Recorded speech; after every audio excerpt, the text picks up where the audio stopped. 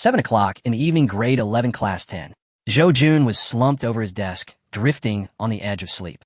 So Yun. Someone called his name. Zhou Jun was not worried at all, because the voice came from his deskmate Lu Ming. This guy was universally acknowledged as the ultimate grind king, his diligence renowned as the best in the entire school. Even the top students in the rocket class trembled at the thought of his effort. So if Lu Ming called him, there could only be one reason. Already put the pen refills in your pencil case this morning there, even the Gauss limited edition. So Yun mumbled vaguely. Not that. Lend me your phone. I don't have any question searching apps installed. It's not for searching questions. Lu Ming took a deep breath. I want to play Honor of Kings. Zhou Jun slowly opened his eyes, stared at Lu Ming for a long moment, then gave a silly grin. I guess I'm dreaming. Only the Lu Ming in his dreams would say something so absurd. As he spoke, he wiped a bit of drool from the corner of his mouth. Why couldn't it have been a spring dream instead? Lu Ming was unsurprised. He lowered his voice. Old Zhou is coming.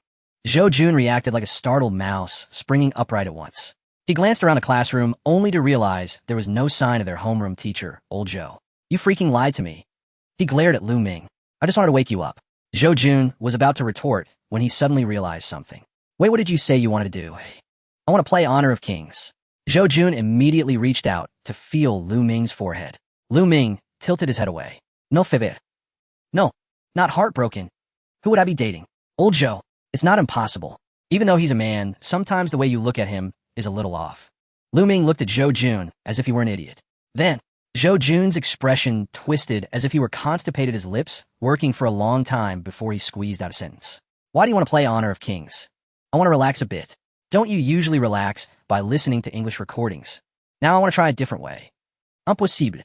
Zhou Jun shook his head like a rattle drum, still wanting to argue, but then met Lu Ming's serious gaze. As always, there was no hint of a joke in it. He could only shrug and hand over his phone. The password is 4 zeros. Honor of Kings is in the folder called Gaokao Jiao. Cheer for the college entrance exam. Got it. Lu Ming took the phone leisurely. Be careful. If the homeroom teacher catches you, I'll have to go home and write a self-reflection.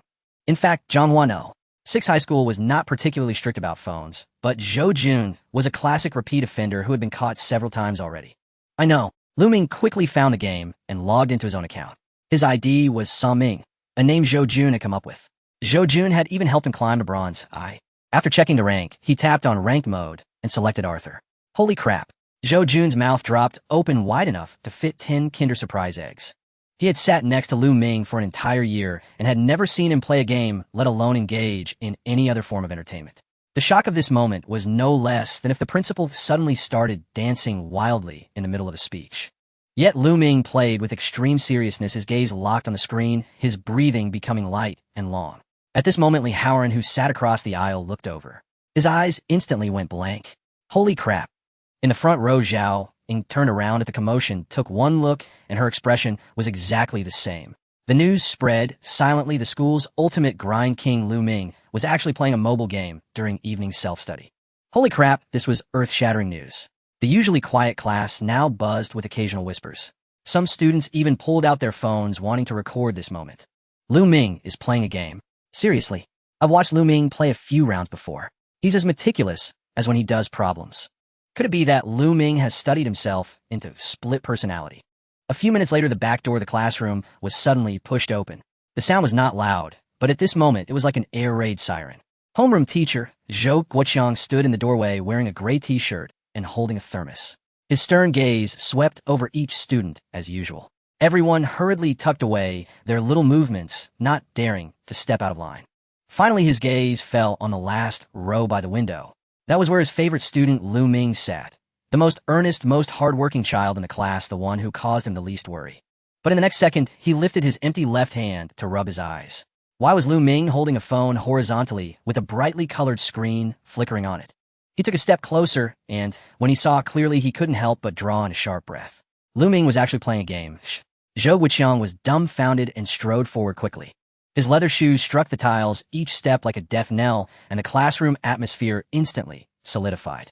Zhou Jun buried his head into his arms at lightning speed, wishing he could fold himself up and stuff himself into the desk drawer. He had tried to warn Lu Ming, but the other boy was unmoved, still completely absorbed in the game. Well, you're playing on my phone. He could already picture his phone being smashed to pieces. Lu Ming, Zhou Guoqiang called out once. Lu Ming did not react, his eyes fixed on the screen, fingers still tapping. Lu Ming, wait a second. The whole class collectively drew in a breath, almost raising the temperature in the room. Wait a second. You're telling the homeroom teacher to wait a second. No matter how favored you are, you can't openly touch a school taboo like this. The corner of Zhou Guoqiang's mouth twitched for a moment. He had no idea what expression he should be wearing. He had been a homeroom teacher for 10 years and had caught countless students playing games. Some had scrambled to hide their phones, some had played dead, some had cried, and some had even counterattacked claiming they were looking up information. Never once had anyone told him, wait a second. Only a few seconds later, the enemy crystal shattered on screen, and Lu Ming successfully advanced to silver rank. Lu Ming exhaled deeply, set down the phone, and looked up at the homeroom teacher with a hint of apology. Sorry, Teacher Zhou. Zhou Guoqiang stared at him in silence for 5 seconds. In that brief time, his emotions rode a full roller coaster. Anger, confusion, absurdity. And in the end, they veered off and stopped in a place he himself had not expected. Relief. Damn, it was actually relief. Lu Ming was arguably the most hardworking child Zhou Guoqiang had ever taught in his career. No one else even came close. All he ever saw from the boy was studying. No matter when he looked, Lu Ming was always studying.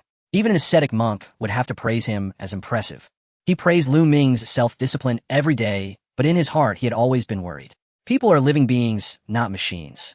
Keep this up long enough, and something will snap. If one day he tried to cosplay an aerial acrobat, that would be disastrous. At long last, at the start of the new term in grade 11, he finally saw Lu Ming play a single game. Zhou Guoqiang felt a slight sting in his nose. It hadn't been easy. This child's path had truly not been easy. He straightened his face and cleared his throat. Put the phone away. Lu Ming obediently put the phone back into the drawer. Don't play during evening, self-study again. Zhou Guoqiang turned and walked out. After 2 steps, he spoke again without looking back. Occasional relaxation is not a bad thing. The moment he pushed the door open and stepped out, the whispers in the classroom surged back even more fiercely than before. Zhou Jun lifted his head and stared at Lu Ming, his expression like someone who had just finished watching a horror movie. Bro, what on earth is wrong with you today? Lu Ming did not answer. He opened a chemistry test paper as if nothing at all had happened. Zhou Jun opened his mouth, wanting to ask more. Help me download Honor of Kings, Lu Ming said without lifting his head, handing over both his own and Zhou Jun's phones. Zhou Jun had no choice but to take them. He glanced at the screen, which was still on the results page.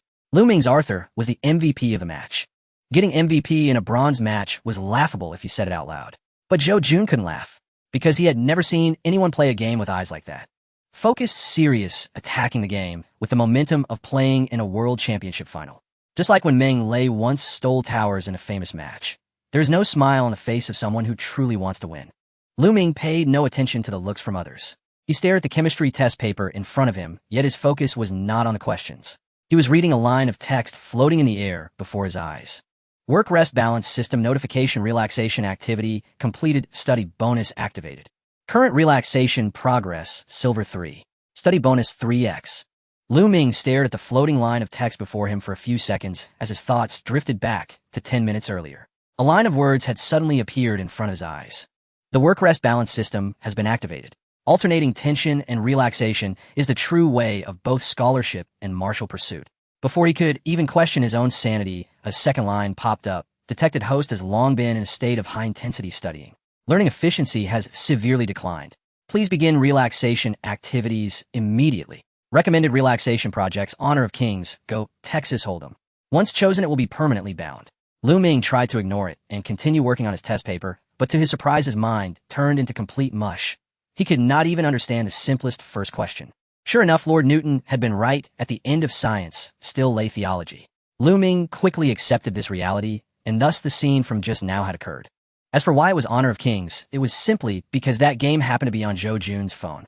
His thoughts returned to the present. Staring at the prompt, he tentatively spoke in his mind, panel. The moment the unspoken words fell, the system prompt shifted into several new lines of text. Current relaxation project and progress: Honor of Kings, silver 3. Study bonus 3x. Current academic standing 79th place in grade 11 at Zhonghua No. 6 hot. Game bonus 2x. The panel was extremely simple, but what Lu Ming cared about most was that threefold study bonus.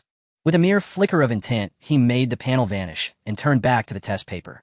Having completed his relaxation activity, the first question no longer seemed so unfamiliar as before. Instead, it now exuded a bizarre, enticing charm.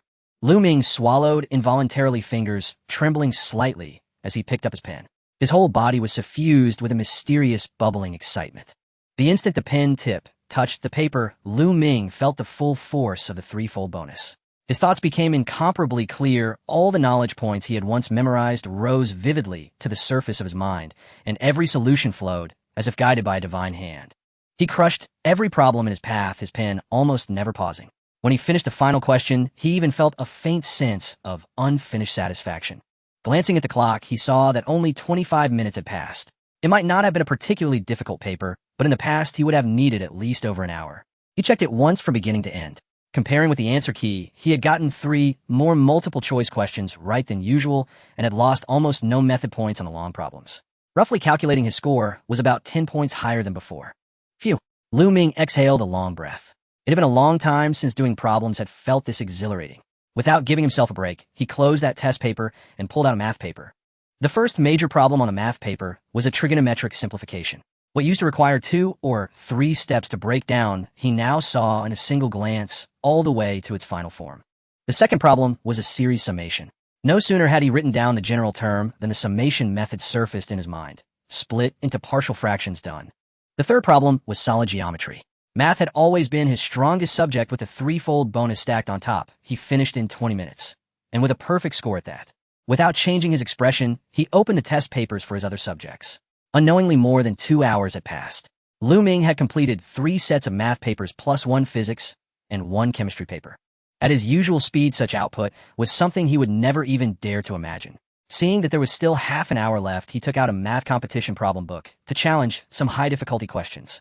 He had only finished 1 problem when his brain suddenly stuttered like a game, dropping frames. Jarringly obvious. Ming frowned, just as he tried to ignore it, and keep writing a line of text floated up before his eyes. Study bonus is continuously declining. Current study bonus 2x. Please begin relaxation activities immediately. Ming felt miserable. He had finally gotten into the groove of studying, and now he was being forced to play games again. Unfortunately, having witnessed the system's power, he knew that forcing himself to persevere would only yield half the result for twice the effort. He drew a deep breath and laid down his pen. He had no choice but to play a round of Honor of Kings. Before he could even pull out his phone, a tall figure appeared before his desk. It was Zhou Guoqiang. Ming, come to my office for a moment. His expression was gentle, and his tone was gentle as well. Oh. Ming rose and followed him out, taking his phone with him. In the corridor, Zhou Guoqiang said nothing, and the two of them soon arrived at the office. Zhou Guoqiang first had Ming sit down and poured him a glass of water. Then he pulled over a chair to sit opposite him, twisting the lid of his thermos open and shut, mulling over his words for several seconds. Ming. The reason I called you here today is not to criticize you, Zhou Guoqiang said with a smile. You are the most hardworking student I've ever taught, but I have always been worried about you. I know. The fact that you took the initiative to relax today shows that you have realized this yourself. That's a good thing. However, you still need to watch how much you play games. You can't let it affect your studies. Zhou Guoqiang went on speaking. Ming tried his best to listen, but something strange began to happen. The more he listened, the heavier his head felt. A dull ache began to throb at his temples, and his thoughts grew sluggish. He blinked, attempting to focus his attention. Yet for some reason, with every sentence Zhou Guoqiang uttered, his mind turned a little more muddled. A line of text quietly surfaced at the edge of his vision. Study bonus is continuously declining. Current study bonus 0. 5x. Ming froze for a moment, then suddenly understood. The system was counting listening to the teacher as studying. Thinking it through carefully, it actually made perfect sense. What was the essential difference between a teacher's earnest admonitions and an online lecture? The problem was that what he needed right now was not more studying, but rest. Zhou Guoqiang was still talking. So what I mean is you must learn to allocate your time reasonably to strike a proper balance between tension and relaxation. Ming's stomach began to churn as if he were carsick. He was clearly sitting still, yet the entire world seemed to sway ever so slightly. His stomach roiled, and his head felt both swollen and numb. Without realizing it, he tightened his grip on the water cup. You see, you work so hard every day. I fully support you relaxing once in a while. The key is to control the degree, because balancing work and rest is essential. After enduring another 2 minutes, the prompt became even more outrageous. Study bonus is continuously declining. Current study bonus 0. 25x. Please begin relaxation activities immediately. Ming's face turned slightly pale, and he immediately cut in to interrupt Zhou Guoqiang. Teacher. May I take out my phone? What is it? Zhou Guoqiang asked with concern. Ming did his best to keep his tone sounding normal. I want to play Honor of Kings. The lid of Zhou Guoqiang's thermos slipped from his hand onto the desk, rolled in 2 circles, and dropped to the floor. He was utterly dumbfounded. He had just been speaking earnestly about balancing work and rest, and now this kid wanted to give a live demonstration right there in his office. Was he really this obedient? Are you serious? I am, Lu Ming answered honestly. If he did not relax, soon, he felt he was going to turn into an idiot. Zhou Guoqiang felt a kind of despair, and for a moment had no idea how to refuse. In the end, he stood up, drew the curtains in the office, and closed the door, then gestured to Lu Ming. Hurry up. Evening self-study is almost over. For some reason, he was overcome by a very strange feeling. With Zhou Guoqiang's permission, Lu Ming opened Honor of Kings and entered ranked matchmaking. Zhou Guoqiang let out a soft sigh. He sensed something oddly off, yet couldn't quite place it. With no choice, he picked up his teaching materials and pen, feigning diligence.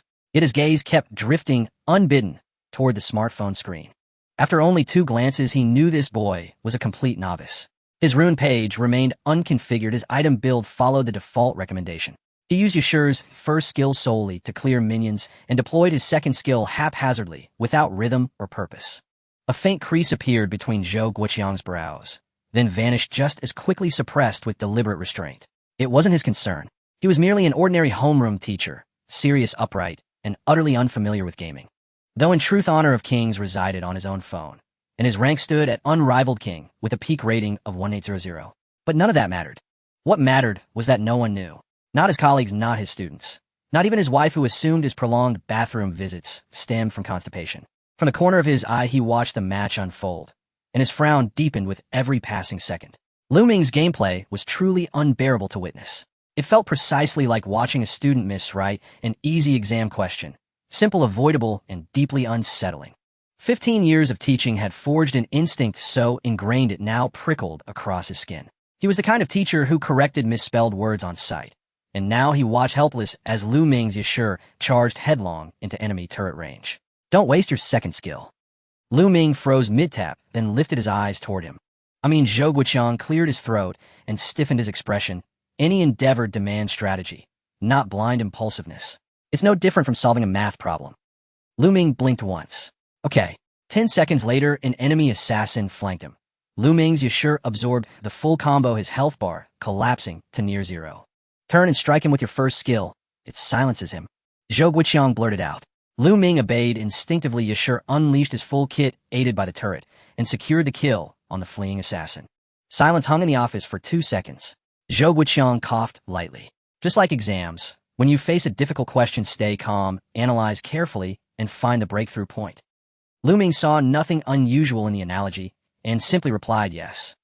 A line of text quietly shimmered into view at the edge of his vision. Game Enhancement Boost 3 Master Instruction 1. He paused. Had the system truly classified Zhou Guoqiang's impromptu commentary as Master Instruction? How formidable, then, was Zhou Guoqiang's actual skill? He didn't dwell on it, just continued playing.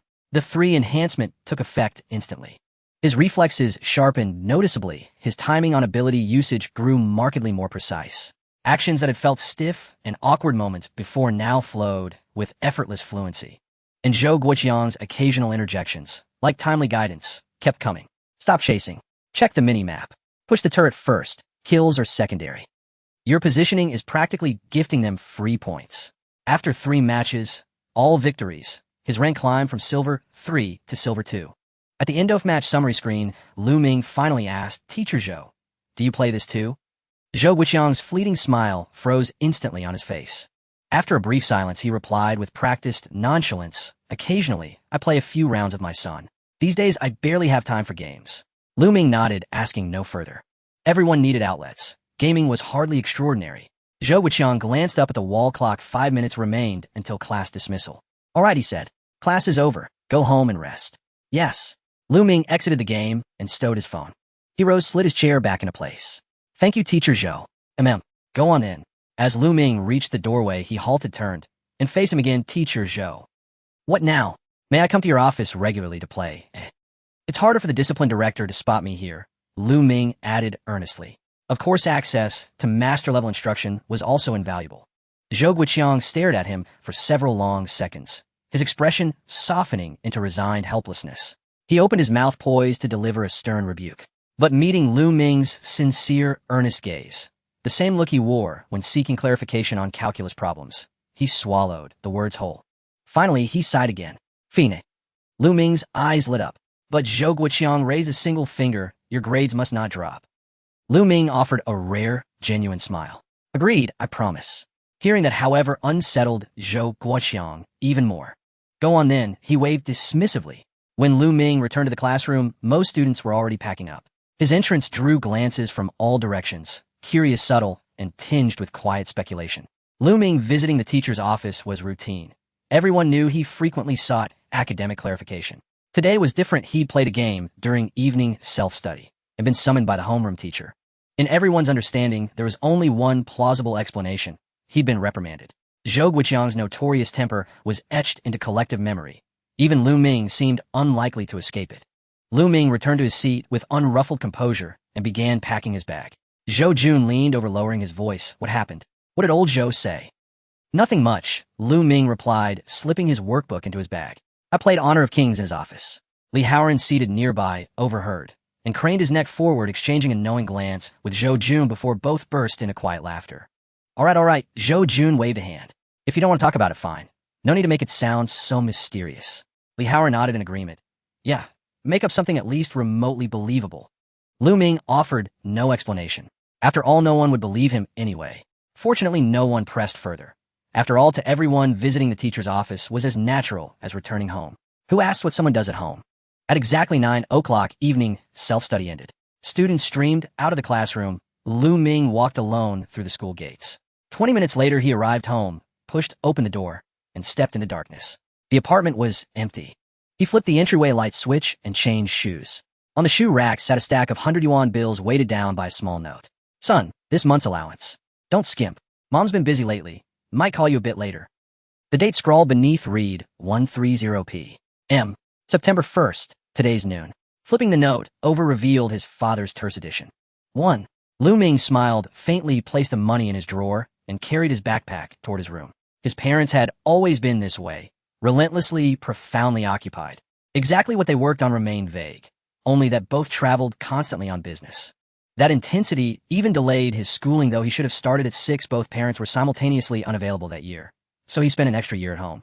Only after his mother unearthed his birth certificate did they confirm his true age. Thus, although he was enrolled in grade 11, he had already turned 18. Anti-addiction restrictions held no sway over him, a peculiar, unintended contribution from his perpetually absent parents. At 9:30 p.m., he settled at his desk. Normally, he'd already be flipping open his exercise book by this hour. Not tonight. He pulled up his interface panel. Current leisure activity progress: Honor of Kings, Silver 2. Study Enhancement 2. Current academic standing: rank 79, grade 11, Zhonghua 6 high school. Game Enhancement 3. Master Instruction 1 expires in 5 hours. The study boost remained at 2, meaning those 3 matches in the office hadn't fully restored the enhancement. He needed to keep playing. Lu Ming picked up his phone, then set it back down. He lifted his gaze toward the wall before him. It was covered, wall towel, with portraits and quotations of great scientists Newton, Einstein, Gauss, Feynman, arranged with scholarly precision like a hall of academic immortals. A few bore authentic autographs, acquired somehow by his father. Since childhood, Lu Ming had done homework, solved problems, and memorized vocabulary beneath their silent, watchful presence, year after year without pause. And now he prepared to play Honor of Kings within this sacred space. He clasped his hands together and bowed respectfully toward Einstein's portrait on the wall. Esteemed elders, I sincerely apologize for gaming before you. Then he turned to Gauss. Professor Gauss, I swear this is strictly for academic advancement. Gauss's portrait gazed back impassive, his eyes seeming to say, you'd better be telling the truth. Without another word, Lu Ming launched Honor of Kings. Rank matches at Silver 2 posed no real challenge for Lu Ming. Zhou Guoqiang's impromptu coaching in the office had granted him foundational awareness of ability, timing, map control, and spatial judgment, and with the 3-game enhancement still active, his execution became significantly smoother. His opponents remained at Silver tier level, erratic in movement, disjointed in team fights. The only real bottleneck was still memorizing hero abilities and item effects. Yet he'd long since formed a habit. During matchmaking cues, he opened his notes app and organized information, structured identically to how he recorded mathematical formulas. An hour later, his rank soared from Silver 2 to Gold 4. A system notification flashed. Leisure activity progress advanced to Gold 4. Study enhancement updated to 5. 5 times. Upon seeing this number, Ming almost stopped breathing for a moment. 3 times is already terrifying. One can only imagine how strong 5 times must be. He hurriedly pulled a thick exercise book from the bookshelf titled Compilation of National High School Mathematics Competition Past Papers. The cover was worn, and the inner pages were filled with annotations, with some sections even having supplementary sticky notes. This book had accompanied him for over a year. Speaking of the competition path, he was pushed into it by his grades. His total score hovered around 570, placing him in the 70th to 80th rank at Zhonghua 6 High School. It sounds decent, but this score barely meets the threshold for 211 universities, let alone getting into his parents' alma mater, the National University of Science and Technology. So since he couldn't compete on raw scores, he had to focus on competitions. He started preparing after the high school entrance exam, dedicating all his spare time to it. Although he passed the provincial preliminary round in June, with ease qualifying for the National High School Mathematics Competition, NHMC competitions and exams are two different matters. The top 3 students from exams couldn't compare to those in competitions. Moreover, in the competition, he had to face a group of super prodigies. Some had rich resources, some had extraordinary talents, and some possessed both. Yet Ming only had Zhou Guiqiang. There was no way around it. The school didn't specialize in competitions, and only a few students participated in the NHMC with hardly any guiding teachers. However, Zhou Guiqiang was indeed formidable. He could discuss number theory, combinatorics, plane geometry, inequalities. Anything could be talked about, and the ideas he provided were often more concise than the standard answers in the exercise book. Being able to reach this level indicated that old Zhou's mathematical foundation was incredibly strong. Even with a famous teacher guiding him, one person ultimately couldn't outpace a whole team. Ming had a clear understanding of his positioning. A provincial second place was a safety net. A provincial first was hopeful, but not guaranteed. As for the provincial team, that was something he didn't even dare to dream about. However, all of the above were previous judgments. With the relaxation and study combination system, perhaps he could make a push. Setting those thoughts aside, Ming flipped to the third problem of last year's NHMC second trial. It was a number theory proof regarding divisibility properties and sequence construction. He had looked at this problem no less than 5 times. He had copied the answer and memorized the steps, but he still couldn't understand the construction between the second and third steps. In the reference answer, an auxiliary sequence appeared out of thin air, and everything fell into place. But why was this sequence constructed? Why was it this form and not another? The answer didn't explain, as if it was saying, obviously one can construct the following sequence. Obviously my foot. He had asked Zhou Guiqiang about this obviously, and the latter had explained for 20 minutes. At the time, he nodded, vigorously feeling he understood everything. But upon returning to it, he was confused again. That night, he opened the problem for the 6th time. Just as he looked at the conditions, his mind began to automatically deconstruct the structure. Condition 1 provided a divisibility relationship, and condition 2 limited the range of values. As the two conditions intersected, he suddenly felt a sense of enlightenment. That auxiliary sequence did not just pop out of nowhere. The divisibility relationship from condition 1 naturally formed a recursive structure, while the range restriction from condition 2 just happened to truncate this structure in a finite number of steps. Therefore, the auxiliary sequence was the only choice. It was not constructed, but rather forced out by the conditions akin to eliminating variables in solving equations. Ming's hands trembled slightly as he began to rewrite from the first line. Each step flowed smoothly beyond imagination. He truly understood the motivation behind each step and completed it successfully. He stared at his proof process, his pupils slightly dilating.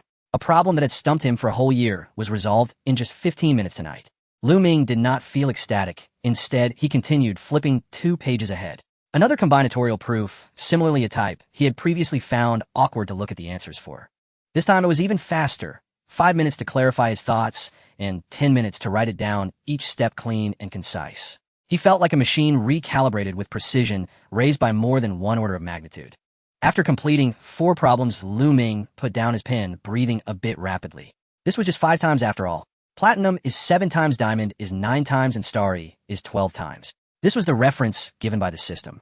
If he could reach the platinum tier with a 7-fold boost for competition problems, would that ensure a provincial first? Thinking of this, he resolutely closed the book and glanced at his phone. Honor of King's start. Entering the match, the opponents in the gold tier were still weak. Given that the game was not hard to pick up, and with his strong learning ability, ranking up was relatively easy. 3 hours later, his rank rose to Platinum 4. Relaxation Project Progress upgraded to Platinum 4. Learning Boost updated to 7 times. Lu Ming let out a long sigh of relief, put down his phone, and did not continue playing. Because there was still a prompt. Game boost is continuously decreasing current game boost 2 times. Please engage in learning activities to restore the boost. After playing games for more than 3 hours, the system began to urge him to study. Lu Ming glanced at the time. It was 2 in the morning, time to rest. Before bed, he brought up the panel. Current relaxation project in progress, honor of King's Platinum, 4 learning boost 7 times, current learning progress Zhonghua No. 6 high school 79th in the second year game, boost 2 times famous teacher guidance 1. Although the game boost had dropped, it could be restored as soon as he started studying tomorrow. At 6 o'clock, the next morning the alarm rang. 4 hours of sleep was routine for Lu Ming. This was likely genetic. His parents were even more outrageous, sometimes going several days without sleep and feeling energetic after just 7 or 8 hours. So sleeping 4 to 5 hours a day was basically enough. He swiftly changed clothes and washed up, leaving at 6:05. His backpack was heavy, but it didn't prevent him from holding a small English vocabulary book in his hand. On a September morning, the southern sky brightened early and the trees by the street still hung with the moisture that hadn't dried from the night. Lu Ming walked while flipping through the vocabulary book, his gaze switching back and forth between the words and the ground, unafraid of colliding with pedestrians or streetlights. Upon reaching the school gate, the only food stall nearby, selling rice balls, was still there. The owner, seeing him, directly took a rice ball from the thermos without asking. Same as usual, she said. Lu Ming handed over the money, his other hand still holding the vocabulary book, saying, "Thank you, Annie." He took a bite of the rice ball, the rice warm, the seaweed a bit crispy and filled with a lot of meat floss. He didn't stop reviewing vocabulary, saying a sentence after chewing a few bites very skillfully. When he entered the school gate, the security guard, Uncle Zhang, was indeed there practicing Tai Chi. With a cloud hand pushed out, he glanced at him and said, "You're the first again." Lu Ming smiled and quickly walked towards the teaching building. The building was very quiet, only a few sporadic voices of students reciting coming from the boarding students who woke up earlier. Arriving at the empty classroom, he turned on the lights, sat down at his seat, and only then closed the vocabulary book. Suddenly, Lu Ming froze. How many words had he memorized during that walk? He flipped back to count, and the result was astonishing. Nearly 100 words. To know that before yesterday, he could only memorize at most 15 to 20 words. The 7 times boost is truly terrifying. Lu Ming sighed, casting aside distracting thoughts, and focused on the competition exercise book. He gripped the pen, his fingertips tightening slightly. For some reason, the feeling in this moment had changed. It was no longer just a pen for answering questions. It felt more like a freshly sharpened knife. Light yet relentless, steady beyond measure. Glancing at the problems, he merely skimmed through them, the conditions unraveling automatically, his thoughts clearer than last night. At this moment, as he put pen to paper, it felt as if he had divine assistance. Previously, these questions had been impossibly tough for him, but now they fell onto the paper one after another. Every time he finished the last line of proof, a jolt, like electricity, surged up his spine. It was simply exhilarating. The pen scratched noisily, and the draft paper was replaced again and again, the filled sheets casually pushed to the corner of the desk, forming a small stack. The sounds around him grew increasingly distant.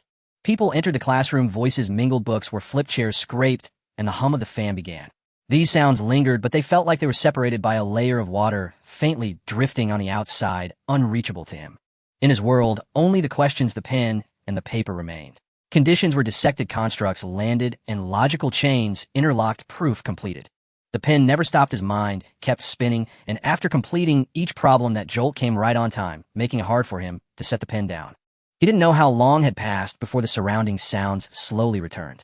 First was the hum of the fan, then the sound of pages turning, and finally a young woman's voice. "Think carefully about this problem, and we will discuss it in class tomorrow." Lu Ming looked up. A young woman stood at the lectern with a ponytail and round glasses. "Is this chemistry teacher Suing? Why is she here?" Lu Ming felt a bit puzzled, but soon his attention was drawn to a problem on the blackboard. Add 1 mol NaOH solution to 100 milliliters of 1 mol AlCl3 solution. The final precipitate is 0.5 moles. Calculate the volume of NaOH solution added. His brain had not fully exited the competition mode, and he started calculating directly. AlCl3 has 0.1 mole. Target precipitate is 0.5 moles. ThaloH3 is amphoteric. 2 scenarios. If NaOH is insufficient, only 0.5 moles of precipitate forms 150 milliliters. If NaOH is in excess, first all precipitate forms, and then partially dissolves 350 milliliters. 150 or 350 milliliters. The voice was not loud, carrying a slight hoarseness. However, the classroom was too quiet, and everyone was focused on the problems, so most heard it. Su Qing paused, looking towards the source of the voice, and realized Lu Ming was staring at her. Why did he suddenly look up? The reason for this doubt was that before class, Zhou Guoqiang had specifically reminded her, Lu Ming from class 10 is in a special state today, don't call on him during class. At that time, she was quite puzzled. What does a special state mean? Could it be that he studied all night? That shouldn't be, it's only the second day of school. As a result, when she looked during class, Lu Ming sat there motionless, writing continuously like a printer. She even took a special glance, wanting to see what he was writing. The paper was filled with mathematical symbols, densely packed, and few could comprehend. All right, then, a competition student, not one to provoke. She thought he wouldn't look up the entire class, but unexpectedly, he spoke before class ended. Su Qing stared blankly at Lu Ming for a moment, unsure if he was awake or merely talking in his sleep. Lu Ming, were you just answering that question? Lu Ming nodded.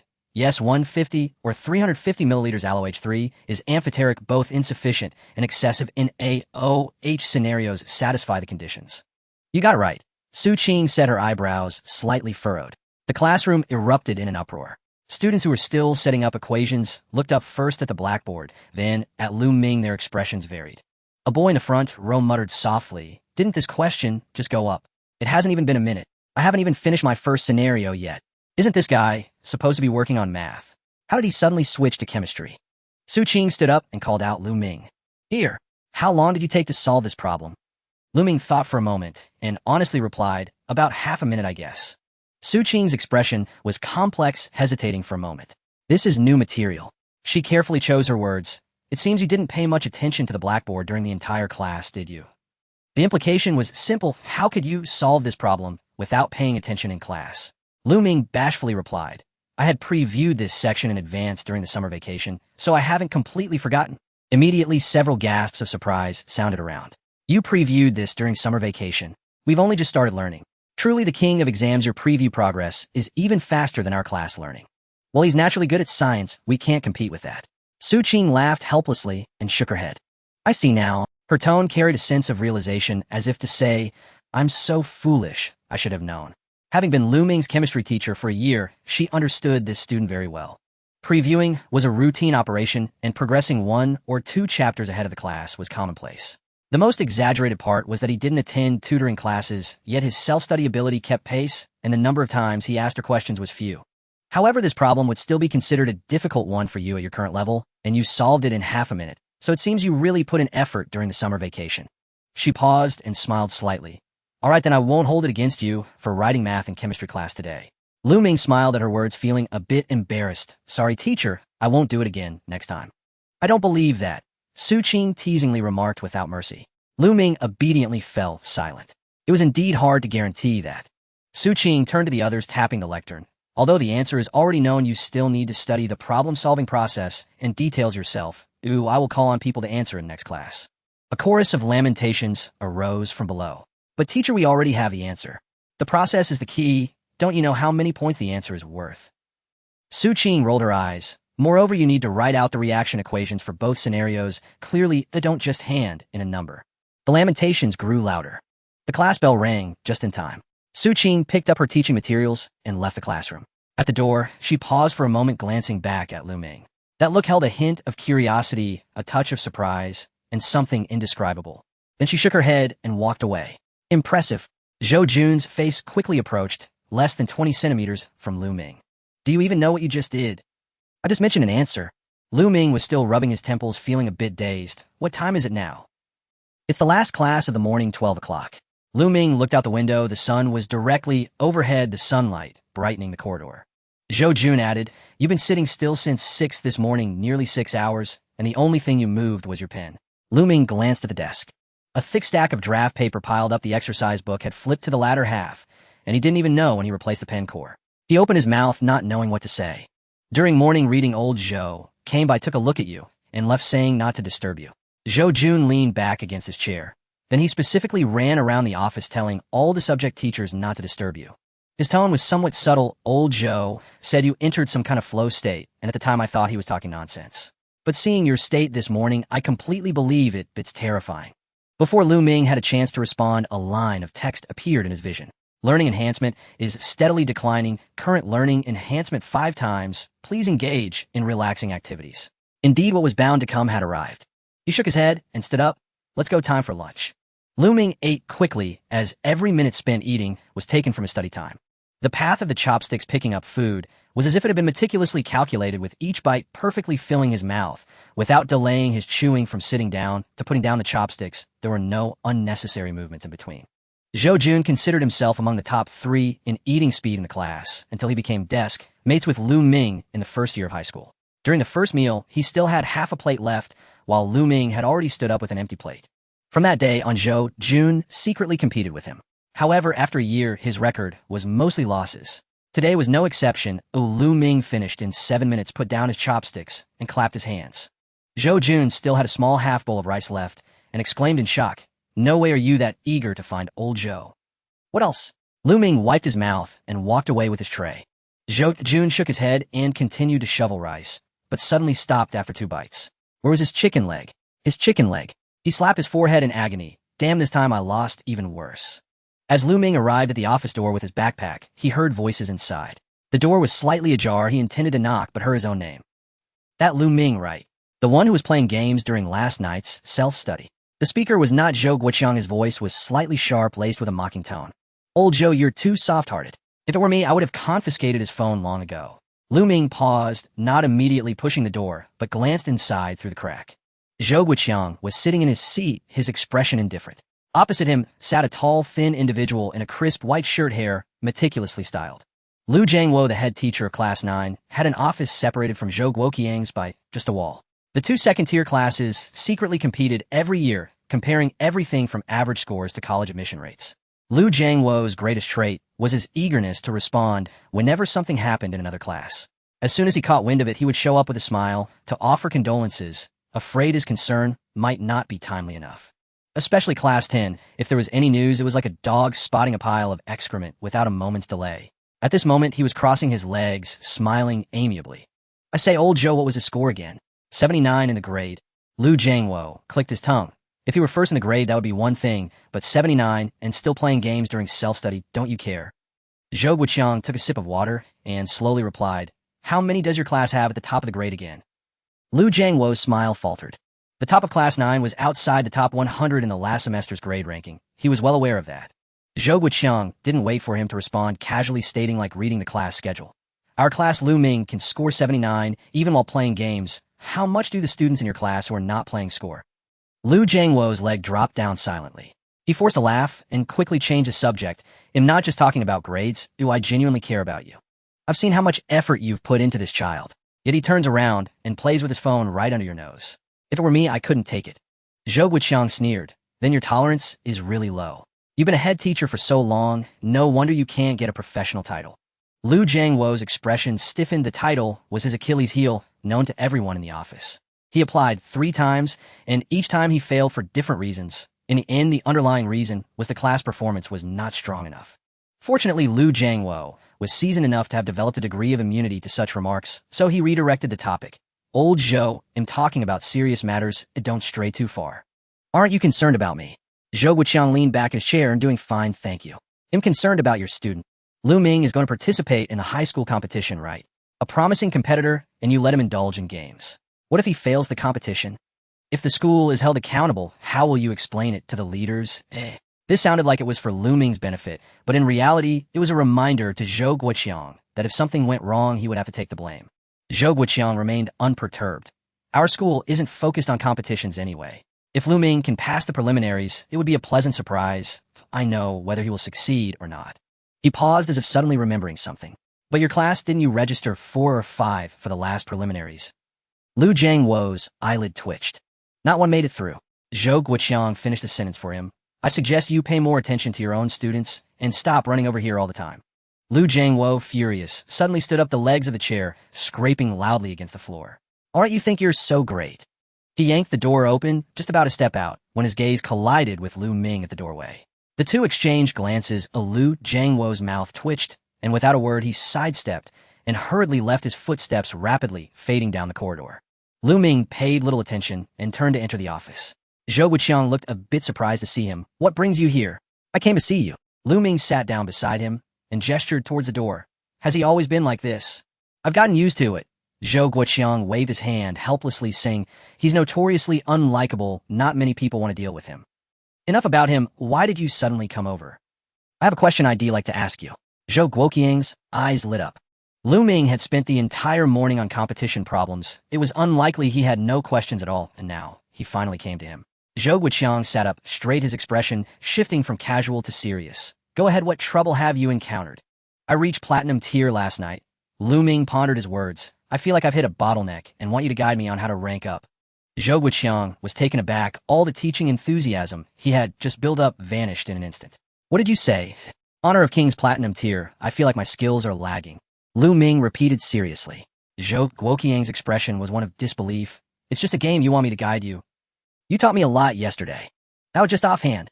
Zhou Guoqiang's voice rose slightly, but quickly lowered again. He suddenly realized something and frowned. Wait a minute. Weren't you silver yesterday? Yes. Now you're platinum. Platinum 4. Zhou Guoqiang stared at him, his expression shifting subtly. From silver to platinum, there were 2 full tiers in between. Roughly calculating, it should take at least 20 games, right? How long did you play yesterday? Lu Ming awkwardly looked away. I played until 2 in the morning. Zhou Guoqiang's temples throbbed. 2 in the morning. He played a game during last night's self-study, spent over half an hour in his office, then continued playing at home until 2 in the morning. This wasn't relaxation, it was addiction, right? He opened his mouth to get angry, but swallowed his words because he remembered the scene from this morning. Arriving at the classroom just after 6, he immediately started tackling competition problems, sitting still for over 5 hours with a thick stack of draft paper written. His state was remarkably good. A person who plays games until 2 in the morning can enter that state at 6 the next day. This was entirely unreasonable. Zhou Guoqiang's anger got stuck halfway, unable to rise or fall. He stared at Lu Ming for a while, his tone complicated. After playing games yesterday, did your study state actually improve? Lu Ming nodded, yeah. Zhou Guoqiang fell silent for a few seconds, but did not find it too absurd. He had been a head teacher for 15 years. He had seen all sorts of students. Some must eat a Snickers before an exam, some must wipe the table 3 times before doing problems, and some can only get into the zone while listening to white noise. Lu Ming's case was simply one of being too tense. Occasionally loosening up could actually boost efficiency. In short, it was a balance between work and rest, something written in the first chapter of educational theory textbooks. It's just that this child's form of rest is playing games, which is a bit extreme. Zhou Guoqiang took quite some time to accept this fact. So you want me to teach you how to play games? Yes. Do you even realize what you're saying? I do, Lu Ming replied. I think your skills are quite high. Zhou Guoqiang sighed deeply. After letting out a sigh, Zhou Guoqiang walked to the window, pulled the curtains shut, and locked the door. The office dimmed with only the overhead fluorescent light still glowing. Lu Ming watched Zhou Guoqiang's series of actions, feeling that something scandalous was about to happen. Why did he feel a bit excited? Zhou Guoqiang sat back, down, his expression serious. Keep your voice down. Okay, let me see your phone. As he spoke, he spread out a competition document on the table. Lu Ming was a bit curious, but still took out his phone, opened Honor of Kings, and handed it over. Zhou Guoqiang took the phone, opened the rune page, and glanced at it. The runes were not the default ones. They had obviously been manually adjusted. The attack runes were predominant, with a few defensive ones mixed in. The penetration rune was placed at the end, showing some thought, but many issues. Did you set this up yourself? I looked up the benefits of various attributes, and thought attack and defense should be balanced, Lu Ming replied. The idea is correct, but your combination is like setting up an equation incorrectly and then getting the wrong answer. Zhou Guoqiang helped to adjust it. The core of a warrior's rune is attack and penetration. A defense should be handled by item builds. Stuffing defensive attributes into runes is a waste of slots. In less than a minute, he finished adjusting it with incredible speed. Then he turned to the item build interface. There are problems with the item build as well. You got the shoes too late. Without movement speed in the early game, not only do you arrive late on the lane, but your support also suffers. And these 2 items are overlapping. He casually made a few adjustments, summarizing it quickly. He didn't elaborate on why each item was chosen, only pointing out a principal item builds should consider the enemy's lineup. It's not about sticking to one set like one would choose methods based on exam question types. Remember that. Lu Ming listened intently. For the next 20 minutes, Zhou Guoqiang detailed the gameplay of this game to Lu Ming. From lane management and vision control to the timing of engagements and hero matchups, he even taught 3-finger operations. The entire theory was as rigorous as a pre-exam tutoring session for the college entrance exam. Strangely enough, Zhou Guoqiang was teaching the game in a classroom style, first analyzing the conditions, then breaking down the steps, and finally summarizing the patterns. If it had been another student, they would have been bored to death by now, but Lu Ming was completely engaged. This logical and succinct teaching method hit his sweet spot perfectly. When it reached 12:30, Zhou Guoqiang yawned. The rest you'll have to figure out on your own. I need to take a nap. He then pulled a blanket over his stomach, slumped into a chair, and fell asleep in an instant. He couldn't match Lu Ming's energy if he didn't take a nap at noon. He'd be like a zombie in the afternoon and evening. Okay, Lu Ming sat at the desk and began to cue solo. Thanks to Zhou Guoqiang's detailed guidance and the theoretical knowledge he had just absorbed, his gameplay improved significantly. An hour later, he soared to Platinum 3. Looking at the results screen, Lu Ming smiled. He would reach Diamond rank in just a couple of days. Just then, there was a sudden knock at the office door. Old Zhou, are you there? I need to get the grade group materials. Zhou Guoqiang, who had been sleeping like a corpse, suddenly jolted awake at the sound. Yes. He sprang up like a carp, still bearing the marks of sleep on his face, but his eyes were already clear. Then he rushed to the door in a few quick steps and lowered his voice to Lu Ming act natural. Lu Ming hurriedly stuffed his phone into his backpack, pretending to look at the materials. The door opened, and in walked the physics teacher, Chen Zhiming. Oh, tutoring students are we? Chen Zhiming noticed Lu Ming. Yes, Zhou Guoqiang replied, then calmly returned to Lu Ming's side. Look here, don't calculate blindly. You still need to consider the conditions. Lu Ming nodded in agreement. Chen Zhiming didn't rush to leave. He tucked the materials under his arm and surveyed the office. Old Zhou, why did you pull the curtain shut? It's broad daylight. The sunlight is too glaring. I can't see the questions clearly, Zhou Guoqiang replied without looking up. Chen Zhiming glanced at the locked door. Is the door locked too? I'm afraid other students might barge in and disrupt the tutoring. The reason seemed quite reasonable. Chen Zhiming nodded but still looked at Zhou Guoqiang with suspicion. Mainly Zhou Guoqiang's state was rather strange. His hair was a bit messy and his eyelids were slightly swollen. To describe him, he looked like someone who hadn't fully woken up. Are you all right? Imperfectly fine, Zhou Guoqiang replied, looking at Chen Zhiming with confusion. Is there a problem? Oh no. Chen Zhiming shook his head. I'll be going now. As the door closed again, Zhou Guoqiang let out a long sigh and wiped his face. Good thing I reacted quickly. He then looked at Lu Ming. Just finish a game. Yes. Let me see your results. He took the phone and saw a row of green on the results page. Not bad, you have the flair I had when I played this game. Zhou Guoqiang's tone carried a hint of uncontainable pride. Lu Ming took the opportunity to ask, what rank are you? Zhou Guoqiang replied, his face stern, nothing special. Lu Ming. This answer sounded very questionable. To translate it, it roughly meant, I'm very strong, but don't ask me about it. Zhou Guoqiang glanced at the clock on the wall. All right, the nap is almost over. We have class soon. I'm about done too. I've actually got more questions. Zhou Guoqiang crossed his arms. What problem have you encountered this time? Which hero don't you recognize? This time it's not about the game. Lu Ming pulled out a compilation of past exam questions from his backpack, flipped to a page, and pushed it over. In that instant, his aura changed. Just a moment ago, he was a gaming addict. Now, upon opening the exercise book, the eagerness to learn about him surged like a rocket, intense and overwhelming. Zhou Guoqiang frowned. This kid, why does he seem to switch modes like a transformation when it comes to math? Lu Ming said seriously, teacher, Zhou, I've been thinking about this problem for a long time. It's the final question from last year's second trial of the high school joint examination about the proof regarding the distribution of prime numbers and polynomial construction. Lu Ming's voice was steady. I can understand Fermat's little theorem in the answer, but suddenly introducing a cyclotomic polynomial in the third step is. He raised his head, his gaze piercing. How did you come up with that? You finally asked me a serious question. Zhou Guoqiang was finally interested. If this continued, others would forget what his main job was. Zhou Guoqiang picked up the pen and began explaining from the foundational logic of Fermat's little theorem, leading all the way to the motivation behind the introduction of polynomial interpolation. In 20 minutes, the entire problem was solved. Lu Ming had previously felt that the proof of this problem was like navigating a maze, but now he realized it was simply a straight path. It was just that he had stood too low before to see the direction. Zhou Guoqiang did not stop and casually pulled out two more problems with similar structures, clarifying the core ideas, in just a few sentences, taking less than 10 minutes. Did you understand? Zhou Guoqiang set down his pen. Lu Ming nodded vigorously. Not only did he understand, he was utterly enlightened. Understand very clearly. His eyes sparkled as he said this. Zhou Guoqiang felt a bit uneasy at his expression. Or I don't just shine here, it's a bit creepy. Lu Ming composed himself, glanced at the clock on the wall. It was 2:07. Thank you, teacher Zhou. I need to head back to class now. He closed the exercise book and stood up to leave. Wait a moment. Lu Ming paused, puzzled, standing still. Zhou Guoqiang leaned back in his chair, sizing him up. You did so many problems this morning, it can't be that only this one is problematic, right? Lu Ming did not deny it.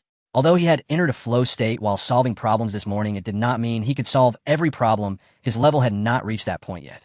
Don't go back this afternoon, stay here, and bring out everything you don't understand, Zhou Guoqiang said casually. Lu Ming hesitated. But I have class this afternoon, oh won't that be inappropriate? Zhou Guoqiang helplessly replied. Well, you missed a class this morning, do you want to go apologize to the other teachers now? Lu Ming scratched his head awkwardly. Could he say he didn't mean to? Alright, don't be embarrassed. We'll just make a quick mention, you can stay at ease. Okay. Lu Ming sat back down and opened the exercise book. For the next 3 hours, or so, the office door remained closed. Lu Ming laid out the problems one by one, and Zhou Guoqiang dissected each one. Some problems were explained in 3 to 5 minutes, while others took over 10. When encountering particularly intricate structures, Zhou Guoqiang would even pause to think for a moment before explaining it to him in the clearest way. Lu Ming remained focused throughout.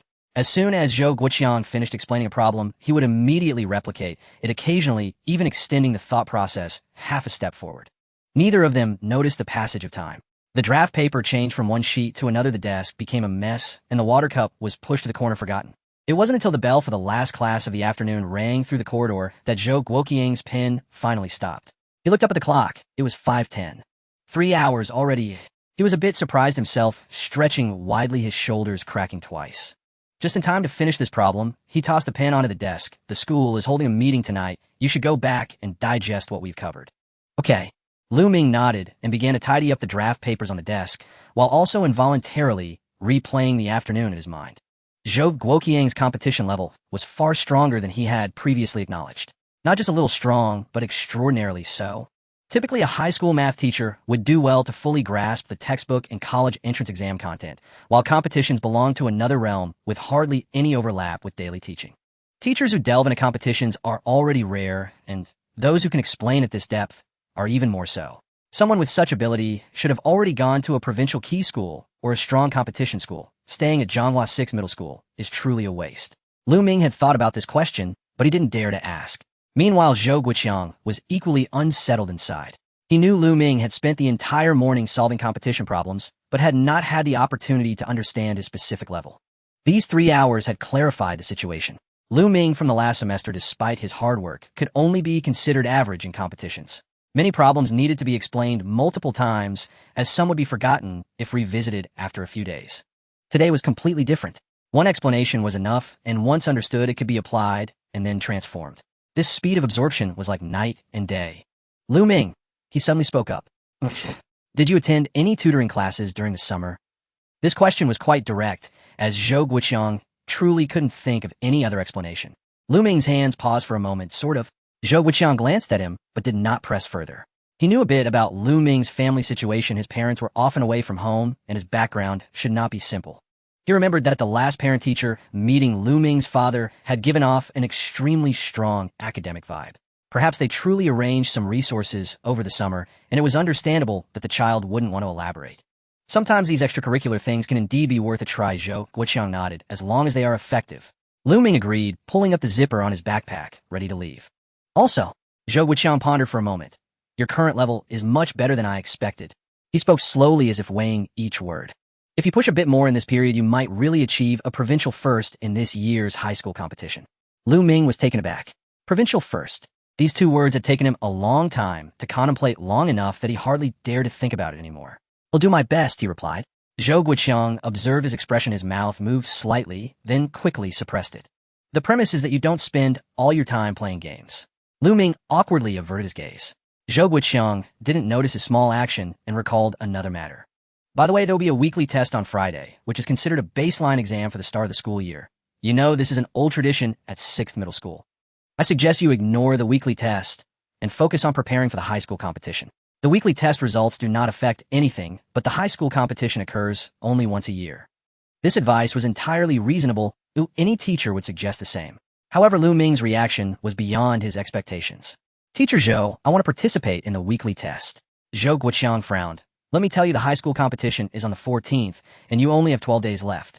I know, Lu Ming interrupted him, his tone firm, but I want to take the exam as well. He could not explain his true reasons. Ranking performance can enhance game performance, and game ranks determine study benefits. The weekly test is the fastest opportunity to refresh rankings, and missing it would be a loss. If he were to voice these thoughts, Zhou Guoqiang would probably send him for a brain CT scan. Zhou Guoqiang ultimately waved his hand, helplessly. Fine, you can arrange it yourself. He believed Lu Ming was the type of perfectionist who wouldn't want to miss any exams, which aligned with his consistent perception of Lu Ming. After a pause, he added, "But if you screw it up, don't blame me for not reminding you." Lu Ming smiled. "Don't worry, teacher Zhou, I won't let you down." Lu Ming returned to the classroom after finishing his meal, with only 5 minutes left before evening self-study began. The classroom was noisy, with some students completing assignments, others chatting, and a few pretending to sleep while actually playing on their phones. However, as soon as he appeared at the door, he immediately attracted quite a few curious glances. This was quite normal. He had missed a class in the morning and was absent from the class in the afternoon, igniting everyone's gossiping spirit. Lu Ming calmly walked to his seat and placed his backpack on the desk. Zhou Jun leaned over eagerly and asked, "Where did you go this afternoon?" "At Lao Zhou's office studying." "Studied all afternoon?" "Yeah." Zhou Jun squinted suspiciously. "But didn't you say yesterday that you were playing games in his office?"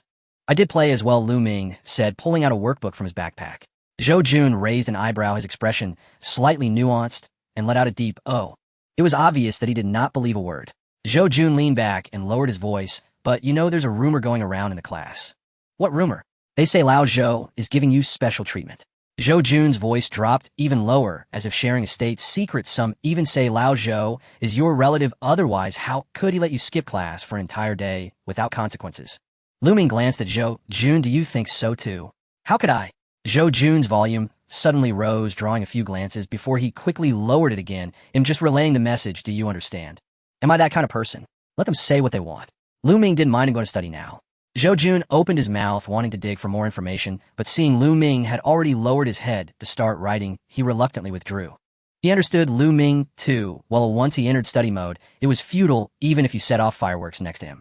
Lu Ming flipped to the questions he had discussed with Zhou Guoqiang in the afternoon and began to derive them again from the first question. While the memory was still fresh, he rewrote every step's thought process and motivation in his own way. Zhou Guoqiang had felt he understood everything when he explained, but there was a gap between understanding and being able to apply it. Only by writing it down himself could it be considered truly mastered. After just 20 minutes of writing, a notification appeared. Learning bonus is continuously diminishing. Current learning bonus 5 times. Lu Ming set down his pen and did not rush to take his phone, instead staring at the notification for a moment. From yesterday until now, the system had urged him several times, each time starting to diminish after a certain period of study. However, he had never figured out the specific rules. He mentally asked, "What is the diminishing rule?" Current mode is daily settlement. 1 hour of effective relaxation per day can maintain 3 hours of full learning bonus. All relaxation and study durations are settled within the same day. Exceeding midnight resets everything. Lu Ming stared at these lines of text, starting to work backward through today's timeline. He played games for 2 hours in the early morning, corresponding to 6 hours of study. He arrived at the classroom around 6 in the morning and studied until noon, exactly 6 hours. After the quota was used up, the system began to diminish, urging him to relax. He played games for over an hour in Zhou Guoqiang's office at noon, corresponding to more than 3 hours of studying from 2 to 5 in the afternoon, perfectly aligned. Then during evening self-study, until now he had studied for more than 20 minutes, and the quota had already been overdrawn, so the bonus began to decrease. The meaning of daily settlement is also quite clear. Today's accounts are settled today. After midnight, everything resets, and you cannot carry over yesterday's gaming time to today. Therefore, one must play at least 3 hours of games every day to sustain up to 9 hours of efficient studying. He had figured out the pattern, so now he needed to play at least 1 hour of games.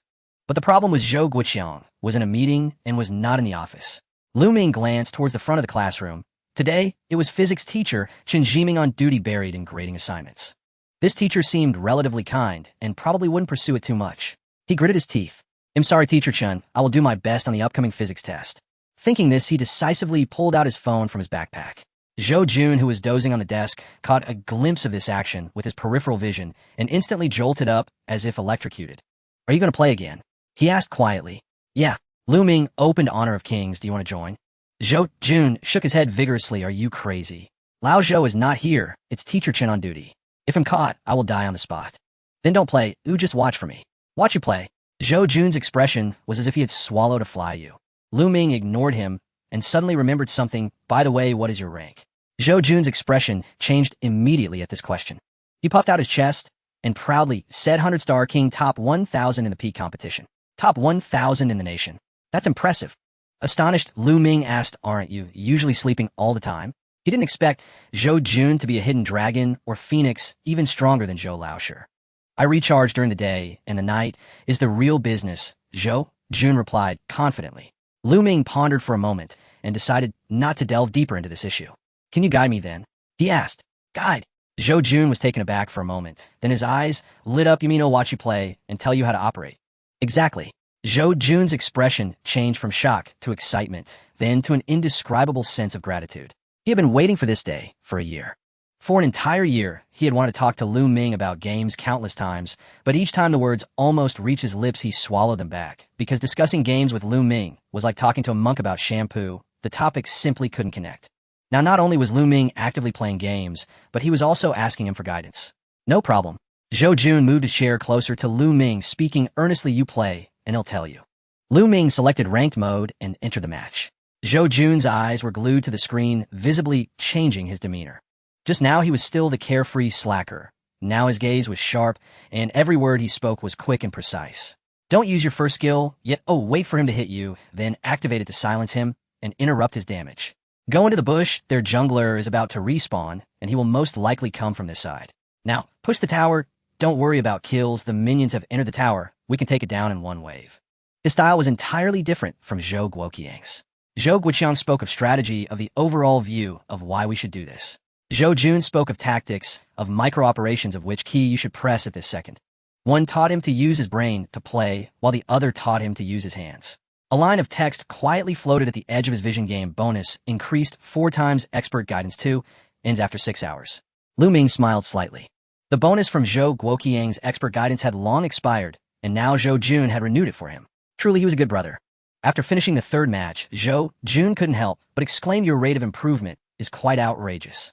Was that last team fight your own judgment? You might have a memory of their skill cooldowns. Huh. Zhou Jun was astonished. How did you remember that? Each of their skills has a base cooldown, and with cooldown reduction and such I can roughly judge it. 6. As soon as he said that, the results screen appeared, and he suddenly frowned. Did you reach Platinum 3? Yes. Wasn't yesterday still bronze? Yes. Zhou Jun's mouth gaped open, clearly struggling to comprehend. A person with no gaming foundation would normally take at least a week, yet Lu Ming only took a day and a half. You played like a bot yesterday, Zhou Jun said, a bit dazed. I saw it with my own eyes. That was the first match. I just needed to get familiar. Zhou Jun no longer questioned it. Sign your talent is truly extraordinary. He understood now that Lu Ming approached gaming as a learning experience. Each game saw improvement, every mistake not repeated, and all guidance executed after just one mention. Zhou Jun suddenly felt a strange sensation. For the past year, he had thought Lu Ming's studying was too arduous and rigid, spending 16 hours a day buried in books, yet his grades remained stagnant, appearing somewhat not very bright. Now he suddenly realized a possibility. It wasn't that Lu Ming wasn't smart, it was that he had poured all his intelligence into studying, leaving no opportunity for others to see just how strong he was in other areas. Perhaps Lu Ming was actually more suited for gaming rather than studying. Zhou Jun dared not voice this thought, fearing Lu Ming would retaliate. Just as Lu Ming was about to start the next match, a dry cough sounded from behind him. Both of them stiffened simultaneously. They were the last row, and the only one who could cough from behind was the teacher. Zhou Jun quickly turned around, only to see Chen Jiming standing 2 steps away, looking at them with a smile. The smile was gentle and warm, just like in class. But the more he looked, the more it fell off, giving a sense of hidden malice. Zhou Jun immediately sat up straight. Teacher. Teacher Chen. Chen Jiming did not look at Zhou Jun's expression unchanged and said to Lu Ming, are you done? This question caught both of them off guard. Did Teacher Chen take the wrong medicine? How could he show no signs of anger? Zhou Jun exchanged glances with Lu Ming, then took a deep breath, steeling himself to speak. He had already prepared his lines. Teacher Chen, it was me who asked Lu Ming to help me play. He didn't want to, but I insisted. If there's a penalty, just punish me. A very reasonable, gallant, and brotherly defense. Unfortunately for him, Lu Ming spoke. First I finished. Just those 3 words, neither guilty nor nervous. It was as if being caught playing games by the teacher was as natural to him as drinking water. Zhou Jun shut his mouth, already praying in his heart. Despite Chen Jiming usually being cheerful, he actually had a temper, although no one had ever seen it. Chen Jiming smiled and asked, do you have anything else to do later? No. Well, I have something I'd like to discuss with you. Chen Jiming stepped back, moving aside to clear the aisle. Shall we go to my office for a chat? Sure. Zhou Jun stared blankly as Lu Ming stood up and followed Chen Jiming out of the classroom. Not just him, but other students also looked bewildered. Wasn't this the same plot from last night? The physics department's office was on the second floor, and at this hour, only Chun Jiming was there. Chun Jiming pulled out a chair, gesturing for Lu Ming to sit, then went around to the back of the desk and rummaged through a drawer for a while. He took out a document bag, pulled out a few sheets of paper, and placed them on the table. Lu Ming took a glance. The first sheet was a copy of the registration form with his name, student number, and ID number on it. The second sheet was a printout of the admission ticket, which had not yet been cut. It read National High School Physics Competition Preliminary Admission Ticket. Seeing this, a memory slowly surfaced. At the end of the second semester of his first year, the school issued a notice for registration for the physics competition with a total of 5 spots. The notice was posted on the grade bulletin board hanging for a full 2 weeks without any registrations. After all, the competition was a niche event at Zhonghua 6 High School. The school had neither a competition class nor a dedicated coaching team. Each year's spots were basically just a formality. Registering was merely for show. It was better to rest at home. Other physics teachers were also too lazy to promote it, knowing it wouldn't make a difference. But Chen Jiming was different. He was the only teacher in the physics department who had participated in competitions. Although he only took home a provincial third-place finish, he still had some sentiment for the competition. With 5 spots not even filled, he, as the guiding teacher, would lose face. So during class in Class 10, he casually mentioned that those interested could give it a try just to gain some experience. Still, nobody paid him any mind, so he could only block the eager Lu Ming after class. His reasoning was rather grandiose. Lu Ming, your physics foundation is quite good. It would be nice to see some new perspectives. Consider it a mock exam. No need to prepare, just go take the test. At the time, Lu Ming was busy preparing for the math preliminary rounds, overwhelmed and unwilling to refuse, so he participated in a daze. Then he completely forgot about it, thoroughly forgotten. Seeing that Lu Ming seemed to remember Chun Ziming's expression became somewhat awkward. This, he cleared his throat, is about that physics competition I mentioned to you, the preliminary round. I remember. It's on Sunday with the test site at 1 High School. Lu Ming nodded. Chun Jiming leaned forward, slightly, his tone carrying a hint of apology. I know it was a bit rushed at the time. You were busy preparing for the math competition, so you probably didn't have time to review physics. If you feel it's too tight and don't want to go, you can. Lu Ming looked at this physics teacher, who usually never made things difficult for students, and suddenly felt like laughing. With 5 spots, Chun Jiming had begged for help everywhere, and in the end only managed to trick him into participating. If he backed out, it would mean the physics department would have 0 participants this year, and Chun Jiming would likely face social death at the grade group meeting. Although Lu Ming smiled, Chen Ziming's eyes lit up. Really? I've already registered OID, like to see some new perspectives. Well, to be honest, the preliminary round isn't too difficult. He stood up and walked to the bookshelf, rummaging around before pulling out an old exercise book and 2 bound copies of past papers, placing them in front of Lu Ming. The physics competition preliminary mainly tests advanced content of high school physics, with mechanics and electromagnetism making up the bulk. He paused, knowing Lu Ming's level. While his foundation was decent, passing the preliminary was still quite challenging. After thinking it over, he suppressed this thought and added, your foundation in physics class is quite good. Oh, with some cramming you have a chance to pass. Lu Ming flipped through the materials. The questions were indeed a notch harder than the college entrance exam, but not to the point of being as absurd as the math competition. Of course, your math competition takes priority. Chun Jiming hurriedly added, as for the physics side, just consider it a formality, and no one will blame you. Lu Ming picked up the exercise book and past papers. Teacher, Chun, I have a question. Go ahead. What is the process after passing the physics competition preliminary? Chun Jiming was taken aback, not expecting Lu Ming to ask this. He pondered for a moment before saying, after passing the preliminary, you move on to the semifinals. The semifinal results determined the provincial award levels. If you get provincial first. Zhou Jun waited for a full 10 minutes. Ever since Lu Ming followed Chun Jiming out of the classroom, he had been guessing what the matter could be. Being criticized. Unlikely. Teacher Chun had a smile on his face. Being praised. Even less. So who would be praised and then taken to the office for a private chat? Could it be that Teacher Chun thought it was unsafe to play in class and took Lu Ming to the office to play together? While he was lost in thought, Lu Ming returned with the materials. Zhou Jun, with his sharp eyes, caught sight of the cover, which was the past exam questions for the physics competition preliminaries. Physics competition. Yeah, I signed up earlier. The preliminaries are this Sunday. Lu Ming put his backpack down, his tone as casual as if he were discussing the cafeteria's menu change for tomorrow. Wow, how many competitions are you signing up for? So Yun admired. Just 2 math and physics. Impressive. Lu Ming didn't look at the materials, but pulled out his phone to play games instead. Are you still playing? Yeah. Aren't you afraid that Teacher Chun will come back? Should be fine. Teacher Chun would definitely understand. After playing 3 more games, the gaming time just happened to reach an hour and a half. They played a total of 6 matches, winning 5 and losing 1, reaching Platinum 2. Aren't you going to stop? Zhou Jun felt a bit unsatisfied. Are you addicted to teaching? Lu Ming looked at him curiously. This isn't the first time I've taught someone how to play games now. I finally understand why Lao Zhou is so passionate in class. So Yun Xiaokut. I need to study now. Lu Ming shrugged and put away his phone. Teach me again when you have time. Sure. Zhou Jun replied, pretending to fiddle with the desk.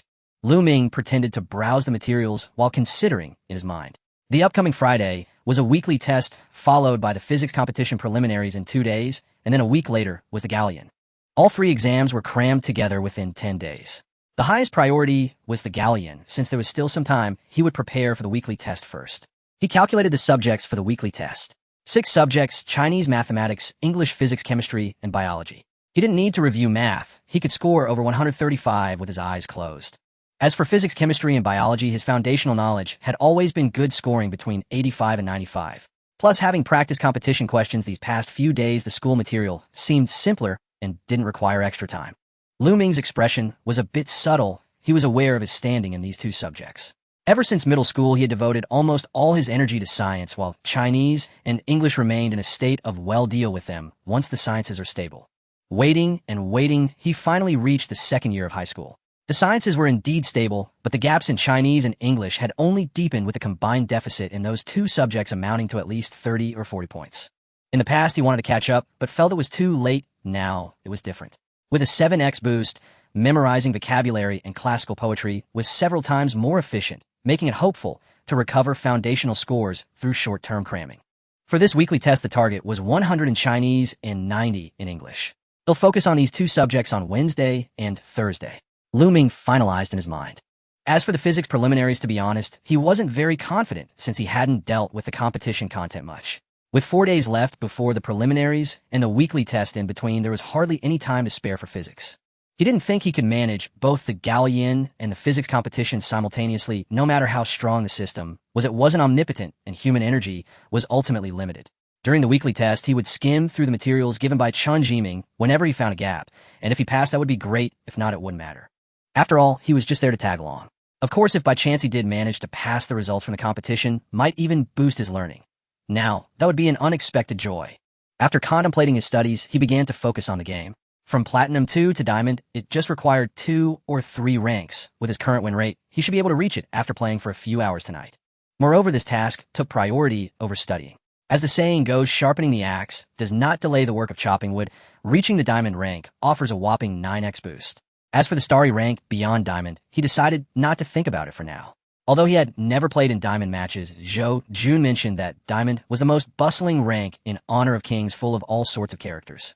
Returning players, fishy boosters, eternal diamonds, and actors who go AFK, all crowded at this rank. Trying to maintain a high win rate in solo queue to reach Starry rank was far more difficult than in Platinum. He would worry about the Starry rank after the weekly test. The goal was to push up before the Galleon. Once he clarified his thoughts, Lu Ming hurriedly reviewed his English. When he got home that night, he immediately launched Honor of Kings. Just after midnight, he successfully ranked up to Diamond and entered the match mode. Then he saw a line of notifications he had never seen before.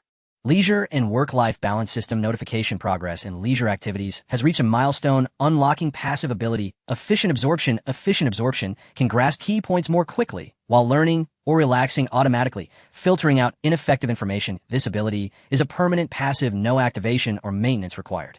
So this means that once this ability is unlocked, it won't disappear, it's not affected by rank fluctuations, and it's not limited by daily boost quotas. He confirmed it again. This ability is a phased reward from the system for balancing work and leisure. Once unlocked, it remains effective permanently. Lu Ming pondered for several seconds. This meant that the system was not just trading with him, but also rewarding him. As long as he continued to progress in leisure activities, he would unlock new abilities at key milestones. There's this kind of positive feedback. Lu Ming glanced at the time. It was 1:10 a.m. According to the system rules, after midnight counts as a new day, and the gaming time from the previous matches was reset. He re-entered the ranked matches, officially stepping in a Diamond rank, enjoying the fun of banning heroes. The first match was a completely different experience. In Platinum matches, the 5 players basically played their own games. They only considered it a team fight when they occasionally clashed. The support played as freely as a wildcat, going wherever it pleased, deciding who to protect based on their mood. In contrast, in diamond matches, the support would follow the marksman, the jungler would look for opportunities to catch enemies, and the mid laner would coordinate their movements. While the coordination might not be perfect, it was clear that 5 players who had played the game were playing together. The biggest change in diamond matches wasn't that the opponents were stronger, but that teammates were louder. It could be due to the late-night crowd of student players, as the microphone was often filled with chatter. Top laner, are you an idiot? You've raised a big daddy. I said to push the tower first, but you all insisted on chasing kills. Chase, chase, chase, until you end up in the fountain. Is this Faye a bot? Can't even use his ultimate. I haven't even hit level 4 yet. As soon as the game started to go slightly downhill, teammates would start blaming each other and cursing. Fortunately, Ming played as the jungler and had a decent performance, so he hadn't encountered anyone cursing at him. Aside from the chatter from teammates, the skill level of the opponents had indeed improved. From this, he concluded that as the difficulty increased, the speed of ranking up would slow down. However, Ming quickly noticed something unusual. The impact of efficient absorption was quite significant. In the past, while playing games, he couldn't afford to spread his attention too thin. If he focused on the lane, he couldn't keep an eye on the minimap, and if he looked at the minimap, he would miss out on operational details. Now, it was different. He could concentrate on the lane, the minimap, teammate positions, and minion wave pushes all at once. He could glance at the equipment of all 5 opponents and automatically deduce their runes and play styles. In simple terms, he no longer wasted mental energy on useless things. Useful information was automatically captured, while irrelevant distractions were filtered out. In learning, this is called grasping the key points. In games, it's about reading the situation. Essentially, it's the same thing. By 2 a.m., he had reached Diamond 4 with remarkable efficiency. Starting tomorrow with a 9x boost, coupled with efficient absorption, he would cram for Chinese and English. In the blink of an eye, Friday had arrived. For the past 2 days, Ming had been rigorously following his plan. 2 hours of gaming in the early morning, dedicating the morning entirely to studying, taking a 2-hour break in the afternoon to play Honor of Kings in Zhou Guoqiang's office, and then studying continuously in the evening. Before the end of the evening study session, he played a couple more matches, perfectly reaching his daily limit of 6 hours of gaming, and continued to rank up at night. After 2 days, his rank had reached Diamond 2. With a 9-fold boost and efficient absorption, his intensive review of Chinese and English exceeded expectations, leaving him feeling quite accomplished. Whether this would be reflected in his scores would be revealed today. The weekly test schedule was extremely tight, from 730 to 1000 for Chinese, 1020 to 1200 for chemistry. Then from 200 to 400 for mathematics, 420 to 600 for physics, followed by a break and the next morning's exams for English and biology. A day, a half, 6 subjects, and it was over once finished. At 7:05, the Chinese exam papers were distributed. Ming flipped through it, having a rough idea of his performance. Under a 9-fold boost, the reading comprehension text seemed to have key points highlighted in advance, with each core sentence automatically bolded. As for the memorization of classical poetry, the material he had crammed in the past 2 days felt like it was welded into his brain. He could write it down effortlessly. After an hour and a half, he finished writing. With an hour left, Ming set his pen down, interlaced his fingers on the table, slightly closed his eyes, and silently mouthed the words. Indeed, he was reciting problems, specifically the questions from the physics preliminary round. With the exam just 2 days away and no time to spare, he had memorized the solutions to 5 mechanics problems and 3 electromagnetism problems from his problem set the night before. At this moment, he was mentally going through each problem, starting with the derivation of energy conservation for the spring oscillator, followed by the integral solution for the moment of inertia of a rigid body, occasionally mumbling vague syllables as if chanting a mantra. The invigilator looked over from the podium, puzzled. This child was reciting with his eyes closed. What was going on? He took a couple of steps closer, intending to offer a reminder. Then he realized it was Ming, the top student in the school. Well, since it's him, there's no problem as long as it doesn't disturb anyone else. The invigilator turned back. At noon, the bell rang to signal the end of the chemistry exam.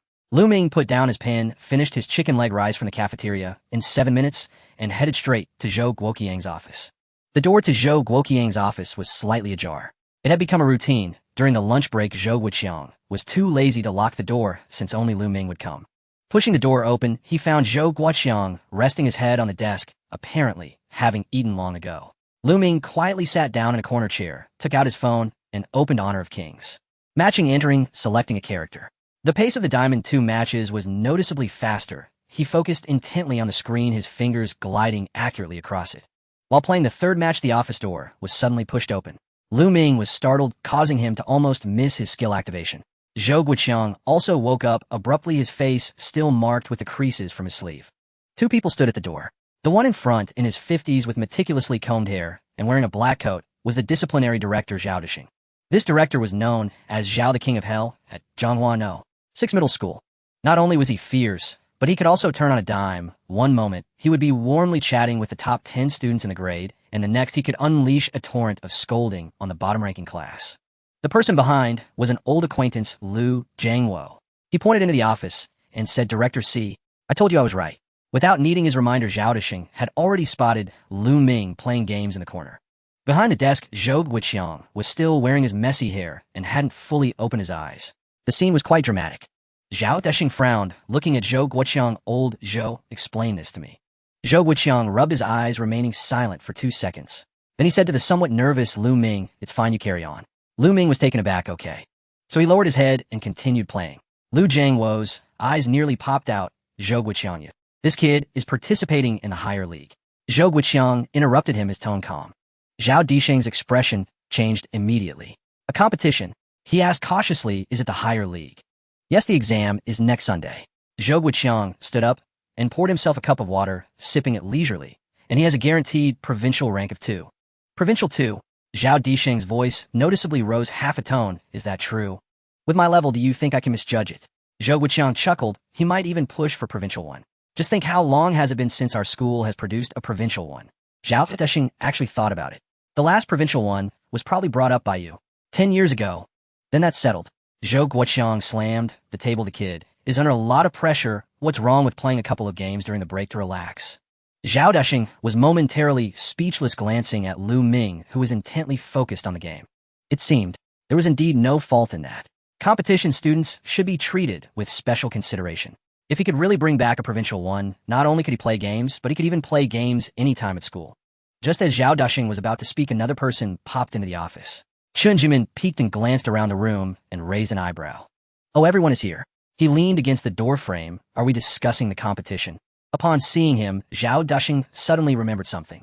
"Xiao Chun, I remember the physics preliminary round is the day after tomorrow, right?" He had a sharp memory for teachers, but was quick to turn on students.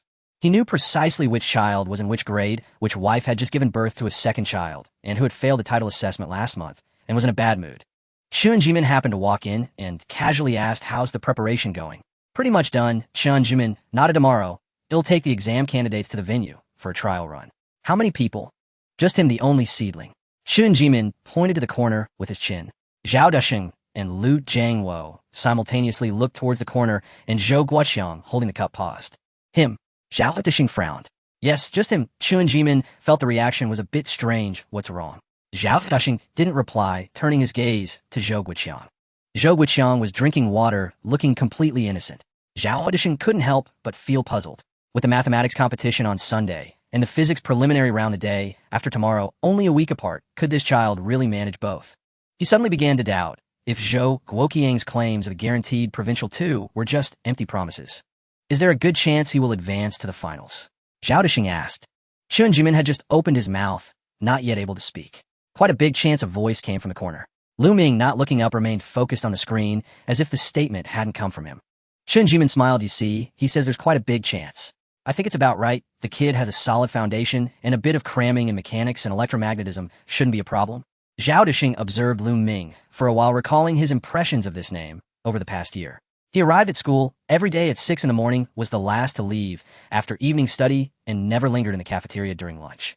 No wonder he was known as the top student in the school among teachers and students alike. If he said the chances were quite big, then they most likely were.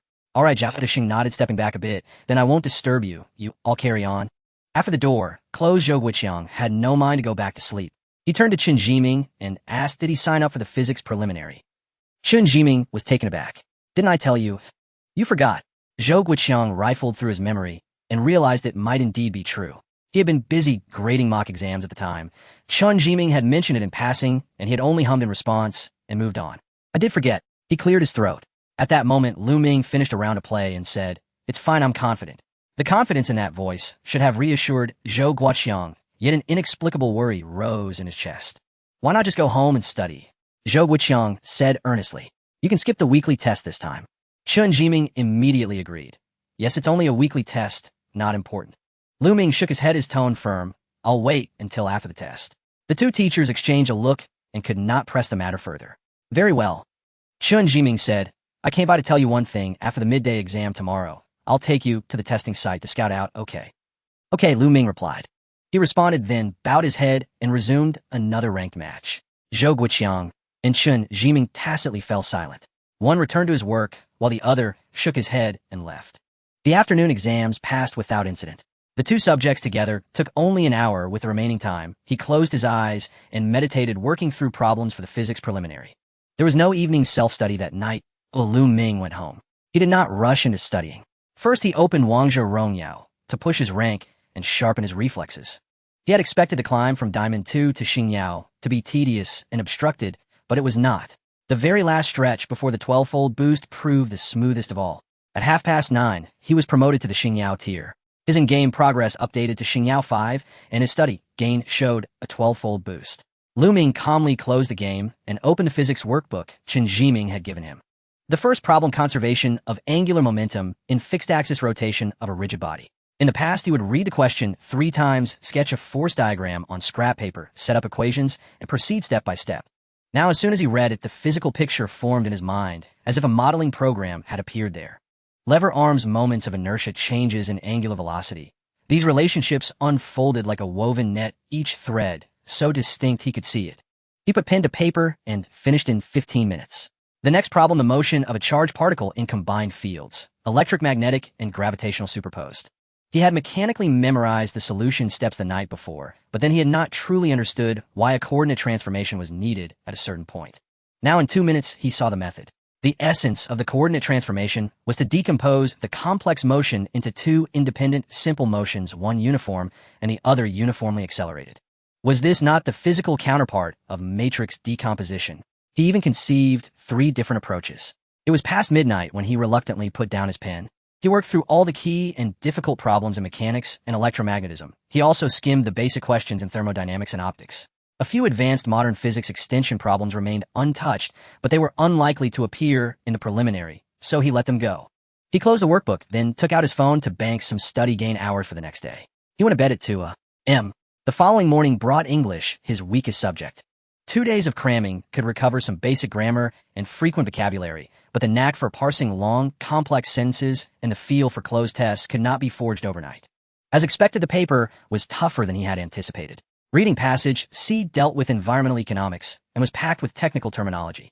The closed questions twisted through several logical turns. 2 of them he had to read 3 times before settling on an answer. For 2 hours, he was utterly absorbed. When he handed in his paper, his palms were even damp with sweat. How well he would fare was uncertain, but it was at least an improvement. The last subject, biology, needed no elaboration and was finished in 20 minutes. He spent the remaining time on physics, preliminary problems, as before. At 1140, the weekly test concluded. After lunch, he rode in Chun Jiming's car toward the Yizhong test site. Not far, about 15 minutes, Chun Jiming started the engine. Doors open at 8:30 tomorrow. I suggest leaving at 7:30 to give yourself plenty of margin. Okay. The car drove out of the school and headed north.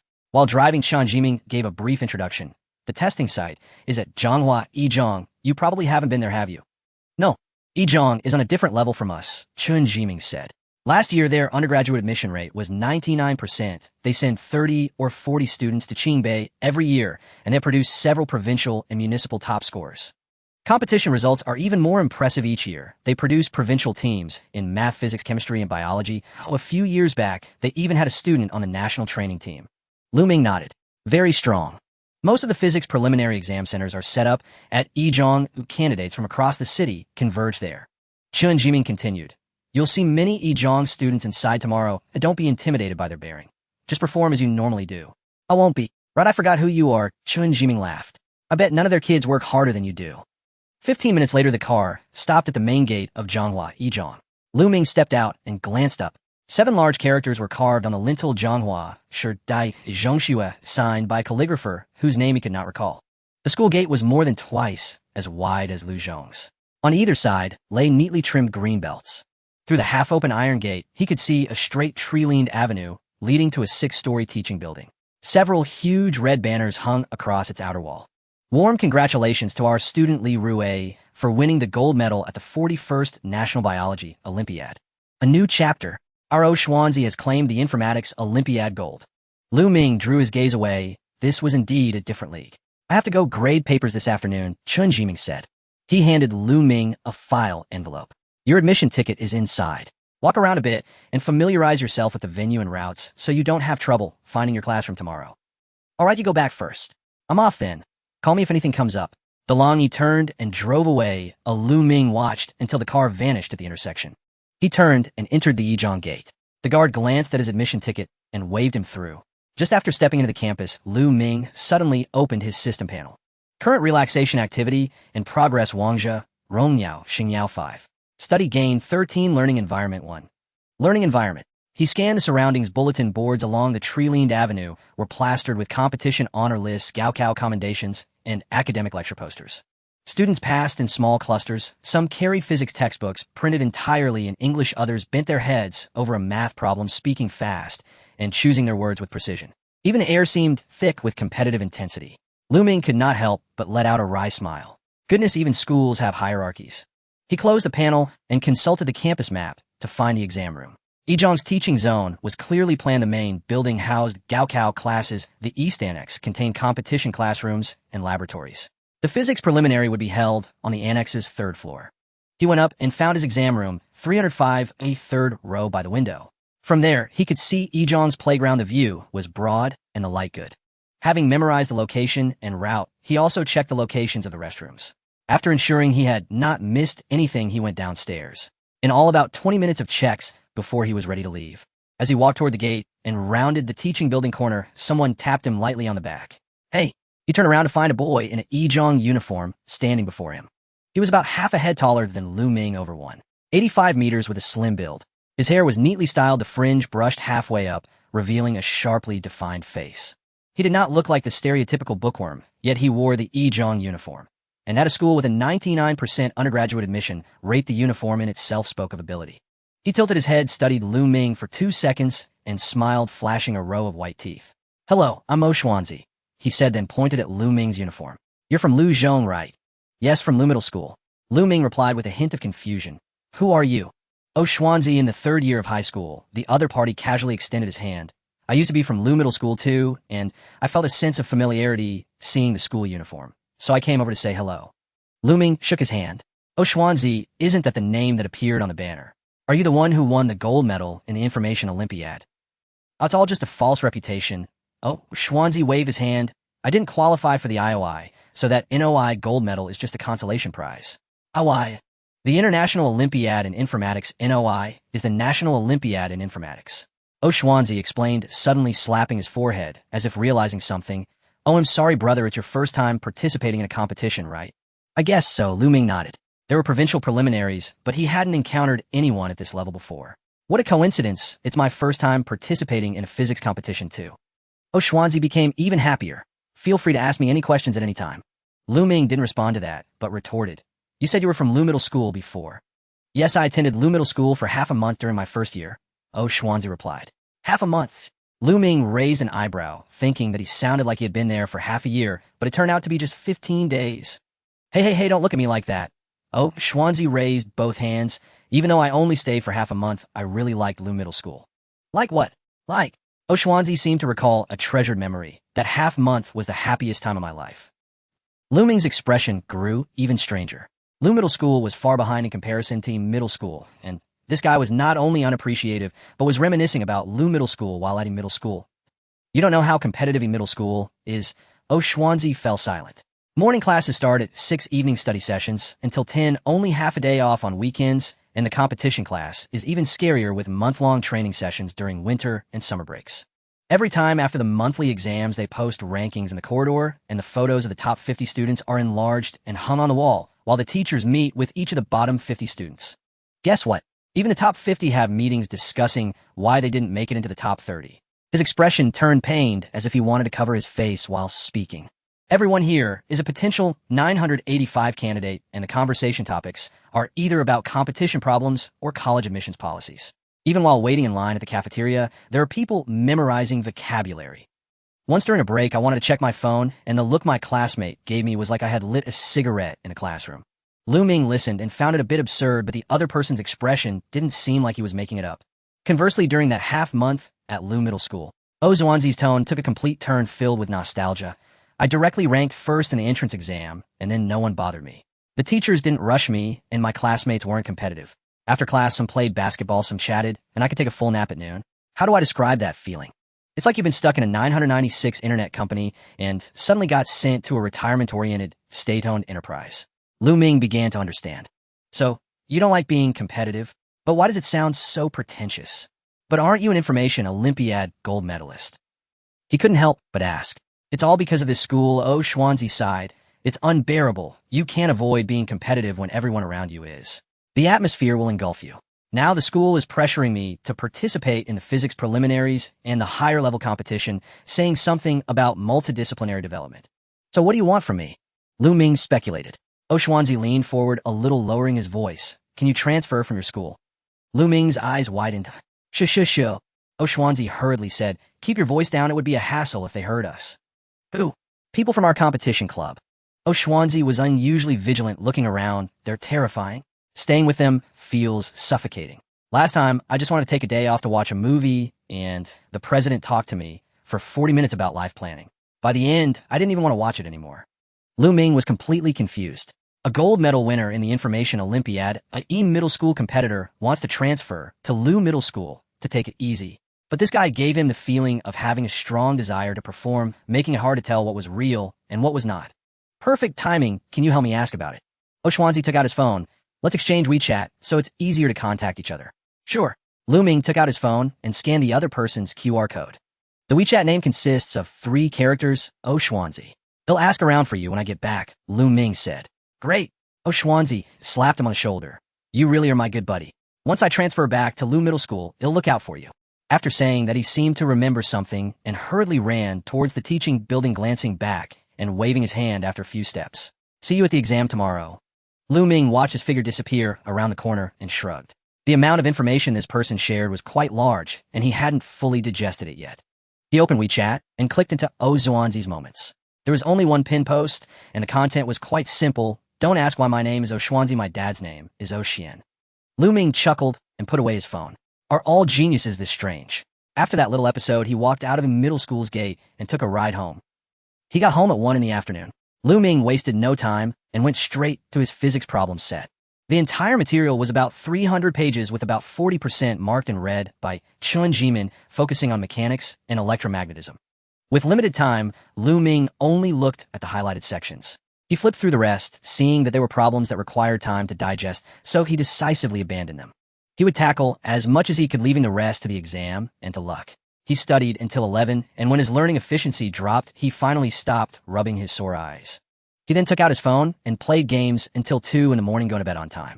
As for the transfer that Xuanzi mentioned, he didn't bother to ask.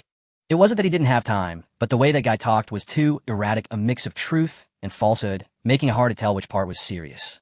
Moreover, the issue of transferring schools involved too many factors: school registration, parents, and the attitudes of both schools. None of these could be resolved with just a casual, help me ask. He decided to find out more about it later. When the alarm rang, it was 7 in the morning, an hour later than usual. Lu Ming opened his eyes, lay in bed for 10 seconds, and then got up. After washing up, he cooked 2 eggs, heated a cup of milk, and finished it all with a few slices of bread. At 7:30, he received a message from Chun Jimin and went downstairs to get in the car. As soon as he got in, he noticed Chun Jimin's dark circles. They were quite obvious. Did you stay up late last night? Lu Ming asked. No choice. Chun Jimin yawned, shifted into gear, and started driving. The results of the weekly assessment are coming out at noon, but I have to stay in the exam room all day and can't go back, so I had to stay up all night to finish grading. You should rest if you don't have to go back. It's just the preliminaries. That won't do. Chun Jimin chuckled. When you took the provincial math preliminaries, wasn't Zhou Guiqiang there too? He didn't continue on that topic, but instead asked, have you eaten breakfast? Yes. Then that's good. The car merged into the morning rush hour traffic, stopping and going. At 7:50, they arrived at middle school. A security line had been set up at the school gate with a guard in a reflective vest standing on either side. A red banner was hung above the main entrance. The venue for the National High School Physics Competition preliminary examination. A crowd had gathered at the entrance, consisting of students' parents and supervising teachers standing in groups. Most of the students were wearing middle school uniforms, clustered in groups, looking relaxed, and some were discussing something with laughter. In a home ground advantage, the confidence is indeed different.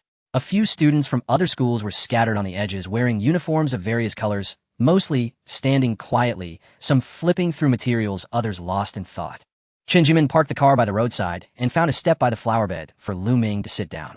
There were 40 minutes left until they could enter. Lu Ming thought Chen Jimin would take this last bit of time to give him some reminders like exam precautions, time allocation strategies, and which questions to focus on or abandon.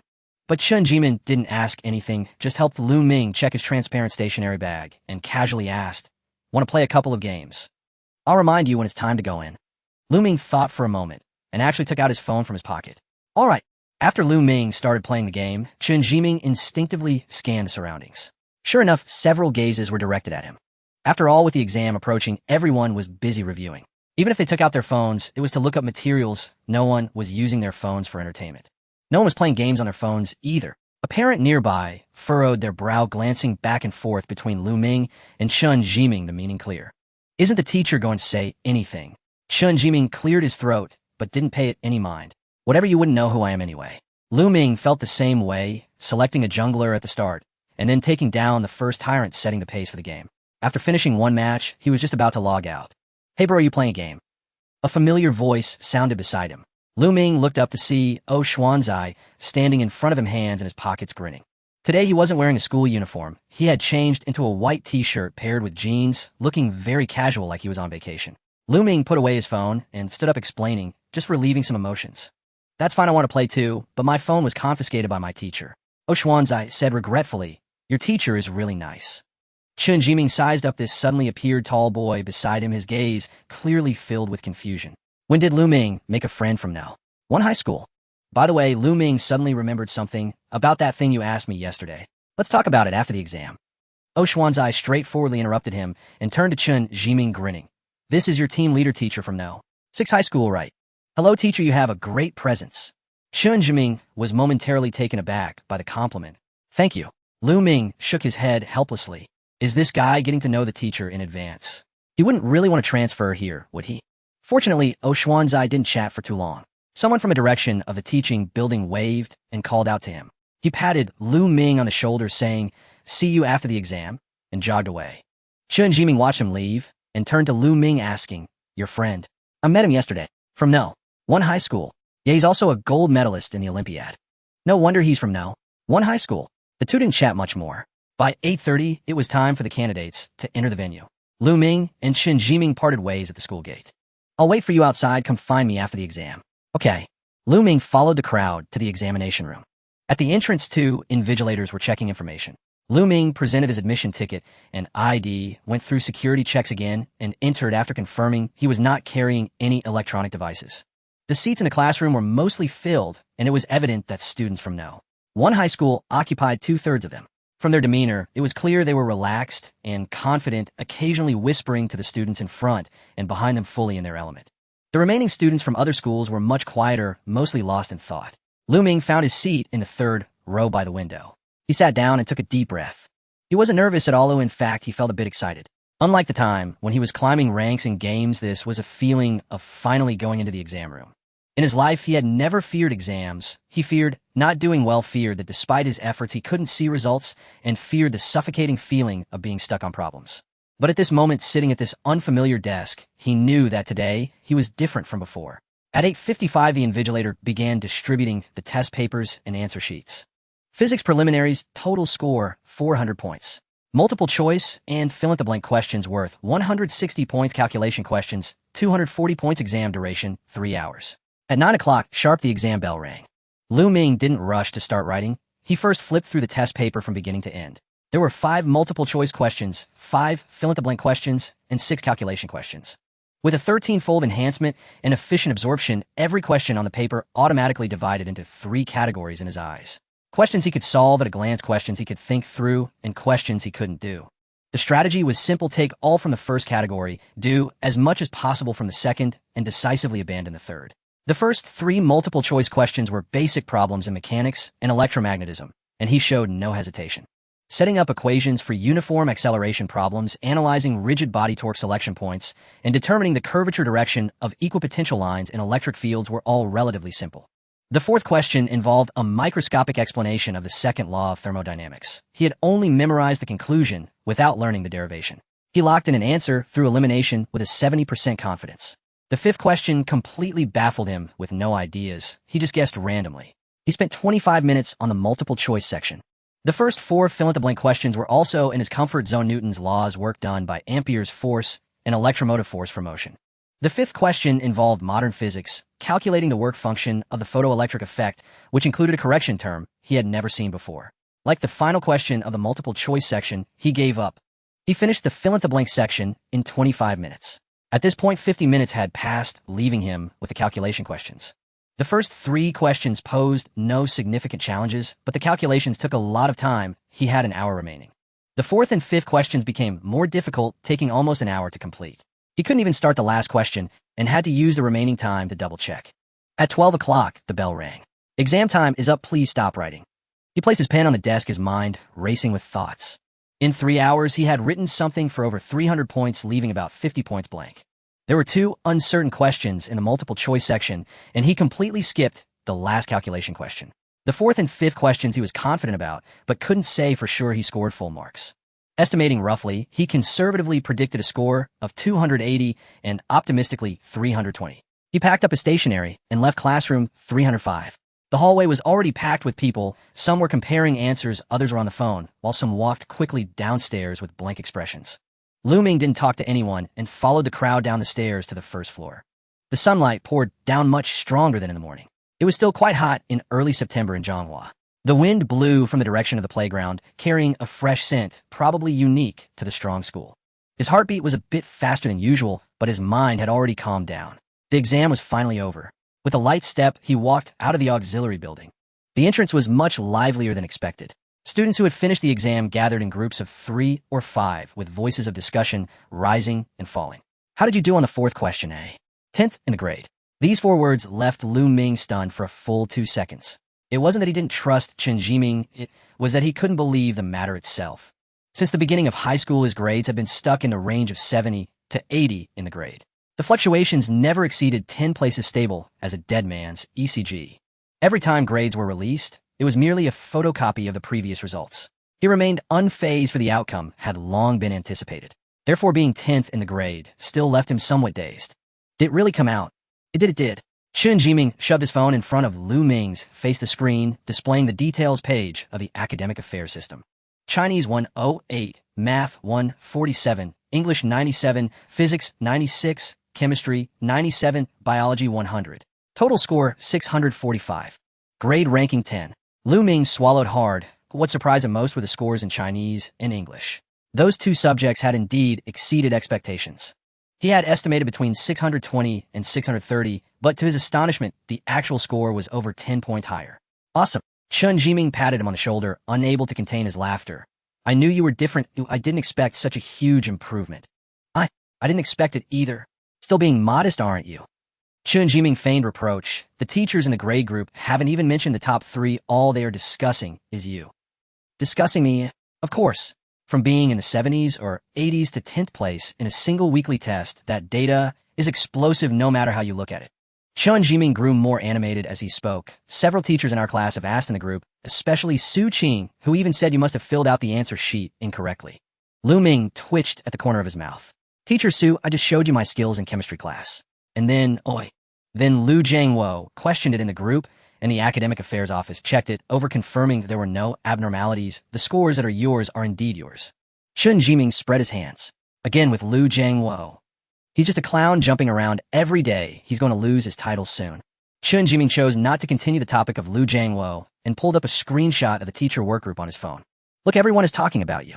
Chemistry group, Su Qing, he wouldn't have filled out the answer sheet incorrectly, would he? Chemistry was 2nd in the entire school this time. English group, Li Feng, I don't recall him ever scoring above 80 in English right. This time, 97. He never really listened to my class. Chinese group Wang, Jianhua, my class is the same. What's going on? Physics group, Chen Jiming smile. Chemistry group, Su Qing, Chen Jiming, don't just smile, tell us what's going on. Physics group, Chen Jiming, I don't know, ask Lao Zhou, he's the homeroom teacher. Ming's expression grew somewhat complicated. And there's more. Chen Jiming scrolled back on his phone, finding another message. Teacher, Zhou sent a message after seeing the scores. Ming leaned in to take a look. Math group, Zhou Guqiang, as expected. No one replied to this message, probably because they didn't know how to respond. All the teachers in the grade were in shock, while Zhou Guqiang was the only one maintaining his calm demeanor. But Lu Ming knew that Zhou Guiqiang really had the qualifications to say that. I have to say Lao Zhou is quite reserved. He's probably feeling quite pleased with himself right now, Chen Zhiming joked. Lu Ming didn't refute him, as it was the truth. However, these scores were merely the internal ranking list from the Academic Affairs Group, and the official announcement would have to wait until tomorrow. This meant that the students were still unaware for the time being. Chen Zhiming put away his phone. What are your thoughts? Share them with me. Not much really, Lu Ming shook his head. I'm still quite far from the university I want to apply to. Oh. Chen Zhiming showed interest. Which university do you want to go to? Tsinghua or Peking University? The University of Science and Technology of China, my parents' alma mater. Chen Zhiming paused for a moment, then nodded, his tone becoming more serious. Good, very ambitious. I believe you can achieve it. After saying that, he scratched his head and turned to look towards the side building. Students were gradually coming out. Some looked relaxed while others appeared ashen. How was the difficulty of the questions this time? A bit difficult, Lu Ming answered honestly. It's normal for them to be a bit difficult. Chen Zhiming shook his head. But now that the exam is over, discussing it is pointless. Let's focus on studying. Teacher. Lu Ming interrupted him. What's the usual cutoff score for the re-examination here? Let me think for a moment. Chen Zhiming considered seriously. Our province isn't known for its competitive exams, especially in physics. The cutoff score usually ranges between 240 and 280. If this year's questions are particularly difficult, it might drop to around 230. I see. Lu Ming pondered, then I should be safe. Huh. Chen Zhiming was taken aback. You're that confident? I only left over 50 points unanswered, so I should be above 280 at the very least. Lu Ming said it very nonchalantly, but Chen Zhiming's reaction was anything but calm. He stepped forward, his eyes wide open. Above 280? Really? Really? Great, great. Chen Zhiming clapped his hands, pacing back and forth excitedly. Lu Ming. It wasn't in vain. Truly not in vain. But teacher, Lu Ming interjected. I need to focus on reviewing for the university entrance exam next week. I probably won't have time to focus on physics for the re-examination. It's all right. Chen Zhiming waved his hand, repeatedly unable to contain the smile on his face. Getting into the re-examination is already a bare minimum for the province. Just participating in the competition makes the teacher very happy. The focus should still be on the university entrance exam, priority on math. Lu Ming looked at the smile lines on Chen Zhiming's face and the weariness in his eyes, knowing he had stayed up late grading papers last night and had come early today to supervise the exams, standing outside for the whole morning. Teacher, you should go back and rest, Lu Ming said. I could just take the bus back by myself. Sure, Chen Zhiming replied, without being polite, yawning. Just be careful on your way home and send me a message when you get home. He turned around and had just taken 2 steps. Teacher, Lu Ming suddenly said. Chen Zhiming turned back. What's up? That Oshwanzi, he didn't add you on WeChat, right? Chen Zhiming looked perplexed. Why would he add me on WeChat? It's nothing, just asking casually. Chen Zhiming didn't think much of it, waved his hand, and left. As soon as his figure disappeared around the corner at the school gate, a figure immediately emerged from behind a nearby flower bed. It was Oshwanzi, who had no idea how long he had been lurking there. Leaving, he peeked in the direction where Chen Zhiming had disappeared. Were you listening the whole time? No, I only heard the last few sentences. Oshwanzi clasped his hands together, looking innocent. I mainly saw you two engaged in a serious conversation. I didn't want to interrupt. Lu Ming glanced at him, but didn't expose him. How did the exam go? Oshwanzi kid. Not bad, how about you? Wasn't the preliminary round just child's play? Oshwanzi replied confidently. I finished the exam and waited here for you. Waiting for me? Yeah. Oshwanzi rubbed his hands together, his eyes lighting up. Do you have any news about the matter I asked you about yesterday? His tone was serious, yet a bit anxious, completely unlike someone joking around. I haven't had a chance to ask yet, Lu Ming replied. Honestly, I've been taking exams all day. That's fine, no rush. Oshwanzi said, though his eyes still sparkled with anticipation. Just help me probe the waters first, and see if the 6 High accepts transfer students, and if there are any conditions or anything like that. Are you serious? Lu Ming couldn't help but ask. NOI gold medalist transferring from 1st High to 6th High, do you know what people will say? What will they say? That I'm crazy? Oshwanzi shrugged, smiling nonchalantly. If I'm crazy, I'll go insane at 1st High sooner or later, so I might as well go mad somewhere else. All right, I'll ask around for you when I get back. Great. Oshwanzi returned to his cheerful self, pulling out a lollipop from his pocket and handing it over. Here, take this to celebrate finishing your exam. Lu Ming accepted it, unsure of the brand, but it looked quite high-end. This is pretty delicious, you should try it. Lu Ming didn't hesitate, feeling a bit hungry. He tore open the wrapper and popped it into his mouth, momentarily taken aback. It didn't have that overly sweet taste, rather a thin layer of sourness unfolded first, quickly followed by a rich passion fruit aroma with a hint of saltiness coming through in the aftertaste. The layers were distinct, each bite had a different flavor, completely unlike the usual Alpenlieb he would eat. Just as he was about to ask what brand it was, Schwanzi suddenly tugged at his sleeve. Hey, look over there. Lu Ming followed the direction he pointed to. In a crowd, a girl was walking towards him from the direction of the annex. She had long black hair, was not very tall, and appeared to be just over 1.60 meters. Wearing the uniform of Zhonghua Experimental High School, her steps were light, as if she were walking on cotton, and she had an indescribable aura about her. To describe her in 2 words, she looked quite disheartened. There was a sense of exhaustion that seemed to emanate from her bones. Her dark circles were heavy, as if she had applied makeup, and her eyelids drooped halfway. While groups of students around her chatted and played, she walked alone, standing out sharply. That one is really impressive. Schwanzi introduced Mo Gigi, a super academic genius in her second year at Zhonghua Experimental High School, is quite well known, even we know. One high school are aware of her. Lu Ming asked with great interest, what do you mean? It is said that she's the most competitive student in all of Zhonghua, sleeping only 4 hours a day and studying for at least 16 hours or more. Schwanzi held up his fingers, 16 pure study time. Lu Ming blinked. This sounded exactly like what he used to do. Studying for at least 16 hours a day, sleeping 4 hours, and using the remaining time for meals, washing up, and zoning out. He maintained this for several years and was very familiar with how it felt. But she is not just competitive, she also has exceptional talent. Don't be fooled by the fact that she is only in her second year. She has participated in all 5 major subject competitions. She has participated in all of them. Lu Ming instinctively sat up straight. The 5 major subject competitions: mathematics, physics, chemistry, biology, and informatics.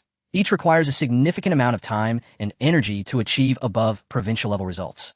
The vast majority of competition students exhaust their entire high school years, focusing on only 1 or 2 subjects. And she is not just there to make up the numbers. Schwanzi counted on his fingers. Her focus is mathematics. Last year, she won the silver medal in CMO, and physics is also one of her main focuses, having won the gold medal in CPHO. She scored first in the province for chemistry, second in biology, and while she didn't specialize in informatics, she still managed to get 3rd place in the province. Lu Ming gasped in amazement. The silver medal in CMO meant her mathematical abilities were already close to the national training team level, while the gold medal in CPHO indicated she was among the top in the country in physics. Although the other 3 subjects were not her main focus, achieving 1st and 2nd in the province is quite impressive for any high school. The more crucial point is she is only in her 2nd year. That's really impressive, Lu Ming said sincerely. Indeed. Schwanzi shrugged, his expression somewhat complicated. She's a strange one. I tried to get to know her before wanting to be friends, but she didn't think much of me, feeling I was too laid back. At this point, a hint of annoyance crept into his tone. I study for more than 12 hours every day, yet she thinks I'm not competitive enough. Schwanzi tossed his head back defiantly, but it doesn't matter. I'm not interested in joining any study group. Study group. She started a club called the Study Group. Schwanzi crossed his arms. It's filled with competitive geniuses, not just from the experimental high school, but also from No. 1 and No. 2 and No. 4. It's a group of terrifying monsters. The Study Group. Lu Ming silently repeated the name in his mind. To be honest, it sounded quite appealing. A group of the top students gathering to exchange ideas and study together. Such an environment is a dream for anyone, and he even felt a bit tempted to join. Sigh. Schwanzi suddenly sighed. Because of her, our club in No. 1 high school has recently also shown signs of transformation. Lu Ming understood, if your club also changes to a study group model, you will have to be even more competitive. That's exactly the point. Schwanzi stared directly at Lu Ming, his eyes filled with seriousness. She is the core reason I want to transfer schools. Good brother, my happiness for the next year depends on you. You must help me ask around. I really want to transfer. His gaze was earnest, as if he were entrusting Liu Bei with his son. Lu Ming felt a bit embarrassed under his gaze. All right, great. Then it's settled. Schwanzi clapped his hands. I'll wait for your good news. As soon as he finished speaking, he pulled out a book from his backpack. Here, take this. The book's cover was plain, with a line of text printed on it: physics competition reference material. There was no publisher or other information, only a watermark from an institution in the lower right corner. This is the review material compiled by my family's institution. Schwanzi smiled mysteriously. I think you should be able to pass the preliminary round. This will be very useful for your preparation for the final round. Lu Ming flipped through a couple of pages. The content was solid, the variety of questions was extensive, and the layout was clear, indicating it had been meticulously compiled. Such internal materials cannot be purchased outside. This must be quite expensive. Lu Ming closed the book and handed it back. I can't accept this. Schwanzi pushed the book back, patting his chest. It's just a review material, nothing major. Schwanzi insisted, if something happens, I'll take responsibility. You see that watermark on the top? The head of that institution is my second uncle. It's my family stuff. I have the final say. Lu Ming still wanted to decline. If you don't accept it, I won't leave. I'll just stand here and waste time with you. Xuanzi put his hands in his pockets and assumed a rogue posture. Phoenix. Lu Ming put the book into his bag. Xuanzi nodded in satisfaction and pulled out 2 lollipops from his pocket, handing them to Lu Ming. Eat these on the way. All right. Lu Ming took the lollipops, feeling as if this person had a candy store in his pocket. By the way, do you have any plans for this afternoon? Xuanzi asked again. What's up? The preliminary round is over. You need to prepare well for the final round. Xuanzi gestured towards the school gate. There's a self-study room opened by my family nearby. The environment is quite good. Why don't we go together? If this were before, Lu Ming would have jumped at the opportunity. Standing in front of him was a CMO gold medalist. Anyone would jump at the chance to study with someone of such caliber. But the problem was he had nearly exhausted his study quota for the morning and needed to play games in the afternoon to recharge. He couldn't just whip out his phone to play King of Glory in someone else's self-study room. To be honest, he just couldn't do it. I might not be free this afternoon. Not free. Doesn't your school have classes? No. Lu Ming decided to be honest. I need to go home and play King of Glory. Xuanzi paused, and the image of Lu Ming playing games outside the exam hall in the morning floated in his mind. Then a look of almost admiration suddenly appeared in his eyes. Good? Xuanzi clapped his hand, his voice rising a few notches. You're right. It's indeed not good to focus solely on studying. People need to relax. He nodded vigorously, as if he had finally found a kindred spirit. Well, Lu Ming found it hard to explain. It's like this. All right, I won't disturb you any longer. Xuanzi pointed towards the school gate. Do you need me to give you a ride? My family's driver is still waiting outside. No need. Well, I can just take a taxi. The 2 parted ways at the school gate. Xuanzi took a few steps and turned back, remember, to ask about the transfer. Got it. Watching that quirky figure disappear completely around the corner, Lu Ming shook his head. What a strange person. Once he got into the car, he pulled out the reference material from his bag. He noticed the institutional watermark in the lower right corner. It was from a place called Xiangjing Education. Upon searching further, he discovered it was one of the largest competition training institutions in the country, with branch schools covering more than 20 provinces and having trained over 100 national gold medalists. The legal representative was listed as Jianping, sharing the same surname as Xuanzi, which might indeed make him his second uncle. Lu Ming silently locked his screen and stuffed the book back into his bag. He is quite wealthy. On Monday at 6 in the morning, Lu Ming got up on time. While washing up, he casually glanced at the panel. Current relaxation project in progress, honor of kings, star glory 3, learning bonus 12 times, learning progress 10th in the second year of Zhongguano. 6 high school game bonus 3 times. After his grades improved to 10th in the grade, the game bonus increased to 3 times. Though not much, it was better than nothing. As for his rank, he spent some extra time leveling up yesterday, reaching full stars in Star Glory 3, and in 2 more days, he would reach King. At 6:01, he arrived at the classroom, sat down, and opened the high-level exercise book to continue from where he had marked last night. Ever since he became efficient at absorbing information, he could control his flow state, keeping distractions at bay. By 6:50, more students began to arrive. Almost everyone who walked in couldn't help but glance towards Lu Ming. Their expressions were quite complex, a mix of shock, curiosity, and disbelief. Is it true? I heard it from class 4. It shouldn't be just a rumor. Progress of 70 places. In a week. No way, wasn't he always around 570 points? Lu Ming turned a page and continued writing, completely unconcerned. Around 7 o'clock, Zhou Jun arrived, tossed his backpack onto the desk, and directly asked, Dude, I heard you ranked 10th in the grade, is it true? Lu Ming stared at the polynomial in his hand, not looking up, simply giving a nonchalant, No way, really? Zhou Jun's voice suddenly shot up by 8 octaves, cracking. Originally, his voice could draw everyone's attention, but suddenly a boy burst into the classroom, waving a few A4 sheets, and shouted, Grade report. The teacher just put the grade report on the office desk. I brought it over. With that, over half of the class gathered around. Even those in the back who didn't care about grades jumped up. Generally, during the second semester of sophomore year, everyone would be numb to such routine weekend quizzes, and grades didn't matter much. But today was different. Everyone had a strong sense of curiosity. 2 seconds later, a piercing scream erupted from the crowd. Wow, he really is 10th. 645 points. What the hell, 645? The math class representative squeezed to the front. Almost a perfect score in math. Biology was perfect, and chemistry and physics were both above 95. The discussions quickly threatened to lift the classroom ceiling. After all, Class 10 was a second-tier class overshadowed by over 100 top students from 3 elite classes. Breaking into the top 10 in the grade from here was roughly equivalent to a county internet cafe team advancing to the S competition. Anyone would be shocked.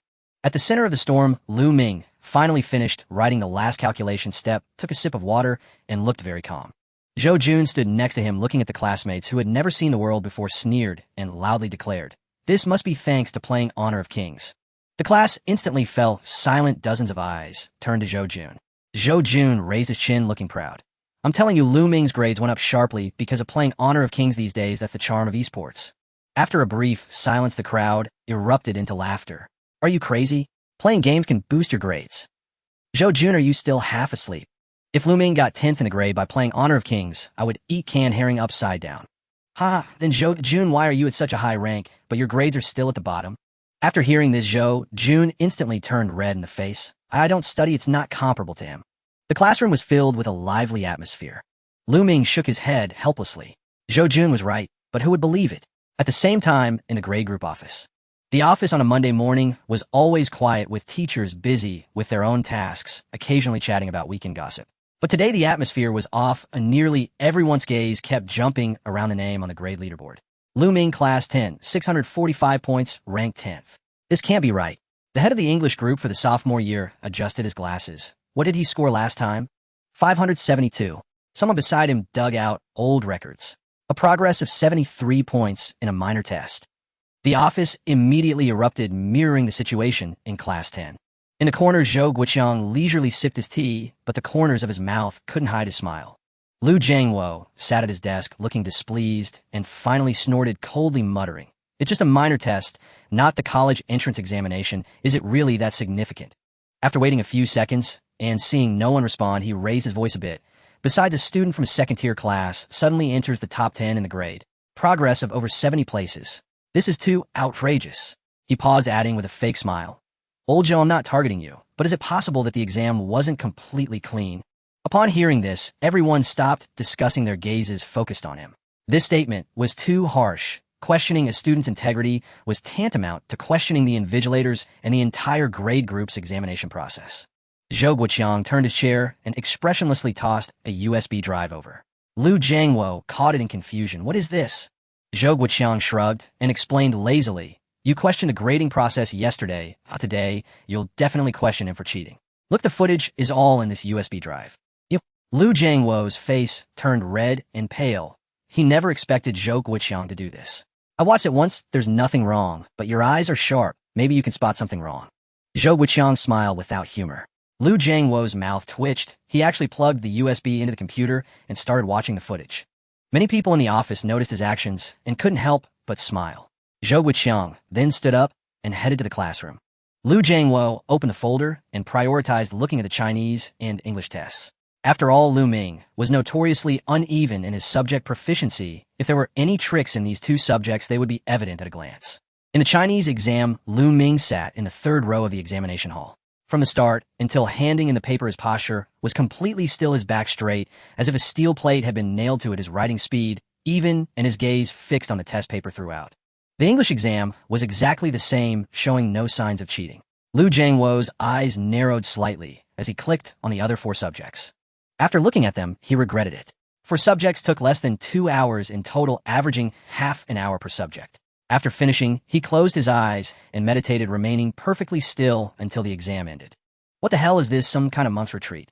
Lu Jiangwo's expression grew increasingly grim. At this moment, the head of the English group passed by, with a cup, casually glancing at a screen.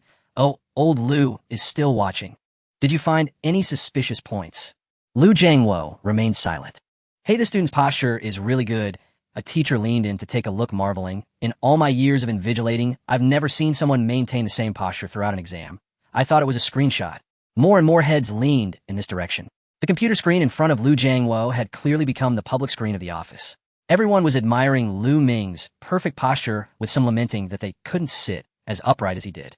"All right," Lu Jiangwo shouted, directly pulling out the USB drive, angrily tossing it onto Zhou Guoqiang's desk. "I'm going to class." Leaving behind a group of teachers looking at each other, they couldn't help but burst into laughter.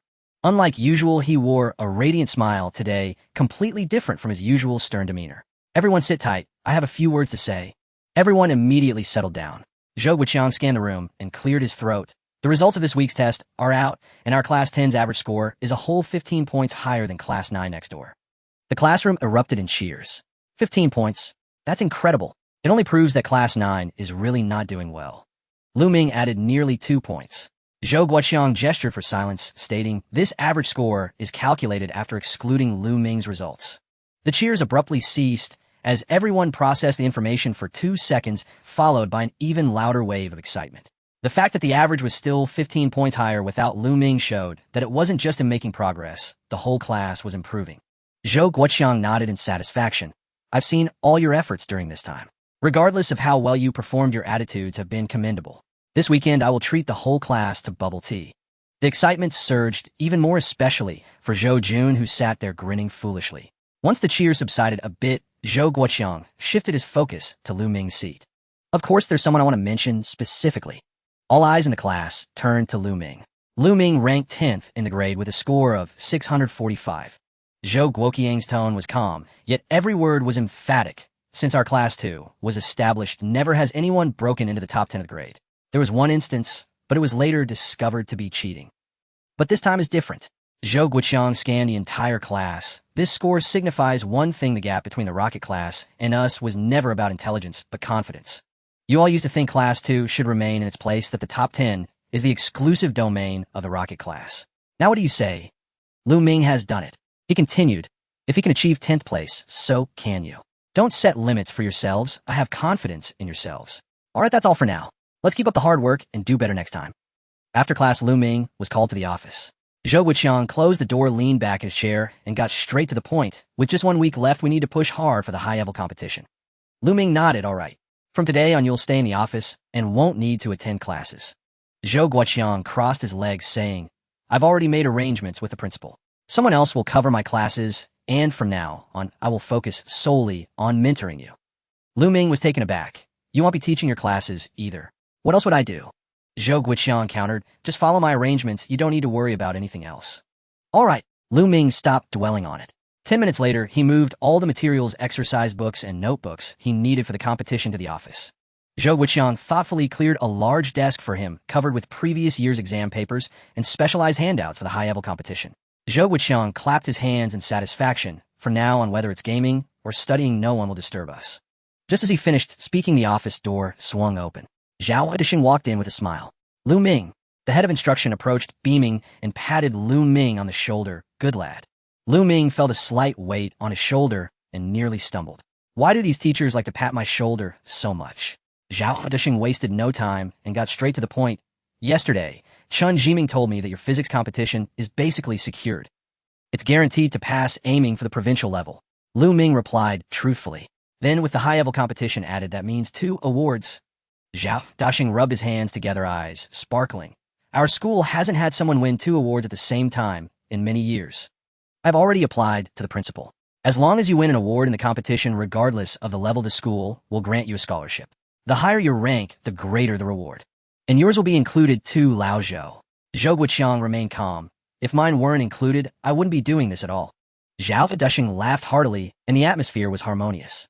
Once Zhao Dashing finished laughing, Lu Ming suddenly spoke up. "Director, I want to ask something." "Go ahead. Who is in charge of transfer procedures at our school?" Zhao Disheng's smile instantly froze, replaced by a hint of panic.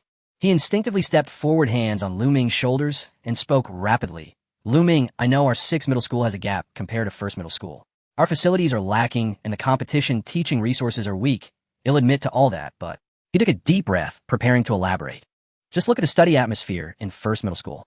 From 6 a.m. to 11 p.m., it's packed, and weekend classes are mandatory. The pressure on students is absurd. Do you know how many second-year students from 1st middle school are seeing psychologists this year?" Lu Ming opened his mouth to interject. "Our 6th middle school is so great." Zhao Dashing grew more animated. "The atmosphere is relaxed, the teachers are dedicated, and there's no suffocating competitive pressure here. Look how well Lao Zhou treats you, unknown tutoring, skipping classes. Which teacher in 1st middle school can do that? If you go to 1st middle school, you're 1 in 1,000, but here you're what kind?" By the end, he was almost pleading. "Trust me, our school will improve more and more.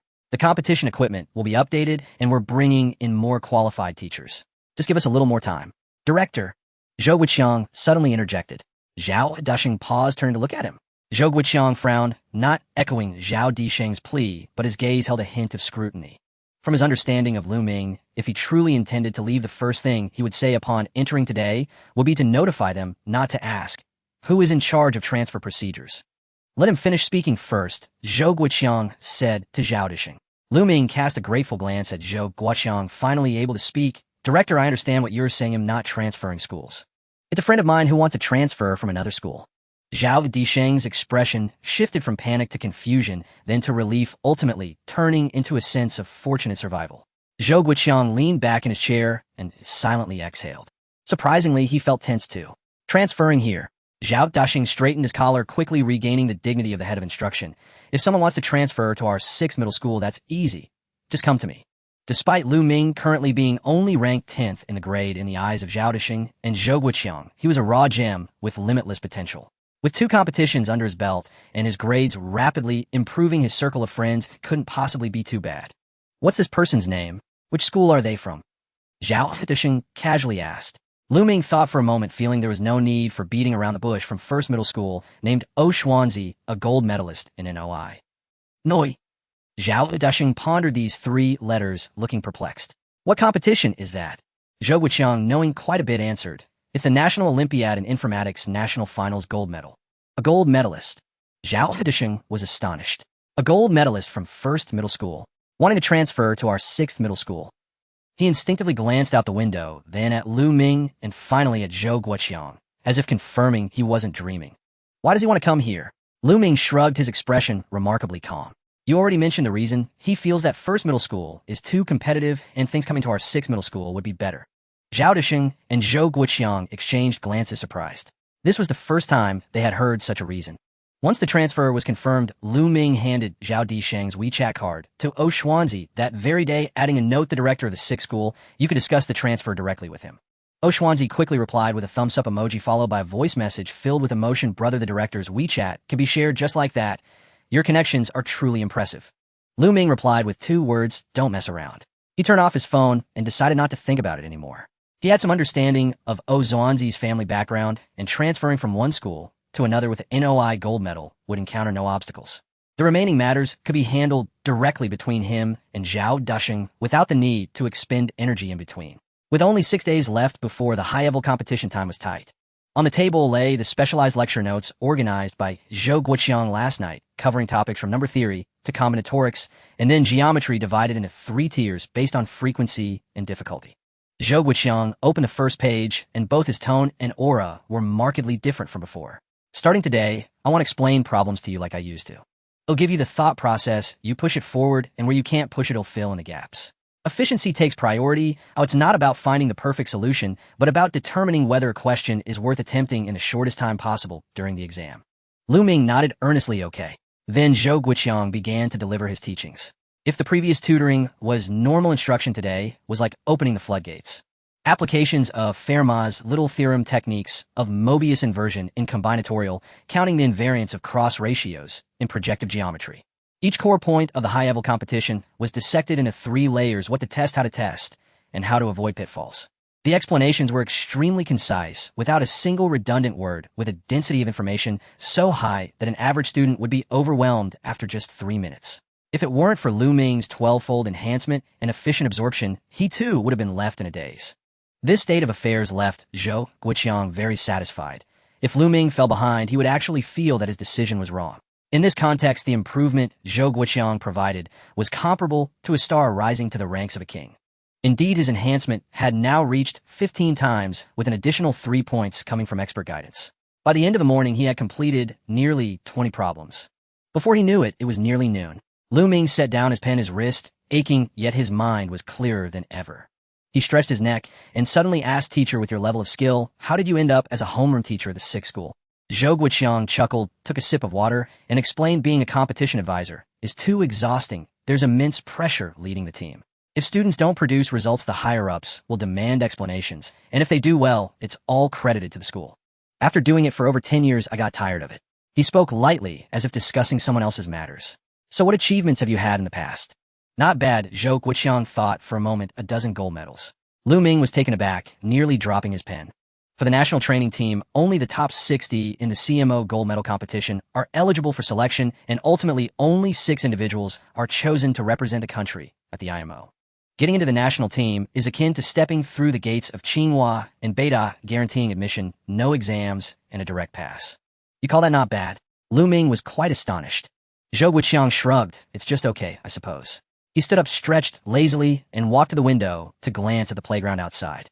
I only agreed to teach you because I saw your talent and willingness to put in the effort. He said without turning around. If it were someone else, I wouldn't bother. Enough talk, let's go eat. Sure, Lu Ming put down his pen, ready to sprint. To his surprise, Zhou Guoqiang grabbed him by the collar and made him stop sternly, saying, "You need to change this bad habit of eating too quickly. It's not good for your stomach." Lu Ming felt uncomfortable all over. Fine. Lu Ming sighed internally. There was no choice but to follow Zhou Guoqiang to the cafeteria slowly. In Lu Ming's eyes, it was just another weekly test. Once it was over, he would turn the page and move on, not worth dwelling on. However, the impact of scoring 645 on the overall grade leaderboard was far greater than he had anticipated. On the same day at noon, on the 4th floor of the teaching building at the end of the hallway, was a room of less than 15 square meters with a piece of A4 paper on the door that read Rocket Class Self-Study Room. This was a small classroom specially approved by the school for the top students of the Rocket Class, and only a few individuals had the right to enter. Inside sat 4 individuals, all among the top 4 in their grade. In the center was Yi Jintang, ranked first in the 2nd year, with a total score of 675, firmly sitting on the Iron Throne. He held a stainless steel iron rod, about 40 centimeters long, the thickness of his thumb, slowly turning it between his fingers. This iron rod was a standard accessory, practically always with him, never leaving his side. When others asked why he carried it, his standard response was, "For self-defense, my grades are too good, afraid of jealousy." What a case of paranoia. To his left sat Song Zhixing, wearing noise-canceling headphones, his gaze vacant, appearing as if he were daydreaming. He wasn't listening to music. The sound in his headphones was that of rain, which was said to help him concentrate better.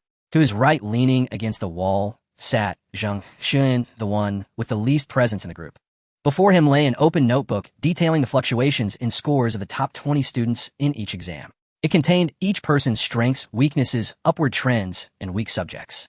Analyzing data was one of his hobbies, especially regarding scores. The last one was Chun Song, who had no particularly odd quirks except for wearing major brand apart from his school uniform. It was said his family had sponsored the school with quite a few items. At this moment, the 4 of them sat together, and the atmosphere fell off. Zheng Xuan flipped open his notebook and pushed it to the center of the table. The latest weekly test data, he said with a frown. Lu Ming from class 10 scored 645, ranking 10th in the grade, up from 572 in the last midterm, an increase of 12. 8. What does 12.8 mean? Chun Song asked. Based on this growth rate, he could reach around 680 in the next monthly exam. Zheng Xuan pointed at the trend line on the chart with his pen, directly ranking first in the grade. Song Zhixing crossed his arms. It's just a weekly test. The sample size is too small to have statistical significance. I would like to think the same. Zheng Xuan flipped to the next page, but he's simultaneously preparing for the math high-level competition and the physics semifinals, 2 provincial competitions. Yi Jintang stopped the spinning of the iron rod in his hand, his face expressionless. Why would a student from a 2nd-tier class achieve that? That's why I think we need to discuss this. Zhang Shuyuan closed the notebook. Our scores have already hit a bottleneck. There haven't been any fluctuations in the recent major exams. But Lu Ming is improving, and he's improving rapidly. If we maintain the status quo, we'll inevitably be caught up. Yi Jintang immediately grasped the meaning. Are you suggesting we need new methods? Exactly. Zhang Shuyuan looked at Chun Song. You mentioned something earlier. What was it called? What? That recently popular organization at the experimental school. The Learning Society. Chun Song replied. The other 3 turned to look at him. What learning society? Yi Jintang asked. The one organized by Mo Zhiji from Zhonghua Experimental School. Chun Song said, it's an inter-school learning organization, currently with branches at both the first school and the experimental school. The core philosophy is high-intensity, self-disciplined learning with systematic time management plans and targeted subject breakthrough strategies. Montak Jitsi. Yi Jintang recalled, isn't she the one who scored 730 in the last citywide final exam? Yes, she's also a CMO silver medalist and a CPHO gold medalist, having participated in all 5 major competitions. Song Zhixing took off his headphones. How's the quality of her materials? I've heard they're excellent, providing substantial improvements for high achievers. Yi Jintang nodded slightly. Can we open a branch at the 6th school? I can go talk to her, Chun Song said. But Mo Zhiji is very strict. There are requirements to open a branch. It's not just about putting up a sign.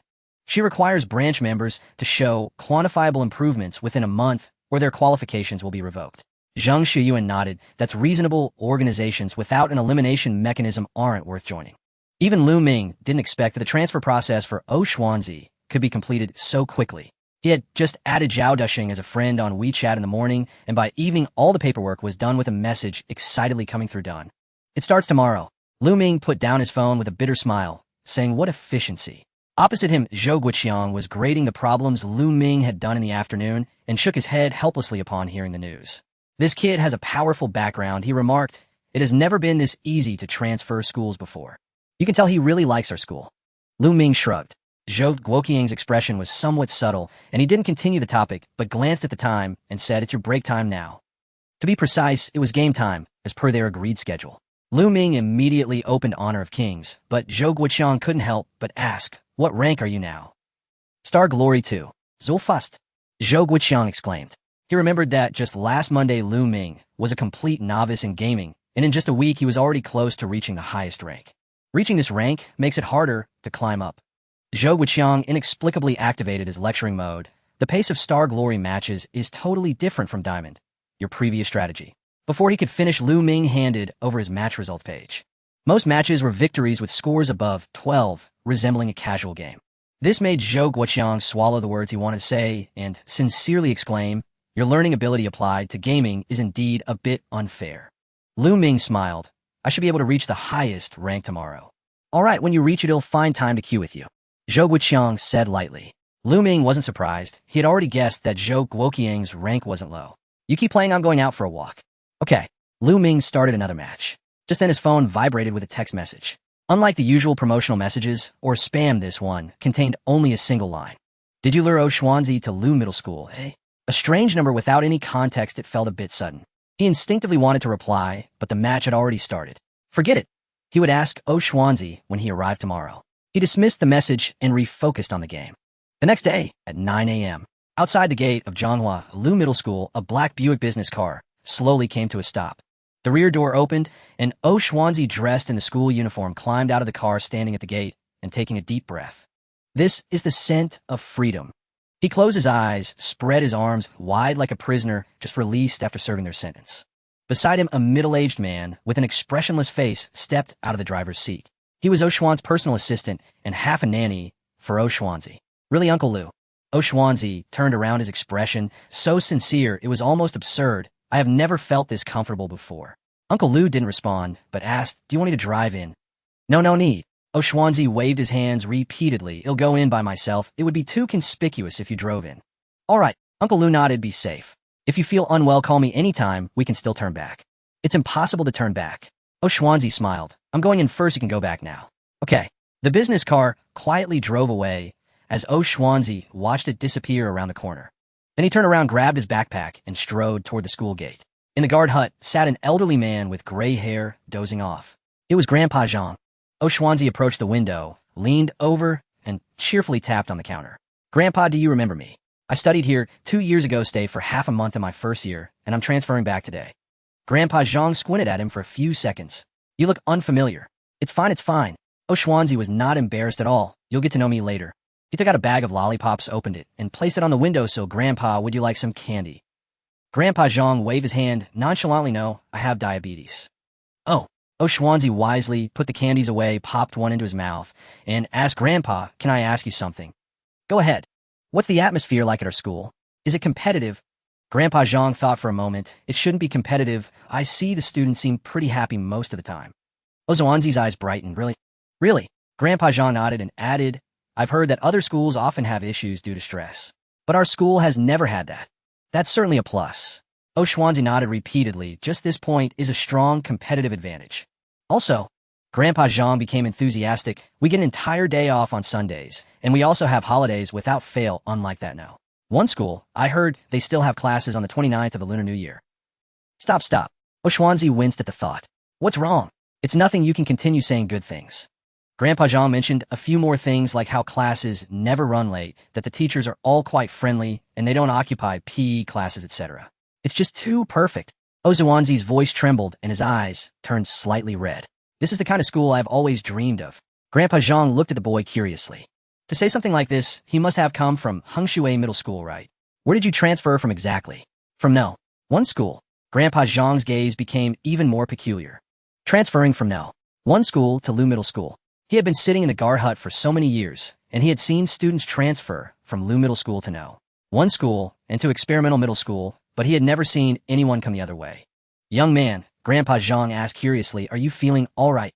Just as Xuanzi was about to reply, footsteps sounded behind him. Student. Zhao Dashing walked over quickly, extending his hand from afar, his smile enthusiastic. You're here. Have you waited long? No, just arrived. Xuanzi shook hands with him and turned to wave at Grandpa Zhang. Grandpa, I'll go in first. We'll talk another day. Grandpa Zhang nodded. Xuanzi and Zhao Dashing walked along the tree-lean path towards the teaching building, with Zhao Dashing enthusiastically introducing things. I've arranged for you to be in class 1 of senior year, the rocket class. Zhao Dashing said, your grades fit perfectly in class 1, but don't worry, our rocket class in Lu Middle School is not the same as No. 1 school. How so? Relaxed. Zhao Dashing declared firmly, we emphasize a balance between work and rest, not that kind of rigid studying atmosphere. You'll see when you come, the pressure isn't that high. Balance between work and rest. Xuanzi nearly cried on the spot. Just those 4 words, when spoken from Zhao Disheng's mouth, sounded like heavenly music. Director, you are truly too kind, he sincerely said. Zhao Dashing felt a bit shy from the praise and waved his hand. After walking a few steps, Xuanzi seemed to suddenly remember something and asked, by the way, where's Lu Ming now? Can I go see him first? If he's in class, then forget it, don't disturb him. Zhao Dashing thought for a moment. It should be fine, he's not in the classroom, he's having class in the office. Class in the office. Xuanzi tilted his head. What class? Didn't he participate in the Gaolian? Zhao Dashing laughed. The exam is next week. Teacher Zhou is giving him unknown tutoring. He's been in the office these days. Before he finished speaking, Xuanzi stopped in his tracks, his expression incredulous. What did you say? He's participating in the Gaolian.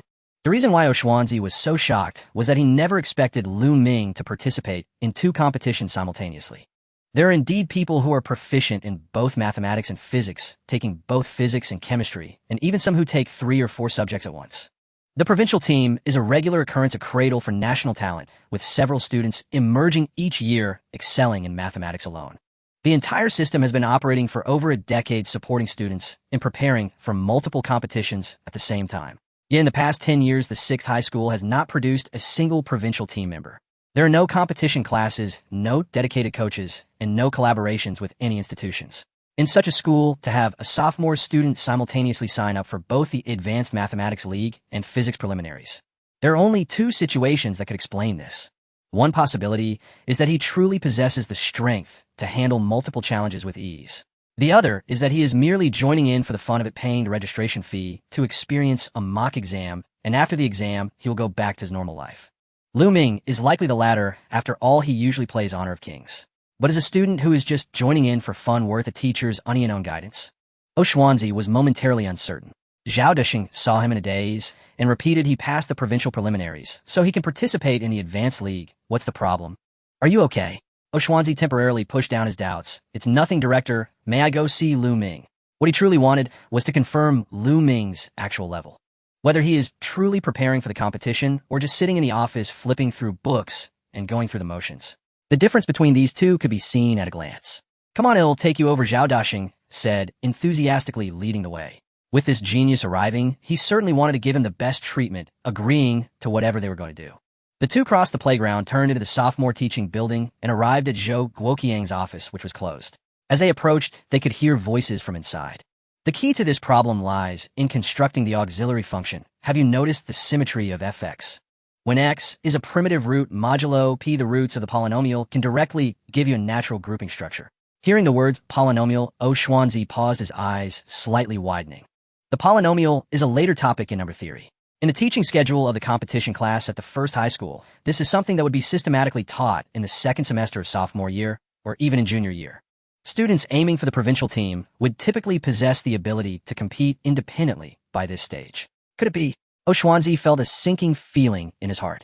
Zhao Dashing stepped forward and knocked on the door. Old Zhou, are you busy? The voices inside stopped and footsteps could be heard as the door was pulled open from within. Zhou Guoqiang stood at the door, saw Zhao Dashing, and then the Xuanzi behind him, instantly understanding what was happening. Guoming. He stepped aside to let them in. Xuanzi followed Zhao Dashing inside. The office was small, but the visual impact upon entering was far stronger than he had anticipated. A large table was placed by the window, covered with draft paper. The paper was densely filled with derivations, not in a messy scrawl, but rather with clear handwriting and distinct steps. Each logical chain was like a well-organized outline moving from known conditions to intermediate constructions and finally to the conclusion, neat and tidy. Oshwanzi glanced over the content. Inequality, scaling, combinatorial identities, and divisibility constructs in number theory. All were topics from the second round of major problems. His gaze shifted to a stack of materials in the corner of the desk. The cover bore no publisher's logo and was hand-bound, resembling lecture notes compiled by a particular teacher. The internal materials from Qiangjing Education had a similar style, but this was clearly not produced by an institution. Oshwanzi withdrew his gaze, and the small hope that perhaps this is just a formality had completely evaporated. Lu Ming was sitting behind the desk, and upon seeing Oshwanzi, stood up, saying, "You arrived quite quickly. I thought it would be next week. I was just anxious." Oshwanzi forced a smile. "This is his homeroom, teacher Zhou." Zhao Dashing introduced with a smile, currently acting as his competition coach for the Advanced League. Oshwanzi turned his attention to Zhou Guoqiang. In just a second, his intuition told him that this person was not simple. At least his aura was different from those competition coaches at the first high school. Most of them had formal training backgrounds, prestigious masters or doctoral degrees, impressive resumes, and taught well like precision components on an assembly line. Zhou Guoqiang was different. His shirt was tucked into his pants, everything was very casual, and he looked like an ordinary middle-aged homeroom teacher. But the explanation he overheard through the door just now, with its density of information, depth of knowledge, and guiding pace, was not something that could be recited from a textbook. Only someone who truly understands this field can explain the most difficult concepts in the simplest terms. He had seen such skills at Qiangjing Education, but that was developed by a teaching research team, whereas here there was only one person. No wonder he is an NOI gold medalist. Zhou Guoqiang chuckled. He has a different aura. "You're too kind, teacher Zhou," Oshwanzi politely replied, but his mind was racing with another thought. What background does this teacher have? How could the 6th high school hide someone like this? Oh, by the way, Zhao Dashing suddenly remembered something and slapped his forehead. "I looked at your information yesterday. You also passed the provincial preliminaries, right? You're also taking the exam on the 14th. Before Oshwanzi could respond, Zhao Dashing continued with his own thoughts. "That's perfect. Teacher Zhou is currently helping Lu Ming prepare. Why don't you stay here and learn a bit too?" Lu Ming was the first to react, looking at Oshwanzi with a hint of surprise in his eyes. "You also passed the provincial preliminaries." Although this sounded very ordinary, Oshwanzi felt something was off. His tone seemed to imply that passing the provincial preliminaries was a trivial matter. Oshwanzi's expression grew increasingly serious. Wasn't the 6th high school supposed to be relaxed? Wasn't it supposed to be about balancing work and rest, not overloading students? How could a sophomore student simultaneously participate in 2 competitions backed by a seemingly bottomless homeroom teacher with the real exam questions for the provincial team spread out on the desk? This doesn't seem right. Why does it feel so much like the first high school? Despite the déjà vu, it did not plunge Oshwanzi into despair, so he collected his scattered thoughts and replied, "At that time, I just wanted to give it a try, but I didn't expect it to actually happen." Zhou Guoqiang's eyes shifted to this statement was overly modest. After all, he was NOI gold medalist with a top-tier mathematical level, and the provincial preliminary exam questions were definitely child's play. Lu Ming was quite straightforward. "So do you want to join me?" "Join?" To prepare for the galleon competition, Lu Ming said, "Anyway, you have to take the exam too. His teaching is excellent. It should be more efficient than studying on your own." Oshwanzi did not answer immediately, but began to plan in his mind. First, he indeed wanted to see Zhou Guoqiang's true capabilities. At first glance, this person's strength was not inferior to the math competition teacher from the first high school. But intuition alone was not enough. He needed to attend a complete class to make a judgment. Second, he also wanted to gauge Lu Ming's actual level. Before this, he had always thought Lu Ming was just an ordinary student from the 6th high school, but upon turning around, he realized he was preparing for 2 competitions at once with an unfathomable teacher supporting him.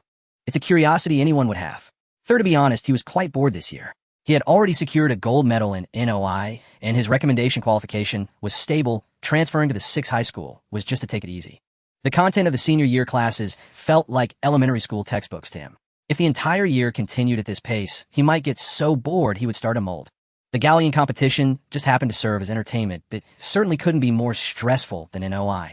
During his preparation for NOI, he had spent 2 months with 15-hour days, losing a handful of hair, dropping 8 pounds, and dreaming of writing code. Sure. Oshwanzi casually set his backpack aside, his mindset shifting rapidly. Then he'll just attend a few classes here for a few days. Zhao Disheng, listening nearby, felt overjoyed. A competition prodigy and an NOI gold medalist all in one office preparing together. If they both won awards, he could boast 3 pages in his year-end summary. Fortunately, maintaining the dignity of the head of the department, he smiled. Student, now let's first go to the class and meet the new classmates, shall we? After all, it was the first day of his transfer. He had to make an appearance. Oshwanzi thought for a moment and nodded. All right, I'll go to the classroom in the morning and come back in the afternoon. Good see you in the afternoon. Oshwanzi followed, Zhao Disheng out the door. The morning passed quickly. At 12 o'clock, the class bell rang, and Lu Ming closed his materials preparing to go to the cafeteria. As soon as he stepped out of the office, he saw Oshwanzi waiting for him outside, casually sucking on a lollipop, looking very relaxed. Let's go eat. Lu Ming greeted him. The two walked side by side toward the cafeteria. How was the morning? Lu Ming casually asked. Oshwanzi replied with 2 words, comfortable. When he said those 2 words, there was a hint of relief, as if he had survived a disaster. I attended a few classes in the morning, and the teachers taught at a normal pace, not rushing through the material and left-right when the bell rang, without dragging on. Isn't that normal, Normal. Oshwanzi shook his head vigorously. The teachers at the first high school have dragging lessons written into their genes. They can stretch a 10-minute break into 20 minutes, and it's common for PE classes to be taken over. Do you actually have PE classes here? Really? Absurde, Oshwanzi genuinely exclaimed.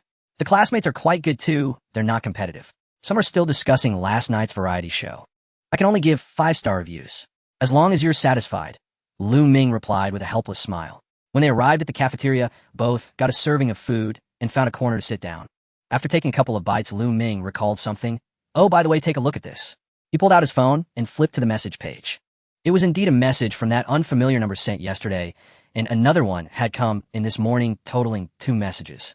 He really transferred, it's all your fault. Oshwanzi frowned, and the relaxed expression on his face vanished without a trace. Damn. He leaned back against the chair, staring up at the ceiling. Do you know her? Lu Ming asked. Not just know her, Oshwanzi's voice was muffled. I transferred mostly because of her. Then who is she? Zhao, the president of the academic club at the first high school. Hearing the words, academic club, Lu Ming immediately felt a sense of awe picturing Mo Zitzi's appearance. Oshwanzi paused as if deliberating how to begin. She is my classmate, NOI, silver medalist, and also my childhood sweetheart. Lu Ming looked at Oshwanzi in confusion. This didn't seem like the way one should refer to a childhood sweetheart. We've been classmates since elementary school, in the same neighborhood, same school, and same interest class. Later, we competed in informatics together, entered the provincial team, and participated in NOI together. That sounds pretty good. It does sound pretty good. Oshwanzi smiled bitterly, but you don't understand her. She isn't just a normal friend. She's the kind who must know everything about the competitions you participate in, your schedule, your review progress, and anything related to studying. She has to keep track of all of it. Lu Ming pondered, like your parents. My parents didn't manage me this strictly okay. Oshwanzi sighed. It used to be fine, just a bit more oversight. During competitions, she helped me plan my training schedule and monitor my routine. To be honest, it was quite helpful and my grades did improve, but later she joined the academic club and she changed completely. How did she change? You know about the systematized time management of the academic club, right? Quantifying everything and strict elimination. Oshwanzi's tone was quite complex.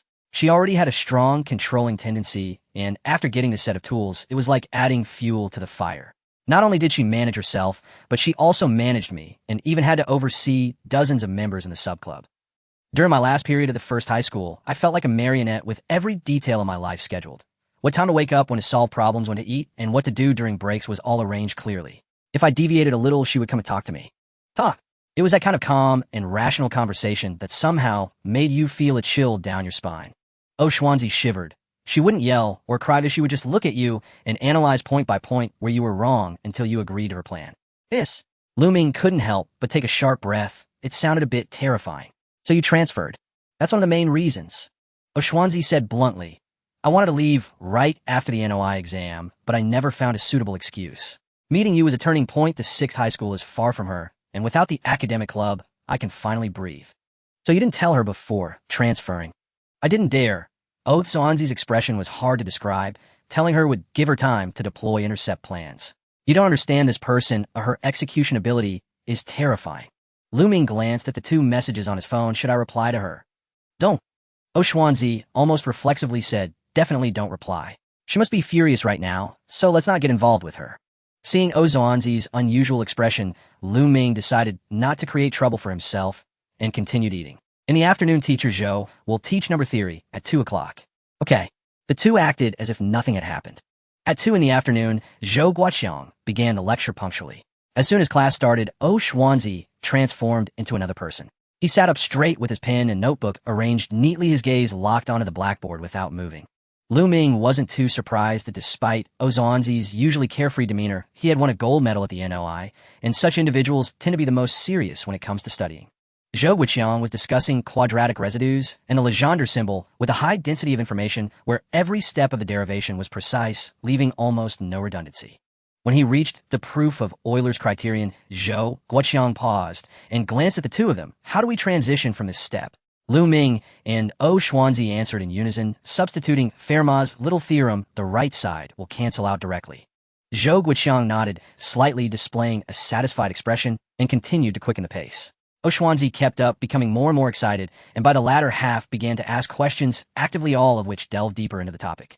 With each answer, Zhou Guoqiang gave Ming's eyes brightened a bit more, his gaze reflecting a clear admiration. At the end, Zhou Guoqiang casually remarked the sense of number among competitive individuals is quite sharp.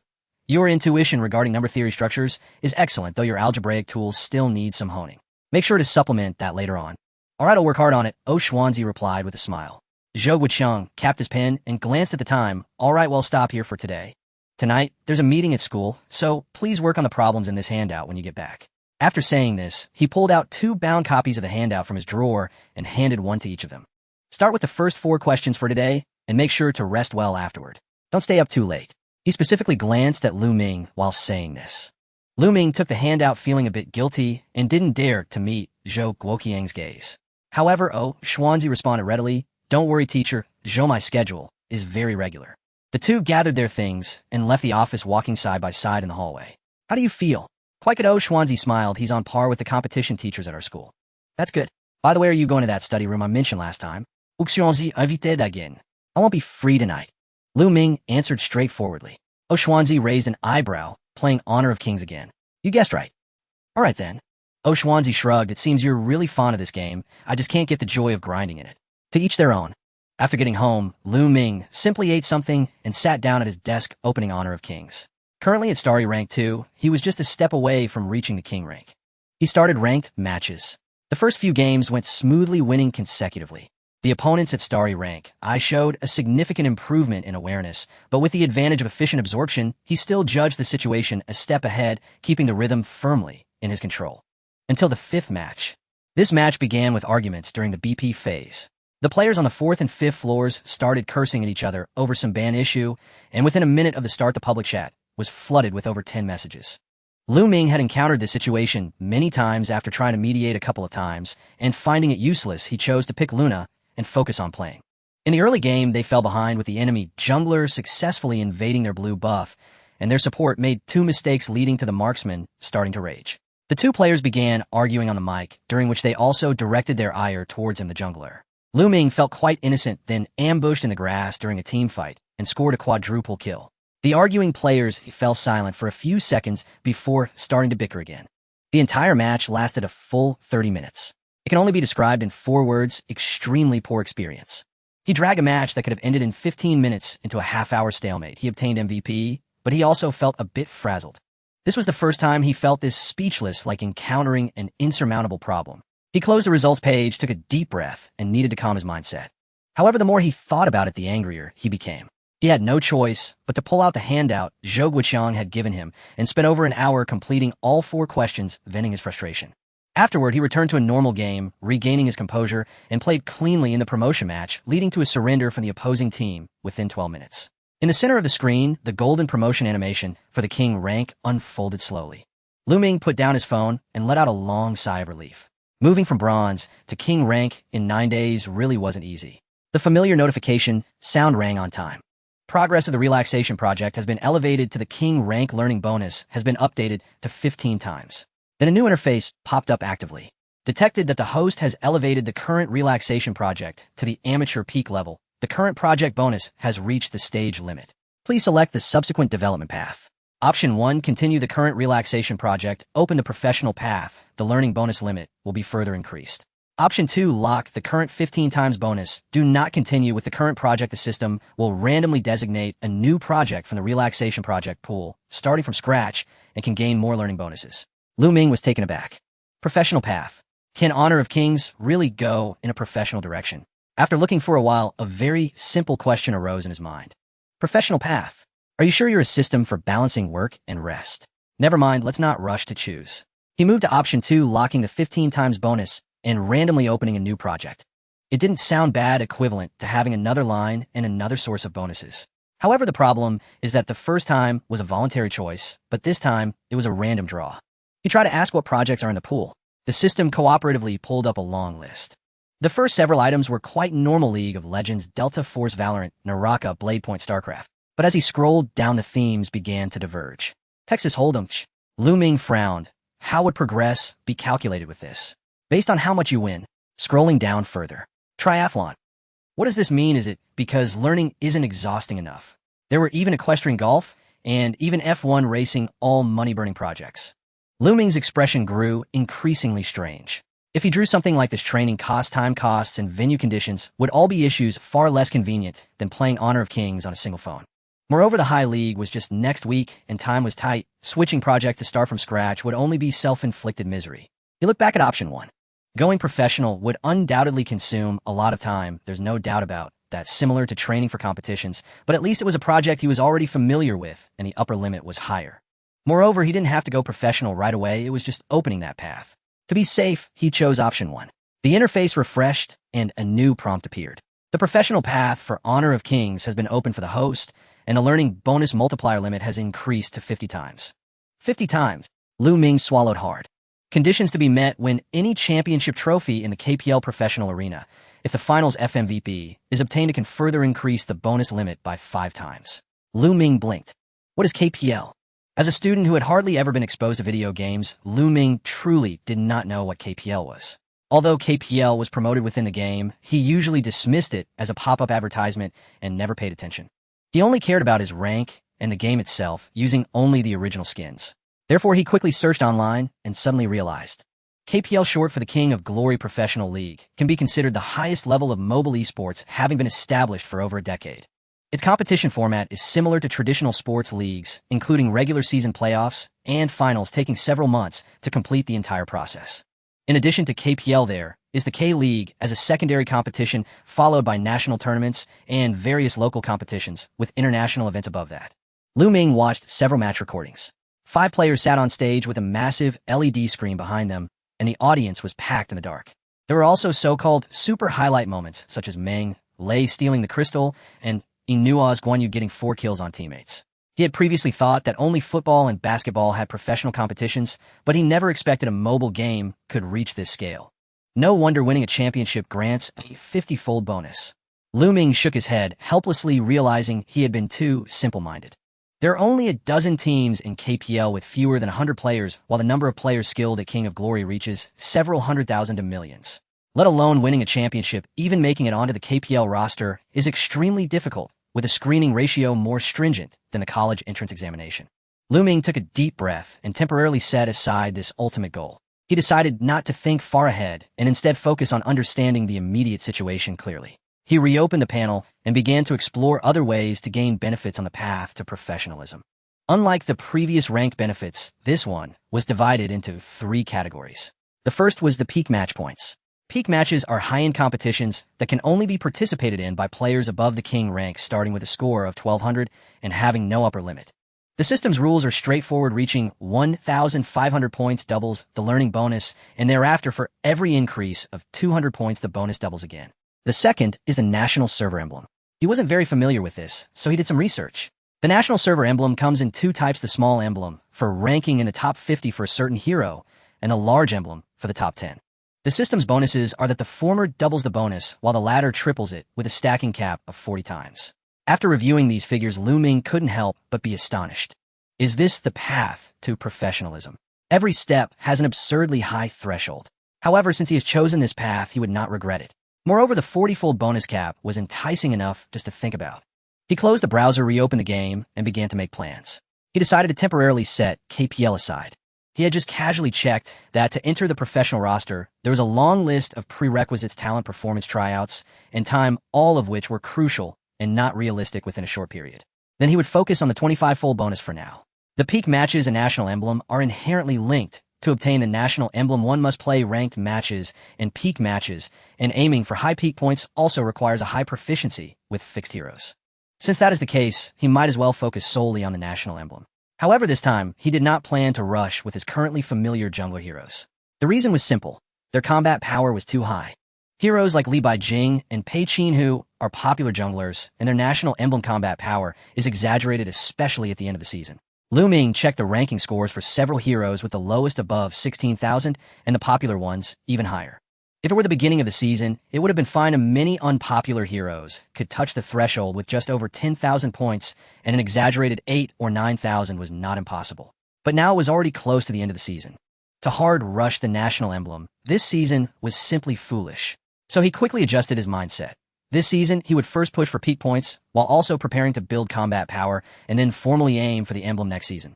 After all, part of the combat power would carry over, so it wouldn't be in vain. Once he realized this, Ming began to select suitable heroes. The principle was simple: play whoever is unpopular and play against whoever has lower scores. Soon he circled several targets. Liu Bai Cheng Yao Yin Huang Cong A Ka Yi Cong Vuyan. He gathered almost 10 heroes. After selecting, Ming did not rush to start ranked matches, but first entered the training camp. He had hardly played these heroes seriously. Jumping straight into peak matches would be no different than randomly scribbling answers on someone else's exam paper, which would only let down his teammates and himself. Still, as the saying goes, master the basics before engaging in practical application. Therefore, for the next few hours, he immersed himself in the training camp. He reviewed skill descriptions, practiced combos, calculated damage, found the rhythm, and memorized the timing. Until a system prompt popped up. Game benefits are continuously diminishing current game benefits 2 times. Please engage in learning activities to restore benefits. Only then did Ming exit the training camp. Glancing at the time, it was exactly 11 o'clock. Excluding the hours spent writing exercises, he had played for over 4 hours. It was time to study. He put his phone aside, opened the materials sent by Zhou Guoqiang, and began to tackle the exercises. With a 15-fold bonus, the exercises and the materials were not too difficult, or rather quite simple. He managed to write quite a bit in an hour. By 12 o'clock, he finished studying, washed up, and went to bed. Now that he was sprinting for high school, the class schedule was relatively relaxed starting at 8 o'clock, so he only needed to arrive at school before 8. Therefore, he decided to sleep an extra hour each day to recharge. Thus, getting up at 5, playing 2 hours of games, and leaving at 7:30 would be just right. The alarm rang while it was still dark. Ming turned over and sat up, quickly waking up swiftly. He picked up his phone and opened King of Glory. The peak matches would not start until noon, so he could only play ranked matches first. Last night's training was very effective. He gained 7 stars in 2 hours, pushing through effortlessly. Leaving at 7:30, he arrived at school just as Zhou Guoqiang opened the office door, with Xuanzi following behind. The three settled into their places and began class. Today, Zhou Guoqiang was teaching the combinatorial mathematics section, arguably the most difficult topic in high school, without a doubt. With an 18-fold master teacher 3 bonus supporting him, Ming easily kept up with the pace, but Xuanzi struggled, frowning throughout the lesson. The high-intensity lecture lasted the entire morning, with the blackboard wiped several times. At 11:30, Zhou Guoqiang set down the chalk, ready to move on to the next topic, and Ming spoke up first. "Teacher Zhou, can we go eat?" Xuanzi looked up at the clock on the wall with a puzzled expression. "Didn't you go until 12:30 yesterday? Why are you so eager today?" He speculated, could it be that the cafeteria has new dishes today? "What is it?" Zhou Guoqiang was not surprised and retorted, "Peak matches." Ming was momentarily taken aback and looked at Zhou Guoqiang in surprise. "How did you know?" "Huh." Xuanzi almost dropped his lollipop. "Peak matches." He never imagined it would be related to King of Glory. Zhou Guoqiang snorted. "The only reason he could be so eager to eat is because of the peak matches starting at 12. I can't think of any other reason." He said no more and set down the chalk. "All right, let's call a morning for today. Time to eat." Before concluding, he added, "Don't eat too quickly." "Okay." Ming walked quickly, while Zhou Guoqiang and Xuanzi could only follow behind. "Why does he like playing Honor of Kings so much?" Xuanzi questioned, a hint of confusion in his tone. "I saw him playing before the physics preliminaries last time." Zhou Guoqiang did not answer directly and retorted, "Do you know what Ming was like before?" "What was he like?" "The acknowledged top student in the entire school.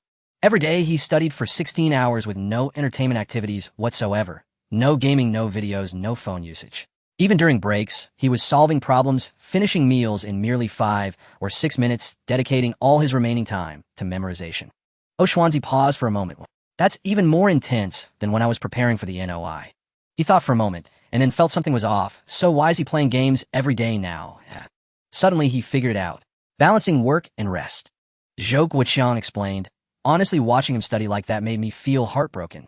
After more than a year, his grades were stuck at 570, unable to improve, and his class ranking couldn't rise. It wasn't that he wasn't hardworking, he was pushing himself to the limit, but efficiency was at its lowest. Until he started playing games. Zhou Guoqiang's profound gaze fell upon Lu Ming ahead. After relaxing, his entire state changed completely. His absorption speed, mental agility, and concentration duration all increased severalfold. Last week, he scored 645 in the weekly test, ranking 10th in his grade, a jump of 70 places in just 1 week. Including his competition learning ability, he trained for over a year in advanced classes, but he made more progress last week than in that entire year, even less than 1/10 of the improvement. Is that exaggerated? Oshwanzi clicked his tongue. In the physics preliminaries, didn't he say he was likely to pass? Zhou Guoqiang smirked. Yes, the questions aren't too difficult this time.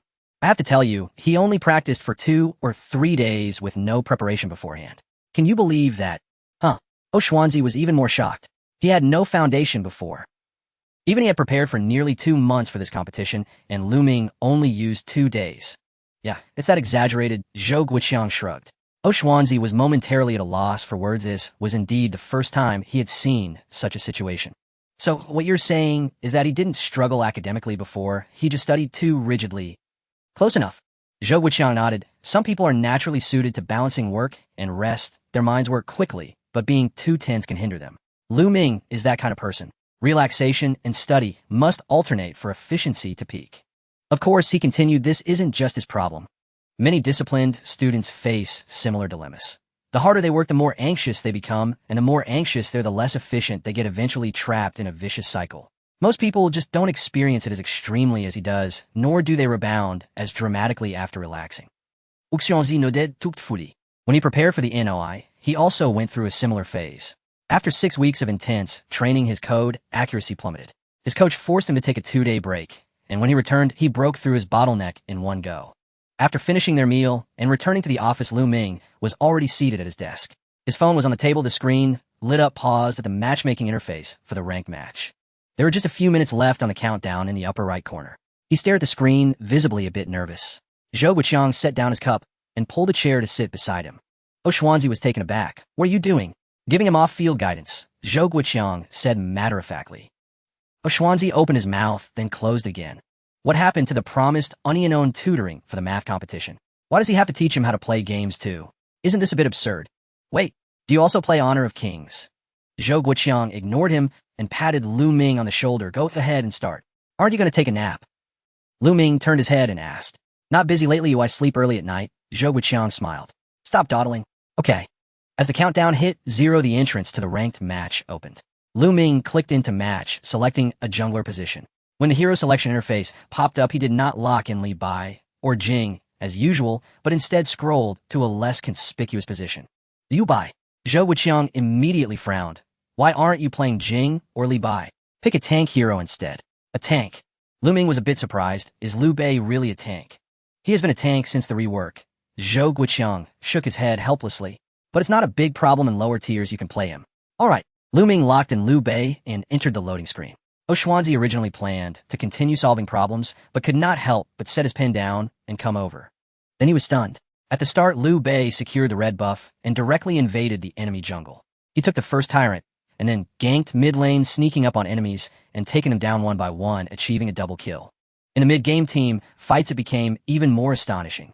Liu Bei flanked and shattered the enemy's backline formation, his movements smooth as silk with almost no unnecessary actions between skill combos. So impressive. Oshwanzi recalled Zhou Guoqiang's words from earlier. Lu Ming had been in contact with Honor of Kings for less than half a month.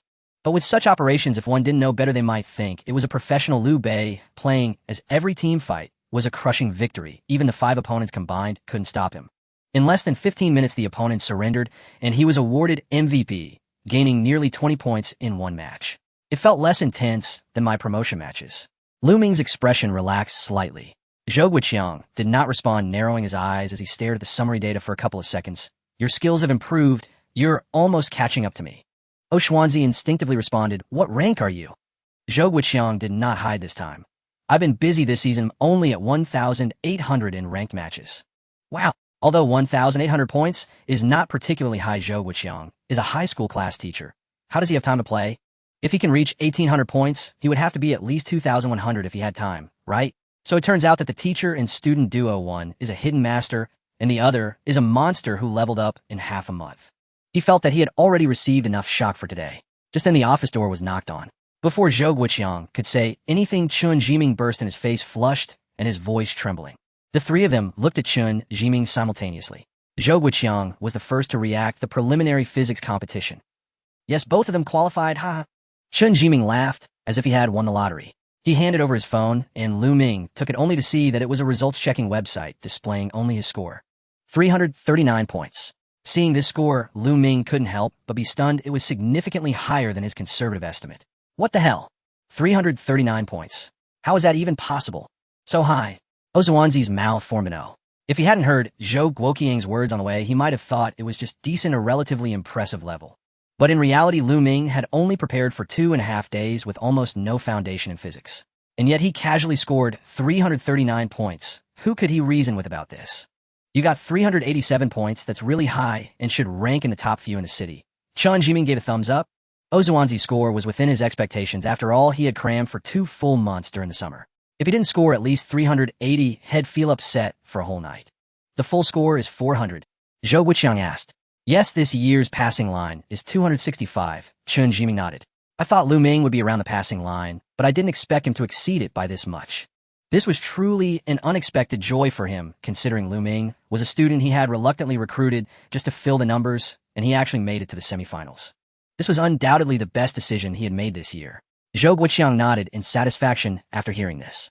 Both qualifying for the semifinals meant they could both win provincial awards, which was unprecedented for the 6th middle school.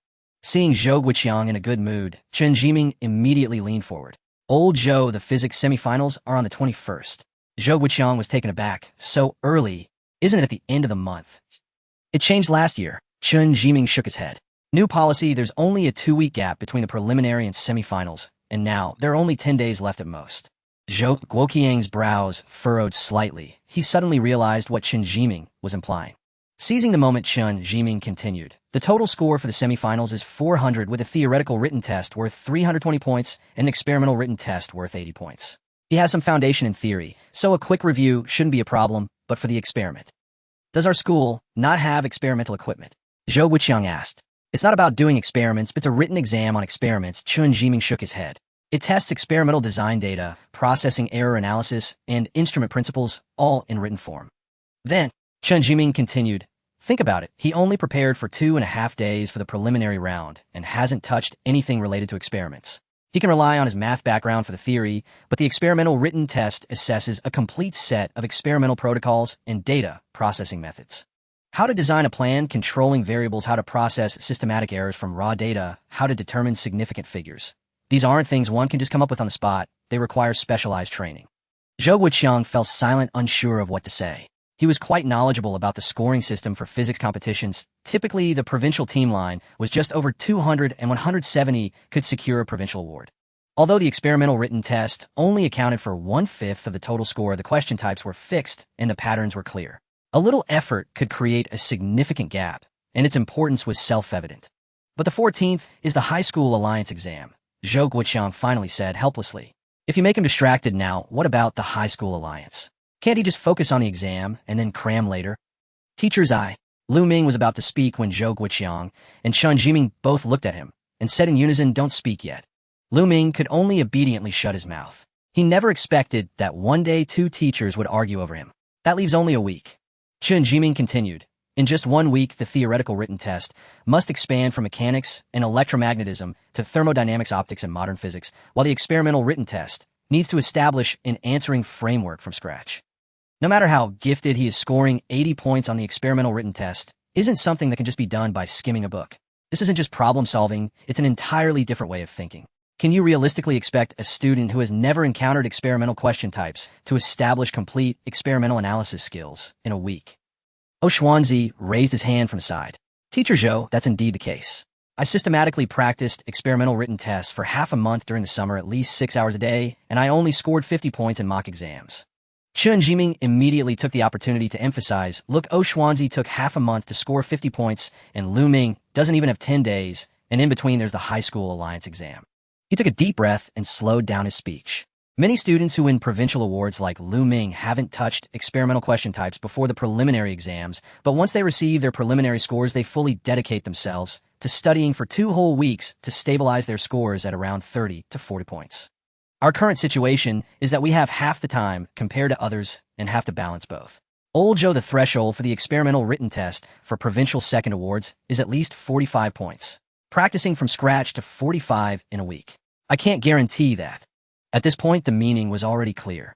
If they didn't act soon, even the provincial second award could be in jeopardy. Zhou Guiqiang fell silent, momentarily unsure of what to say. Lu Ming had been grinding on the path of competition for over a year, and as his guiding teacher, Zhou Guiqiang had witnessed it all. 3 days later, the exam paper submitted at the High School Alliance will be both the culmination of Lu Ming's hard work over the year and a reflection of his teaching results. He wanted this paper to look impressive. He admitted that it was his selfish desire. But the reality had to be faced.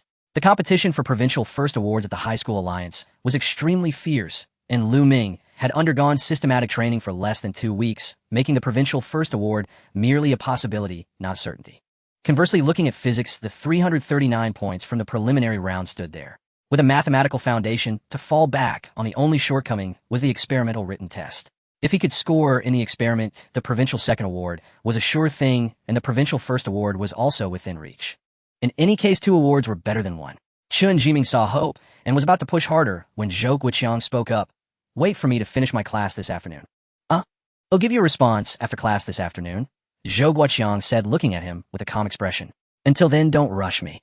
Chen Jiming opened his mouth, but ultimately swallowed his words. After dealing with Zhou Guiqiang for so many years, he knew too well this man's temperament. Pushing him would only result in getting nothing. The fact that he said he would give a response indicated he was seriously considering it. All right, then, Chen Jiming nodded. I'll wait for your news. After he left the office, fell silent again. Zhou Guiqiang turned to the 2 of them. What are your goals for the High School Alliance? Xuanzi shrugged. As long as I can get provincial second, him mainly focusing on physics competitions, the High School Alliance is just a casual attempt. Zhou Guiqiang nodded and shifted his gaze to Lu Ming. Provincial first. Lu Ming responded without hesitation. All right, I'll give you a set of assessment papers at 2 o'clock this afternoon. You each do your own. Zhou Guiqiang stood up and walked to the cabinet to pull out some draft paper. You have free time to arrange until 2 o'clock. With only 3 days left before the High School Alliance, no amount of cramming would be effective. Instead of grinding away at the details, it was better to gauge the true level of both students. If Lu Ming could reliably achieve the target score, they could allocate time for the physics semi-finals in the following days. Both of them nodded in agreement. Then Lu Ming continued with the peak competition, while Xuanzi continued watching from the side, thoroughly engrossed. 2 hours passed. Lu Ming exited the last match, his peak competition score resting at 1330, mostly MVPs having lost only 2 matches. Your level is really impressive. Xuanzi finally couldn't hold back. Your real skill must be at least above 1800, right? Maybe, Lu Ming replied uncertainly. All right, let's do some problems. Zhou Guiqiang had already finished the questions, and the 2 sets of papers were laid out side by side. Lu Ming walked over, picked up his paper, and skimmed it. There were a total of 6 major questions. Xuanzi picked up the other paper, which only had 4 questions, 1 each in number theory, combinatorics, geometry, and algebra. He glanced at Lu Ming's paper and then at his own. These questions seem a bit off, don't they? Why are the question types different? Is this even the difficulty level of the High School Alliance? Lu Ming also felt that these questions seemed different from the ones he had done before, a bit more challenging. But he didn't think too much about it, or perhaps these were just the final questions for the High School Alliance. You guys give it a try, Zhou Guiqiang didn't explain. Xuanzi, you have 2 hours, finish, and he'll grade it for you. What about me? Lu Ming asked. Finish it today. As the session began, Lu Ming instantly transitioned from game mode to competition state, while Xuanzi swiftly opened the paper. Lu Ming glanced at the first question, suddenly taken aback. The question first presented a strange subset function definition, followed by a layer of constraints requiring pairwise disjoint subsets with different values, and then added a recursive relation. The conditions were intricately nested, the logic so convoluted it left one dizzy. It took him 5 minutes just to clarify the question's intent. This was not Gao Yin style. Even the most challenging questions from Gao Yin were succinct, clearly stating conditions in 3 to 5 lines, leaving the rest to one's intellect. Yet the information density of this question was absurdly high, as if it deliberately aimed to fill the test taker's working memory to the brim, forcing one to search for breakthroughs under extreme load. However, Lu Ming did not feel distressed. On the contrary, a strange thrill surged from the base of his spine, coursing through his entire body like a jolt of electricity. Exhilaration pure exhilaration. The 15-fold enhancement and efficient absorption erupted at this moment, allowing him to find a path just a few minutes later. There were 3 distinct paths, each lengthy, filled with numerous intersections, and a moment's inattention could lead one into a dead end. The pen touched the paper, and the deductions began to unfold on the draft paper. The first draft page filled up, and he flipped it over. The second and third pages followed. On the fourth page, halfway through, he realized he had overlooked a scenario in the classification discussion of the second step, leading him to scrap it and start over. Fifth page, sixth page, seventh page. Sweat trickled down his forehead, but he did not bother to wipe it away. The 15-fold enhancement allowed his thinking speed to far exceed that of ordinary people, yet the complexity of this question equally surpassed the norm. Amidst this clash, he could only grind through it step by step. An hour passed, and he had only completed half of the first question, yet 10 sheets of draft paper had been used. Another hour went by. Oshwanzi let out a long breath, set down his pen, and stretched his wrist. For questions in 2 hours, and he had finally finished. Just as he was about to say something, he noticed Zhou Guoqiang standing next to him, whispering in a voice only they could hear, "Be quiet." Oshwanzi quickly shut his mouth and gently passed his paper over. He glanced at Lu Ming and couldn't help but raise an eyebrow. Still working on the first question, the stack of draft paper on the desk was piled high, at least a dozen sheets densely written on both sides. Despite the air conditioning in the office set at 21 degrees, Lu Ming's forehead and back were drenched in sweat. Oshwanzi at sunk. What kind of question did teacher Zhou assign him? Zhou Guoqiang took Oshwanzi's paper, picked up a red pen, and began grading it, quickly finishing in under 10 minutes. He wrote a line at the bottom of the paper and handed it back. Oshwanzi took a look. Stable at second level, perform well, and you could reach the first level, now head back to class. Oshwanzi shook his head, gestured towards Lu Ming, with his lips silently forming 4 words. "I want to see it." Zhou Guoqiang hesitated for a moment before nodding. Oshwanzi moved a chair over, sitting at an angle against the wall, able to see Lu Ming's draft paper without entering his line of sight. Half an hour passed, and Lu Ming's pen suddenly stopped. It paused for about 10 seconds, then he flipped the draft paper over and wrote the last 3 lines of deduction on the blank side, drawing a box around the conclusion. The first question was complete. 2.5 hours to finish just 1 question. Oshwanzi stared at the stack of draft paper, quickly reviewing the few pages of deduction he could see in his mind. The result was quite frustrating. He could hardly understand it. Although he could keep up with the initial steps from the third step onward, the direction of the classification discussion was completely contrary to his intuition. He couldn't find an entry point, yet Lu Ming had somehow carved out a path. What level of question is this? He instinctively looked at Zhou Guoqiang. Zhou Guoqiang sat across from him, his expression appearing relatively calm, but the hand holding the red pen was slightly trembling. Lu Ming did not pause and directly flipped to the second question. Another 2 hours. At 6:30, the sky outside darkened. Lu Ming wrote the conclusion on the last line of the second question, put down his pen, stretched his wrist for 2 seconds, and then picked it up to continue looking at the third question. He hesitated for a moment, just about to ask if they should go eat first, when he saw Zhou Guoqiang gently shake his head. "Don't disturb him." Oshwanzi swallowed the words that were about to come out and sat quietly. The third question took an hour, completing most of it, but got stuck on the last step of the inequality scaling. Lu Ming did not stubbornly push through. He flipped to the fourth question. The fourth question took an hour and a half. The fifth question took 2.5 hours. As Lu Ming finished the fifth question, just as he wrote down the final equal sign, everything suddenly blurred before his eyes. The numbers and symbols on the draft paper wavered, as if the surface of water had been disturbed by the wind. He blinked, but the blurriness did not dissipate. Instead, it spread further. The edges of his vision began to darken. A dull pain protested from his stomach, and his lips felt painfully cracked. He was extremely thirsty, very hungry. It felt as though his body had been drained. "Lu Ming, are you okay?" Zhou Guoqiang's voice came from across the table. Lu Ming turned his head, his movements sluggish. Zhou Guoqiang stood beside him, holding a cup of water. Lu Ming did not respond, and took the cup, gulping it down in one go. The warm water passed through his parched throat, reviving him just a little, like watering a withered plant. Zhou Guoqiang then handed him a portion of stir-fried rice, steam still rising from the plastic box. "Don't talk for now, eat something." Lu Ming nodded, picked up his chopsticks, and began to shovel rice into his mouth. He stuffed his mouth full with no concept of savoring it, not even noticing the grains falling onto the table. Out of the corner of his eye, he caught sight of the clock on the wall. It was 11:30. From 2 o'clock in the afternoon until now 9.5 hours had passed. Oh, Xuanzi should have gone home. Only Zhou Guoqiang remained here with him. You keep eating, I'll take a look at your questions. After saying this, Zhou Guoqiang took the stack of draft papers. Lu Ming was taken aback and quickly put down his chopsticks, saying, I haven't finished yet. I'm stuck halfway on the 3rd question, and I haven't touched the 6th question. It's fine, just look at the first few questions for now. Zhou Guoqiang didn't even lift his head, already flipping through the draft of the first question.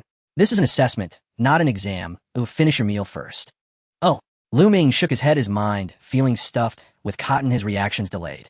He picked up his chopsticks again and took 10 minutes to finish the stir-fried rice. He set the rice box down and looked up at Zhou Guoqiang. Zhou Guoqiang was sitting across from him, going through his draft paper, his brows furrowing tighter, occasionally shaking his head. Lu Ming's heart dropped. Were there too many mistakes? But it wasn't surprising. The difficulty of those questions was evident. There were 2 questions he simply could not tackle head-on, forcing him to abandon conventional thinking and seek alternative approaches, leaving him feeling that even he found the process too convoluted. As he pondered which question was most likely to fail, Zhou Guoqiang flipped to the last piece of draft paper and finally spoke. Lu Ming. Yes. Your progress is much greater than I imagined. Lu Ming paused, not quite understanding. Zhou Guoqiang neatly arranged the stack of draft papers and placed them on the table, saying calmly, These 6 questions are all at the level of CMO difficulty. What? Lu Ming thought he had misheard. CMO, the National Mathematics Olympiad of Longhua, was at the level of the national finals, a whole tier above Galian. So he had spent 9.5 hours on questions that weren't from Galian's finals, but from CMO? Aren't preparing for Galian. Lu Ming's voice even wavered a bit. The questions from Galian are already insufficient for you, Zhou Guoqiang said, standing up and pacing in the office. In the past few days, I only intended to cover the key question types for the second test, but I discovered a problem. You grasped the material too quickly. When I covered the polynomial division, not only could you solve it, but you could also derive further. When I provided you with 3 models for the combinatorial identities, you were able to figure out a 4th one the next day. In that lesson on quadratic residues, the question you raised already touched on the deeper structure of the Legendre symbols. Lu Ming was increasingly astonished. Was he really that impressive? Your level is not at the Galian tier, so I want to see where your upper limits lie. He patted the stack of draft papers on the table. You solved 4 out of 6 CMO questions and modified problems. You completed half of the 3rd question, and only the 6th question was untouched. For the 2nd and 5th questions, the methods you used were completely different from the standard solutions, yet the deductions were internally consistent and the conclusions were correct. Lu Ming was completely stunned. Zhou Guoqiang sat back, down, his hands clasped on the table. Based on this performance, your current competition level, he said word by word, is at least a CMO silver medal level. Outside the window, there was no sound of insects. The September night was exceptionally quiet. The fluorescent lights in the office cast the shadows of 2 people onto the floor as Lu Ming's mind buzzed. CMO, silver medal. This meant he had the capability to stand on the CMO stage, and those who could stand on that stage were of provincial team level in a high league. Provincial team selection only includes those ranked at the top of the province, with only a few dozen selected from an entire province. Really, he couldn't help but ask. Zhou Guoqiang smiled, saying, You need to have confidence in yourself. Making the provincial team will not be difficult for you. Lu Ming sighed deeply, as though expelling something that had been suffocating in his chest for a long time. I must say it felt much lighter. That's great. Let's go with that then. Zhou Guoqiang stood up and stretched, saying, You will follow Teacher Chun to prepare for the physics competition, aiming for a good result. The high league notes I gave you yesterday, just flip through them at home. Lu Ming's expression was serious as he slightly inclined his body, saying, Thank you, teacher. How many times have I told you this? Zhou Guoqiang yawned. Pack your things and head home. You should manage tomorrow on your own. I'm about to fall asleep here. All right. Lu Ming hurriedly packed the draft paper and pen into his backpack, his movements much more nimble than when he was doing problems. With Zhou Guoqiang's words, he could genuinely rest assured as he prepared for the physics secondary competition. With the high league secured, he could fully focus on the physics competition. After both had finished packing, as they pushed open the door to the teaching building, the September night breeze rushed in. The daytime heat had not completely dissipated, leaving a bit of muggy warmth in the air. The wind was cool, carrying the fresh scent of the grass on the playground after being watered, refreshing against the face. I'll give you a ride back, Zhou Guoqiang said, taking out his car keys. It's almost midnight now. No need, it's just a few 100 meters away. But you are a good seed. If something happens on the road, who will I cry to? Lu Ming had no choice but to agree. The distance from the school to the neighborhood was indeed not far. Driving only took about 5 minutes. Zhou Wuqiang parked the car under the building and rolled down the window. Rest well today. I'll just come to school tomorrow afternoon. I've already talked with Teacher Chun. Got it. Go on then. Lu Ming closed the car door, listened to the car start, and drive away, then turned to head upstairs. By the time he got home, it was already midnight. Fatigue surged over him like a tide. He casually washed up, changed into a t-shirt, and collapsed onto the bed ready to sleep immediately. Then he suddenly thought of a question. Was the system experiencing a bug? According to the rules, 1 hour of gaming corresponds to 3 hours of study. He had only played 2 hours of peak matches in the afternoon, which should only support 6 hours of full study. Yet he had studied from 2 o'clock until 11:30, a full 9.5 hours. Over 3.5 hours exceeded, and the system hadn't enforced a mandatory interruption. He pulled up the panel and discovered 3 unread notifications flashing in the upper right corner. It turned out he had been too engrossed in solving problems to notice. Rest and work balance system notification detected that the host has entered a deep study state with benefit utilization reaching peak value. Advanced mode has been activated. Advanced mode, when study concentration reaches a high level and benefits are fully utilized, the system allows overdrawing of relaxation quotas. The overdrawn portion must be compensated afterward, and efficiency of relaxation decreases during the compensation period. 1 hour of relaxation equates to only 2 hours of study quota. Originally 3 hours. Benefits continue to apply during the overdrawn period, but no new study benefits will be granted before the overdrawn quota resets. Current overdrawn status 3. 5 hours of study quota overdrawn. Need to compensate with 1 hour and 45 minutes of relaxation time. Benefits will be paused during compensation. After reading, Lu Ming suddenly realized. It turned out there was such a thing as advanced consumption. It was equivalent to the system detecting that he was studying too intensely and in a good state, not wanting to interrupt him. However, he had to pay back afterward. Moreover, the repayment interest rate was higher than normal. Usually 1 hour of gaming exchange for 3 hours of study, but during repayment 1 hour could only offset 2 hours. 1 hour and 45 minutes. This meant that tomorrow he had to play nearly 2 hours of games to clear the debt before he could regain study benefits. Before that, the benefits would be 0. Lu Ming thought for a moment and found it acceptable. It wasn't that he couldn't accept it. He just had to be more careful next time not to overdraw too much, or else the time cost of repayment would indeed be a loss compared to normal. He closed the panel, placed his phone on the nightstand, and fell asleep as soon as his head touched the pillow. He slept until 7:30 the next morning with a beam of white light shining through the curtain seams, dazzling on the floor. Lu Ming opened his eyes, feeling unusually light all over. He hadn't slept this long in a while, clearly indicating that the 9.5 hours spent on CMO problems last night had truly drained him. After finishing breakfast at 8, Lu Ming opened Honor of Kings, playing ranked matches while simultaneously boosting his battle points. Taking advantage of the free time, this morning he could spend the debt repayment time on this. He played more than 10 matches in the morning, raising the battle points of Liu Bei and Cheng Yaojin a notch, while conveniently clearing his overdrawn quota. Overdrawn quota has been cleared. Study benefits have returned to normal. By noon, he arrived at school, and Chun Jiming was waiting in the office. On the desk lay a stack of materials, all specialized training for the experimental written exam.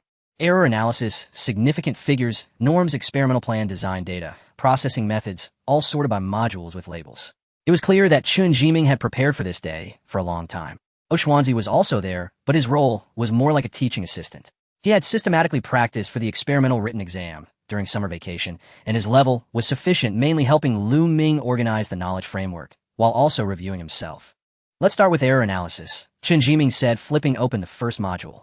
This is the core of the experimental written exam. Understanding the distinction between systematic and random errors will unlock most of the following question types. He was prepared for teaching from the ground up. However, after finishing the first module, he found the situation was completely different from what he had anticipated. Lu Ming's absorption speed was abnormally fast.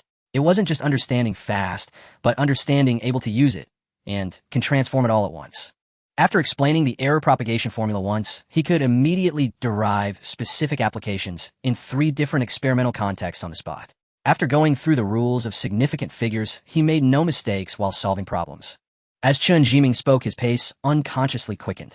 He realized he didn't need to repeat himself, didn't need to give examples, nor did he need to pause and wait, as long as he clarified the core logic. Lu Ming could independently extrapolate. By 6 in the evening, they had completed the first round of all 4 modules. Chun Jiming's original plan was to finish in 2 days, yet they had completed it in just half a day. He glanced at Xuanzi, who shrugged his expression, one of "I can't help it, that's just how he is." Clearly, he had anticipated this. Then, shall we go through it again? Chun Jiming asked tentatively. Thus they went through it once more. The second round was even faster as Lu Ming began to summarize the rules of question types himself, even turning around to ask Chun Jiming 2 questions that made him think for a moment before answering. Xuanzi was flipping through his physics secondary competition materials beside them, occasionally glancing at Lu Ming, and finally silently folded the corner of the page he had opened and closed it. No more looking, seeing it would affect his mindset. The date had reached September 13th. After 2 days of intensive study, Lu Ming had gone through the specialized training for the experimental written exam 3 times. The simulated questions posed by Chun Jiming were consistently above 35 points, occasionally touching 40. Going from a zero foundation to this level would take others at least a week. He had done it in a day and a half. Chun Jiming rubbed his hands together in excitement, saying, "We still have a week left. We can practice both theoretical and experimental written exams together and definitely secure a provincial second ranking." In the evening, Xuanzi took Lu Ming to the High League exam site. Since the exam was tomorrow, it was necessary to visit today. This time the exam site was set at Zhanghua Experimental Middle School. Originally, Lu Ming had planned to go over at noon, but Xuanzi insisted on waiting until nearly 6 o'clock. At this time, there were hardly any people in the teaching building, with only a few students and a couple of security guards patrolling. "I don't like going when there are too many people." Xuanzi explained, his expression noticeably unnatural. Lu Ming guessed what was going on, but did not voice it. The two confirmed the exam location and seat number, standing in the corridor for a while before leaving. On the way back, Lu Ming asked him if he was nervous. "Me?" Xuanzi thought for a moment. "Not nervous, I'm just gonna have fun. What about you?" "I'm okay." "What does okay mean?" Lu Ming pondered for a moment and said, a little excited. That night, when he got home, he flipped through the High League notes given by Zhou Guoqiang for start to finish and found no unfamiliar content. He closed the notes and went to sleep. September 14th.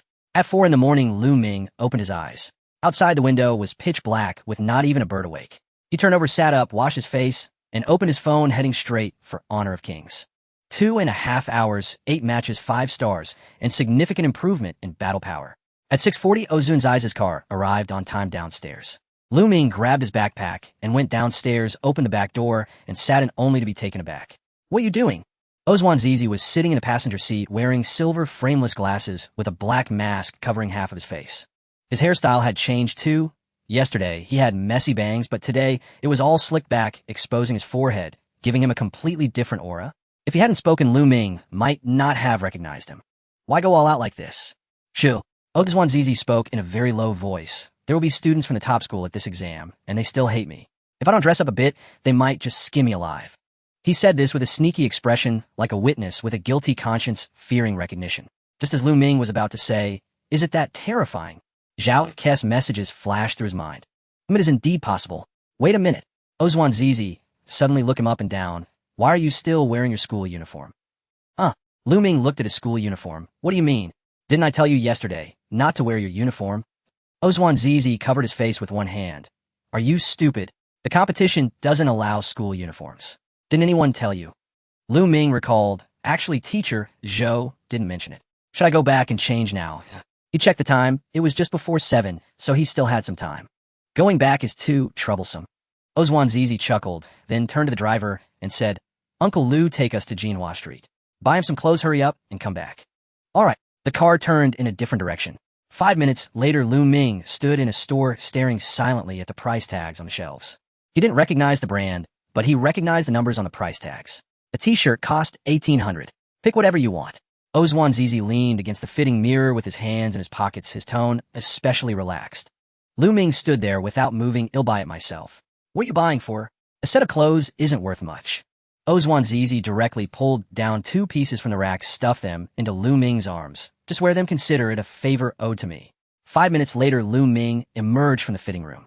The person in the mirror wore a loose-fitting dark gray short-sleeve shirt. The fabric felt great, and it draped cleanly. Below were a pair of khaki-tapered pants, and he still wore his own white sneakers, but the overall effect was surprisingly harmonious.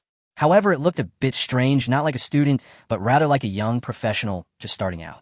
Casual yet not sloppy, relaxed, but not untidy. "Looks good." Xuanzi circled around him, nodding in satisfaction. "This is just right, and neither of us will be recognized." Lu Ming tugged at the hem of his shirt, feeling uncomfortable all over. He had worn a school uniform for 3 years, and suddenly changing into this outfit made him feel something was off. In the end, he didn't let Xuanzi pay. Instead, he used his own card to pay. He was a student, but that didn't mean he didn't have a little stash. Buying 2 pieces of clothing was still enough. Let's go, we don't have much time. At 7:05, the car stopped at the entrance of Zhonghua Experimental Middle School. A considerable number of people had already gathered in the square outside the school. Unlike the physics preliminaries, the scale of the competition was noticeably larger. Students were scattered in groups, and indeed, no one was wearing a school uniform, but identification wasn't difficult.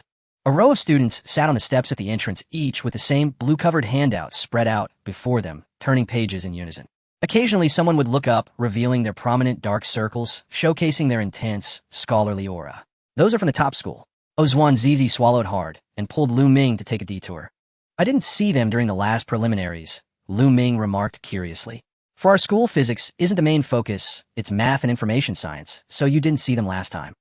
Ozwan Zizi explained, they are all capable of ranking at the provincial level, which is terrifying. Got it, Lu Ming nodded slightly. Looking over at the flower bed, there was a group of students with even darker circles than those from the top school, their steps unsteady, as if they could barely stand. It was clear they were local students from the experimental school, still part of the learning society. There were also a few scattered individuals in the corners, lone wolves, heads down, looking at their materials, not speaking to anyone. These were usually individual competitors from various schools, lone rangers in the competition circuit. Lu Ming scanned the crowd. There were a lot of people, but it was clear there were distinct layers. Let's find our people first. Ozwan Zizi lowered the edge of his mask. The assembly point for their school was under a phoenix tree on the east side of the square, and from a distance Lu Ming could see Yi Jintang's head. Unlike the physics preliminaries, this time 7 people came from their school. Besides Lu Ming, there were Yi Jintang and Chun Song from the second year. From the third-year rocket class came 2, including Ozwan Zizi. The leading teacher was no longer Zhou Guoqiang, but was replaced by the head of the third-year math group, Tian Bai, in his 50s with graying hair and a kind face. However, at this moment, the expression of this kind-hearted man was far from pleasant. Where's your iron stick? Tian Bai stood in front of Yi Jintang, his tone calm. Yi Jintang had his hands clasped behind his back, his expression somewhat unnatural. I didn't bring it. Let me see your hand. Tian Bai was completely unconvinced. Yi Jintang froze for 2 seconds, reluctantly extending his right hand. Tian Bai looked at it, and the right hand was stiff, the wrist unable to bend. All right, no need to guess. Tian Bai sighed, reaching into Yi Jintang's right sleeve, sliding up the forearm, smoothly pulling out a 20-centimeter long, thin iron rod. Many eyes in the vicinity turned to look. How many times have I said this? Tian Bai griped the iron rod in his hand, his voice not loud, but filled with helplessness. This thing cannot be brought into the exam room. If it's found during the security check, your qualification for the exam is gone, understood? Yi Jintang pressed his lips together. I feel uncomfortable without something to fidget with during the exam. He was speaking the truth, but this truth made Tian Bai even more helpless. Rules are rules, we can't let them change, only adapt to them, Tian Bai said with a hint of frustration. Understand? Got it, Yi Jintang replied reluctantly. Seeing so many people looking over, Tian Bai had no choice but to stuff the iron rod into his own briefcase. Ozwan Zizi and Lu Ming walked over just in time to witness the entire scene. Isn't that guy the top-ranked student from the second year? Ozwan Zizi leaned towards Lu Ming's ear. Why do I feel like he's a bit abstract? He's always like this, Lu Ming shrugged. No matter when you see him, you can always see that stick. He even brings it to the exam, especially during exams. Ozwan Zizi fell silent for a moment, unsure how to respond. The 2 of them stepped forward and greeted Tian Bai and the others. You're here. Tian Bai turned his head, and the smile he was about to give froze. He looked at the 2 in front of him. One wore frameless glasses and a mask with his hair slicked back and a cold demeanor. The other wore a dark gray short-sleeve shirt and khaki-tapered pants, the quality of the clothes clearly beyond what a student could afford. The 2 stood together, forming a stark contrast with the other students wearing simple t-shirts nearby. They didn't look like they were here for an exam. More like they were here for an inspection. Chen Song glanced at the 2 with a coffee cup in hand, and the others from the third year also looked over. You are? Tian Bai hesitated for a moment. Lu Ming and Ozwan Zizi. Yes. Ozwan Zizi waved his hand with a smile. We're not late, right? Not late, there's still more than 20 minutes left. Tian Bai replied, his gaze lingering on the 2 for a few more seconds, wanting to say something, but hesitating. In the end, he just shook his head with a smile, not asking why they were dressed like this. After decades of working with students, he had seen every kind of scene. Ultimately, it was just a small matter. What mattered was the results of the exam. Lu Ming briefly introduced himself to the others, and everyone exchanged polite greetings. Yi Jintang spoke to him while spinning a pen rapidly between his fingers, a miniature propeller in motion. Lu Ming glanced at his phone. 715 A WeChat message arrived, sent by Zhou Guoqiang. He expected words of encouragement. Instead, it was a video link. Chung Yaojin Jungle Play, a fresh perspective. Climbed 20 stars in one day. Lu Ming paused for a beat, then broke into quiet laughter. He replied, "All right, I'll watch it after the exam." Zhou Guiqiang responded instantly, "By the way, I'm free right now. I want to play a match." That caught him off guard. Zhou had never once suggested gaming together before. Yet upon reflection, it was quintessentially Zhou Guiqiang. While other teachers calmed students' nerves before exams, his teacher joined him in battle, controller in hand. In essence, it was much the same. Lu Ming pulled a Bluetooth earpiece from his backpack and slipped it on. He rotated his phone horizontally and launched Honor of Kings. Xuanzi glanced over, expression unruffled. This was already familiar territory. Tianbai and the others reacted quite differently. "What are you doing?" Tianbai asked. Lu Ming held up his phone without hesitation, playing Honor of Kings. Playing Honor of Kings. Tianbai blinked. "You." His words faltered and dissolved into silence. He studied Lu Ming's face. Calm, untroubled, utterly devoid of tension. He checked the time again. Over 20 minutes remained before entry. At this moment, any comment felt inappropriate. As their team supervisor, not homeroom teacher, he had no authority to intervene so long as no rules were broken. And what if harsh words unsettled Lu Ming's composure before the exam? "Just keep an eye on the clock," he said finally. "Yes, sir." Tianbai turned away, silently reciting 3 times his mind, "Grades are what truly matter," before walking back. Chen Song stared at the screen, glowing in Lu Ming's hands. His eyes widened gradually. He turned to Yi Jintang. "Wow, Zhang Shiyuan was right. He really is playing Honor of Kings." Last week in the rocket class self-study room, Zhang Shiyuan had sworn emphatically that Lu Ming played Honor of Kings daily, and had unanimously dismissed it as deliberate misdirection. Now the very source of that smoke screen sat serenely beside the flower bed, matching into ranked play, unfazed and indifferent to the gaze of everyone around. Half an hour before the exam, and openly brazenly before all. All show no substance. Yi Jintang muttered, still twirling his pen, utterly unconcerned. To him, Lu Ming had never been a true rival in a math Olympiad. He would always surpass him. Lu Ming added Zhou Guiqiang as a game friend.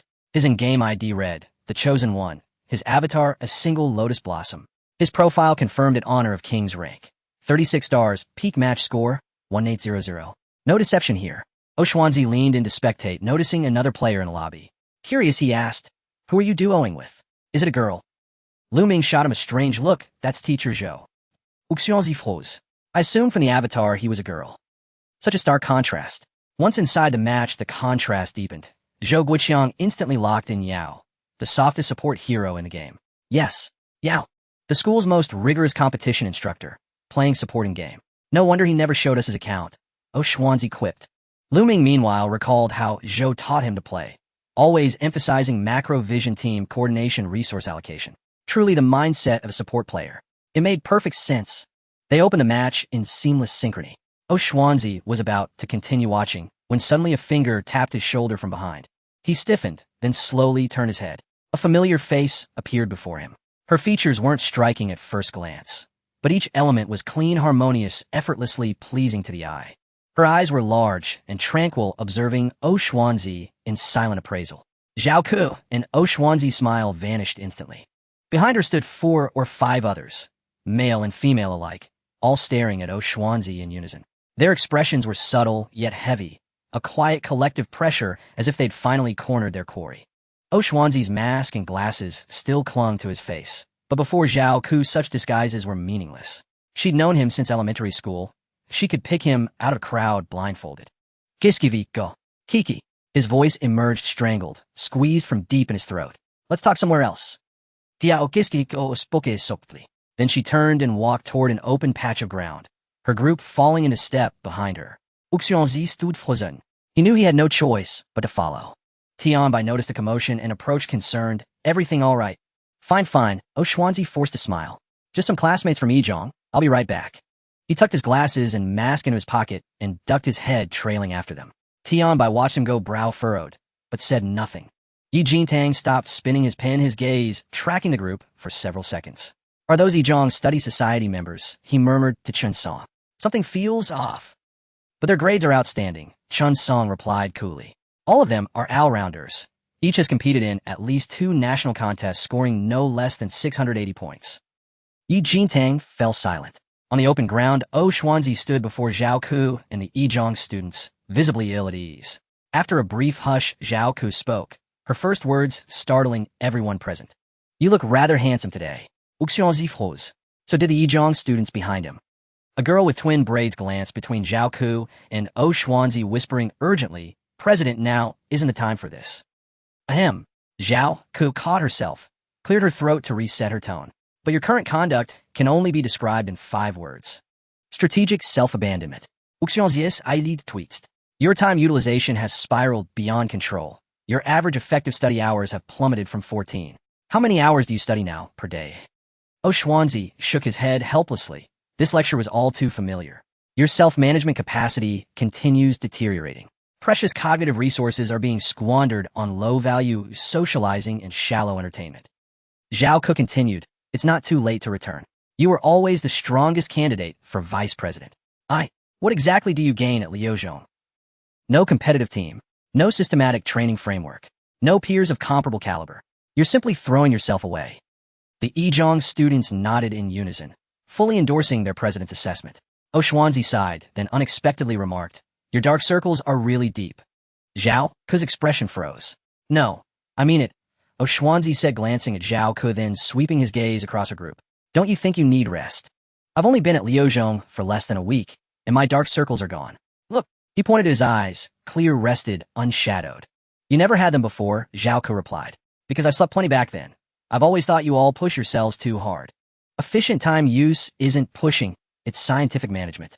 That's our study society's founding principle. Fine. Scientific management. Xuanzi slid his hands into his pockets. But honestly, I just can't stay there anymore. I don't know how to put it. It's just too much pressure. He scratched his head, landing on the precise word. Every morning I wake up feeling stifled.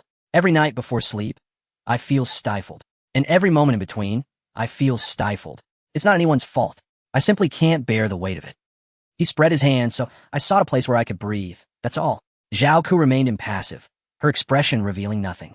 You'll regret it. Meb Xuanzi smiled funny. But at least it'll be my regret.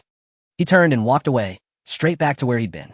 Zhao Ku stood still, watching his silhouette vanish beneath the dappled shade of the phoenix trees. A bespectacled boy hesitated. President, should we? No need. Zhao Ku said, her gaze drifting past Xuanzi's retreating figure to something farther away.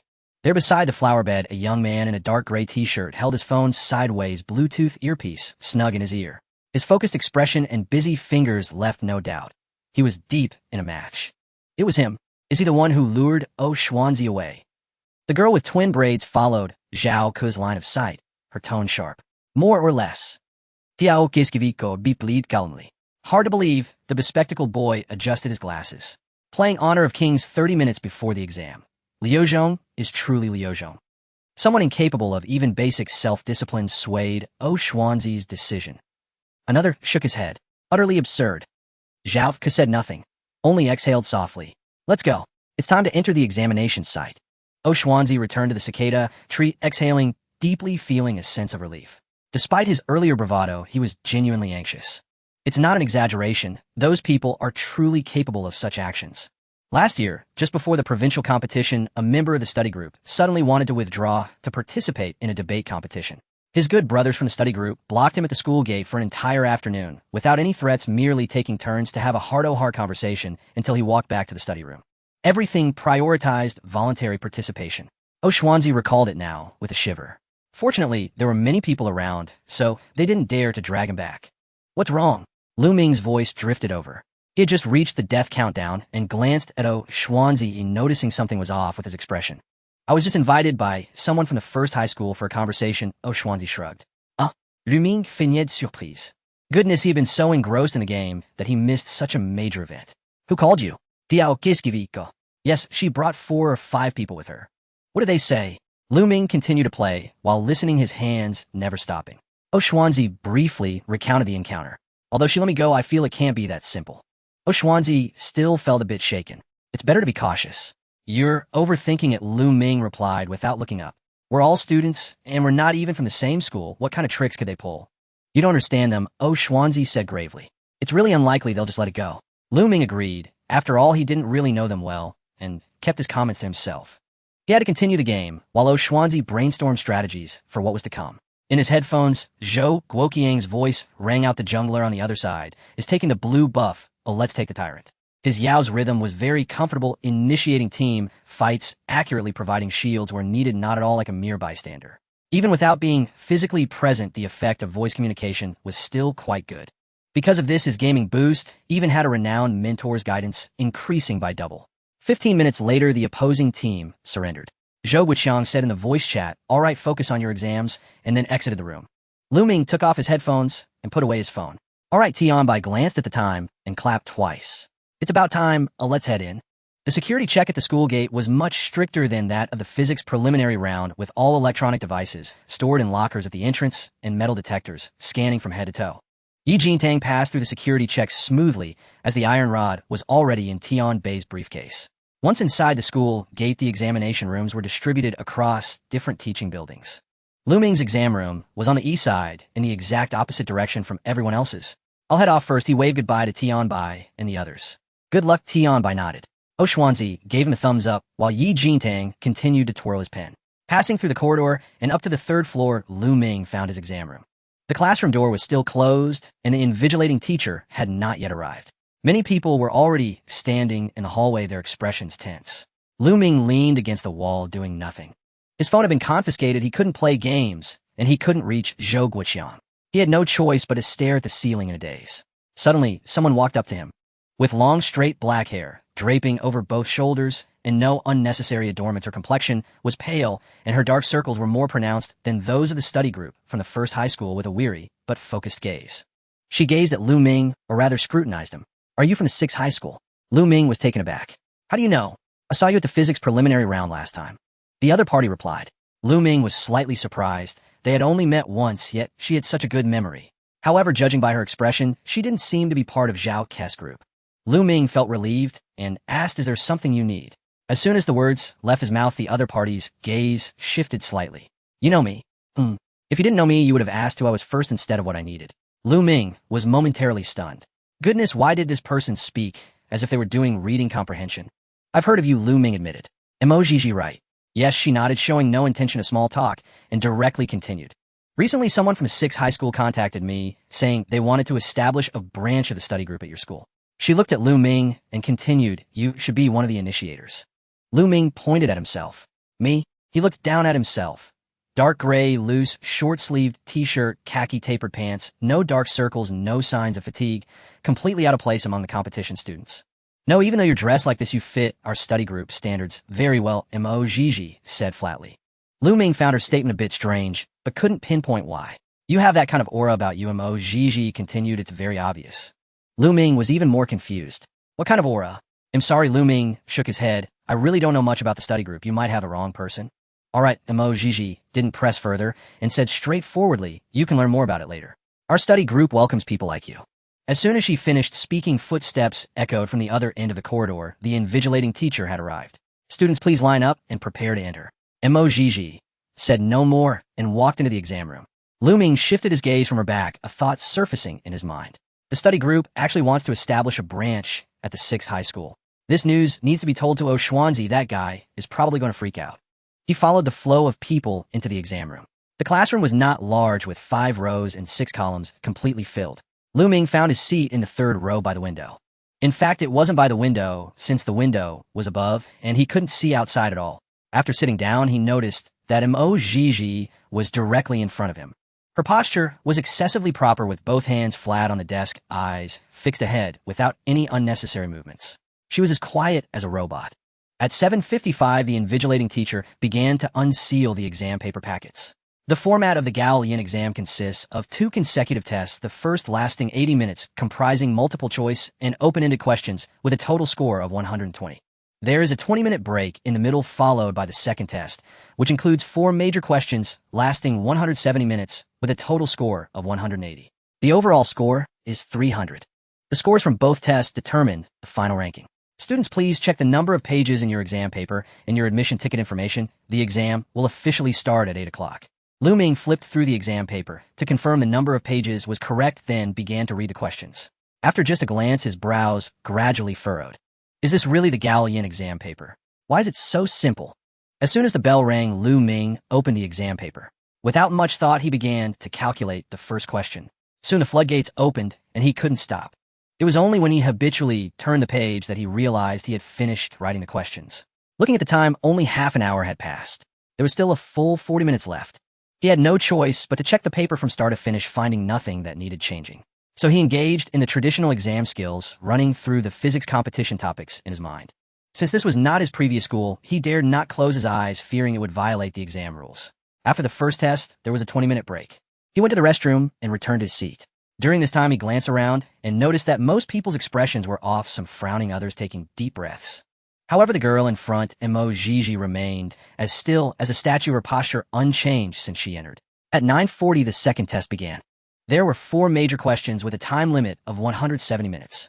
Ming opened the paper and nodded in satisfaction after reading through the 4 questions. Compared to the first test, the questions for the second were clearly tougher with higher information density, making it less of a straightforward write-up. If it were EU Schwanzi and the others, they would probably struggle to complete even one question. But this was normal. A bit of challenge was what a high-level competition was about. Ming rubbed his palms together and began writing. The first 2 questions were relatively friendly, taking only half an hour. Next came the third question, the true difficulty of the second test. The most annoying aspect of this type of question was its overall chaotic nature. The conditions twisted together like countless tangled threads involving divisibility, congruences, and constructions that were tightly wound, leaving no room for even the smallest detail to be overlooked. This question took a full 30 minutes just to finalize the last step and arrive at an answer. Only one combination question remained. Upon seeing the question, he couldn't help but laugh. The style of this question was reminiscent of the ridiculous ones Zhou Guoqiang had given him a few days ago. Of course, the difficulty was still a notch lower. It wasn't at the level where you would question your literacy as you worked through it, but it was still enough to be quite annoying. There were many conditions and restrictions, and every sentence seemed useful, yet it was hard to determine which to tackle first. Combination questions were just like that. They never played fair. At least number theory and algebra would give you a few tools to work with combination questions. On the other hand, loved to throw a pile of conditions in your face and watch as you chose a direction. Once the wrong direction was taken, everything could be wasted, which was incredibly frustrating. Moreover, this kind of failure wasn't just almost there, it was fundamentally wrong, and the deeper you wrote, the more you would dig yourself into a hole, leaving no time to finish. However, with still 110 minutes remaining, he could write out. An hour passed. After writing down the final answer, he reviewed the entire problem-solving process from start to finish. The logic was coherent, the classifications complete, and no boundaries were overlooked. Done. He set down his pen and exhaled softly, ensuring he wouldn't disturb others. For questions taking a total of 2 hours. There were 50 minutes left before the exam ended. Looking at the paper, Ming suddenly felt a strange emptiness. The questions were somewhat difficult, but unfortunately, he hadn't felt fully satisfied. It seemed those 6 questions from a few days ago had spoiled his appetite, and now this type of question felt unsatisfactory. Indeed, Zhou Guoqiang was right. The high-level questions were not challenging for him at all. He checked through all 4 question solutions again, verifying line by line. 20 minutes later, he finished checking, and not a single error was found. Looking at the time, it was noon. Unfortunately, he couldn't submit the paper early, otherwise he'd be off to play in the peak competition. Feeling quite bored, he could only continue to review the physics competition topics. By 12:30, the bell to submit the papers rang on time. Ming stood up, stretched, and moved his neck. The exam itself wasn't tiring. Sitting and waiting to submit the paper was what truly drained him. As he walked toward the door, he casually glanced at the state of the others. Most people's faces were not looking good. Some sat motionless in their seats, as if their souls had been drained. Others trembled as they stood, needing to hold onto the edges of their desks to steady themselves. The majority wore expressions of despair. Ming understood why they looked this way. The difficulty today was indeed much higher compared to past years' exam papers. Just outside the exam room, someone blocked his path. It was Gigi. She directly asked the answer to the last question, "Is 4 right?" "Yes, there are no other answers." "Good." Gigi nodded and then turned to leave. The entire exchange lasted no more than 5 seconds. Ming watched her figure disappear at the end of the corridor, a thought bubbling up in his mind. Are all the people from the study group this strange? He shook his head and retrieved his phone from the storage, heading back to the meeting point. It was still that sycamore tree from the morning. He saw Schwanzi and a few others waiting from afar. As Ming approached, Schwanzi rushed over. Ming. He looked pained and shouted, "This high-level competition is so difficult, but I want to cry. I thought it would be stable for Province 2, but now it seems it might only be Province 3. The expressions of the others weren't great. Either Chun Song's lips were tightly pressed. Yi Jintang seemed to have retrieved his iron rod at some point and was spinning it frantically, clearly feeling quite unsettled. The three from a third year were even worse. One was directly squatting on the ground, hands on his head, while the other two seemed resigned and had nothing to say. Ming comforted them, saying it's okay if you find it difficult, it means everyone else does too. Really? Xuanzi looked up with a pitiful expression. Really? Song curiously asked, so how did you do? It was okay, I guess. Ming thought for a moment. I didn't encounter any difficult problems. No difficult problems. Song was shocked. How can you say that when it was so difficult? Xuanzi had a similar expression, and Yi Jintang even stopped spinning his iron rod. Tianbai walked over his expression, quite complicated, so you managed to do them all. Yes, I completed them all, Ming replied. You're not joking, are you? Tianbai questioned him with a serious expression. Although he wasn't specifically focused on competitions, he understood the weight of the high-level competition. In past years, only a few people could completely solve the 4 major questions in the second test. It wasn't because any particular year had especially difficult or especially easy questions. Rather, these 4 questions were never intended for the majority of competitors. The first 2 filtered out those for Province 2, the third one filtered for Province 1, and the fourth for the provincial team. This has been the basic structure of the high-level competition for many years. It has been consistent year after year. Those who could solve 3 questions were already the top tier from each school's competition class. Completing all 4 meant a level of achievement equivalent to that of a provincial team. What does it mean to be part of the provincial team? Out of over 1,000 competitors in the province, only a few dozen are selected. But who was Ming? He was from Luzhong, a second year, and relatively unknown. To make things even more ridiculous, he didn't look like a student today, and was even playing a game before the exam. Such a person came out of the exam calmly declaring he had completed everything. Just how believable is that? At that moment, Ming's phone buzzed in his pocket. It was a call from Zhou Guiqiang. Ming glanced apologetically at Tianbai before answering the call. You finished the exam? The voice on the other end was casual. I finished. How was it? It was somewhat difficult, but I managed to solve everything. Zhou Guiqiang chuckled lightly. It seems the questions were quite challenging this time. Just a moment, let's talk when you get back. Then he hung up rather abruptly. Ming put his phone back in his pocket and noticed Tianbai was staring at him. Was that a call from old Zhou? Yes, Teacher Zhou. Tianbai's pupils slightly widened. He certainly knew Zhou Guiqiang. Having transferred from a key middle school years ago, it was said he had impressive results in competitions, but he never mentioned specifics, and no one asked. After arriving at Luzhong, he taught the foundational classes as the homeroom teacher, seemingly detached from competitions. Everyone thought he had given up. But now he had unknown guidance with a student who claimed to have solved all 4 major questions in high-level competition. If anyone else said that, Tianbai wouldn't believe a single punctuation mark. But if it was a student under old Zhou's guidance, it somehow seemed plausible. Could it be that he was returning to the field? Suppressing his chaotic thoughts, Tianbai clapped his hands and said, all right, let's find a place to have lunch and compare answers along the way. Hearing the phrase compare answers, Xuanzi immediately responded, sure, let's go. As he spoke, he looked at Ming and asked, are you in a hurry? Not in a hurry, let's go. Song stood up as well, while Yi Jintang tucked the iron rod into his sleeve, and the 3 from the senior year quietly followed. Tianbai understood that these people were enthusiastic, but they weren't genuinely interested in comparing answers. They merely wanted to see if Ming's answers were correct and whether he was truly knowledgeable. Of course, Tianbai was curious himself. There was a small street beside the exam room, crammed with 4 or 5 restaurants filled to the brim with competition students. As he pushed the door open, not only did the aroma of food greet him, but also a rising tide of debates. For question 6, I wrote 7. 7, are you kidding? It's clearly 9. The place was even livelier than a market. Due to the large crowd, there were no private rooms left, so they squeezed around a round table in the hall, just enough for 8 people. Tianbai took the menu and waved his hand, ordering 7 or 8 dishes. Then he pulled out paper and a pen from his briefcase and distributed them. Write down the questions. First, remember to note down as much as you can. Xuanzi took the initiative to handle this task.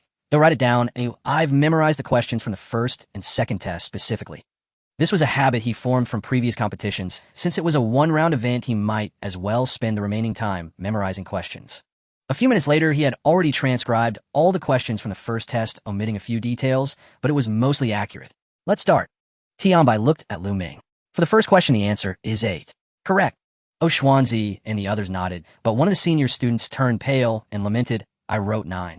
At this point, Tianbai certainly couldn't say that the answer could be wrong, so he hurriedly comforted. It's all right, there are more questions ahead. For the second question, it's 264. This time no one nodded. Xuanzi glanced at his noted answer, and his expression shifted slightly. I wrote 312. I wrote 288, said Song. Ye Yingtang responded, use doksan alt. The three senior students also reported their answers, which were 340, 272, and 256 respectively. 6 people, 6 answers, and not a single one matched. Even more absurdly, none of them were the same as Lu Ming's. Wait, wasn't this question supposed to be solved directly by expanding it?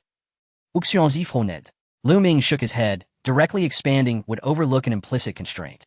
The second condition of the question specifies that S is a subset of the set of positive integers, and the denominator cannot be 0, so one set of solutions must be excluded. He then took the paper and pen, writing out the key steps in 3 lines. A few of them leaned in to take a look for 5 seconds and fell silent in unison. Damn. Oshwanzi was the first to curse. This pit is too deep. Chen Song looked even worse. If we got the second question wrong, how can we continue? Fortunately, the subsequent questions didn't pose any further difficulties. For questions 3 to 5, everyone's answers matched Lu Ming's, which finally eased the atmosphere a bit. Until the 6th question. 7, Lu Ming said. 9, Oshwanzi blurted out. 9, said Chen Song and Yi Jintang. The 3 senior students said in unison 9. All 6 were 9, except for Lu Ming, who wrote 7. Oshwanzi seemed very confident this time, scoffing. Lu Ming, I'm certain this question is 9. Think it over again. The expressions of others were similar, quite certain that Lu Ming had made a mistake. Lu Ming didn't argue. He simply wrote 4 more lines on the paper. The recursive relationship given in the problem has 2 fixed points. You chose the larger one, but substituting it back into the original formula reveals that starting from the 3rd term it fails to satisfy the monotonicity constraint. He pushed the paper to the center of the table. Oshwanzi picked it up and looked at it for 10 seconds, and the confidence on his face visibly shattered. I thought I did well on the first test. I'm so frustrated. I didn't see the traps at all. The 7th and 8th questions were similar. Each time Lu Ming gave an answer, the others collectively disagreed. But as soon as Lu Ming explained, they all fell silent. The only bright spot was that Oshwanzi got the 7th question right by chance, but he couldn't explain why he was correct. It was purely a stroke of luck. After comparing answers for the fill-in-the-blank questions, everyone's expressions were really off. Tian Bai tapped the table. Let's tally up. How many points did you all get for the fill-in-the-blank questions? Oshwanzi calculated for a long time with a bitter face. 32. I also got 32, said Chen Song. The 3 seniors fared worse. 2 got 24, and 1 didn't want to calculate at all, but after being glared at by Tian Bai reluctantly reported a score of 16. Only Yi Jintang's expression remained somewhat normal. I got 3 wrong, 40. Tian Bai's brows immediately knitted together. In the past, fill-in-the-blank questions were a guaranteed source of points. Normally, they could score 40 or 50 points. This year, most didn't even reach 40. He truly wanted to express his grievances to the question-setting team. Lu Ming's expression didn't change much. He set down his pen and asked, shall I continue with the solutions to the problem? Go ahead, Tian Bai replied, looking resigned. For the 9th question, the number of elements in set S is 47. And the number of satisfying P is 5. As soon as he finished speaking, everyone heaved a sigh of relief at once. Correct. Oshwanzi nearly slapped the table in excitement. I solved this question. Everyone nodded in agreement. Even the senior student showed a smile of relief. 16 points secured. The provincial 3 was also secured. Next was the 10th question. This question wasn't too difficult either. A few of them had similar lines of thought, and everyone scored at least 12 points. The atmosphere warmed up a bit. For the 11th question, everyone had no issues with the first sub-question, but the second sub-question was different. I didn't even touch the second sub-question. Oshwanzi shrugged. I wrote half a page, but later realized I was entirely off track, so I crossed it out, said Yi Jintang. The 3 seniors didn't even want to mention it. They didn't have time to look at the second sub-question. Lu Ming didn't elaborate much. He wrote out the complete solution process for the second sub-question and placed it in the middle of the table. A few of them passed it around, and the more they looked, the more complex their expressions became. Oshwanzi was the first to finish reading, letting out a deep sigh. So it turns out we need to construct an auxiliary set first before using the inclusion-exclusion principle. Who would have thought? It's indeed clever, Chen Song admitted. But after seeing it, it feels very natural. It's just that I couldn't think of it during the exam. After finishing the first test, Tian Bai asked everyone to estimate their total scores. Oshwanzi calculated 75 to 80, let's say an average of 78. This was the highest score among everyone present, excluding Lu Ming. Yi Jintang said around 70. Chen Song replied 58. The 3 seniors reported scores of 52, 44, and 40 respectively. After listing the numbers, Tian Bai felt a throbbing pain in his temples. The full score for the first test was 120. In previous years, these people could score at least 70 or 80 points, but this year, it was directly halved. In your case, it should be a full score. Tian Bai looked at Lu Ming. It should be, I guess. Lu Ming replied uncertainly. Then it is, Tian Bai sighed wryly. Wait, if that's the case, just based on the first test score, he already secured the provincial second. Xuanzi suddenly realized something and asked incredulously. The provincial competition is divided into 3 awards: provincial first, second, and third. The third prize's score is simple and universal across the country, and any score over 30 counts. The second prize is divided by province, and the score line in their province typically hovers around 100. Right. Tian Bei's expression grew more complex. At this point, it seemed that Lu Ming's words contained not a hint of falsehood. He really did solve everything. He shifted the topic. What about the second test? How many did you all complete? I did about 1.5. I completed the first question, wrote half for the second, and couldn't even start on the last 2. Xuanzi awkwardly admitted. I wrote most of the first question, but I'm not sure if it's correct, said Chen Song. Ye Vingtank, Gesturit Suffer. 75 of question. The responses from the 3 seniors were even more disheartening. The best one had only managed to write half a question. Tian Bei spread his hands. So what about the second test? Of course, what do you mean by not completing it? This voice didn't belong to anyone present. Everyone turned at once to see 4 or 5 students standing nearby, still holding their trays, but their eyes were fixed intently on the sheets of paper covered in Lu Ming's solution process. The lead boy smiled and said, "Sorry, we were listening nearby just now. Seeing you had complete answers for the first test, we want to come over and check. Hope we didn't interrupt." "It's not our answer, it's his written answer." Xuanzi pointed at Lu Ming. Huh. The boy looked puzzled. The boy looked at Lu Ming, his face full of confusion. It wasn't his fault, as Lu Ming in every way did not appear to be a student. Not to mention his attire, but mainly his demeanor. Others, after finishing their exams, would either curse loudly or sit in silence with red-rimmed eyes, yet he remained calm and composed throughout. The most absurd part was that they had just witnessed Lu Ming explain most of the answers to the first exam. With such concise problem-solving steps would make anyone doubt that a student could produce them. Thus, he instinctively believed that Lu Ming might be an internal member of the organizing committee. He snapped back to reality and became much more polite. "Dude, no, classmate, you are also a candidate." Lu Ming nodded. Upon receiving a positive answer, the boy glanced at his companions and found them all looking bewildered. Lu Ming observed their expressions and couldn't help but assess himself. Was it really that he looked so unlike a proper student just because he wasn't in uniform? "So did you do all these answers by yourself?" The boy continued to inquire. Xuanzi answered for him from the first question to the last. It was all him alone. The boy and his companions immediately gasped in astonishment. This is truly a genius. He instantly became respectful, bending slightly at the waist. So it's a genius after all. The others behind him nodded and bowed in agreement without hesitation. Lu Ming quickly stopped them. No, it's not that exaggerated." "Not exaggerated at all," the boy exclaimed excitedly. "We follow the entire process of the first exam and are genuinely convinced. However, we are more troubled about the second exam. We each attempted a few questions. Can we check our answers too?" His companions all nodded in unison, their expressions sincere. Lu Ming glanced at Tian Bei. Tian Bei shrugged, implying that it was up to him. He was quite interested in listening. With no other choice, Lu Ming picked up the second exam questions written by Xuanzi and began to explain them one by one. The reason he didn't just give the answers was that the second exam graded strictly based on the steps, not just the answers. For the first question, he wrote 3 key steps on paper and then gradually explained the logic. Everyone listened attentively, and the dining table fell silent. After more than 10 seconds, someone slapped the table and exclaimed in frustration, "I told you the second step should use proof by contradiction. What are you talking about? You didn't use it during the exam." Someone nearby shot back. Another person looked as if he had been stabbed. "I completely went the wrong way." Xuanzi then expressed relief. "I had the right idea. I should be able to score over 30 points. Their commotion was quite loud, and with so many people gathering, it attracted the attention of several others at different tables. A few people at the neighboring table turned their heads to listen and suddenly stopped chewing, putting down their bowls and chopsticks. By the time they were halfway through the explanation, those people were so engrossed in listening that they got up and walked over, curious to hear more. Not just some other nearby tables also cleared out, everyone surrounding them, including some newly arrived students. Initially, some were just curious about what was happening, but once they heard, they couldn't tear themselves away. By the time they reached the second question, the table was packed with at least 20 people. Some even brought over chairs while others stood on them.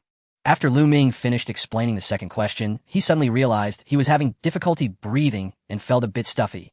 When he looked up, he saw that the area around him was completely filled with people. There were 2 rows of people standing behind him, one crowding to the left while others were tiptoeing to peer in. They all stared at the draft paper in his hands, their eyes filled with admiration. Lu Ming swallowed softly. He had never been surrounded like this before and felt a bit embarrassed. "Students," a hearty voice called from behind. It was the restaurant's waiter carrying 2 plates of food blocked by the wall of people peering in and shouting, "You all need to move aside. I can't get the dishes on the table." Only then did the students react, quickly clearing a path. The waiter sidled and placed the dishes on the table and turned to leave. However, after looking around, his expression became subtle, and he stopped. If he moved aside, these people would surely crowd back in immediately. Moreover, due to the large gathering, the aisles of nearby tables were blocked, and the dishes from other tables couldn't be served either.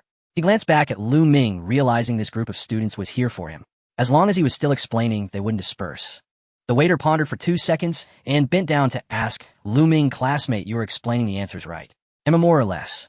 The waiter pointed to a television hanging on the wall in the corner of the hall. "We have a projection device here, usually used for sports broadcasts. If you don't mind, I can set up a camera to project what you write onto the TV, and everyone can see it from their seats without crowding together." Ming was slightly taken aback.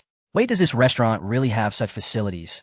But after a moment's thought, if they continue to crowd around like this, not only would the food not be served, but he would also almost suffocate. "Sure, that would be great, thank you." The waiter immediately straightened up and shouted energetically to the crowd, "Did you all hear that? Return to your seats and watch on the TV."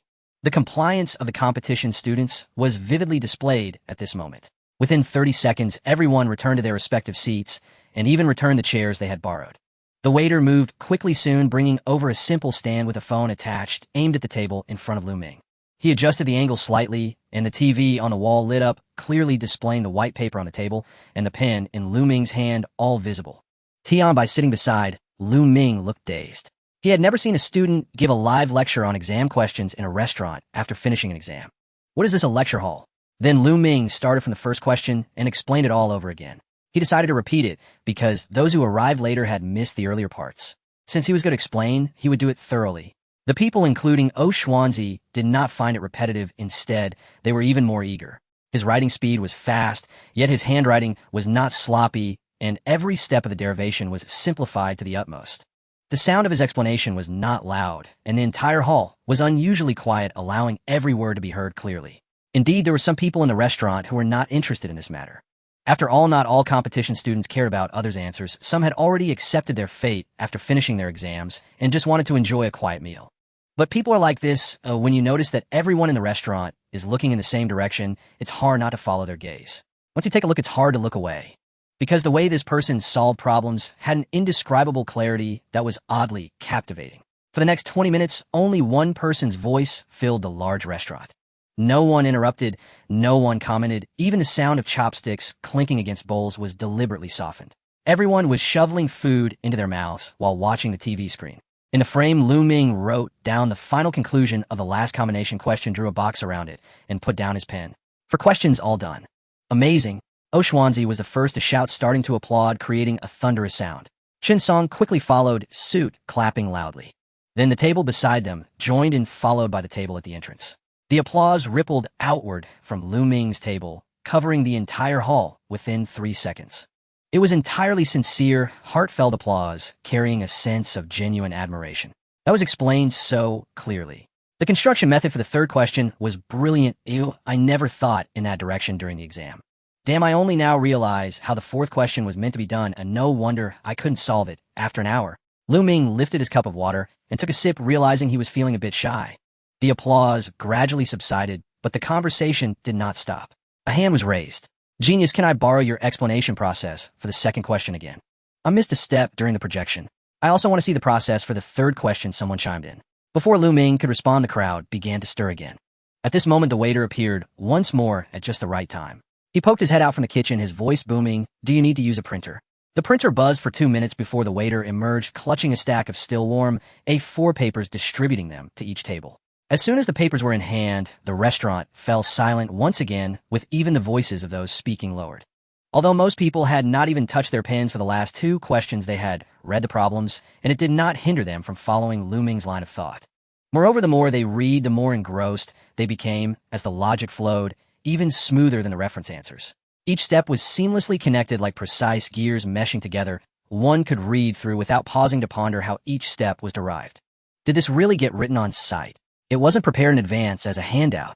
Of course, have you ever seen a handout written on scrap paper? I have reason to suspect this is an answer leaked internally. The waiter did not make this trip in vain. Several tables of students, feeling uplifted, waved their hands to order more dishes, and some even ordered drinks. The waiter smiled broadly, bustling around with barely a moment to rest.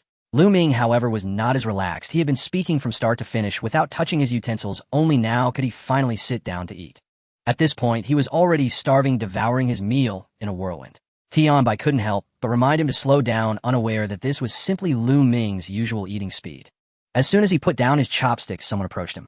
"Great God, excuse me for a moment," the other party said, politely clutching the freshly printed answer and pointing to a certain step in the third question. "I understand your construction method, but I used a different approach in the exam and wrote about 2 pages. How many points do you think I can get?" "Let me see," he said, pulling out another sheet of paper that contained his thoughts. Lu Ming glanced at it and replied, "The direction is correct, but the classification in the second step is incomplete. You missed 1 case. Roughly 12 to 15 points. I'm not too sure, it depends on how the grading teacher judges it." Thank you, the person said repeatedly as he left. Immediately after, a second person approached. "Great God, I used recursion for the 4 question, not your inclusion-exclusion approach, but the conclusion is the same. Will this situation receive points?" Lu Ming took another look and provided a similar answer. Seeing that others were asking questions, more people began to stand up. Then came the third, fourth. However, unlike before, they were queuing orderly, deliberately leaving some space so it wouldn't be too crowded. The self-management skills of the competition students were vividly demonstrated at this moment. The waiter, passing by with a plate of stir-fried green peppers and shredded meat, stopped in his tracks upon witnessing this scene, stunned for 3 seconds. Then he shrugged his shoulders, giving Lu Ming a helpless smile. "I've done my part, the printing was done, but I can't manage the queue." Xuanzi was peeling shrimp and glanced up at the line, genuinely exclaiming, "You're really popular. I never had this kind of treatment when I participated in NOI." Chen Song nodded beside him, saying, "I never even thought I would see something like this." Yi Jintang snorted, "I dared to imagine it." Tian Bei's gaze fell on the iron rod next to Yi Jintang's chopsticks, shaking his head. "You guys should eat quickly and talk less." He picked up a piece of food and chewed for a long time, unable to discern much flavor. His mood was somewhat complex. Aside from Lu Ming, probably only Xuanzi could secure a provincial second place. The others, given today's difficulty, were likely to end up with provincial third. He had originally hoped to see at least 2 provincial second places, but the questions this time were unexpectedly tough, directly halving his expectations. Moreover, Xuanzi had transferred midway, not counting as a local student from a 6th school. But if one were to say happy, he indeed should feel some happiness. Lu Ming was a legitimate student of the 6th school, having completed all 4 difficult questions clearly at the provincial team level. 1 provincial team spot was equivalent to dozens of provincial second and third places. Logically, he should be happy. Yet Tian Bai could not feel that joy. It was too subtle. Lu Ming glanced at the queue of people and checked the time. It was already 1:20 p.m., and he had originally planned to head home by 1:00. His gaze shifted back and forth between his phone and the line before he made a decision. He took up his pen and paper again, laid out several sheets of blank paper, and began to write. Xuanzi, with a shrimp in his mouth, tilted his head to glance over. It wasn't just him. Tian Bai, Chen Song, and Yi Jintang all noticed. Lu Ming wasn't writing a simplified version of the solution process as before, but rather an extremely detailed grading reference. Each question listed all possible scoring points, how many points each key step was worth, and how different solution paths should be scored. It was a reference answer, even better than a reference answer. With this document, one could estimate their score to within a point or 2 without needing to ask anyone else. 5 minutes later, he finished writing and waved to the waiter. "Sorry, could you help me print some more?" The waiter took it without even looking and replied, "No problem, I'll have it done right away." As the printer buzzed to life again, Lu Ming stood up. He adjusted his clothes and apologetically addressed the people in line. "Sorry, I have a bit of an urgent matter. You can refer to this grading standard, it should suffice." Disappointed voices immediately arose from the queue. "What? You're leaving already? Great God, can you stay a bit longer?" Tian Bai was somewhat surprised. He did not recall Lu Ming mentioning any plans for the afternoon. But as he thought about it, he remembered it should be the physics re-exam. He recalled hearing Director Zhao say that both he and Xuanzi had passed the physics prelims, and now only a week remained until the re-exam, so naturally they had to go back to study. Lu Ming did not elaborate further, leaving the restaurant and hailing a ride. This left a room full of people staring at each other in confusion. After a moment, they did not dwell on it, and all got up to find a waiter for their newly printed materials. The queue naturally shifted from Lu Ming's table to the front desk. Tian Bai looked at the leftover food on the table and asked, "Have we eaten enough? Let's clean up, we'll go settle the bill." "All right," several people nodded. After Tian Bai left, Chen Song immediately leaned over to Xuanzi, curiously asking, what was Lu Ming in such a hurry to go back for? "Studying. Based on my guess, Oshwanzi stroked his chin and thought, it definitely isn't for that. Then what for? Chen Song and Yi Jintang both looked over. Oshwanzi shrugged and replied nonchalantly to play the peak competition. Oh really? On the other side, Tian Bai reached the cashier and was about to use his phone to scan the code. This table has already settled the bill. The boss wife pointed toward the door. Who paid? A table of students, just now, said it was to treat the great god to a meal. Tian Bai stared blankly for 5 seconds. How much? 430. Tian Bai's lips twitched as he let out an ambiguous laugh. Looking over at the group of students still queuing for their materials, he suddenly felt that today's meal was rather complex in flavor. After Lu Ming left, the lively atmosphere in the restaurant did not last long. Most people finished their meals, clutching their printed answers, and gradually left, restoring the normal hustle and bustle of the place. As the waiter was clearing the tables, he noticed that there were still quite a few papers left by the printer. It seemed a pity to throw them away. So he had a sudden idea, placing the stack of papers at the front desk and standing at the door, proactively greeting any students who walked in. Are you a candidate for today's exam? The first boy to enter was taken aback by the question. Yes, what's up? The waiter pulled out a piece of paper from behind him and handed it over. A great master gave a lecture in our restaurant today, and this is the complete reference answer for the exam he wrote. Here's a copy for you.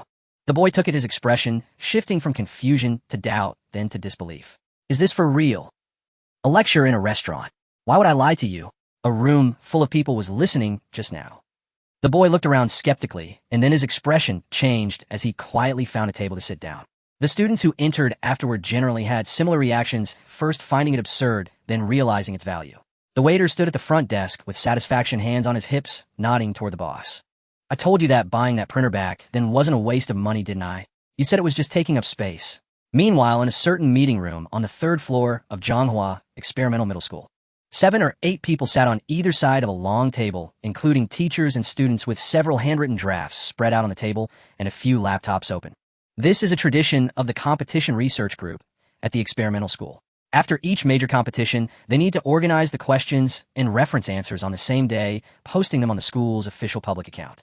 As the only school in Zhonghua that can compete with one middle school, the experimental school has a strong presence in the competition circle, relying on such efficiency and professionalism. While other schools are still waiting for the official questions to be released, their answers have already been sent out. Just after lunch, they took a short break and came to finalize the answers.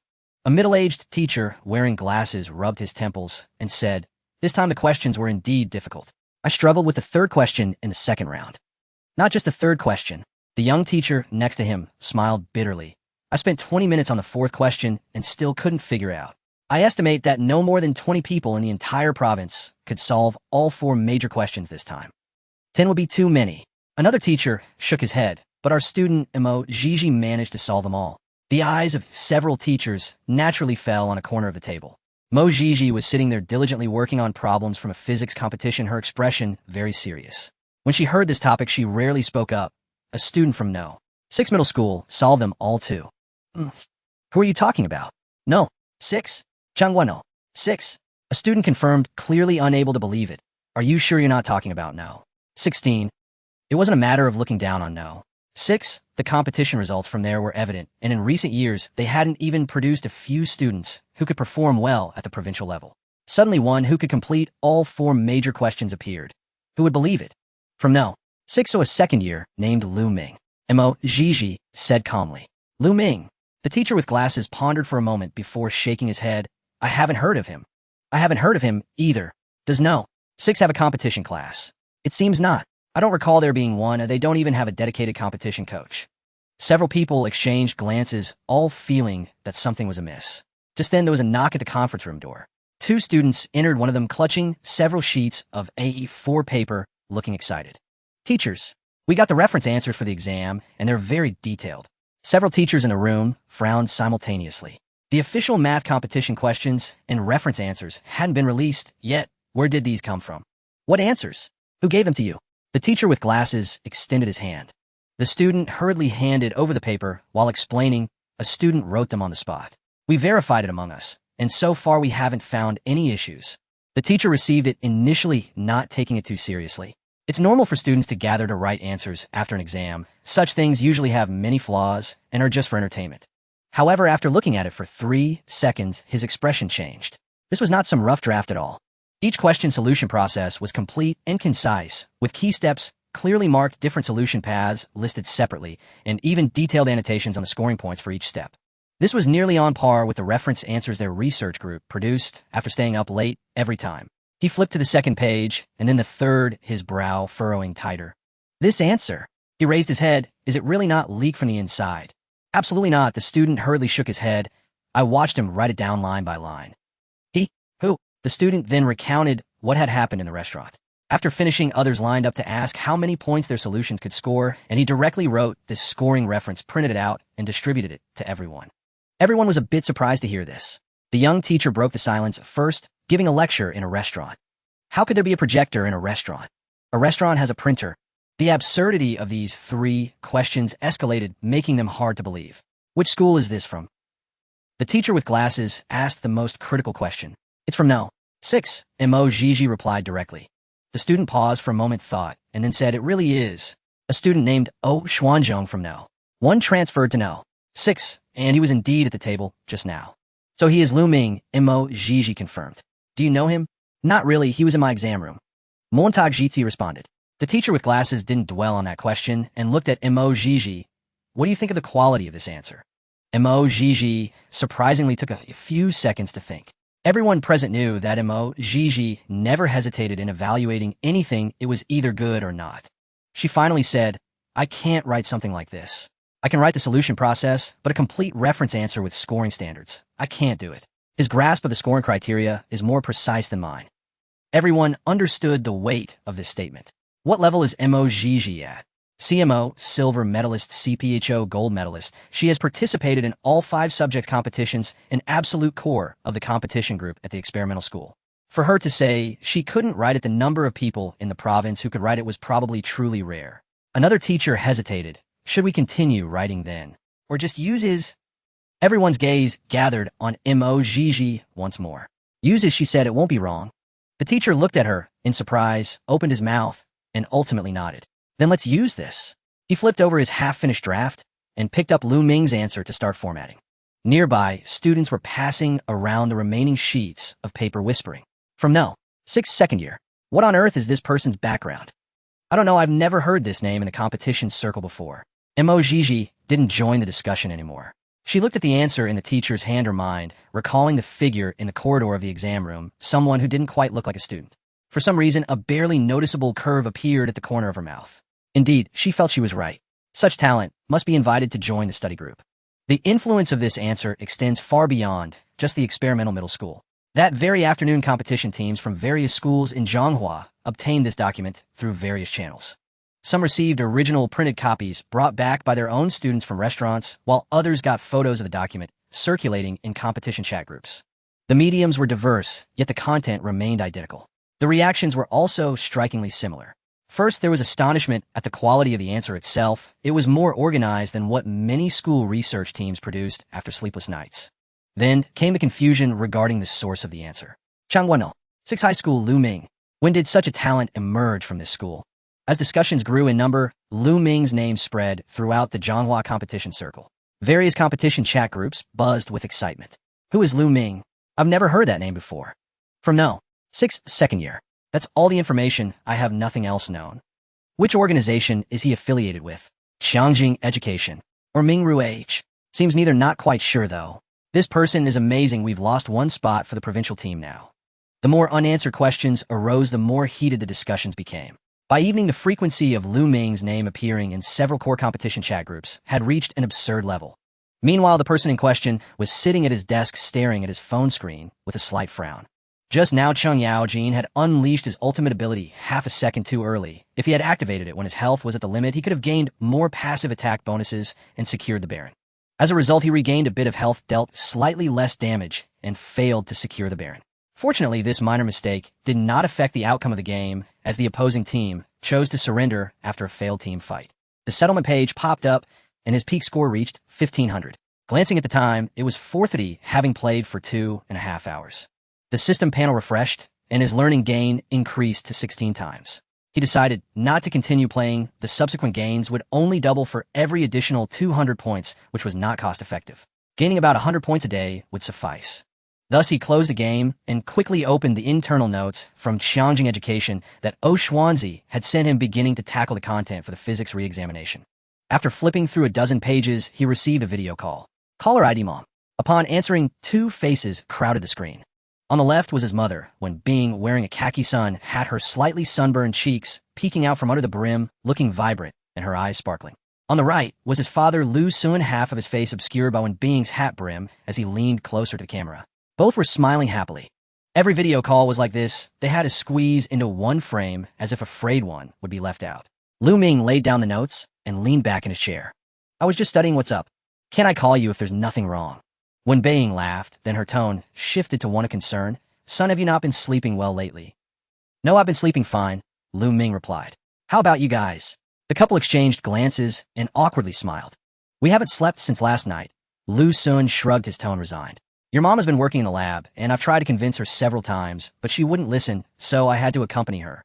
Did I ever stop you from sleeping? When Bing shot him a glance, yet her smile remained. Lu Ming looked at the two with a subtle expression. Although they had different professions, they insisted on sticking together during business trips as if they couldn't live without each other. The scent of romance. But Lu Ming had long since grown accustomed to it. All right, when Bing said, putting away her joking demeanor. Let's not go off topic today. Is the galleon right? How'd it go? Although they were rarely home, they never missed the important events in their son's life. They remembered every exam date when the results would come out and which phases he found particularly stressful. However, Lu Ming had always been a source of ease for them, remarkably disciplined and organized in everything. Too much concern rather became a nuisance, a fact both parents were well aware of. So, generally they just made a call to ask after an exam, keeping it brief. It was okay, Lu Ming replied. No need to worry. Of course we're not worried, Lu Sun interjected. No matter how many points you score, you're still our most outstanding son. Exactly, when Bing chimed in. The galleon is inherently challenging. You just being able to take the exam is already impressive. Don't put too much pressure on yourself. I noticed many people saying this year's questions were significantly harder than previous years, so don't take it to heart. The ultimate goal is still the college entrance examination. Both she and Lu Sun had participated in competitions and were well aware of the Jaolian's difficulty. Given their son's current level, scoring 100 points would already be quite good. They didn't expect higher scores. However, they wouldn't voice these thoughts if the results were unsatisfactory. Mentioning it in advance could turn into pressure. I know. Lu Ming smiled, but I truly didn't find it difficult this time. When Bing's smile faltered for a moment, and Lu Sun glanced at his wife, curiously, both not responding immediately. They understood their son, too, well. He never boasted, and if he said it was okay, then it truly was, and if he said it wasn't difficult, it genuinely wasn't. Yet the issue was that even they as veterans found this year's questions to be tough, with a chorus of lamentations online. Truly not difficult. Or is their son just displaying emotional intelligence, saying these things to comfort them? Son, when Bing cautiously asked, tell me the truth, how did you do? Lu Ming replied directly, I solved all 4 big questions. He was too familiar with his parents. If it didn't clarify, the next step would involve when Bing starting to probe subtly, with Lu Sun playing along, the two of them working together to extract information for an entire evening. In the video, both of their expressions paused in sync. You solved all of them. When Bing repeated, sounding somewhat incredulous. Yes. The second trial? For questions. Yes. Hearing such certainty, when Bing's smile turned her eyes into crescent moons. My son is amazing. She slapped Lu Sun's arm. Do you know what score your dad got in the galleon back then? Lu Ming was genuinely curious. His parents had never shared this. He underperformed and only got a provincial second, when Bing mercilessly revealed. What do you mean by underperforming? Lu Sun protested quietly. The questions were tough that year too. I was a provincial first. When Bing smiled, sweetly ignoring him. Based on what you said, solving all 4 means you could enter the provincial team, right? Should be able to. Lu Ming replied. As he spoke, the curve of his lips was slightly larger than usual. A minor change, yet when Bing caught it immediately. She hadn't seen this expression on her son for a long time. It was not a polite smile, nor a perfunctory nod, but a genuine pride belonging to youth. That's wonderful, she said softly. Lu Sun also smiled, no longer mentioning his provincial second, continuing to encourage. Son, keep it up. Ooh, I believe in you. Okay. The 3 chatted about study matters, mostly reminding him to sleep early, prioritize rest, and not to overwork himself. In the end, Lu Sun said, your mom and I are over here in Hitao, probably won't return until the end of the year. Be careful at home by yourself. If you need anything, just tell me directly. Don't hesitate to spend money. Understood. At exactly 8 o'clock in the evening, Chun Song sat in front of his high-end computer in his study.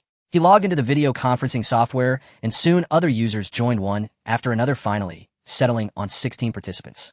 8 from the second year and 8 from the third year, all from the top 10 of the 2 grades. Yi Jintang sat upright, twirling an iron rod in his hand.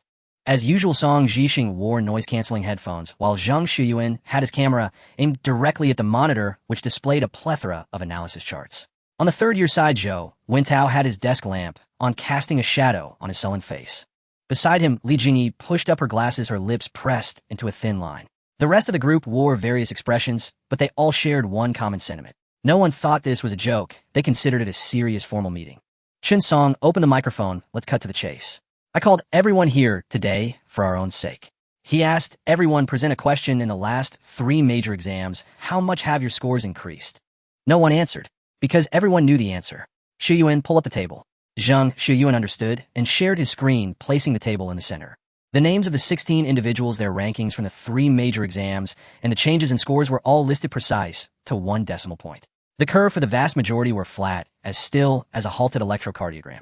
Chun Song then read out the data for all 16 individuals without missing a single entry, his pace neither fast nor slow. 16 people, 3 major exams, 48 sets of data, and not a single line is trending upwards.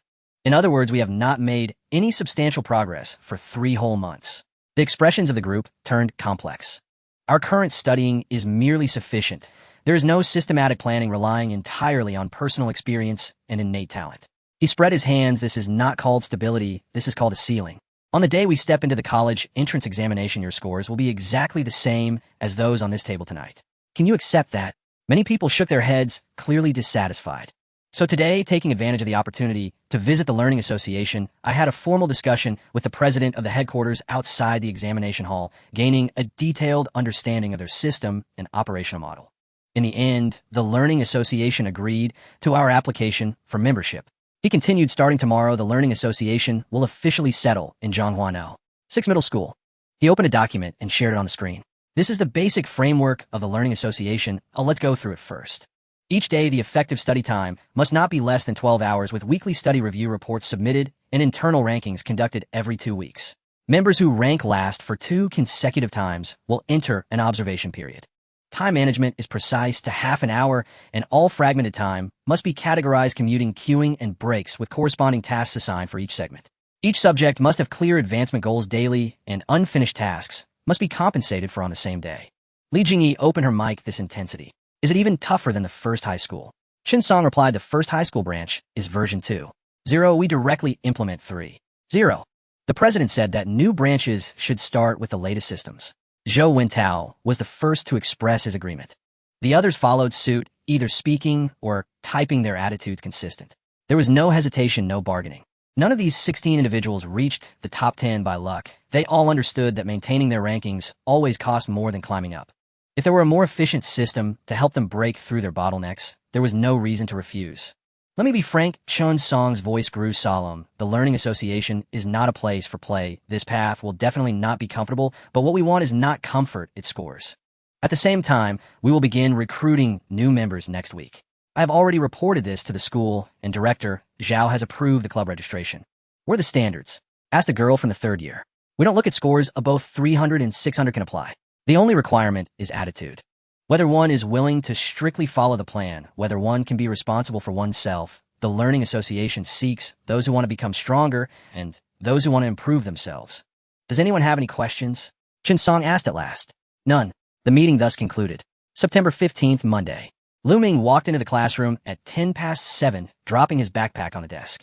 The discussion in the classroom suddenly ceased, and almost everyone's gaze converged on him. The reason for this was that the classmates hadn't seen him in the classroom for nearly a week. Previously, Ming's presence was tangible, always the first to arrive and the last to leave, visible at every moment. Now that he was back, everyone couldn't help but feel a bit curious. Ming didn't notice this as he was busy organizing his things.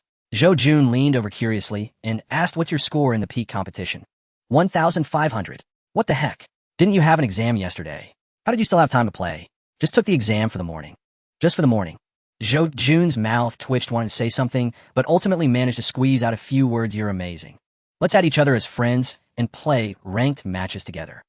All right. Ming used WeChat more as he hardly ever used QQ, so he hadn't added them as friends. While they were chatting, the math class representative Lin Wei approached carefully with her phone in hand, wanting to show it to Lu Ming. She was one of the classmates who was relatively familiar with Lu Ming, often discussing problems with him. Lu Ming, take a look at this. On the screen was a short video titled, "Have you seen someone explain problems like this after the high association? Isn't the person inside you?" Lin Wei pointed at the person explaining in the video.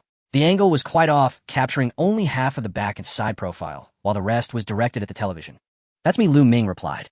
Lin Wei's expression suddenly became very interesting. Before she could ask, Lu Ming continued, "Who filmed it?" "I don't know, I found it while scrolling through, and it seems to have been casually posted by a student after the exam." Lu Ming looked down, seeing that the publisher's name was Xiang Ruan de Zhanggue, with not many followers. The video was similar, with only 40 likes and not many comments. In a vast ocean of short videos, it couldn't even be considered a ripple. Lin Wei then asked curiously, "Why were you explaining problems in a restaurant?" Everyone wanted to compare answers. Just like that. Lin Wei was taken aback. "How did you do on the exam?" She had also participated in the provincial preliminary round, but unfortunately her results were not that ideal. "Not bad," Lu Ming said, briefly picking up his backpack and standing up. "I need to go see the physics teacher." "Oh, okay." Lin Wei quickly stepped aside. As Lu Ming walked through the corridor, several teachers in the math department turned their gazes toward him. Someone muttered something softly. He didn't catch it and didn't pay attention. Chen Ziming's office was at the end of the first floor, with the door slightly ajar. Just as Lu Ming raised his hand to knock, he heard Chen Ziming's voice coming from inside, sounding a bit anxious. "Tell me the truth. Are you really not leaving?" "What do you mean by thinking too much?" "Tian Bai told me that several people from the math department asked if you were going back to lead the competition team yesterday." After a moment of silence, the other side replied, "Old Joe, it's not that I don't trust you. Been just afraid that one day you'll suddenly come to your senses and leave without saying a word." The phone call didn't last long before it fell silent. Lu Ming knocked on the door. Footsteps sounded, and Chen Ziming personally came to open the door wearing a smile. "You're here." Without waiting for Lu Ming to speak, Chen Ziming said first, "I was just on the phone with Lao Zhou." "What did you talk about?" "About yesterday's Gao Lian incident. Tian Bai mentioned it as soon as he came back." Chen Ziming leaned against the edge of the desk. His voice message was incredibly excited, saying, "You solved all the major questions in the second trial, at least at the provincial team level." He slapped his thigh. "The research group chat has never been so lively, with over 900 messages overnight, all discussing you." Lu Ming blinked. No wonder, just now a teacher looked at him like a rare panda, completely different from the usual gaze. Chen Ziming didn't continue along this topic, but after some deliberation he said, "To be honest, when the group was in an uproar, what I was thinking about wasn't how many points you scored." Lu Ming looked at him in confusion. "What I was thinking was, where did Lao Zhou go?" Chen Ziming crossed his arms, a wise look on his face. "You are Lao Zhou's student, and now that Gao Lian has caused such a stir, he hasn't shown up in the group all day. I even messaged him, but he didn't reply." He helplessly spread his hands. "So I started pondering. You finally emerged. What if he gets noticed by other schools?" Lu Ming paused. "So that phone call earlier?" "Yes, I want to ask about that," Chen Ziming said candidly. "Think about what kind of competition conditions we have at 6th middle school. No competition classes, no training teams. It's a struggle, even to form a participant list. With such a foundation, Lao Zhou pushed you to provincial team level. Having a talented student is one thing, but to elevate someone to this height, the teacher's skill accounts for at least 30. Those key high schools never lack good talents, or what they lack are coaches of this caliber. Lao Zhou has previously produced over a dozen national champions, and now he has proven it once again. This principle is understood by those competitive schools better than anyone else." He sighed at the end. "I see," Lu Ming acknowledged. But fortunately, Chen Ziming smiled and waved his hand. "Lao Zhou told me he won't leave yesterday. He was just resting at home with his family." After saying that, he reminded quietly, "You mustn't let this slip out or you'll lose face." "I won't." Lu Ming felt helpless. He wasn't being dismissive. He truly felt there was nothing to worry about. Zhou Guiqiang had actively stepped down from a key high school to 6th middle school, seeking peace. If he truly wanted to return, there would be plenty of opportunities in these years. He wouldn't suddenly feel tempted only when a student excelled. Chen Ziming was merely scaring himself. Lu Ming could understand it was hard to come by talent at 6th middle school, and if both the student and teacher were poached, it would truly be cutting off the roots. Of course, Lu Ming wouldn't tell Chen Ziming that yesterday Lao Zhou had spent the whole day playing Honor of Kings and hadn't replied to messages. His peak score was already over 2,000, more than 500 points higher than Lu Ming. Lu Ming placed his backpack on the chair beside the desk and asked, "Has O Xuanzu arrived?" "He's not with us anymore." Chen Ziming returned to his seat. He went to the Qiangjing organization. They said they're doing some intensive drills in the last week. Intensive drills. Lu Ming was somewhat surprised. didn't he say his revision was going well before? Chun Jiming thought for a moment. Maybe he was stimulated by you. Lu Ming was puzzled. His preliminary score was much lower than Ozuanzu's. You performed so well in Gaolian, he definitely can't sit still. Chun Jiming explained, the physics preliminary score was significantly higher than yours, but the gap in Gaolian was too obvious. The stronger you are, the more unwilling he is to accept it. He probably wants to push for the provincial team in physics competitions as well. Lu Ming suddenly understood. Ozuanzu's personality was like that. On the surface, he seemed carefree and indifferent, but his inner competitiveness was stronger than anyone else's. With the background of NOI gold medalist, he couldn't really lie flat. This way, Lu Ming was more eager to compete with him. Let's get started then. All right. Chun Jiming rubbed his hands together, pulled out the 6-day plan from the drawer, and pushed it over. First, take a look at this. I've rearranged it based on your preliminary situation. Lu Ming glanced at it. The dense time slots were filled with topic names and corresponding problem numbers. Chun Jiming pointed to the first column. Your foundation in the theoretical part is solid enough, no need to start from scratch. Focus on supplementing the competition extensions in thermodynamics and optics. The experimental written test is the main part. Starting today, dedicate at least 2 hours every day to this. Is 6 days enough? Lu Ming muttered to himself. Chun Jiming looked up at him. The person asking this question only prepared for 2.5 days last time. Lu Ming said nothing more and opened the first page of the handout. The morning passed in the blink of an eye. Chun Jiming held the plan in his hands, and his expression changed from anticipation to confusion, then to a kind of emotion he couldn't quite articulate. The 6-day plan was scheduled for 12 hours of training each day, which was considered the extreme intensity for normal competition students' intensive training. But Lu Ming only used one morning to complete all the content from the first 2 days. It wasn't just skimming through, he wasn't just going through the motions. He checked 3 times during the process, and each time Lu Ming could completely recite the knowledge points he had just learned without even stuttering on the details. Lu Ming himself appeared calm, closing the handout and glancing at the time. Teacher, Chun, I'm going to eat now. Go ahead. Chun Jiming waved his hand. Lu Ming hurriedly left the room. Chun Jiming then picked up a pen, opened the plan, crossed out all the arrangements for the following days, and started rearranging. As he was writing, the office door was pushed open. Zhou Guoqiang walked in looking as relaxed as if he were taking a stroll. The first thing he said was, "How is it?" "What do you mean?" Chun Jiming asked. "His learning talent." Chun Jiming stopped writing, released a breath of air. "I felt it. Last time when he gave Lu Ming an intensive experimental written test, he didn't take it too seriously. At that time, he thought this kid picked things up quickly. Perhaps he had self-studied related content before and his foundation was better than it appeared. But after this morning, he completely overturned that judgment. It wasn't just that his foundation was good, his learning ability was outrageously strong. The same knowledge points that ordinary competition students need to repeat 3 or 4 times to internalize, Lu Ming grasped after just one listen and could even extend the concept himself. That kind of absorption speed didn't feel like learning something new. It felt more like recalling things he originally knew but had temporarily forgotten. When did this kid become so impressive? Chun Jiming asked sincerely. "I'm not quite sure either," Zhou Guoqiang said as he pulled up a chair to sit down. Chun Jiming waited for him to continue. Zhou Guoqiang asked again, "Old Chun, do you know how much effort I've spent on him over the past year? Haven't you been guiding him in competitions?" "I only occasionally answered his questions, providing some materials and direction."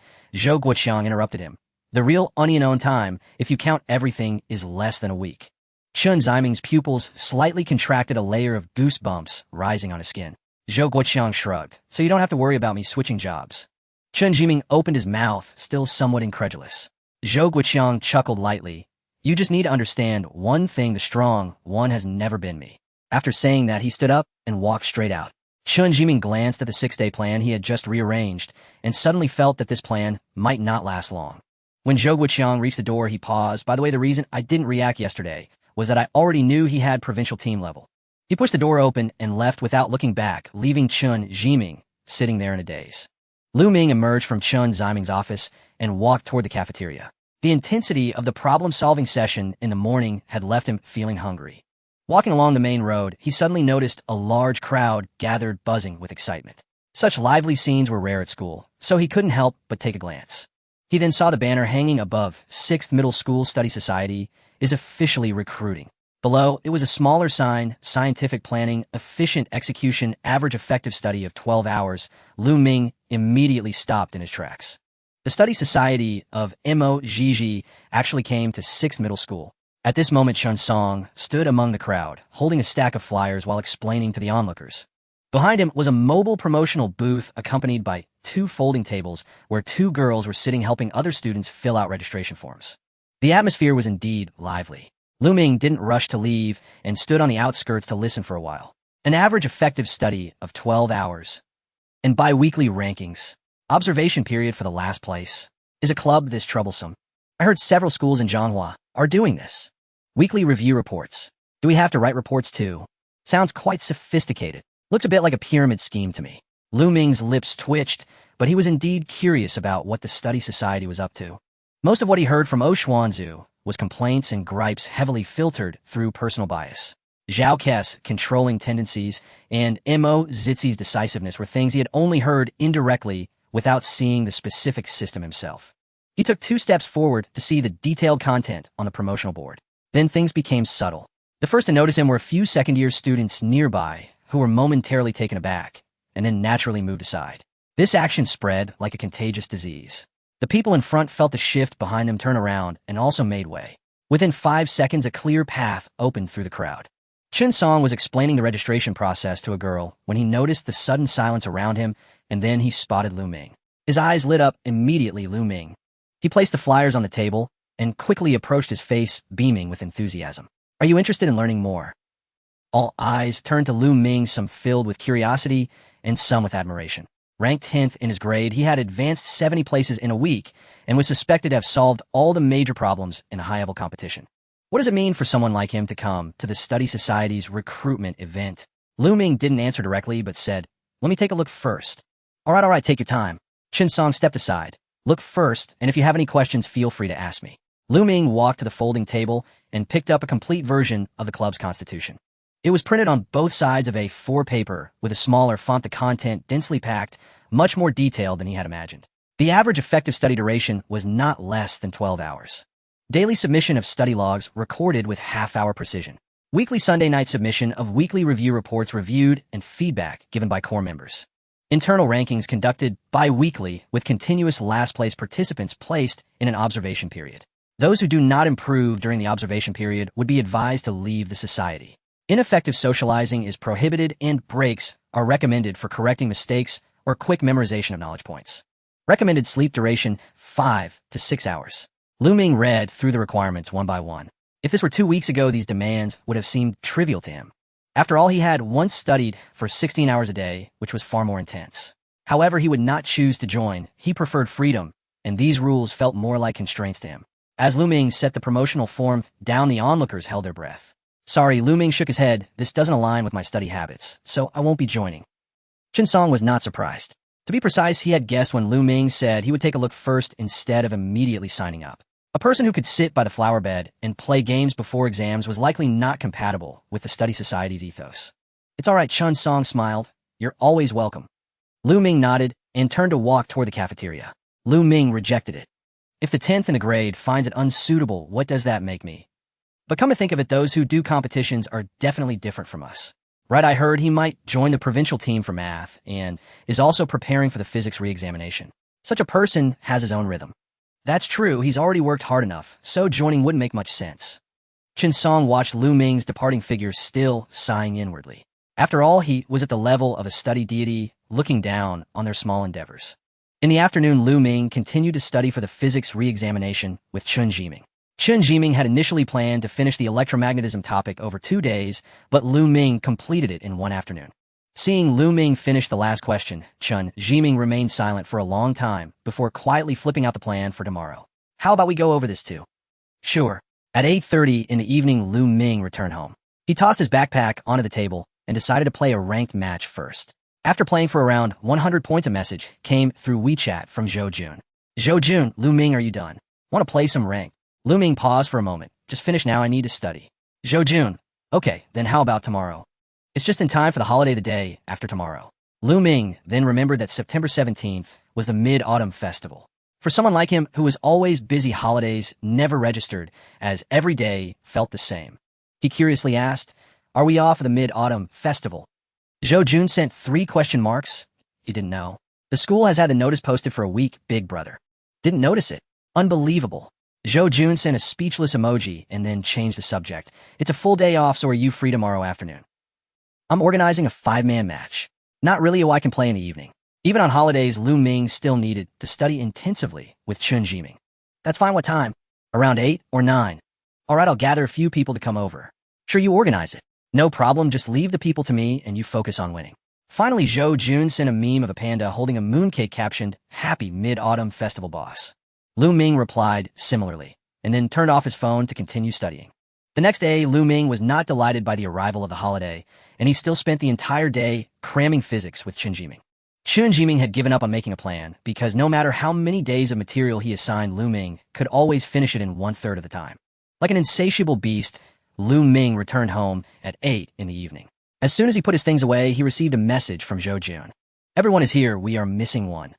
As tomorrow is the Mid-Autumn Festival, there were no evening classes today, so they all got home early." Lu Ming opened Honor of Kings and was pulled into a 5-player room by Zhou Jun. I'm here. The voices of the 4 people in the microphone clashed together like a bustling market. All these people were from Class 10, and the other 3 were Li Haoran, Li Yifan, and Shen Nan. Only Shen Nan was a girl, and she was quite skilled with over 20 stars in rank. Li Haoran, Li Yifan, and Zhou Jun all had over 100 stars. "Good evening," Lu Ming greeted. "Shall we start directly? I can play any position."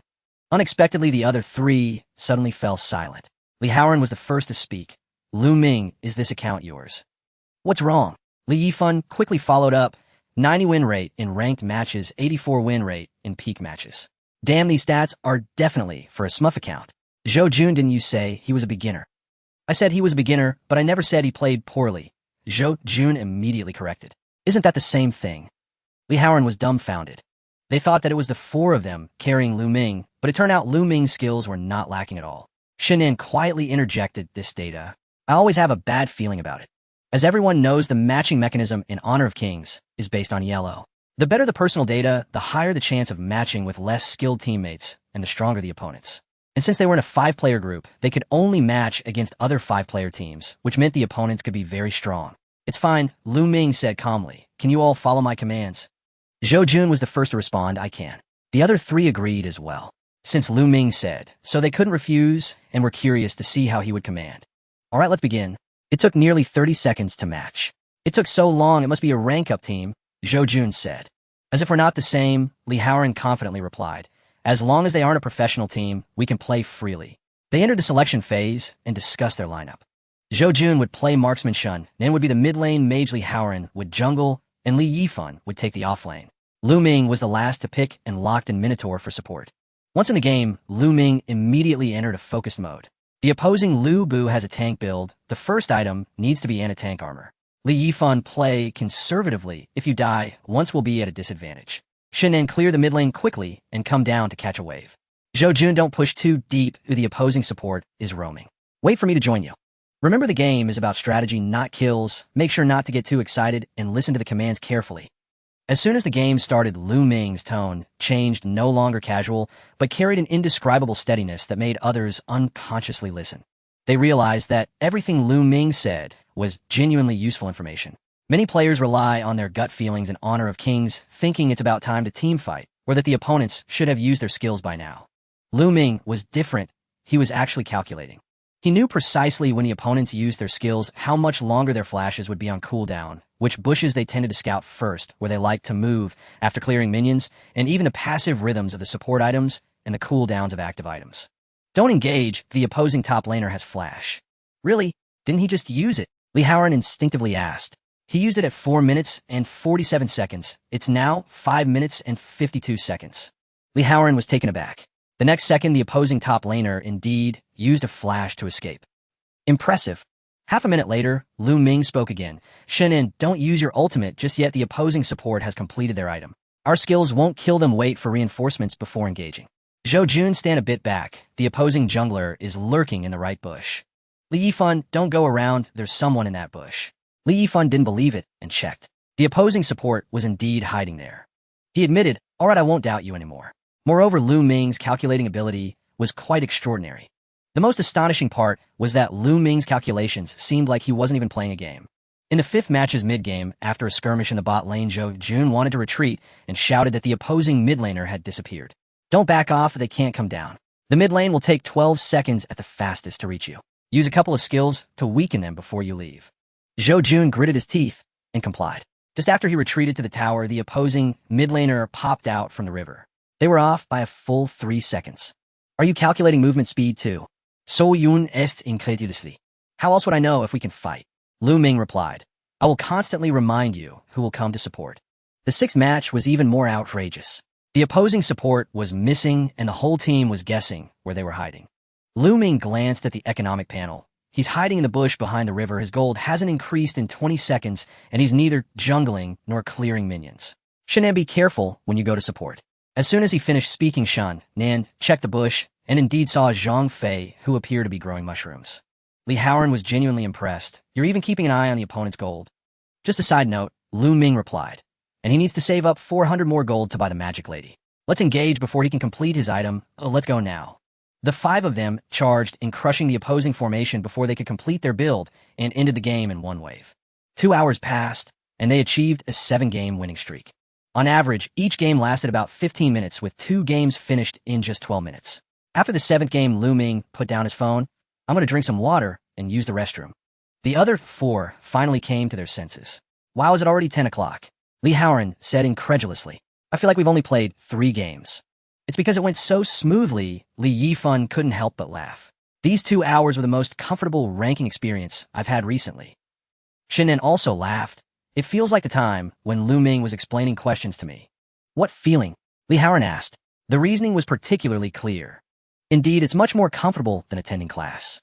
I actually absorbed everything he said. Hearing Zhou Jun's words, Lu Ming smiled lightly and replied in a calm tone, the future is uncertain for anyone, isn't it?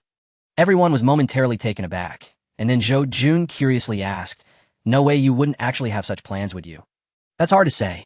Lu Ming replied ambiguously. To the others, it was clearly a joke, and they decided to tease him back. All right, then he'll reserve your autograph in advance. Li Haoran laughed, saying with your strength, who knows how many little fans you'll have in the future. I want one too, just don't forget me when the time comes. Li Yifan joined in the fun. The enjoyable gaming session soon came to an end. They agreed to continue once Lu Ming finished his busy period, and one by one, they exited the room. Lu Ming returned to the main interface and glanced at his ranking with 30 stars. It was much faster than he had anticipated. Just half a month ago, he thought it would take at least a month to reach King. But to pursue a professional path, he needed at least 100 stars, and in peak competitions, he had to compete among the top 100 in the country. He calmly exhaled. The road ahead is long and arduous. Time swiftly passed, and it was now Saturday morning at 9 o'clock. Over the past few days, his intensive study for the physics retest, in the words of Chen Jiming, could be summed up in 3 words. Far from the mark. The plan Chen Jiming set for him over the past 5 days could take a normal student a month to complete. Yet he finished it in 4.5 days, using the last half day to do practice papers to test his abilities. Currently, his theoretical score hovered around 140, and his experimental score was about 40. Combined, it was comfortably above the provincial line. He remembered last night when Chen Jiming finished grading a set of papers and slammed the table in frustration, saying, if you give me another month, I'll definitely get you into the provincial team. But based on the current review progress, even the provincial level should be sufficient. After all, you're only in your 2nd year of high school. Coming back next year, you'll definitely get into the provincial team, maybe even the national team. His sentiments weren't unfounded. To vent his frustrations, he shared his progress daily with Zhou Guoqiang. Old Zhou, this kid's absorption speed is unusual. Old Zhou, my plan has fallen apart again. Old Zhou, I'm starting to doubt if I'm teaching too simply. Zhou Guoqiang's consistent reply was just get used to it. Chen Jiming finally couldn't hold back. You've seen so many geniuses, of course you're used to it. I've only seen him once. Zhou Guoqiang's response was also quite amusing. I've only seen him this once too. Chen Jiming was stunned for a while. Meanwhile, Lu Ming was also keeping up with his gaming. He played around 4 hours of games daily, mostly in peak competitions. By Friday night, his peak points surpassed 1,800 and his rank was 43 stars, which earned him a 17-fold learning boost. At his current pace, reaching 1,900 was not impossible. However, the yellow mechanism was incredibly frustrating. His win rate in peak competitions dropped from 84 to 75, and he was matched with all sorts of exceptional teammates. Just after finishing a practice paper, Lu Ming received a call from Oxuanzai. Lu Ming, I'm here. Have you packed your things? Yes, I'm coming down now. Lu Ming stuffed the practice papers into his backpack and took his suitcase downstairs. The reason for this was that the topics for the physics retest were different from the high school league. The high school league had several test sites in Jiangsu province, and Zhanghua Experimental High School was one of them. The physics retest was concentrated in the provincial capital Jiaoning City, with the test site at Jiangsu Normal University affiliated high school. Since the two locations were quite far apart, they had to go a day in advance to stay in a hotel and check out the exam venue returning after the test the next day. Only Lu Ming and Oh Xuanzai from Zhonghua 6 Middle School were participating. Originally, Chen Jiming was supposed to lead the team, but Lu Ming declined. The reason was simple. Chen Jiming had been more exhausted than Lu Ming in recent days, giving his all every day, drinking at least 2 cups of coffee, and his dark circles had noticeably thickened. If he didn't rest, soon Lu Ming feared something might happen to him.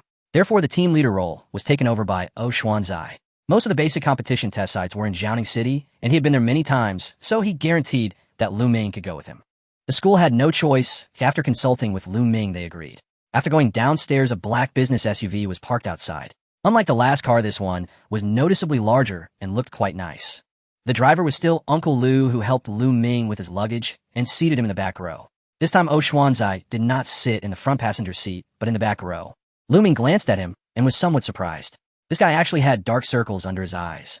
It wasn't the light shade from staying up all night, but a deep gray from continuous high-intensity study. It should be noted that on the day of the high school league, Zhao Ko had said in person that Oh Xuanzai would never have dark circles. This guy's biological clock and energy management had always been his pride. Now he had evidently fallen victim as well. Oh Xuanzai had clearly noticed Lu Ming's gaze and rolled his eyes. What's wrong? Never seen someone work hard before. Lu Ming couldn't help but laugh. It's clear you've been working hard these past few days. Of course, Oh Xuanzai leaned back against the seat, crossed his arms, and raised his chin slightly. I'm aiming to get into the provincial team. What about you? How's your studying going? Lu Ming thought for a moment and replied, Teacher Chen said I could aim for the provincial level. Impressive. Oh Xuanzai nodded, seemingly having guessed this outcome long ago. Last time at the high school league, you also said you aimed for the provincial level and you managed to get into the provincial team. This time, it won't happen again, will it? It shouldn't happen. Lu Ming scratched the back of his head and blinked. I remember our province's physics competition is quite strong. You're also getting a bit full of yourself, huh? So what does that mean? You have a bit of confidence in getting into the provincial team? Everyone should have dreams after all. Lu Ming smiled. All right. Oh Xuanzai grinned, fastened his seatbelt, and said, I think the same way we should get going now. Okay. Lu Ming buckled his seatbelt, took out the review materials from his backpack, and opened it to continue reading. Oh Xuanzai was anxious. Wait, why are you starting to read already? The car is shaking a lot, all right. It's fine. Lu Ming didn't even raise his head. I'm used to it. Oh Xuanzai opened his mouth, but ultimately said nothing. Then he quietly took out a book from his own backpack and began to read. Uncle Lu glanced at them through the rearview mirror and quietly turned off the car music. The partition between the front and back rose. The car cabin suddenly fell silent with only the occasional sound of turning pages. The two continued reading without saying another word. 3 hours later, just past noon at 12 o'clock, the car entered Jianing City. The scale of the provincial capital was significantly larger than Zhonghua, with wide main roads and denser skyscrapers. Outside the window, several office buildings and a massive commercial complex whizzed by, with foot traffic obviously on a different level. The test site was at Jiangsha Normal University affiliated high school, located in the eastern district of the city. The hotel was booked at a location less than 800 meters across from the affiliated school, a seemingly expensive business hotel with a high lobby and a large marble wall behind the front desk. Uncle Lu parked the car and helped them carry their luggage to the lobby. The front desk handed over 3 room cards. Just as Lu Ming was about to ask about the price, Oh Xuanzai had already reached out to take all the room cards. This is my family's partner hotel, so we can stay for free. If you charge me, it will be looking down on me. Oh Xuanzai pushed one of the room cards into Lu Ming's hand, his tone leaving no room for argument. Lu Ming had no choice but to accept. After putting down their luggage, the two went out to find a restaurant for lunch. After lunch, they returned to the hotel for a short rest, and at exactly 2 o'clock in the afternoon, they set off on foot to Jiangsha Normal University affiliated high school. It takes about 10 minutes to walk from the hotel to the Shida affiliated high school. Oh Xuanzai explained as he walked. Shida affiliated high school is backed by Shida, and with this natural advantage, its competition strength surpasses that of Yizhong and Shiyan by margin. Is it really stronger than Yizhong? You may be overestimating our Zhonghua. Oh Xuanzai shook his head. Our Zhonghua can only be considered at T1 level in the provincial competition circle. Yizhong and Shiyan maintain their facade, and with a few other schools achieving sporadic results each year, there are about 4 or 5 students in the national competition. That sounds decent. That's because you haven't seen Zhaoning. Oh Xuanzai's tone became reverent. Zhaoning is the absolute core of competition in Jiangsu province where strong schools gather. Shida affiliated high school, Zhaoning No. 2 middle school, Zhaoning foreign language school. Any one of them is not inferior to Yizhong. But all of these combined still don't match one school. Oh, Jiaoning Middle School, Xuanzi said. Last year, they produced 5 national competition winners in mathematics, 3 in physics and chemistry, and 2 each in biology and information technology. In the 5 major subject competitions, they won more than 20 national gold medals. This time it was Lu Ming's turn to be astonished. One school. What else? Xuanzi shrugged. You should know that Yizhong only has 3 or 4 gold medals. Lu Ming fell silent for a moment, but then the corners of his mouth curled up slightly. Just the thought of competing against such opponents made his blood race a little faster. Pretty good. Xuanzi glanced at him and said, most people hearing this data would first feel despair. That's because they don't believe they can win. Lu Ming looked ahead, but I think I have a good chance. Soon they arrived at the affiliated high school. The campus is well landscaped with modern-style teaching buildings in shades of gray and white connected by walkways, all neatly planned. At this time, many people had arrived scattered in groups around the teaching buildings. Lu Ming glanced at the panel and found that the environmental boost had become 2 times even more than Yizhong and Shiyin, allowing for a 19-fold benefit during the exam.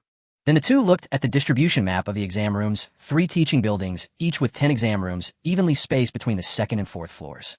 The corridor was plastered with detailed route guides and precautions, and temporary signs were hung at the entrances of each exam room, indicating the room number capacity and corresponding admission ticket number range. The two found their exam rooms. Lu Ming was in room 12, while Xuanzi was in room 14. Not bad, quite close. Xuanzi nodded in satisfaction. No need to wait after the exam. All right, that's enough. Xuanzi clapped his hands. Let's go back to the hotel and read a bit more. Lu Ming nodded in agreement. Let's go. The two retraced their steps, and just as they exited the gates of Shida Affiliated High School, a low rumble of engines sounded from behind. Turning around, they saw 2 buses driving into the circular driveway in front of the school, their deep blue paint job strikingly visible with a line of text on them. Jiaoning Middle School Competition Team Exclusive Bus. The bus came to a steady stop at the school, the doors opened, and students filed out quietly and orderly. Just from their presence, one could sense a powerful aura. Did you see that? Xuanzi pointed, the exclusive bus of Jiaoning Middle School. It seems they registered 40 or 50 students for this physics re-examination. 40 or 50? Lu Ming was taken aback. Only he and Xuanzi from Zhonghua know. 6 were competing, while Jiaoning Middle School had 4 or 5 times that number.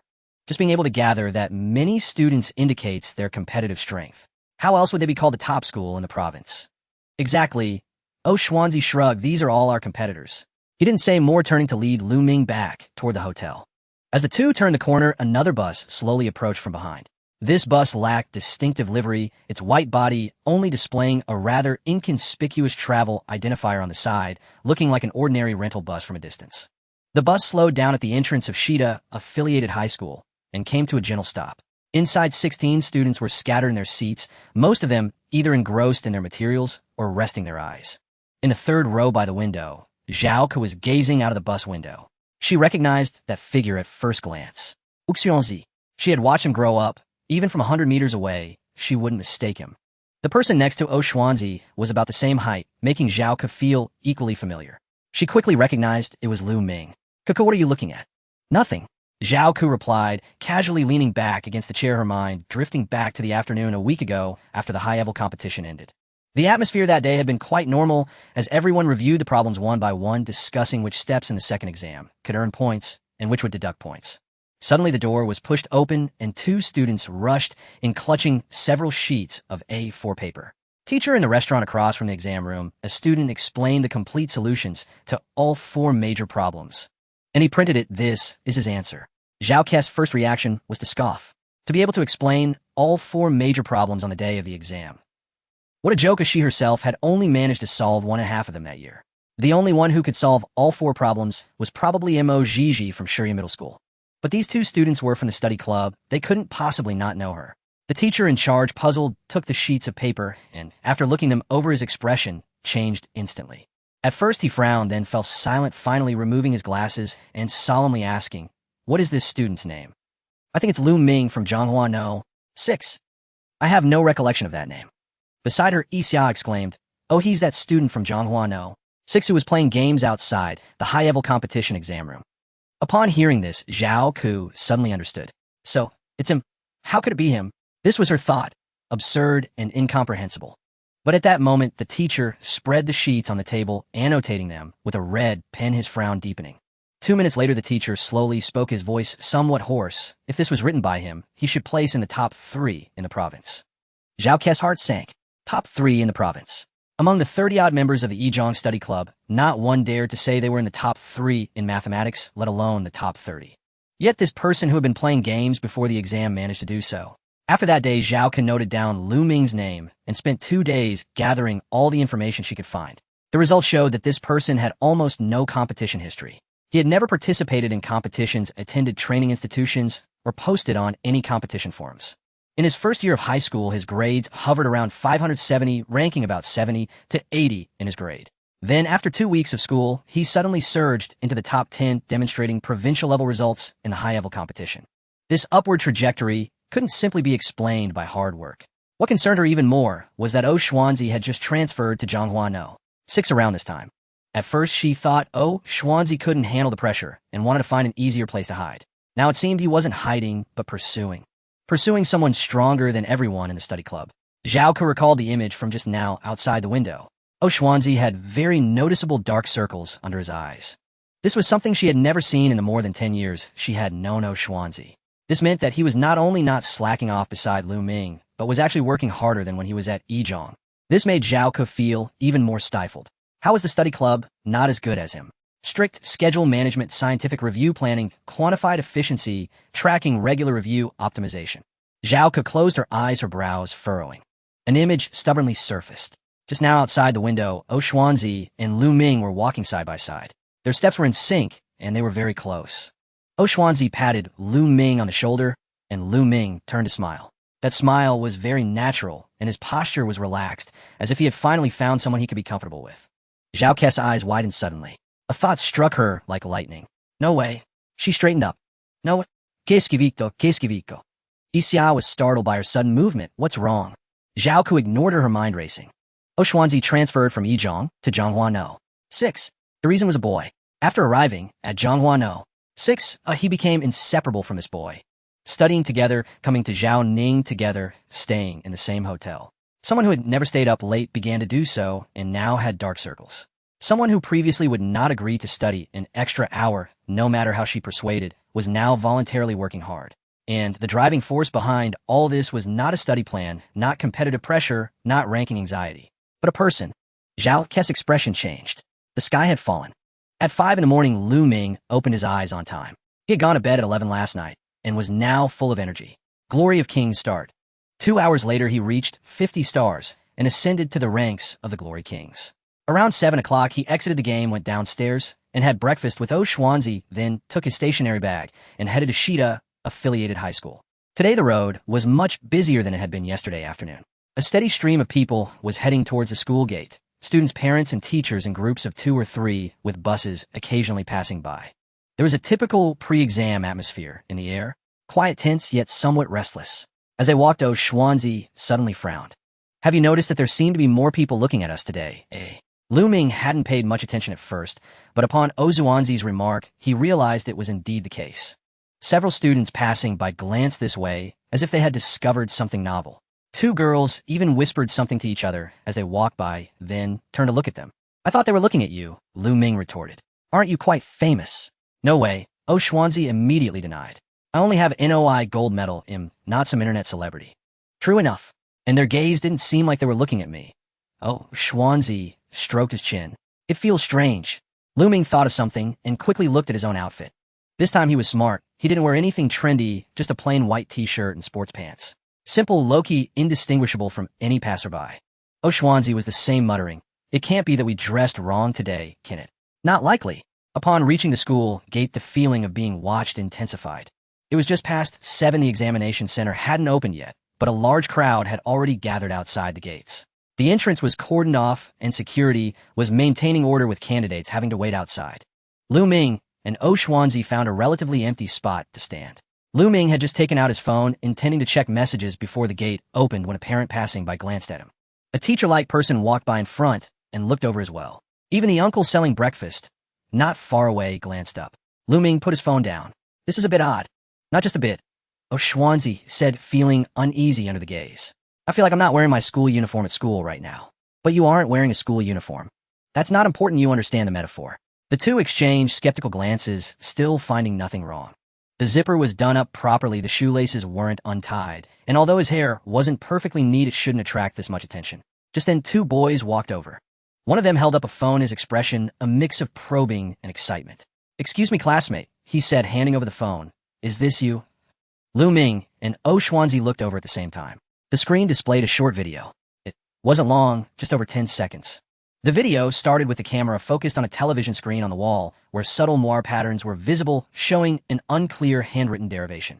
In the background, a voice was explaining a problem, calm and steady. Then the camera turned to the side, landing on a dining table not far away. Lu Ming was sitting there with filming equipment beside him, holding a piece of draft paper, his lip movements perfectly matching the background voice. So the final answer is 4.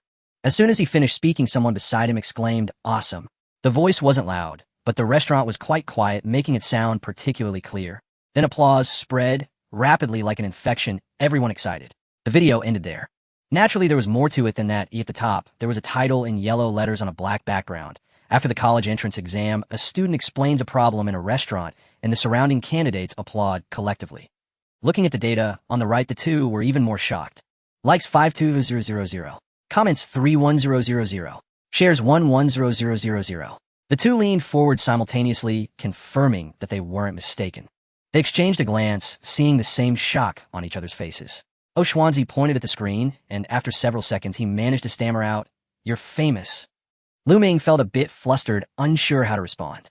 The boy holding the phone brightened at Xuanzi's reply. "So it really is you? I didn't mistake you, right?" "Haha, I knew he would definitely be in the physics competition here," said the boy beside them proudly.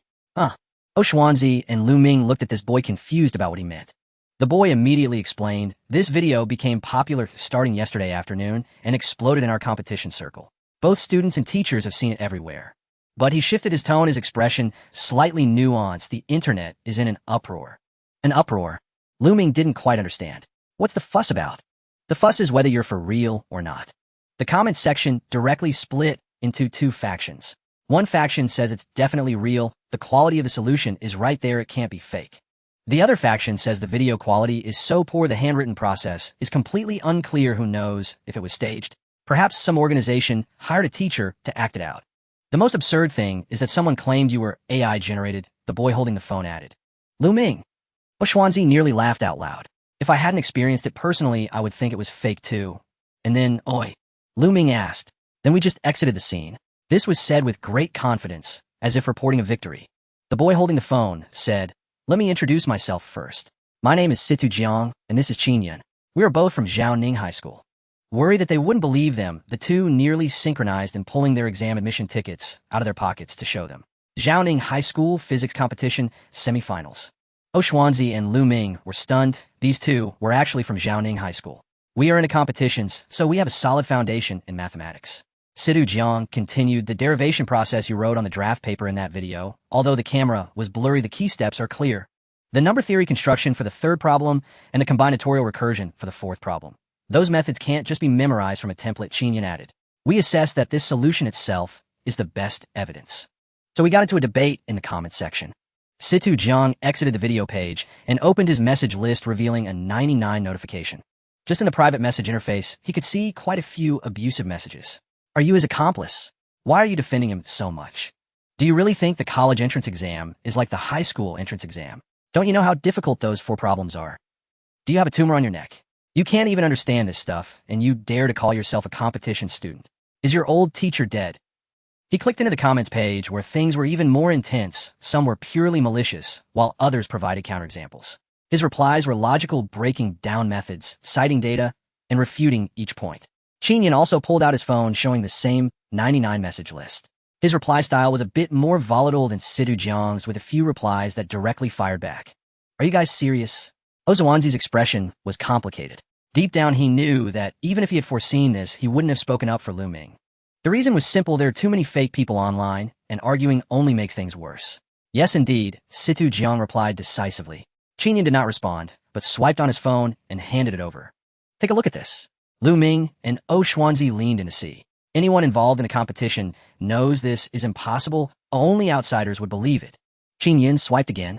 "Changguano, 6 high school. What a garbage school, and they claim to be provincial level. It's laughable." He swiped again. It's clearly a marketing account for a training institution. Anyone who believes this has no hope.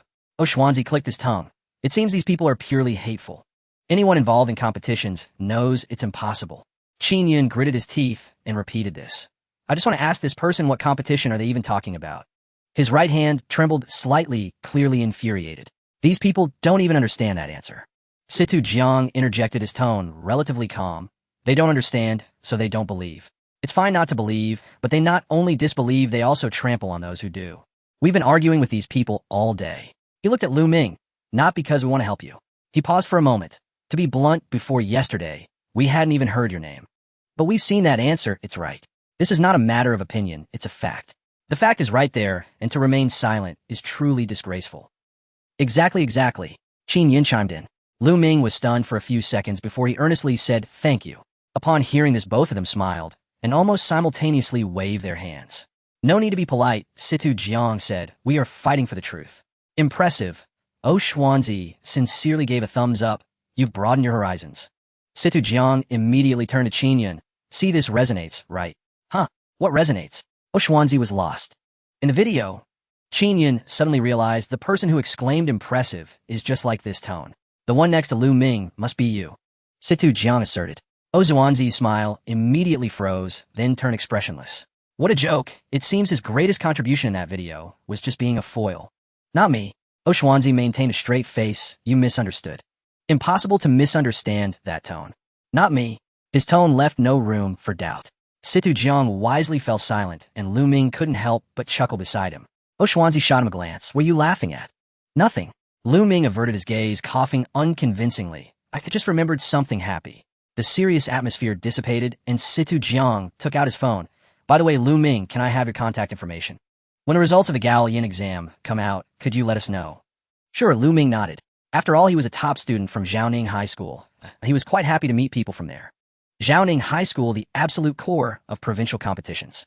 He was quite willing to know people there. They then added Xuanzi as a friend, and soon learned that they recognized him. NOI gold medal, right? At that time, there were only 13 people in the provincial team, of course. I know you, Situ Jiang smiled. We've long admired your reputation. Which grade are you two in? First year of high school, Situ Jiang replied. Looks like it's your first time competing. Xuanzi asked again. Physics is the first time, but we've participated in Gao Yin twice. Twice? Xuanzi was surprised. You participated in middle school too.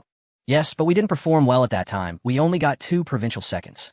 Hearing such a casual remark made Xuanzi's eyes twitch. Why did this sound so familiar? But it made sense. After all, being from Jiaoning High School, it's not surprising to have that kind of strength. Lu Ming said, it seems your strength is quite formidable. Not as good as you to Shun. Situ Jiang humbly waved his hand. We're barely making it into the provincial team, unlike you, who is guaranteed to be in the top 3 in the province. After saying this, he glanced at the time and apologetically said, Deshun, we should go find the main group. See you in the exam hall. Goodbye. The two turned and blended into the crowd, while Xuanzi quickly pulled Lu Ming to find a less crowded spot. Let's stand a bit further away. Xuanzi whispered, if 2 more come, well, get trapped here. Upon hearing this, Lu Ming immediately understood and didn't ask further. It wasn't about being recognized by someone, it was about too many recognitions. Situ Jiang and Qin Yun were relatively normal, just coming to say hello. But today is the re-examination for physics. If a few more similar people come, let alone entering quietly, whether they can smoothly get out of here is a problem. Xuanzi pulled out his phone, opened a short video platform, and started searching relevant keywords. Initially, he just wanted to take a casual glance, but the more he looked, the wider his eyes grew. What the heck? What's wrong? It's not just that video that's trending. Xuanzi handed over his phone. See for yourself. Lu Ming looked down and was momentarily stunned. Below the relevant keywords were all videos of that restaurant discussion. The original video was still there with likes and shares skyrocketing. In addition, there were many re-uploaded, clipped, and reposted versions. Although the titles varied, the content was the same. Several trending videos had absurd view counts. Combined, the views had already surpassed 1 billion, with likes reaching several million, and they continue to climb. Many marketing accounts had already shown up, each title more exaggerated than the last. Hidden academic genius appears at Gao Yin exam hall. 20 minutes in a restaurant to explain Gao Yin's finale. The audience applauds collectively. This is what a true academic overlord looks like, a directly expounding exam questions after the exam. The most outrageous was that even Jiang Shua, who had millions of followers, reposted this video with captions almost identical to other marketing accounts. Xuanzi's tone was complex. This I genuinely didn't expect it. As he spoke, he casually clicked into the comment section and scrolled down. Most of the earlier comments were quite normal. The problem-solving steps don't seem staged. Anyone who truly understands can see it at a glance. There were so many people applauding on-site, but it doesn't seem fake. I'm from Zhonghua and can testify that this person is from No. 6 High School. I think his name is Ming. Any updates? I want to know how many points he scored in the end. As Xuanzi scrolled down, his face suddenly darkened. Ming glanced over. That highly upvoted comment read, the guy next to him shouting impressive is too real, just like me who can't do the problems but can applaud. Xuanzi. Xuanzi's expression was flat. At least I'm a provincial second, okay. After this rebuttal, even he fell silent for a moment. He only solved one. 5 problems out of those 4, that doesn't count as solving them all. Ming couldn't help but chuckle and shake his head. What are you laughing at? Xuanzi glared at him. Nothing. Ming restrained his expression, then became somewhat puzzled. By the way, how did this video become so popular? I don't know. Xuanzi also found it absurd. Maybe people have never seen a scene like this before. He said this with an unusually serious tone. To be honest, if I hadn't seen it with my own eyes, I wouldn't have believed it either. Ming nodded and asked, so what now? He really didn't understand much about these online things. Xuanzi clearly had much more experience. What else can we do? Xuanzi adjusted his collar and cleared his throat. We need to watch our words and actions. After all, we're now considered public figures. We must maintain our image. Xuanzi continued in a serious manner. Especially be careful with what we say. If someone catches us on camera again, my persona will be completely ruined. Ming was somewhat curious. You have a persona? Of course I do. Xuanzi replied without hesitation. Cool, smart, composed, a genius. Ming scrutinized him up and down for a while, before finally nodding. Indeed. Xuanzi immediately sensed his insincerity, snorted, and patted his shoulder. You better perform well today, too. Why? Xuanzi looked at him, justifying firmly. Because I don't want others to think my exclamation of impressive was in vain. The two of them looked at their phones for a while longer, until around 8 o'clock when they entered the examination center. The noise inside the exam hall had diminished significantly, and the atmosphere was noticeably different. Occasionally someone would cast a curious glance at Ming, but no one approached him. Ming took out the materials he had brought and was about to read them when his gaze stopped outside the crowd. Not far from the window, there stood a familiar figure. It was Mo Gigi. She maintained a perfect posture like a robot, flipping through the handouts in her hands at a constant pace, as if the surrounding noise had nothing to do with her. As if sensing his gaze, Mo Gigi lifted her head and their eyes met in midair. Neither moved nor spoke. Across the bustling crowd, Mo Gigi calmly nodded her head. Ming also nodded, politely acknowledging her. It's actually Mo Gigi. Xuanzi followed his gaze and grimaced. Oh no, seeing her makes me feel like all the formulas I just memorized are wrong. Is it that serious? Ming raised an eyebrow. She was a gold medalist in physics last year, almost made it to the national team this year. She has to be at least in the top 3 in the province. Xuanzi hurriedly explained. Seeing her gives me a feeling that no matter how much I review, I'm still at a disadvantage. Ming couldn't help but chuckle. But looking at the two of you, Xuanzi stroked his chin. Could it be that you know her? She was in the same exam room as me during the Galilean exam. Thought I was from the study club. Study club? Xuanzi scoffed. Where would a study club come from in No. 6 High School? Ming then realized that Xuanzi had been immersed in a training program and hadn't returned to school lately, unaware of what had happened at No. 6 High School this week. Now, there's one. Ming said. It was just established a few days ago, and it's quite lively. Xuanzi's expression froze. You didn't join, did you? This question was asked with particular seriousness, even with a noticeable hint of tension. After all, he had described the study club's atmosphere to Ming more than once. Fortunately, Ming's response did not disappoint him. I didn't join. Their schedule is too rigid, and I have other things to do. No time to be with them. Phew, that's good. Xuanzi visibly relaxed. Not joining is the right choice. He crossed his arms and spoke earnestly. To be honest, I'm increasingly convinced that your approach is the right one. Ming looked at him. The Galilean answers. Who told you the questions? Xuanzi rolled his eyes.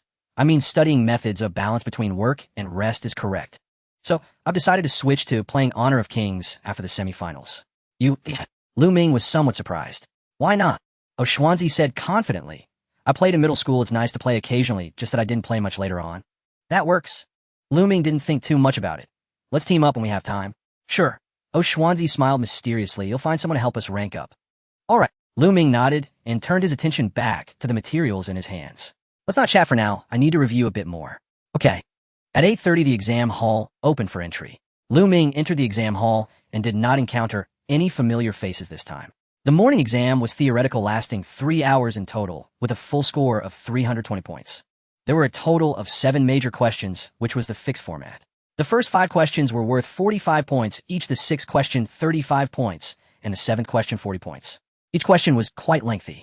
Unlike Gao Lian, the questions for the physics semifinals wouldn't leave one completely puzzled about what the questions were asking.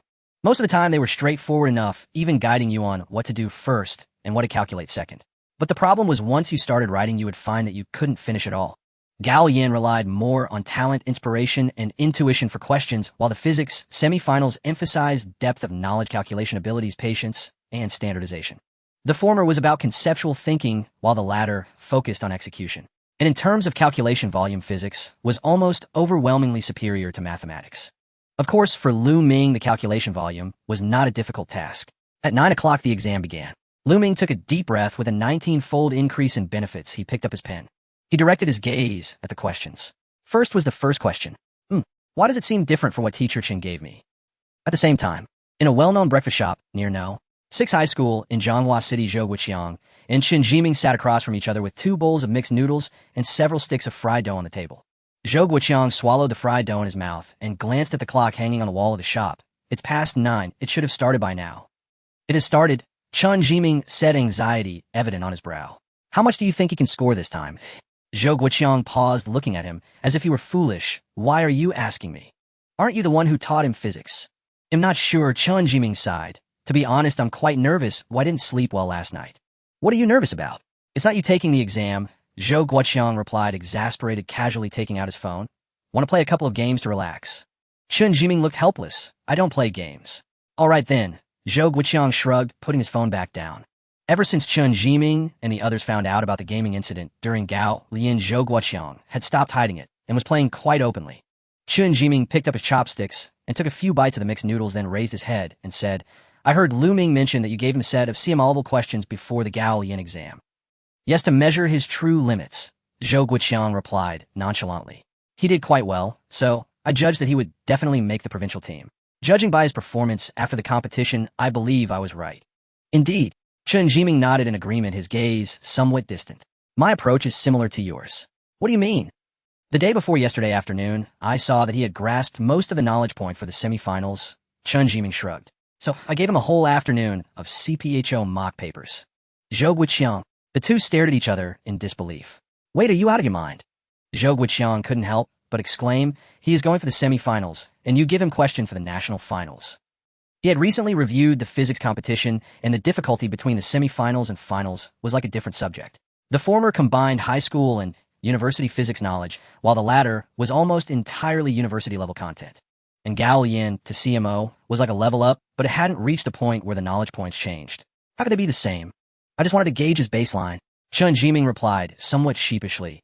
But don't worry, besides the knowledge points for the semifinals, I also covered quite a bit of university physics with him. Zhou Guiqiang looked at him with an even stranger expression. Has his learning ability evolved? I suppose so. Chen Jiming couldn't say, for sure. Zhou Guiqiang was left speechless for a long time by this statement, finally rubbing his temples. So what results did you gauge? As he spoke, Chen Jiming's eyes flashed with an uncontrollable excitement. He may not have written everything down, but he managed to write quite a bit. Although it took him a long time, his handling of calculus and the ability to connect complex processes is simply astounding. I couldn't find any faults even myself. So I believe he can probably make it to the provincial team. Within just 20 minutes, Lu Ming had completed the first problem. After setting down his pen, he gazed at the solution written on the answer sheet, his brow faintly furrowed in quiet disbelief. He reviewed it meticulously, twice from start to finish. The reasoning was airtight, the logic crystalline, and the final answer unequivocally correct. Strange, he murmured inwardly.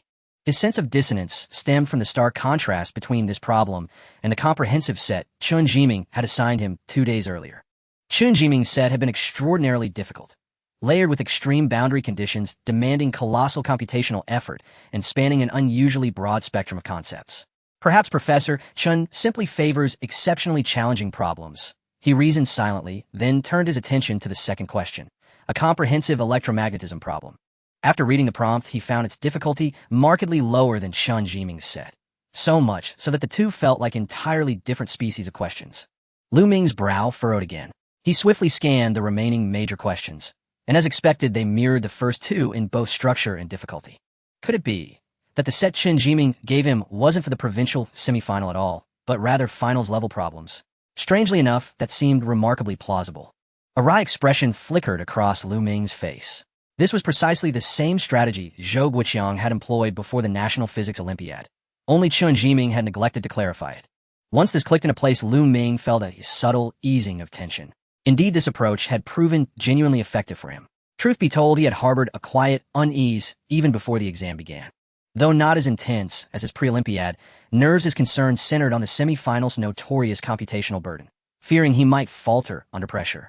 Historically, qualifying for the provincial team required roughly 180 points across theory and experiment combined, a narrow margin heavily dependent on luck. Yet now surveying the paper, provincial selection appeared virtually assured. Composing himself, he reminded himself not to grow complacent, and turned resolutely to the second problem. It was common knowledge that the physics semifinal was defined by its merciless computational intensity. For most candidates, 3 hours were utterly insufficient. Yet such mechanical voluminous calculation posed no obstacle for Lu Ming. Under his enhanced cognition, his mind operated far beyond ordinary capacity. His pen scarcely paused throughout the entire exam. What others perceived as labyrinthine computations flowed from his hand with the effortless fluency of rote recitation. Time slipped quietly away. 3 hours vanished in an instant. Ding-ling-ling. At precisely noon, the submission bell rang. The invigilator announced the end of the examination. Lu Ming set down his pen and exhaled softly. In exactly 3 hours, he had completed all 7 major problems. As the papers were collected, complaints erupted immediately. Ugh, those 3 hours were pure torture. Definitely harder than last year. I'm literally nauseous. I only fully solved 2 problems, the last 2. Didn't even glance at them. The corridor echoed with collective exhaustion. Faces drawn, eyes, hollow smiles absent. Lu Ming joined the stream of students exiting the classroom and quite by chance spotted Mo Gigi emerging from the adjacent examination hall. Her expression remained characteristically serene. Yet the moment her gaze fell upon him amid the crowd, her eyes brightened faintly and she walked straight toward him. Shall we cross-check answers? Mo Gigi asked, softly holding up her transparent stationery pouch. Lu Ming glanced toward examination room 14, but saw no sign of Oshwanzi. Recalling Mo Gigi's CPHO gold medal standing comparing answers seemed perfectly reasonable. With the corridor too crowded, they retreated to a quieter corner at the stairwell landing to begin. The distribution function for problem 1 is, meanwhile, elsewhere. Oshwanzi strolled out of the examination hall humming lightly, his mood unmistakably buoyant.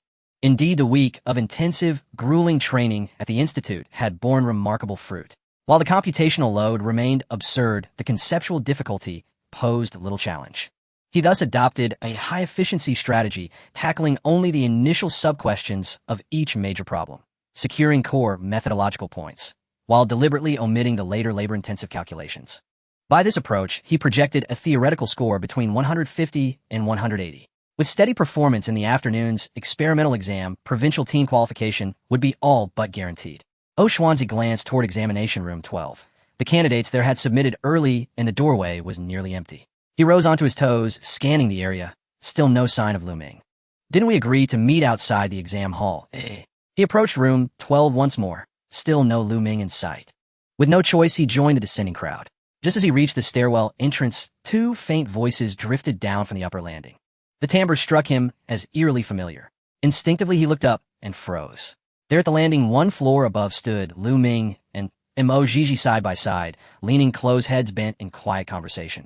Uxianzies plus weekend. Not acquainted, not in the study society. Then what in the world was this hushed, secluded exchange immediately after the exam?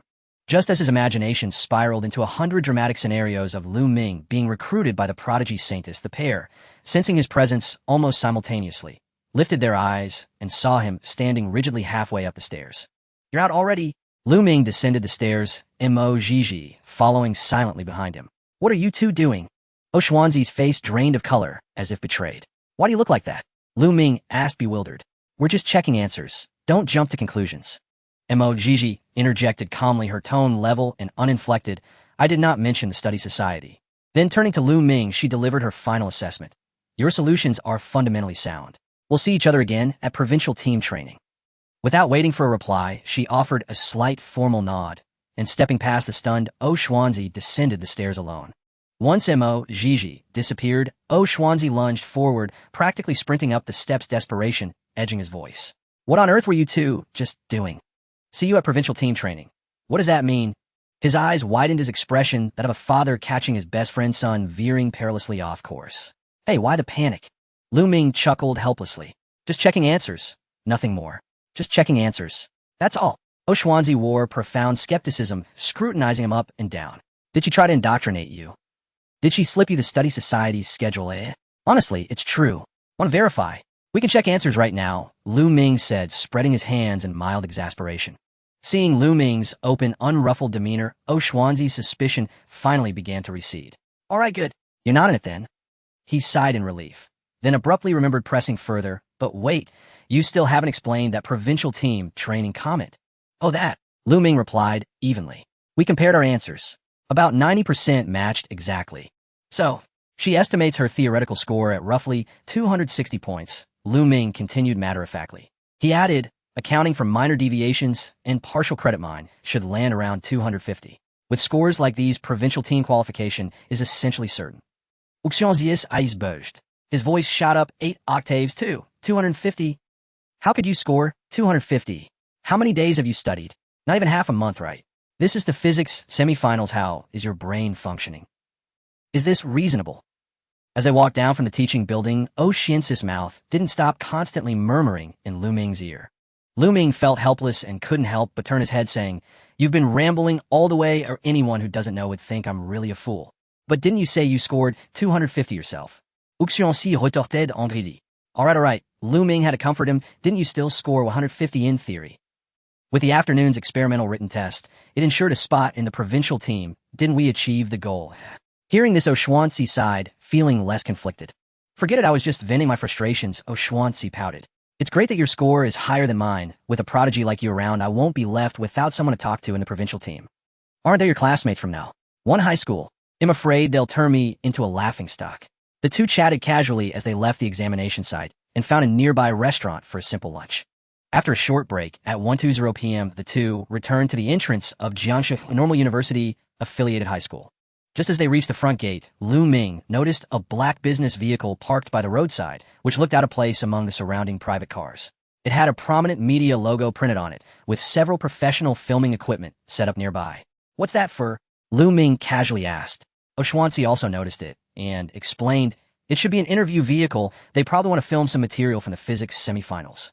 But it's just the semifinals. What are they doing here? He found it a bit strange. What can I say? The semifinals aren't that important. I've taken it many times and have never seen an interview vehicle. Usually they only show up at the national finals. Lu Ming nodded in understanding and didn't pay much more attention as they walked side by side into the examination hall. At 2 p.m., the experimental written test officially began. With a full score of 80, the exam lasted 1 hour. Since the semifinals experiment wasn't conducted in a lab, but rather theoretical, it focused entirely on experimental principles, error analysis, and data processing techniques. Lu Ming indeed had too little time to prepare in this area, and Chun Jimin couldn't use the practical questions from the national finals for him. So during the exam, Lu Ming mostly relied on the knowledge points and techniques he had memorized combined with his enhanced computational ability to score as much as he could. An hour later, the bell, signaling the end of the exam, rang. Lu Ming exited the examination hall, but did not see Mo Gigi. Naturally, he had no intention of seeking her out to compare answers. Because he truly couldn't practice for this, he could only score around 40 points at best, while Mo Gigi would at least score above 60. He quickly met up with Schwanzi downstairs. They compared their answers for the experimental questions, and as expected, they were on the same page. Based on their final scores, Lu Ming estimated around 290 points, while Schwanzi guessed about 210. They then stepped out of the examination site. Outside, it was bustling with activity. Vehicles were lined up on both sides of the road to pick up the students, and parents and teachers were eagerly waiting. But this excitement was merely the noise of the environment. The vast majority of students exiting the school gate had no expression on their faces. Some had vacant eyes, some walked unsteadily, and the air was thick with a heavy, lifeless atmosphere drained by the absurd amount of calculations. Just then Lu Ming and Schwanzi noticed a crowd gathering a short distance ahead. Schwanzi leaned in a bit closer, slightly surprised. It's actually the interview team from Jiangsu observing. This was one of the official media outlets that had shared Lu Ming's lecture video with millions of fans they didn't expect to come here. At this moment, a female reporter was holding a microphone marked with the media logo, conducting a live broadcast in front of the camera. She was interviewing a boy who looked quite honest. This scene was particularly eye-catching outside the examination hall, and Xuanzi became interested, pulling Lu Ming to join the bus. The female reporter facing the camera, with a professional smile, said, "Dear viewers in the live stream, we are now at Jiangshan Normal University Affiliated High School, the examination site for this year's CPHO Physics semifinals. This student has just finished the exam. Let's ask him about his feelings." "Hello, fellow student, which grade are you in?" The boy's voice trembled a bit. "I'm in the 3rd year of high school. This is my last semifinal." "Oh, so you're a senior. How do you think you performed in this exam?" the female reporter asked. The boy's lips twitched and his vacant eyes stared at the camera. "Just look at my expression, and you'll know." He seemed to want to avoid recalling the details of the exam, feeling suffocated by saying another word. The female reporter's face turned awkward, but she still tried to maintain the appearance. Meanwhile, the comments in the live stream were rolling. "It looks like this guy is about to cry. It seems too tragic. Were the questions that difficult? It's just high school physics. I could handle it." 666, the one who said the physics semifinals aren't hard, is here. The female reporter quickly reacted and gently comforted, "Although you may not have achieved a satisfactory score, we still persevered until the end. Competitions are just a part of life. Oh, as long as you have worked hard and given it your all, this experience is a valuable asset." Before she could finish her motivational speech, the boy lifted his head and sighed heavily, unexpectedly bursting into tears while covering his face. "It's already over my competition career. Well, why can this exam really make someone cry? I can relate. I took it last year, and out of a full score of 400, I only scored 80. Oh, can you believe I was in the top 10 in physics in the whole school? Bro, I understand you. Don't cry. Just your best." The female reporter was also at a loss, holding the microphone stiffly in place, unsure of what to do. Fortunately, the boys' team leader quickly squeezed through the crowd, comforting him by patting his back while pulling him away from the camera. The boys' tears not only caused an uproar in the live stream, but also acted as a trigger, igniting the emotions of many students outside the examination site.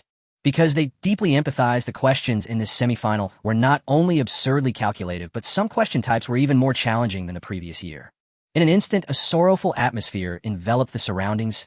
Everyone wore solemn expressions, and a thick sense of melancholy and oppression hung in the air at the school gate. The female reporter suddenly found herself in a dilemma. Her task for today was to showcase the confident and spirited demeanor of top students outside the examination hall, similar to that exhilarating feeling when the first students burst out after the college entrance examination. But she never expected that outside the physics competition examination site, the atmosphere would be so dreary and gloomy. Just as the female reporter looked around, troubled about who to interview next without inciting a collective outcry, her gaze suddenly crossed over the crowd, landing on 2 boys.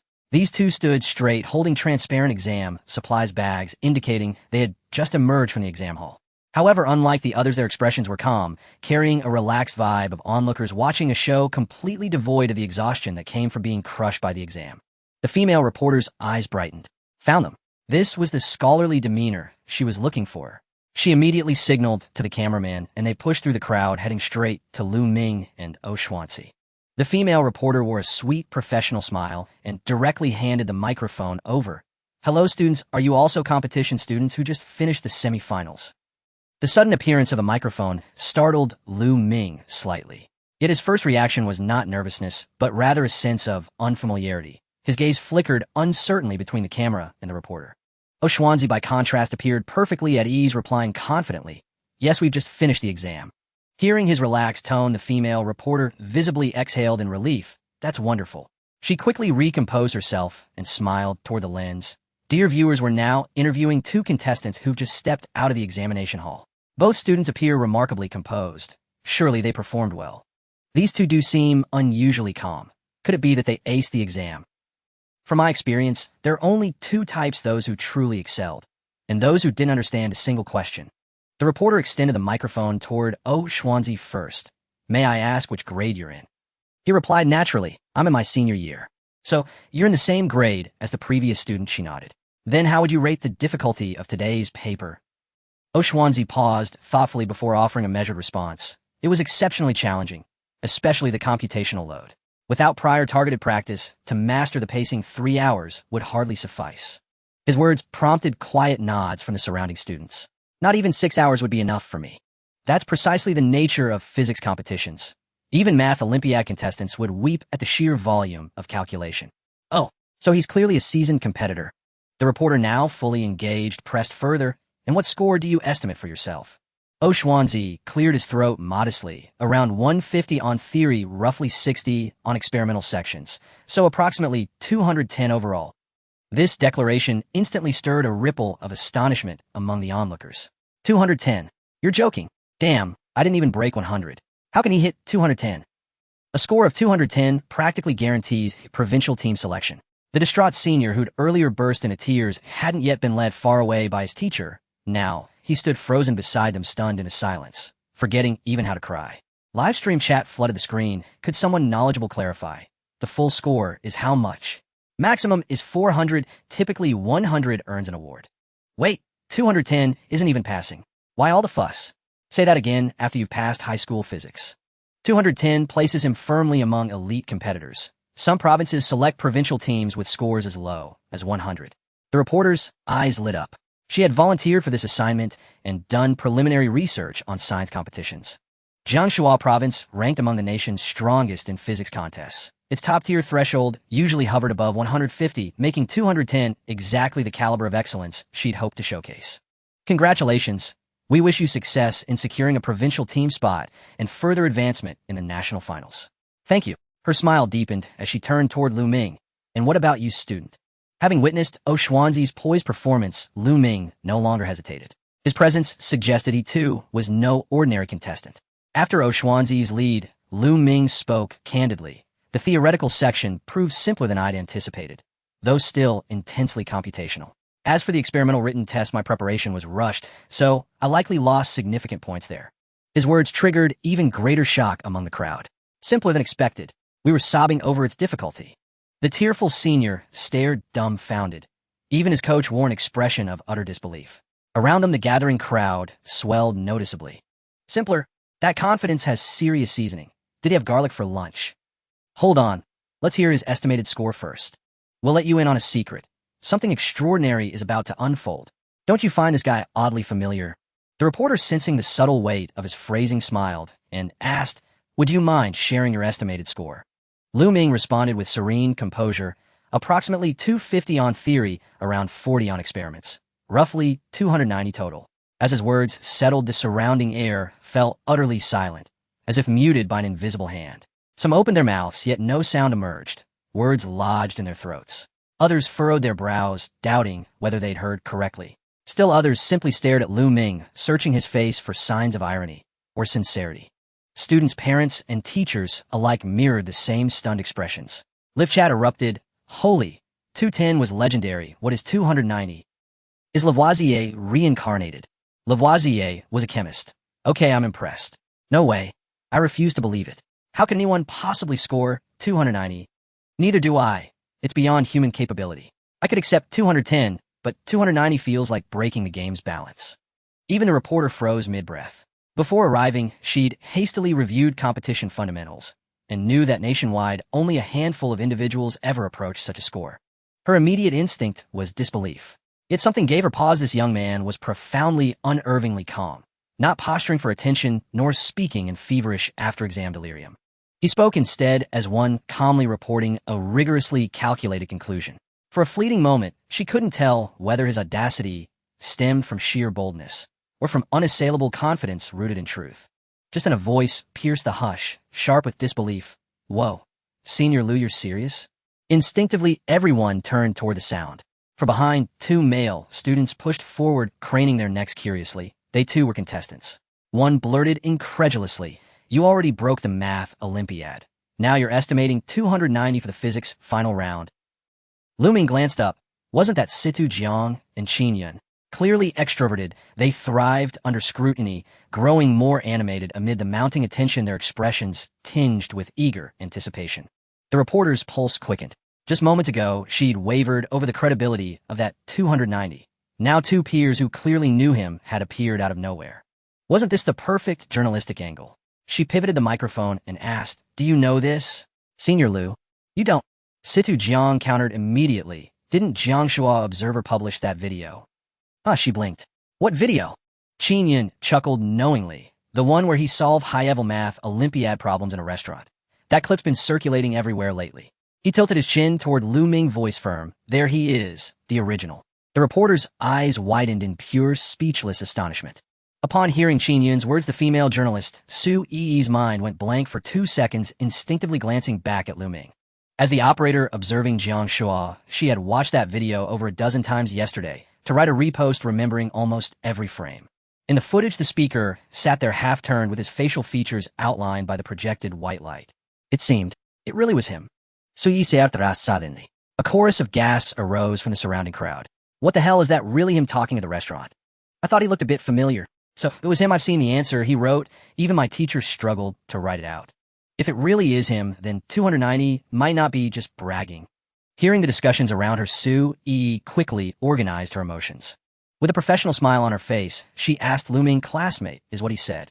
True. Lu Ming glanced helplessly at Qin Yun and Situ Jiang. The 2 social butterflies looked at him with excitement, as if waiting for him to make an official announcement in public. The facts were laid out before him, and Lu Ming could not deny it, only nodding slightly. It's true. As those 3 words were uttered, they seemed to carry an eerie magic, quieting the previously restless scene. The high school boy stopped crying, staring blankly at Lu Ming, unable to help but mumble impressive.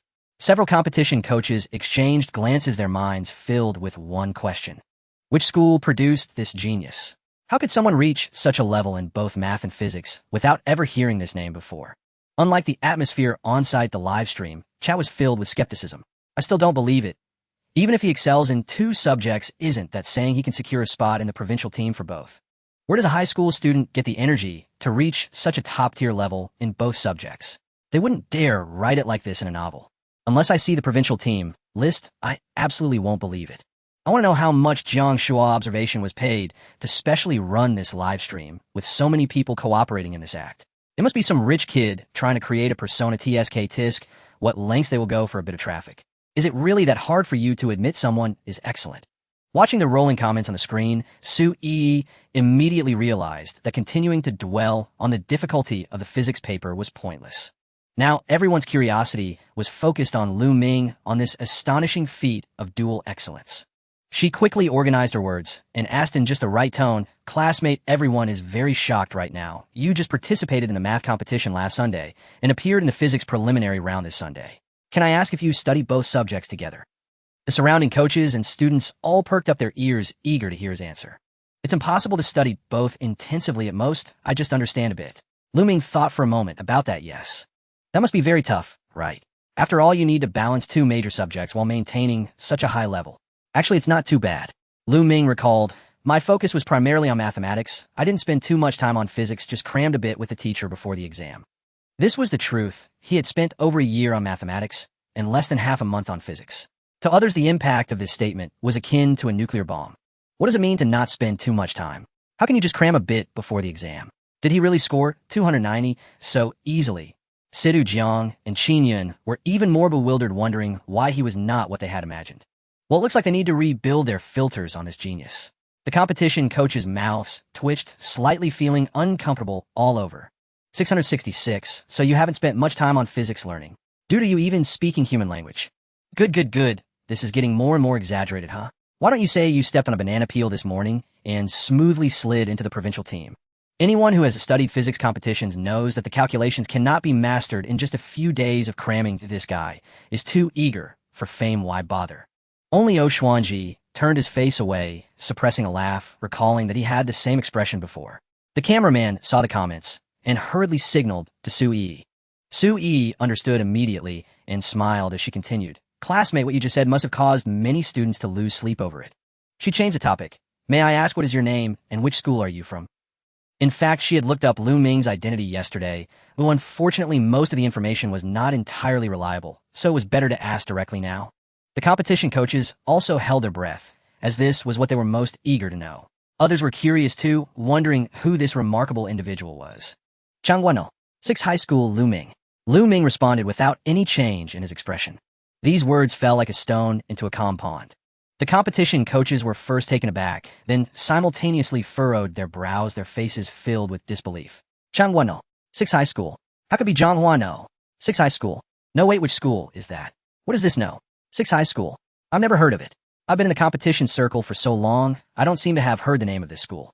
Someone from Zhanghua, please explain. This is a district key school, but it seems it has never produced a provincial-level competitor. He must have misspoken. Maybe it's Zhonghua No. One high school. Su Yi was also taken aback. Logically, a student who could make waves in both mathematics and physics was likely backed by a strong competition school. It should either be a top local school like Zhonghua No. One high school or an established name in the province like Jiaoning High School or Shida affiliated high school. Yet the name Lu Ming provided was one she had hardly heard of. This made Su Yi even more curious. She continued in that direction asking, so it's Zhonghua No. 6 high school. It seems your school must have its own training system for competitions, right? Can I ask how many students from your school participated in this physics preliminary round? As soon as she spoke, many around her nodded secretly. Good question. This was also what they most wanted to know. After all, a competitor like Lu Ming, who scored 290, meant the school's foundation could not be too weak. Logically, a school like this would at least have a decent team, even if it couldn't match Jiaoning High School's scale of competitors. It couldn't rely on just one person to break through, right? Lu Ming, upon hearing this, raised his hand and pointed at himself and Xuanji beside him, just the two of us. Listening to Lu Ming's seemingly natural response, Su Yi was momentarily at a loss for words. However, she quickly regained her composure and instinctively confirmed, is it just the two of you from your school for this physics semi-final? Yeah. This time, it was finally Xuanji who interjected, shrugging and saying, just as no one else. The barrage of comments became even more exciting. Is Zhonghua No. 6 really that pretentious? Are they not accepting registrations if the grades aren't good enough? A bit strange. While other schools cast a wide net, their school opts for precision targeting. Laughing to death, they can't really have only sent 2, right? Normally, a school that can produce competitors of this caliber should have a complete competition team. How could it be so shabby? Originally, everyone had only heard of Zhonghua No. 6, but after listening to their conversation, this school, which had previously gone unnoticed, suddenly took on an inexplicable air of mystery. Some even took out their phones to search, wanting to see if there were any hidden talents in this school. Driven by curiosity, the crowd unknowingly gathered closer, and soon dozens of people surrounded them, forcing even those who were about to leave to navigate around. Just as Su Yi was about to continue speaking, a security guard squeezed through the crowd. The guard didn't put on a stern face, but politely reminded, excuse me, please make some space, don't block the school entrance, there are still students who need to come out. Su Yi then realized how many people had gathered around her without her noticing. She had come to live stream and gain some attention not to cause trouble at the exam site. Thinking of this, Su Yi immediately signaled to the cameraman to retract the lens, then slightly apologetically said to the security guard, sorry, we will finish up soon. After saying that, she turned back to Lu Ming and Xuanji, looks like we can only chat until now, otherwise we will really block the entrance. It's okay. Xuanji was the first to pick up the conversation, smiling as he said, just right, we actually have something to attend to. This is a good stopping point. Lu Ming was slightly taken aback by this and unconsciously glanced at him. What was it?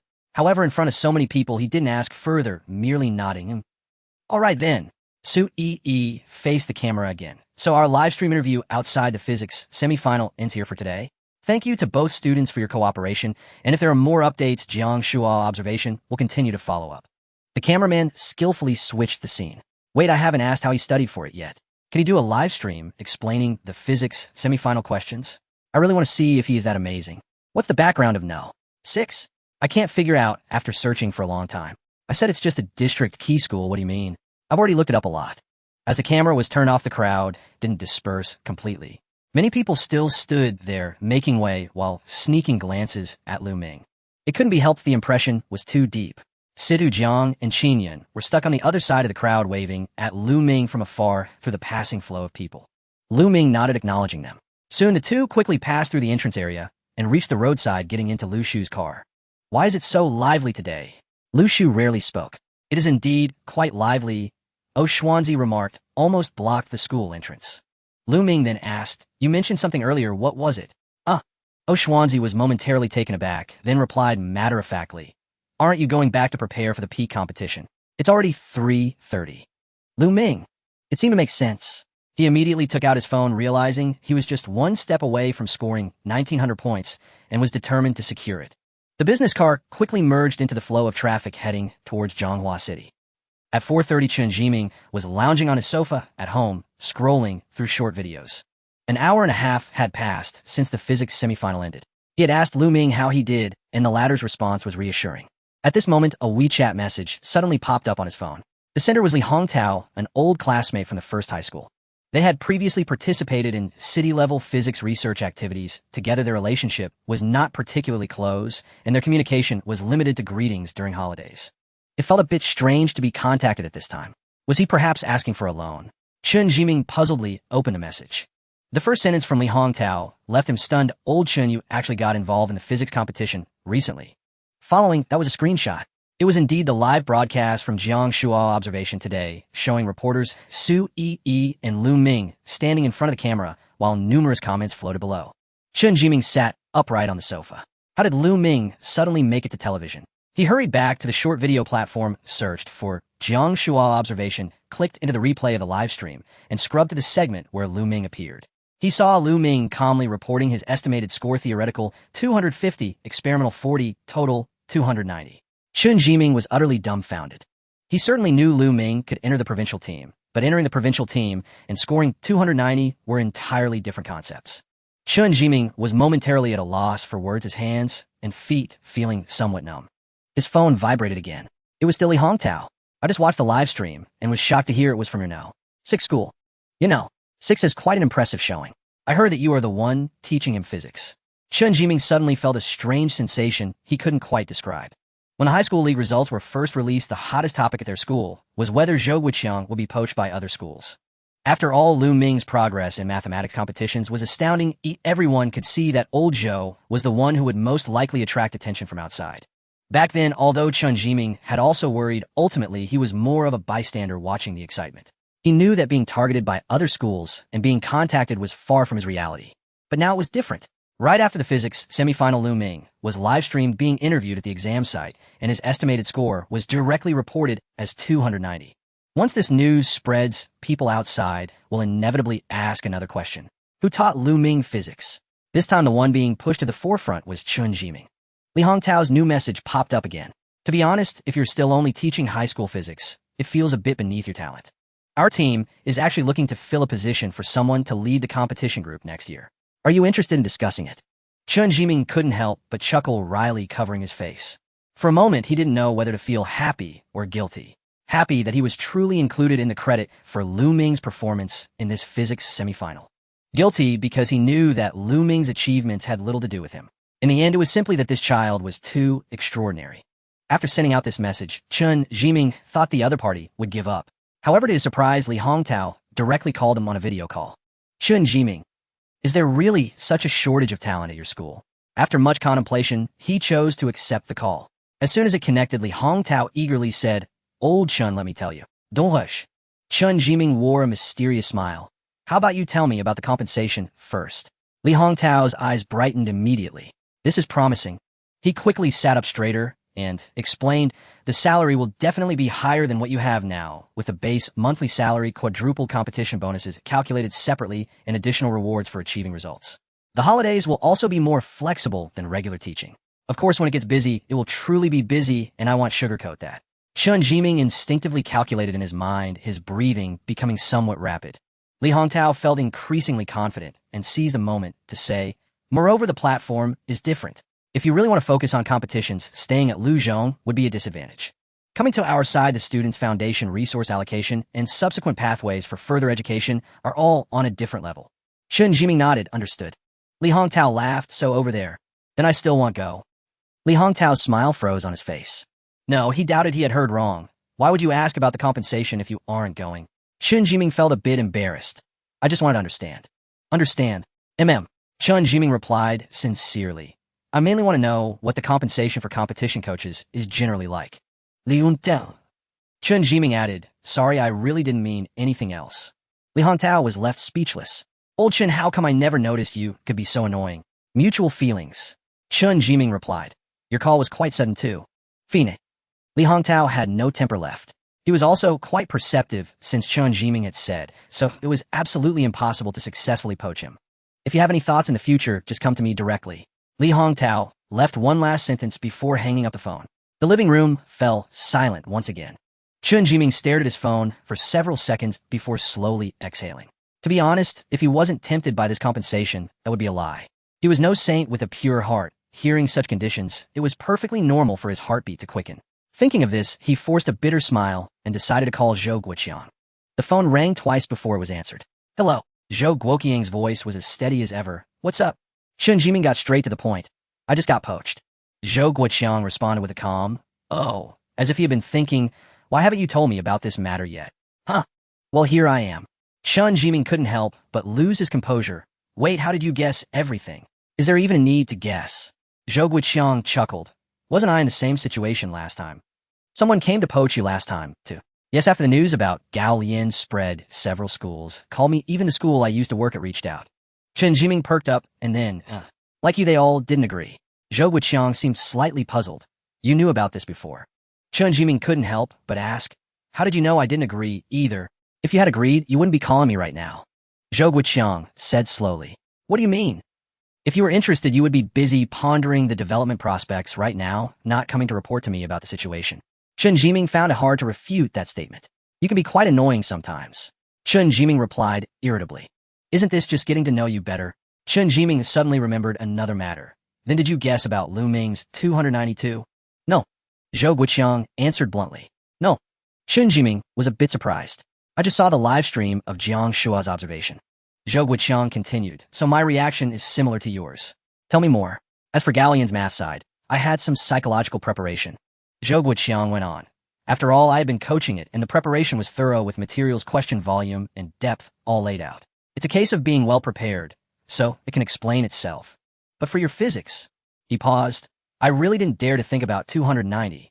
So what did you originally think he could score?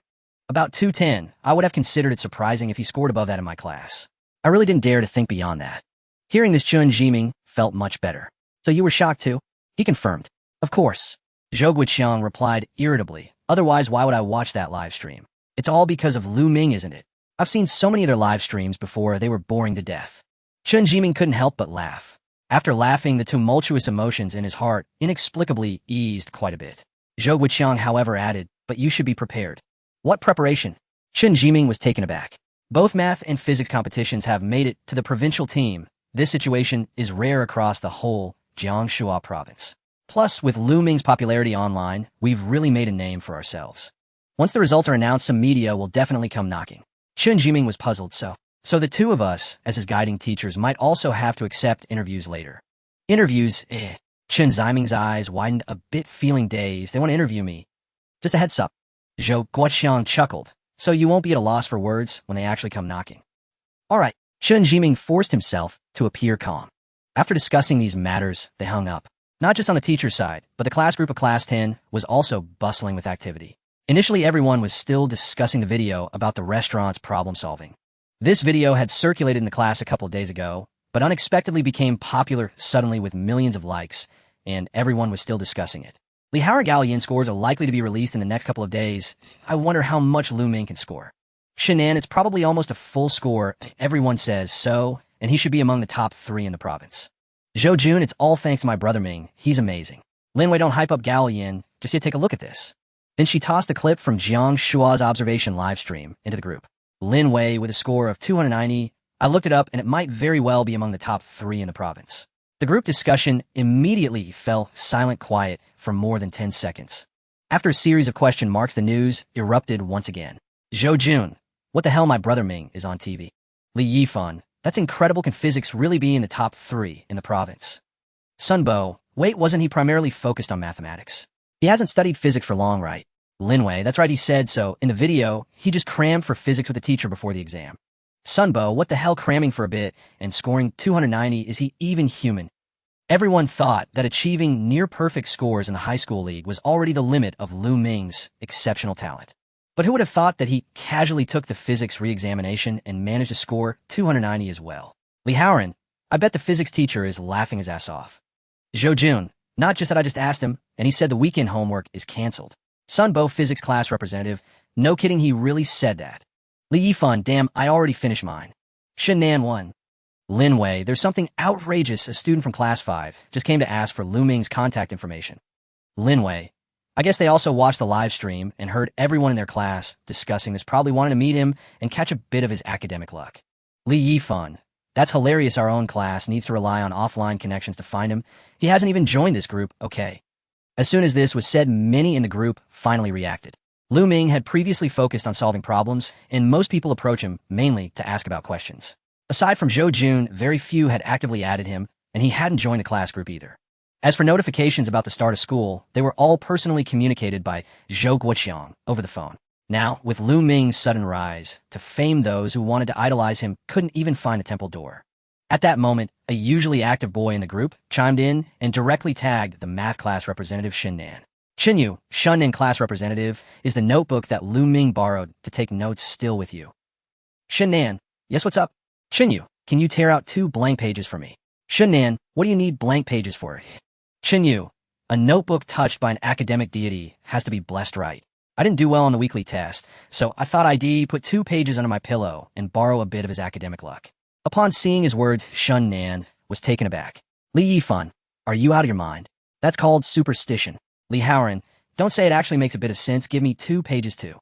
Lin Wei, I only need 1 page. Xinyu, how about we tear it into small pieces, everyone can get a little, sharing the luck equally. Li Haoran, are you distributing relics here? The screen showed Xunnan feeling speechless. She opened the drawer to glance at the black notebook inside, pondered for 2 seconds, and decided to return it to Lu Ming as soon as possible tomorrow. Xinnan, this is someone else's property, stop talking nonsense.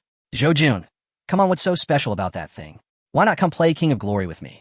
Sun Bo, you should play less King of Glory. Oh, just look at your good friend Lu Ming, he's already become an academic deity. Zhou Jun ignored Sun Bo and continued, Zhou Jun, we're playing 5-man teams tonight. Is anyone coming? He added, Zhou Jun, Lu Ming will be leading the team. Sun Bo.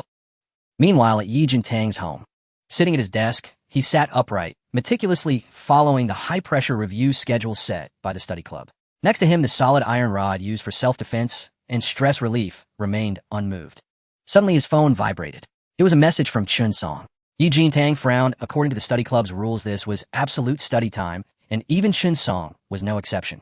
Since the other party reached out at this time, it must be urgent.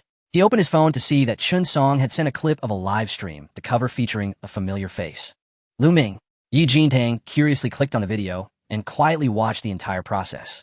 When he heard Lu Ming announce that despair-inducing score, all of Yi Jintang's calmness vanished, replaced by utter shock tinged with an indescribable confusion. He sat in his chair silent for a long time. Finally, his gaze slowly shifted downward to the iron rod on the desk. Sigh. A sigh filled with helplessness echoed in the room.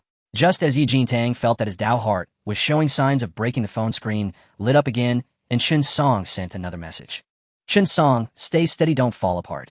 Chun Song, I've figured out this guy isn't even human. Such scores are beyond human capability, belonging to a mutated species. Chun Song, so ultimately our study club system is still valid in the human world.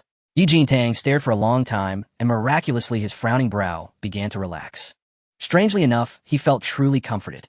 To dismiss an unbeatable opponent as non-human was indeed the best way to solidify his own beliefs. He replied with makes sense, and then buried himself back in his studies. This same scene was not unique to just him among the students of the rocket class. With the video's growing popularity, the other top students of No. 6 High School and the competition circles of major high schools in Zhonghua City, as well as in Jiangsu Province, saw a surge in interest. Everyone was shocked and posed the same question, where did that monster named Lu Ming from No. 6 High School come from? Meanwhile, inside a white bus traveling on the return highway, the atmosphere was quite oppressive. This was the competition team's dedicated bus from No. 1 High School. Unlike the large group, when they arrived, the team from No. 1 High School split into 2 vehicles on the way back. This vehicle was filled with the leading teachers from No. 1 High School and a dozen of the most elite students, including Zhao Ku, the president of the study club. The director of the competition department specifically arranged for the separate transport, intending to capitalize on the moment and hold an internal review and summary meeting on the return trip. This year's physics re-examination questions were somewhat bizarre, but the highest estimated score from No. 1 High School still reached around 200 points. The director originally planned to commend everyone, well stabilize the province's team prospects, and showcase the solid foundation of No. 1 High School. Due to strict school regulations, they gathered immediately after the exam and boarded the bus, perfectly missing the live interviews at the school gate. As a result, before they could even express their commendations, the video of Lu Ming estimating 290 points was already circulating in the bus. Thus, the eagerly anticipated summary meeting turned somewhat into a lifeless memorial service. What is there to summarize? No one in the vehicle's highest estimated scores even matched that of O Xuanzai, let alone Lu Ming's staggering 290 points. In the front row, Li Hongtao put down his phone and sighed helplessly, There's no hope with Chen Jiming. He rejected us quite decisively. As expected, the leading competition department director rubbed his swollen temples. He's cut from the same cloth as Zhou Guoqiang. After a brief silence, a younger teacher couldn't help but suggest, how about we directly recruit Lu Ming? Let's see if he's willing to transfer to our no. One high school, we can offer any conditions. Seeing that no one responded, the teacher thought there might be a chance and added, or perhaps we can ask Xuanzai for help. Isn't he quite familiar with Lu Ming? As soon as this was said, whether it was the few teachers in the front row or to the more than 10 students in the back row, they all stared at this teacher with a look of disbelief. Under such many strange gazes, the teacher couldn't help but feel unnerved, his expression stiffening. What's wrong? The competition department director took a deep breath, utterly speechless. If Xuanzai were willing to help no. One high school, he wouldn't have desperately transferred to no. 6 high school back then. The teacher realized he had been presumptuous, awkwardly shrugging. So what do we do? Nothing. From the back of the bus, Zhao Ke, who had been silent, suddenly spoke up. A hint of self-mockery flashed in her eyes, quickly replaced by a chilling clarity. It was only at this moment that she suddenly realized. Previously, when she saw Xuanzai transferring for Lu Ming, the two inseparable outside the exam hall, she absurdly thought that Xuanzai might have some feelings for Lu Ming beyond that of a classmate. Now, she understood. There was no outrageous personal feelings at all. Xuanzai was doing fine in no. One high school, the reason for his sudden transfer was not merely to escape the high pressure of the study club, nor was it a whim. He was utterly captivated by Lu Ming's unfathomable learning ability. Director, you're heading in the wrong direction. Zhao Ke raised her head, scanning the teachers in the front row, her voice calm enough to chill the bones. The truly impressive ones are never from Zhonghua No. 6 high school, nor Zhou Guoqiang or Chen Jiming. The real terror lies in Lu Ming. At 5:30 in the afternoon, Lu Ming returned home and casually prepared something to satisfy his hunger. At 6 o'clock sharp, he joined Zhou Jun and the others for a 5-man queue. As soon as he entered the voice channel, Chun Yu Sun Bo and others expressed their enthusiastic admiration for him, declaring that they would definitely look up to him from now on. Lu Ming chuckled helplessly and responded briefly, then locked in the jungler's starting position. The subsequent gaming experience was nothing short of a magical journey for the few players from Class 10.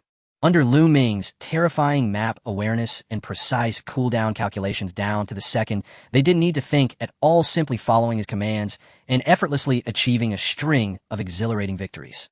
By 9 o'clock, the classmates reluctantly logged off, showering Lu Ming with praise. He continued to push his peak score to 1,900 points, bringing his learning bonus to 18 times. The next day, September 22nd, Monday. Even though the competition had reached a temporary conclusion, Lu Ming still maintained his unchanging routine, appearing at the entrance of Zhonghua No. 6 middle school at 6:15. Just as he walked past the school gate, the security guard, Uncle Zhang, suddenly popped out and cheerfully called out, "Oh, Lu Ming." He grabbed Lu Ming's arm, clearly overjoyed. "You're really popular now. I kept seeing you in short videos yesterday." Uncle Zhang gave a thumbs up. "I heard you scored in the top 3 in the province in both competitions. Our school has produced a literary star. I've been here for many years and have never seen anyone like you." "Uncle, you're overrating me. The results aren't out yet." Lu Ming smiled, helplessly exchanged a few pleasantries, and quickly made his way to the teaching building. Once in the classroom, he sat down at his desk and skillfully pulled out a thick stack of handouts from his bag. These were the internal materials from Qiangjing Education that he specifically requested from Xuanzai after finishing the exam yesterday, related to the CPHO. If he could smoothly enter the provincial team for both the Gao Yin and the physics recompetition, he would participate in the provincial training for mathematics and physics next month, as well as the CPHO National High School Physics Competition Finals at the end of the month.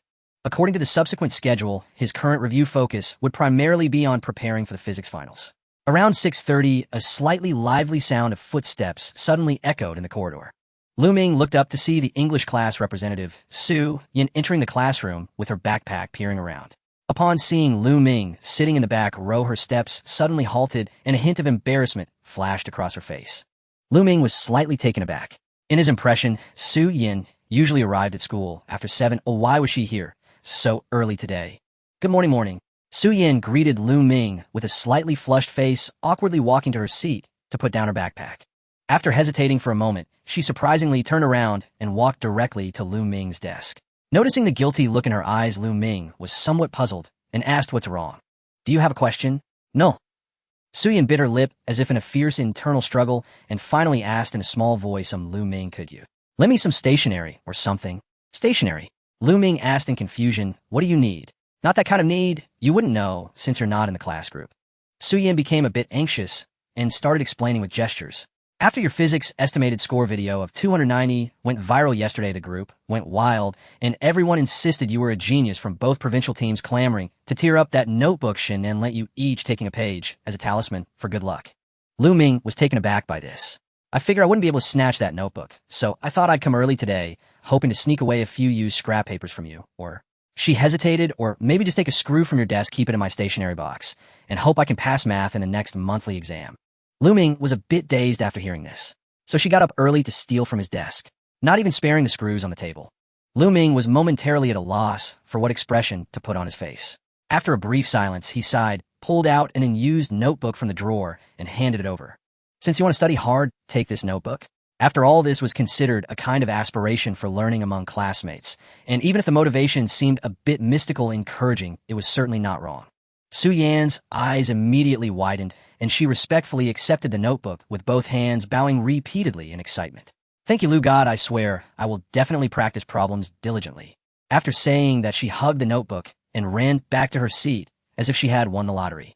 Lu Ming shook his head helplessly and redirected his attention back to the physics handouts. However, Lu Ming was not the only one with similar thoughts as Su Yan. As time passed and it approached 7 o'clock, classmates gradually entered the classroom. At first, only a few boys came over with playful smiles, calling him Lu God and pestering him to let them take something from his desk, claiming it was to gain the luck of the dual provincial teams. With these few leading the way, the rest of the classmates could no longer contain themselves, all lining up with their homework or test papers to seek some blessed signatures. There were even a few students from neighboring classes coming in groups to observe, seizing the opportunity to sneak in and ask for a piece of scrap paper. This wave of requests for favors left Lu Ming with no choice but to accommodate, yet he also did not want to dampen everyone's enthusiasm for studying. After distributing several rounds, the few spare notebooks in his bag quickly ran out. At this moment, there were still a few classmates eagerly waiting in line. Lu Ming glanced over to the empty desk beside him. That was Zhou Jun's desk, which had a pile of brand new notebooks and a few freshly unwrapped black water-based pens on it. Don't crowd, there's plenty for everyone. Adhering to the principle of if my friend suffers, I won't, Lu Ming took Zhou Jun's notebooks, signed his name on the cover, and handed them out to the onlooking classmates like distributing flyers. Even the pens on Zhou Jun's desk did not escape as he distributed them as well. It continued like this until just before morning reading, when the crowd finally reluctantly dispersed. At this time, Zhou Jun yawned and strolled into the classroom right on time. He plopped down on a chair, reaching for a pen to copy down an assignment, but after rummaging around his desk for a long time, he found nothing. Where are the 2 stacks of new notebooks I just bought?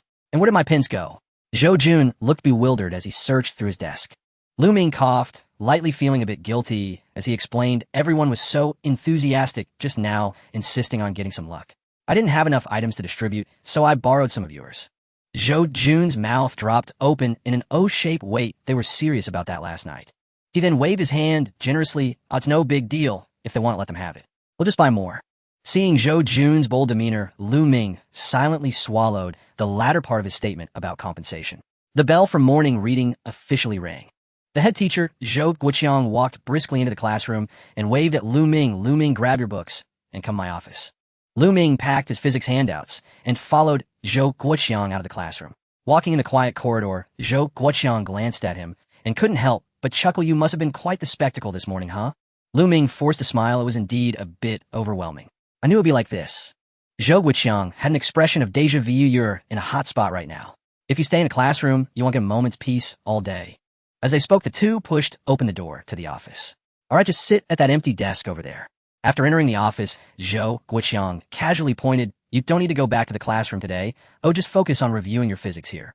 This was indeed what Lu Ming needed most at the moment. He nodded, pulled out a chair, and sat down, saying, thank you, teacher. Zhou Guoqiang sat down at his desk, took a sip from his teacup, and explained the reason I called you over besides giving you a quiet place is mainly to wait for some news. Lu Ming was surprised. News? Yes. Zhou Guoqiang's expression was calm. According to the customs of Jiangsu province, the scores for the physics recompetition are usually released the day after the exam, and considering the time, the latest release date for Gaoyan is also today. Barring any surprises, the results for both subjects might come out today. You don't need to worry about anything else. Oh, just focus on your studies. In a bit, Teacher Chun, and I will check on the results for you. Upon hearing this, Lu Ming's expression remained unchanged. Whether it was the Gao Yin or the physics recompetition results, he already had an idea in his mind, so he naturally felt no anxiety. To him, the scores were merely a formality to confirm the system's gains. All right then, I'll trouble you, teacher. 8:50 a.m. or classroom scene. Today she was clearly not in the right state of mind. In less than 20 minutes of class, Su Qing had checked her phone 7 or 8 times. The classmates looked on with slight confusion, but no one dared to speak up. After another 10 minutes, Su Qing closed her textbook and lightly coughed. You all can work on the exercises in the next few pages by yourself for now. If you have any questions, come and ask me after class. Having said that, she returned to the podium and quickly swiped her phone. The students of Class 10 exchanged glances. Such a situation had never occurred before with Su Qing, so what was wrong with her today? If they were to glance out into the corridor, they would find that Class 10's situation was not an isolated one. In the neighboring Class 9's physics class, the teacher was also frequently checking their phone. In the rocket class, the math teacher was writing on the blackboard while glancing at their phone out of the corner of their eye. Meanwhile, the things they wished to observe were happening in the large teacher group of the 6th middle school. Since 8 o'clock in the morning, the group chat messages had not stopped. I heard the scores are coming out today. Our math and physics results being released together. As per usual, today is the day. The physics retest results are released the day after the exam, and the latest announcement date for the high-level exam is also today. Zhou Guiqiang, Chun Jiming, are you both there? Have you found out? I watched the live replay yesterday, and the estimated score for the physics retest was 290. Is he being humble, or does he really have that level of ability? You two need to say something. It's driving me crazy. Messages kept flooding in one after another. But the two were being tagged repeatedly, did not respond at all. It wasn't that they didn't want to reply, they simply had no time. In the office, Chun Jiming and Zhou Guiqiang sat at a table, each with a computer in front of them. Chun Jiming was checking the physics retest scores while Zhou Guiqiang was looking up the math competition scores. The two had clear divisions of labor and were focused on their own tasks. At that moment, the content displayed on both screens was identical. Query channel not open, please wait. Chun Jiming refreshed the page every few seconds while Zhou Guiqiang calmly pressed F5, their differing states clearly apparent. Ming sat at another desk, flipping through the handouts, fully absorbed in his work. Oshwanzi sat opposite him, his pen, doodling on scrap paper, occasionally looking at his phone, and then glancing at Chan Ziming's screen, clearly distracted. You drew the force analysis direction wrong. Ming suddenly reminded him calmly. Huh. Oshwanzi looked down, and sure enough, the direction marker was reversed, rendering the entire problem incorrect. He hissed in frustration, abruptly ignoring the problem, and retorted, Can't you be a little nervous? Nervous about what? The scores are about to come out. The exams are over. Being nervous won't change the score. Oshwanzi found himself speechless. But he understood the reasoning, he just couldn't control his mindset. He simply looked at Chun Ziming's computer screen and asked, Teacher Chun, has it come out yet? Not yet, Chun Jiming replied without turning around. What about you, Teacher Zhou? Same. The office fell quiet for a moment. At 9:02 a.m., Chun Jiming refreshed the page, and the words indicating that the query channel was not open disappeared. He held his breath for a moment, hurriedly inputting the examination registration number he had memorized. A line of clear query results jumped out. Chun Ziming's fingers hovered above the keyboard, and his pupils dilated with shock. His lips moved, but no sound came out, and his cheeks flushed with excitement. Zhou Guiqiang was the first to notice his unusual behavior, and turned to look at him. Chun Jiming could no longer contain the excitement within him, and suddenly stood up, almost shouting out loud, 297. This shout nearly overturned the entire office.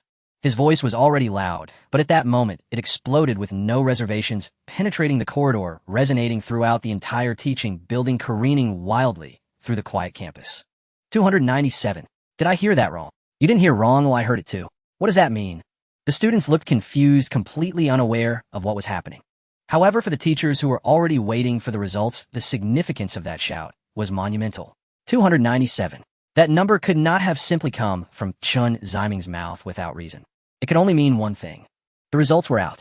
Some teachers, upon hearing it, clearly neglected their lessons entirely and immediately began checking their phones. Several teachers who had already been slacking off and checking group messages upon hearing that shout stopped writing on the blackboard and turned to rush out. You all continue studying by yourselves. Class representative, maintain discipline. You'll step out for a moment. Be quiet, focus on your work. After leaving a few instructions, he dashed out of the classroom. In the teacher group chat, I heard 297. Was that Chun Jiming shouting? That was definitely his voice. Which subject? Which subject got a 297? Chun Jiming, tell us. Damn, I heard it all the way from the third floor. That voice is terrifying. Messages flew by rapidly, and in the blink of an eye there were dozens of them. Those teachers closest to the office, unable to contain their curiosity, hurried toward Zhou Guoqiang's office. In the office, Chun Zhiming leaned over the table, his chest, heaving, his face flushed as if he had drunk several bottles of liquor. He looked like someone who had just won the lottery. Xuanzi fell silent upon seeing the score. This score was a full 7 points higher than the 290 Lu Ming himself had predicted. He glared at Lu Ming, his teeth gritting with frustration. Are you even human? He had prepared himself mentally, but he still couldn't fathom it could be this high.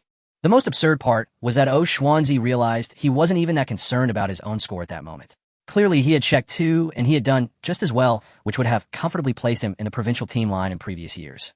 Yet upon seeing the number 297, his first thought was, if physics could be this high, how ridiculous must the math score be? On the other side, Zhou Guoqiang did not lose his composure like Chun Zhiming. However, upon seeing the score, he still visibly relaxed, as if a weight that had been pressing on his chest had finally lifted.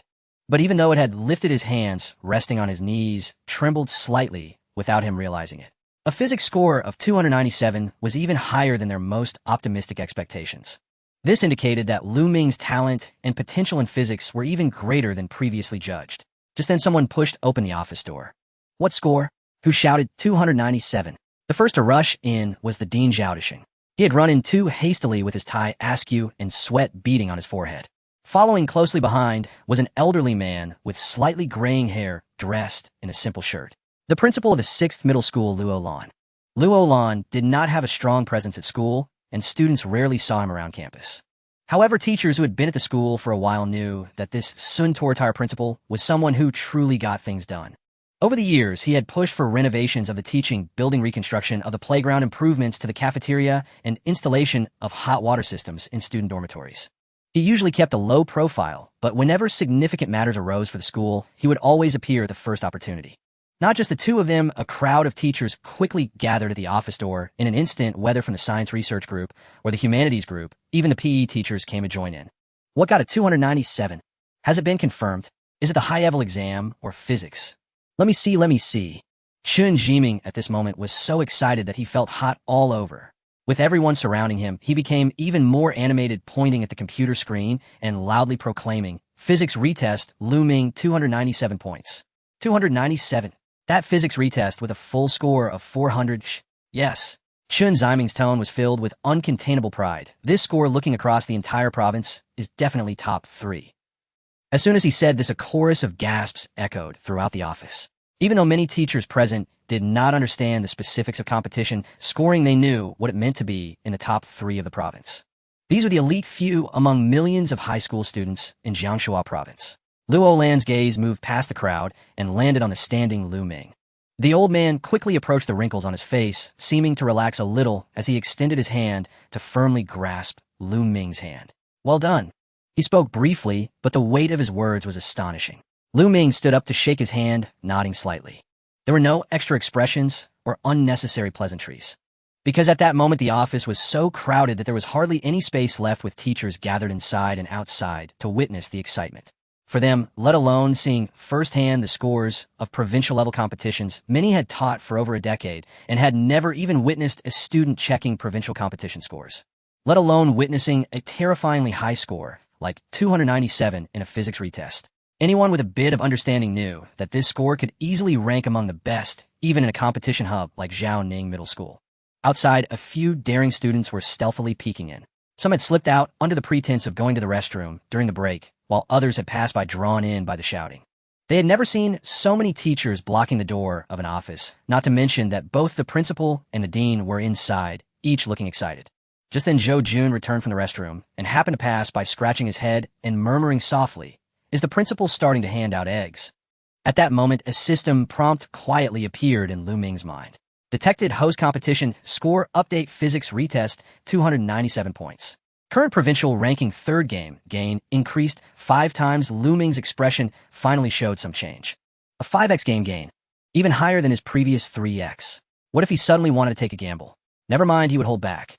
On the other side, in the teacher group of the 6th middle school, those teachers who were unable to come to the office to check the excitement also learned of the results from the messages coming in from the front lines.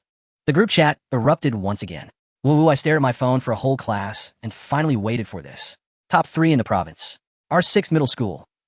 Physics 297, that would be quite impressive even in Jiaoning, right? Just as everyone was still immersed in the shock brought by the physics score of 297, Zhou Guoqiang's computer screen suddenly changed. The message that had been stuck on Query Channel, not open, please wait, quietly disappeared upon refreshing. Zhou Guoqiang's gaze sharpened. The high-level exam scores were also about to be released. He did not speak, but placed his hands on the keyboard, skillfully inputting Lu Ming's registration number. However, as he moved, the discussions that had been buzzing around him fell silent as all eyes focused intently on the computer screen. The high-level exam results were about to be revealed. At this moment, even the teachers blocking the door could not help but stand on tiptoe. Chen Jiming could no longer afford to bask in the glory of the physics score of 297, hurriedly leaning in to get a closer look, his eyes wide open. After a brief loading period, the scores displayed on the screen appeared. First attempt, 120 points. Second attempt, 177 points. Total score, 297 points. Upon seeing this number, the breath Zhou Guoqiang had been holding finally escaped completely. He leaned back in his chair, suddenly feeling lighter, and a relieved, elated smile spread across his face. 297. Chen Jiming rubbed his eyes, his face filled with disbelief. It's also 297.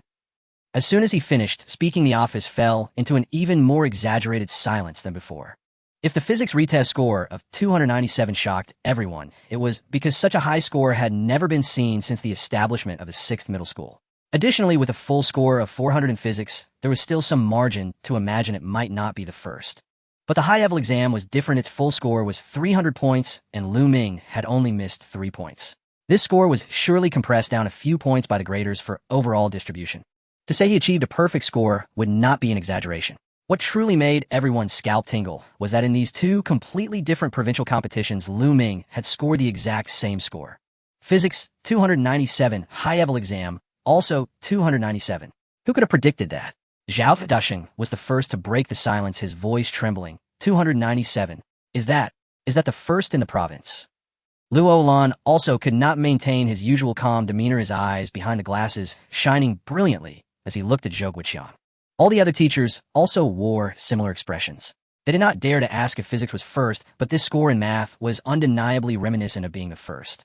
When the last 4 words fell from his lips, the teacher's office was instantly swallowed by an odd, heavy silence. Those words were nothing complicated. Everyone there understood them, yet they gave the moment an almost unreal quality. It was not as if they had never seen excellent students. Lu Zhong stood not far from Yizhong and Shirinzhongshu schools that often produced provincial qualifiers or provincial team members. But the phrase, first in the province, remained from beginning to end foreign to most of the teachers present.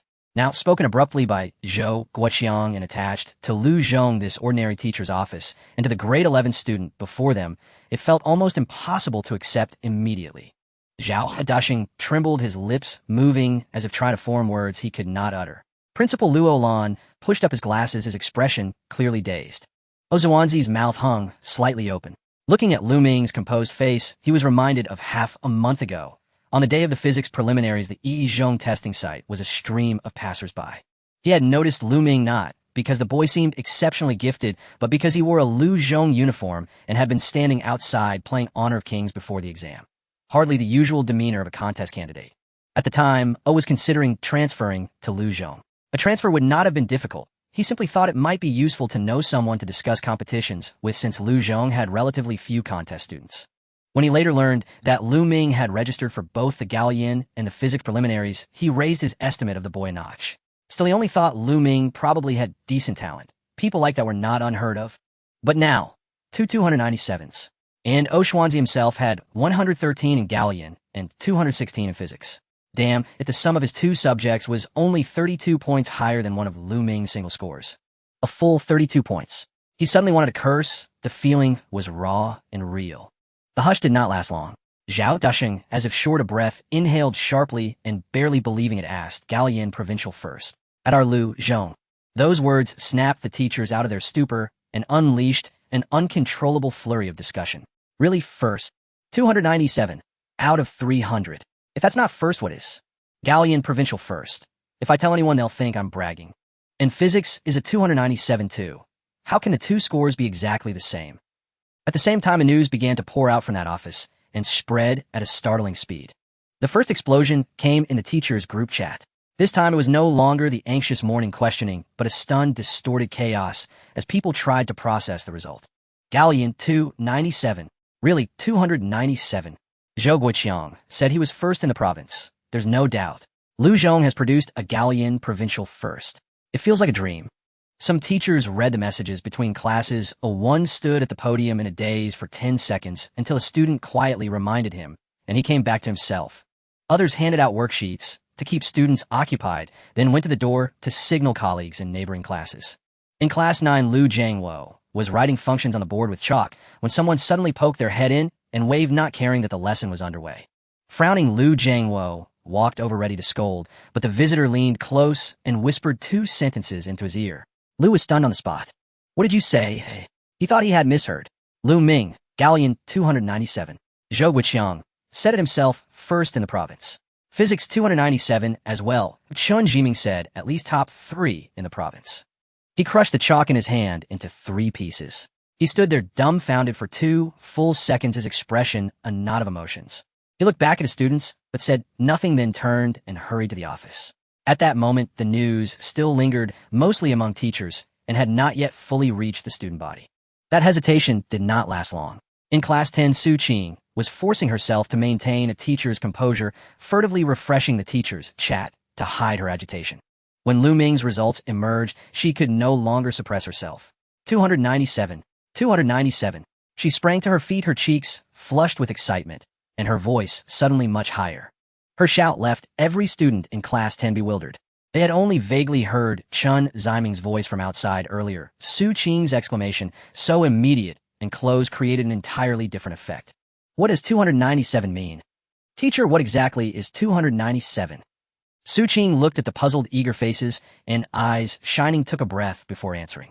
Lu Ming's contest results: physics, semifinal 297. Among the top 3 in the province, Gallian 297, first in the entire province. The classroom erupted as soon as she finished. God, I knew Lu could score high, but not this high. First in the province. He's like a provincial champion, right? Oh no, a notebook won't cut it. Can I borrow his books? Zhou Jun suddenly felt a dozen eyes on him. He looked up and realized they were not staring at him, but at Lu Ming's desk. As if the books on that desk had turned into prized morsels. He sat in Lu Ming's seat, shook his head at them, and chuckled. What's the big deal? Ming is amazing in honor of kings, too. Elsewhere, Yi Jintang, Chan Song, and 3 senior year students had gathered in Tianbei's office to check the Gallian results. Since the results came out today, none of them could focus on class at Tianbai had invited them over so they could view the scores together rather than fidget in their classrooms.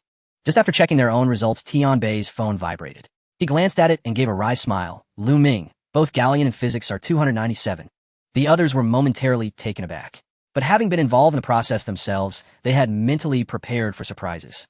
After a long pause, Chen Song could only croak out, the 5 of us together wouldn't match his 2 papers. Back in the office, Luo Lan and Zhao Dushing had recovered from their initial shock and slipped into celebration mode. Zhao first shooed away the curious students at the door, then began making calls with his phone. Notify the bulletin board, prepare a congratulatory announcement template. Contact logistics to ready the internal notice. Call a contact in the city's education office to report the situation first. Luo Lan stood by the window and made several calls to his superiors in a noticeably brisker tone than usual. Although the official rankings and the provincial team roster had not yet been published, the double 297s were sufficient for Lu Zhong to enter an early celebratory mood. Of course, celebration aside, the wording had to remain cautious. Before long, a provisional internal notice was drafted. It would not mention specific ranks, only the scores. The notice read, Grade 11 student Lu Ming achieved 297 points in the mathematics Gallian and 297 points in the physics semifinal, an outstanding performance that brings honor to the school. Once those tasks were done and the onlookers dispersed, Luo Lan returned his gaze to Lu Ming, a smile he could not entirely hide, softening his features. Although the formal rankings and the roster have yet to be released, this already represents the highest contest achievement in Lu Zhong's history, Luo Lan continued. The school will make a formal statement. For mathematics, a scholarship of 30,000 yuan. For physics, 30,000 yuan. 60,000 in total. That is the school's own reward. 60,000 yuan is a substantial sum for a high school student. It was a tangible and immediate recognition. More importantly, it made the school's position unambiguous. Regardless of how the provincial team selection later unfolded, these 2 score sheets alone justified the school in offering such a level of recognition. Lu Ming hesitated for a moment, then replied with measured gravity, "Thank you, Principal." Lu Ming's explosive results spread rapidly through various channels. Upon seeing the scores, most of the teachers who had been closely monitoring the situation either smiled wryly or shook their heads. However, no one expected them to be this high. From this moment on, the name Lu Ming truly began to circulate in the Zhonghua competition circle. At Shurian High School, the competition group office just finished checking the results. Mo Gigi scored 264 in the high school league and 307 in physics, still an impressive achievement, significantly better than last year. The expressions of the nearby teachers were quite satisfied until someone remarked that Lu Ming from No. 6 High School scored 297 in both math and physics. Everyone was not particularly surprised, thus remaining calm. One teacher smiled and looked at Mo Gigi. "Xiao Mo, it seems you now have a competitor." Mo Zitzi's expression showed little change, merely responding with a soft hum. "I guessed it long ago." The teacher was taken aback. "You guessed it." "Pretty much." Mo Gigi did not elaborate, since she had sensed Lu Ming's approximate performance the first time she saw him. The atmosphere at No. 1 High School was even quieter. Zhao Ku and a few core members of the study group were also looking at the results together. Xia held her phone and read Lu Ming from No. 6 of both the high school league and physics competition scored 297. He should be first in the province for math and possibly for physics too. Unlike the others who were discussing animatedly, Zhao Ku remained silent. She admitted that her previous judgment was correct. The truly frightening aspect was never No. 6 High School, but rather Lu Ming himself. He was too strong, far beyond the ordinary competition student, more like a super dark horse that suddenly barged into the Zhonghua competition circle. Oxuanzu transferring tono. 6 was never a Spiro-Femin decision. But the pressing question now was, how did Oxuanzu get to know Lu Ming? Was it through some study forum or an offline study group? Zhao Ke's mind uncontrollably began replaying some irrelevant details from the past. Oxuanzu's inexplicable moments of distraction, 2 occasions of failing to check in on time, and those noticeably perfunctory replies before transferring. She initially thought it was merely simple resistance and annoyance. But looking back, now many things seemed to have another explanation. After thinking for a long time, Zhao Ku still couldn't find the answer. She pursed her lips, took out her phone, and sent a message to Oxuanzu. "How'd you do?" At almost the same time, a new message popped up at the top of the chat. "How did you do?" Zhao Ku frowned slightly, as she originally thought Oxuanzu would likely not proactively reply to her messages after transferring. So she intentionally paused for 2 seconds before sending her results. Oxuanzu High School, League 113, Physics 216. Zhao Ku High School, League 120, Physics 217. Looking at those 2 scores, she felt a bit relieved. At least regarding the results, she still stood in front. "Keep it up." After sending that message, Zhao Ku turned off her phone, her expression returning to calm. Meanwhile, the excitement at No. 6 High School had not yet settled. After the most chaotic time in the office passed, Luo Lan organized the subsequent arrangements.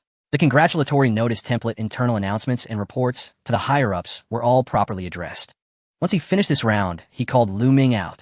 The reason was simple. The school bulletin board and subsequent acknowledgments required photos, so they needed to take a decent one first.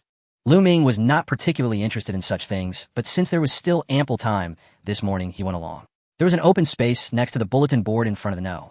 6 office building with good lighting. Luo Lan personally stood by watching, and Zhao Dashing helped adjust the angle a couple of times, finally managing to take a relatively satisfactory picture. After the photo was taken, they walked back. Luo Lan was obviously in a good mood, his steps lighter than usual. Halfway, he seemed to suddenly remember something and turned to Lu Ming. "By the way, I mentioned before, didn't I? If you have any requests, as long as they are within the school, whether you want a private study room to adjust class times at will, or even to switch teachers for certain subjects, as long as it's reasonable, the school will try to accommodate." Zhao Dashing also looked over his expression, carrying a hint of encouragement. At this moment, let alone reasonable requests, if Lu Ming said he wanted a quiet classroom alone, or to add a fried chicken window in the cafeteria, they would probably seriously consider it. After listening, Lu Ming thought seriously for a moment.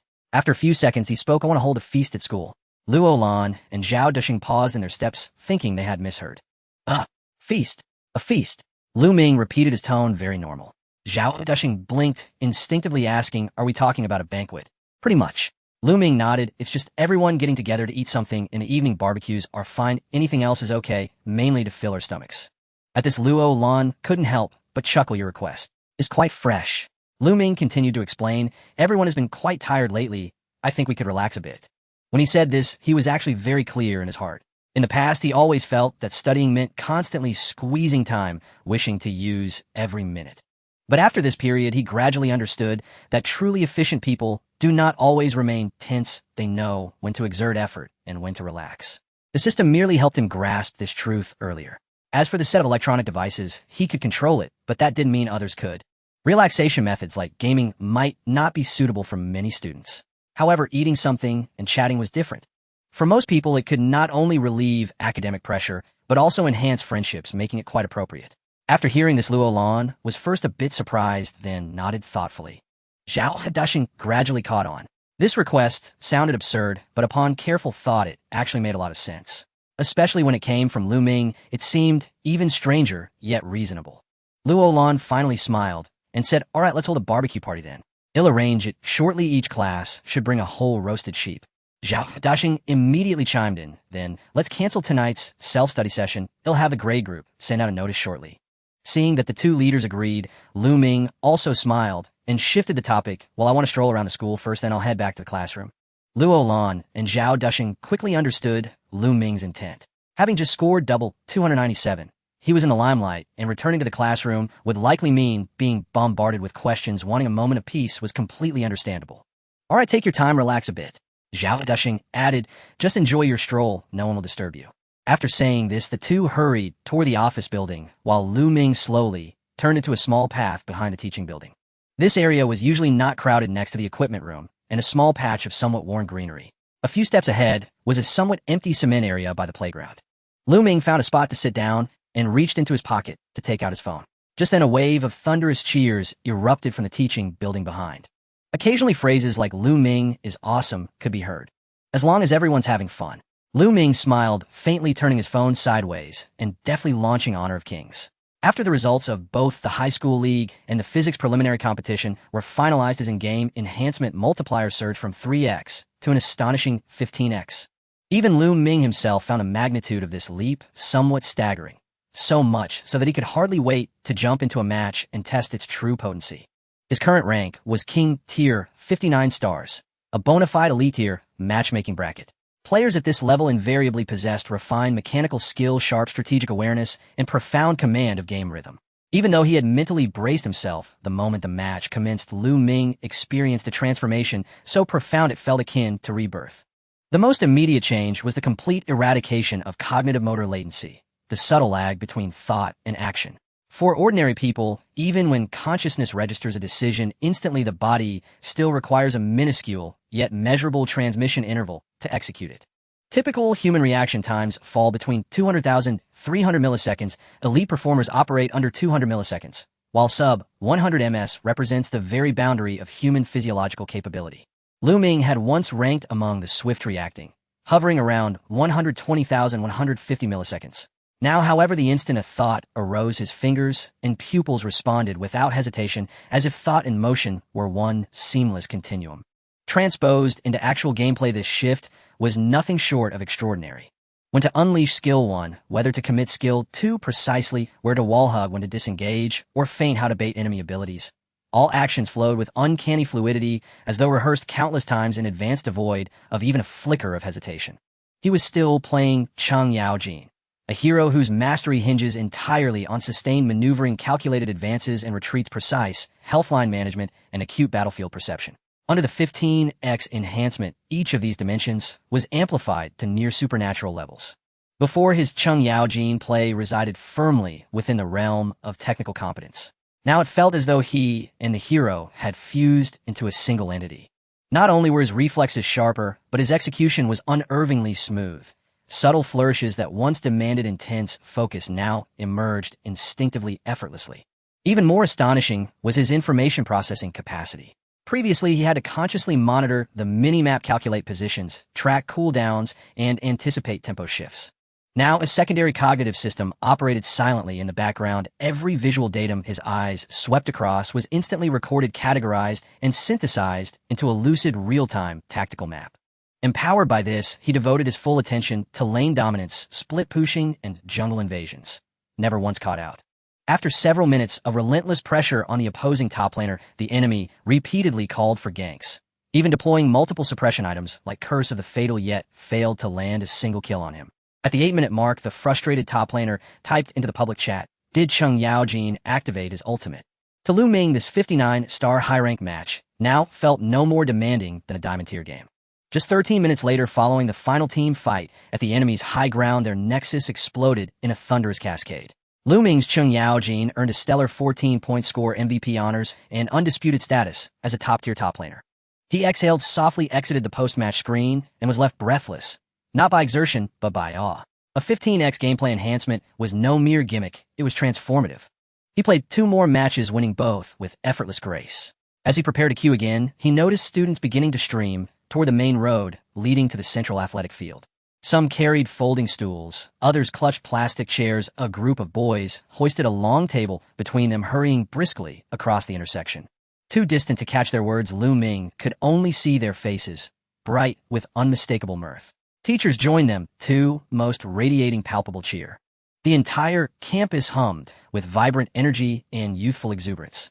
It wasn't yet 10 o'clock, hours before the evening barbecue festival, and yet everyone had already sprung into spirited preparation. Judging by the momentum, the school appeared poised to dedicate the entire day to venue setup. A collective exhale for the whole campus. Watching the bustling figures pass by, Lu Ming found the atmosphere deeply reassuring. Lately, everyone, including himself, had been wound tighter than a coiled spring. Seizing this chance to unwind was not merely welcome, it was necessary. His gaze drifted sideways, and there not far away stood 2 figures, 2 administrators in crisp administrative jackets, strolling casually nearby, one on either side. Yet whenever someone veered too close, they would subtly intercept the murmur, a few quiet words, and gently guide them back, without ever raising their voices or drawing attention. One of them, seemingly sensing Lu Ming's glance, turned, offered a warm, distant smile, and waved. Lu Ming blinked, then nodded in return, returning the greeting with quiet acknowledgement. So this was what Zhao Dixing meant by "no one will disturb you." A wry smile tugged at Lu Ming's lips. Indeed, it was perfect. At least today, he could quietly grind his combat ratings in peace. It was Monday, the very day hero combat ratings were finalized. He had just secured a fresh batch of achievement badges, 6 municipal level, 7 district level. Cheng Yaojin in particular had reached municipal rank 13, only a hair's breadth from provincial certification. Even his less played heroes boasted formidable ratings, all well positioned to achieve provincial rank before season's end. Lu Ming flexed his thumb, then swiftly queued for another match.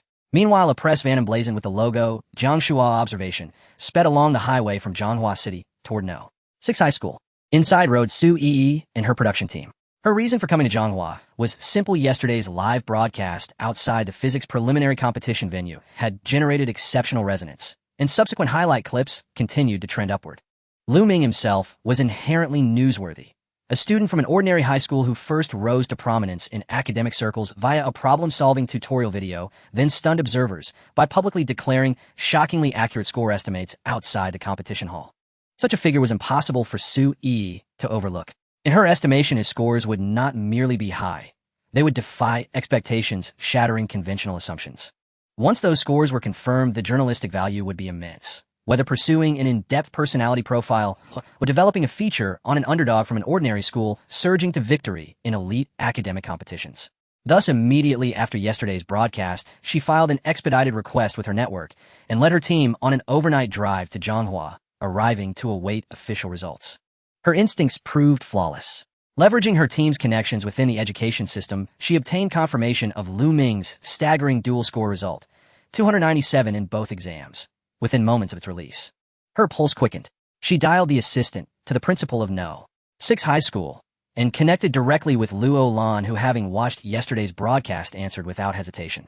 Upon hearing her intent, Luo Lan agreed readily. The school posed no obstacle, but Lu Ming was currently not in his office, and final consent for the interview rested solely with him. Another reporter might have waited for the school to first broach the subject with Lu Ming, but Su Yi had no such intention. She knew Lu Ming well enough. Though occasionally unconventional in behavior, he remained refreshingly unpretentious when confronted with interviews. Provided the content remained grounded and respectful, he would almost certainly agree. So rather than linger on the phone, she instructed her driver to head straight for No. 6 High School. This reflected not only her acute sense of journalistic timeliness, but also the fundamental judgment of a seasoned professional. Around 10:30, after the interview vehicle was approved, it drove into the 6th Middle School. As soon as she got out of the car, Su Yi sensed that the atmosphere on campus was unusual. In the past, when visiting other schools, the atmosphere was always tense. The students passing by wore no smiles, hurriedly moving without sparing them a glance. However, the students and teachers of the 6th middle school were bustling about, carrying things, their faces showing evident relaxation and smiles. The entire campus exuded a sense of ease. She exchanged a glance with the cameraman before walking inside. She deliberately stopped a student and politely asked, "Hello, may I ask what event the school is preparing for right now?" The student paused upon hearing her question, replying excitedly, "We're having a barbecue party tonight. All classes have been canceled today, and we're rushing to help set up the venue." A barbecue party? Sui vasta kenabak. Yes, the student said, remembering something, and quickly added it was proposed by Ming. After saying this, he rushed off, carrying a stool towards the playground. The cameraman reacted first, so, because he scored this grade, he proposed the school hold a barbecue party. It seems to be the case. Sui found it hard to believe. How could he make such a request? Yet thinking further, it somehow made sense coming from Ming. The cameraman looked enviously at the student. No wonder they're so happy. If her company held a barbecue party now, I would be thrilled too. Don't you think this in itself is news? Sui shot a glance. The cameraman's eyes brightened instantly. That's true. I haven't seen any school hold a barbecue party just because the students performed too well. The party is tonight, so there's no rush. Sui looked away and said, "Let's find Ming first." The two asked the nearby directors for Ming's location and headed towards it. In contrast to the lively main road, this side was relatively quiet. Soon they spotted a figure in the distance. A young man sat on a bench under the shade of a tree with his back to them, slightly bowing his head. Beside him was a small patch of somewhat worn greenery, and a little further away was the bustling playground.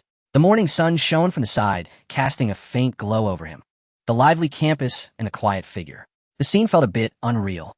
The cameraman slowed his steps and stopped. "Sue, you don't move yet. This shot is too perfect." Sue looked a couple of times and also found it agreeable, whispering, "Let's take a few photos first." Without hesitation, the cameraman lifted the camera and began looking for angles. First, he took a wide shot that included the bench, the shade, the greenery, and the distant playground. Then he zoomed in to capture 2 sets of shots of the back view and the side. In the frame, Ming remained still as if lost in thought. When the wind blew, the hem of his school uniform swayed gently. Sui stood by, watching the playback, becoming more and more satisfied.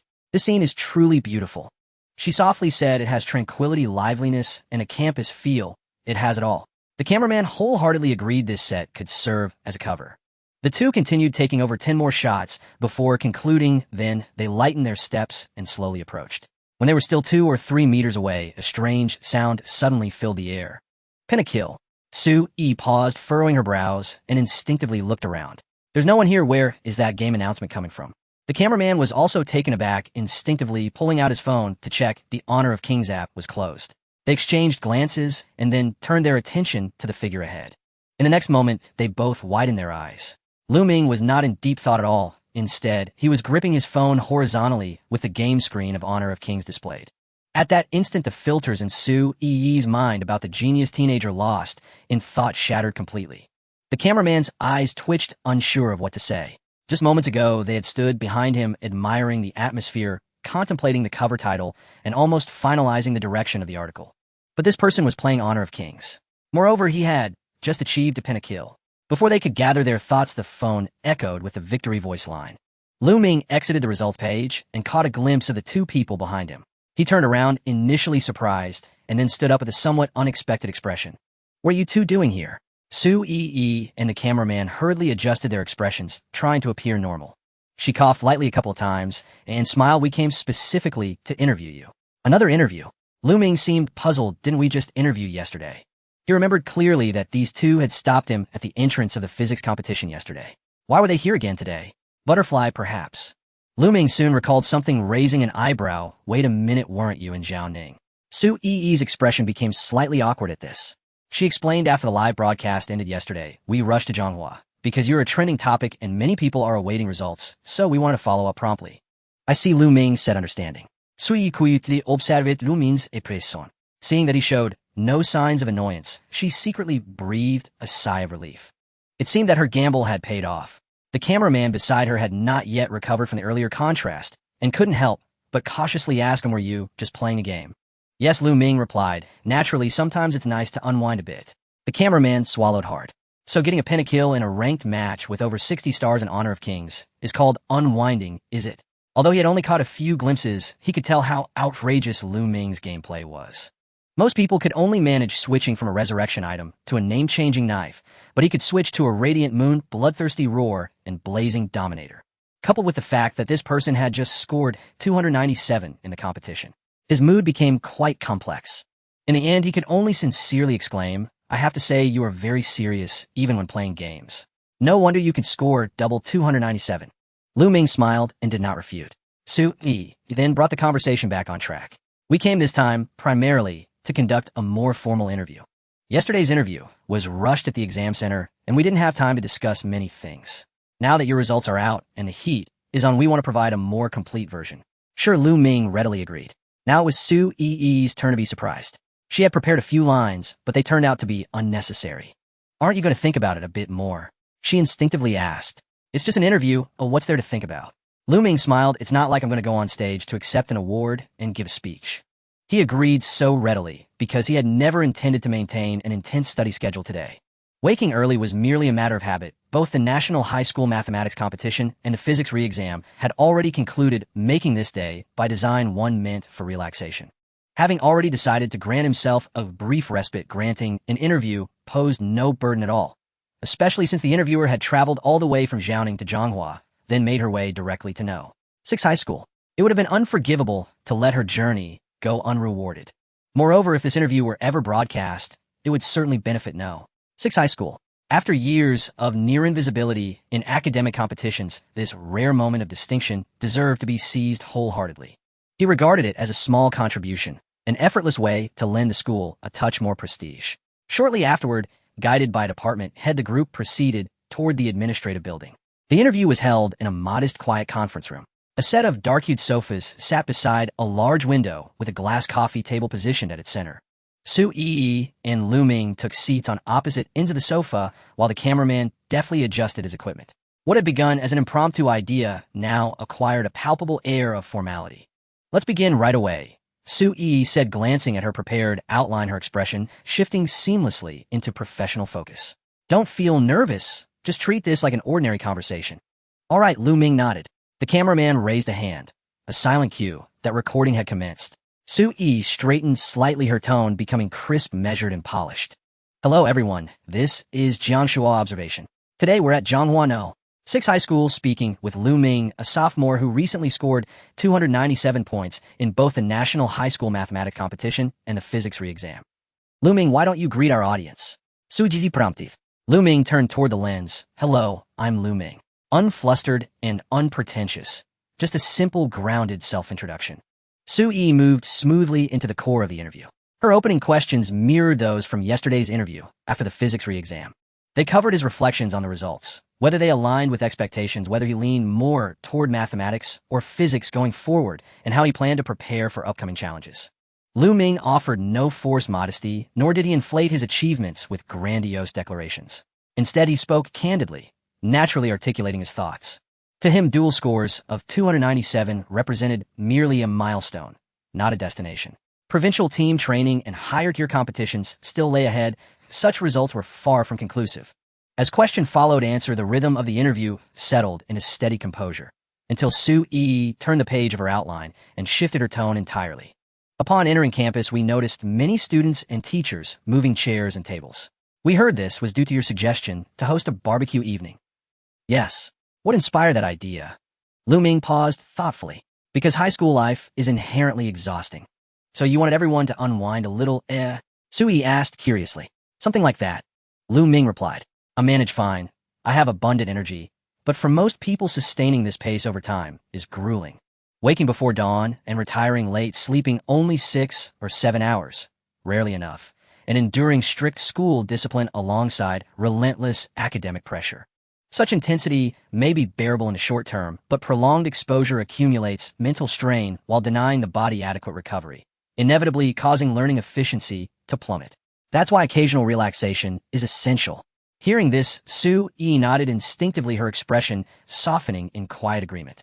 Though several years had passed since her own high school days, she still recalled that suffocating sensation of being perpetually propelled forward by classes, exams, and rankings. It lingered like an inescapable nightmare. "So you believe balance between study and rest is vital?" "Not balance. Lu Ming corrected gently. When studying, study with full concentration. When resting, rest with genuine presence. Many people never truly rest. They play while worrying they aren't studying. And while studying, their minds wander elsewhere. So neither activity is done well and efficiency deteriorates steadily. If you choose to relax, relax deeply. If you choose to study, guard your focus fiercely. Labor and leisure are not opposites. Pouring every ounce of time and energy solely into study isn't necessarily the most effective path. As his words settled, Su Yi's gaze grew momentarily distant. These insights bore no resemblance to the rehearsed formulaic responses she'd anticipated, and yet they resonated with far greater authenticity and persuasive power. The cameraman stationed behind his rig glanced up and met her eyes, silent inquiry as to whether the segment should be kept. Without hesitation, Su Yi gestured firmly, retain it intact. She flipped another page and continued. I'm curious. How do you usually unwind? I play Honor of Kings, Lu Ming answered, utterly unself-conscious.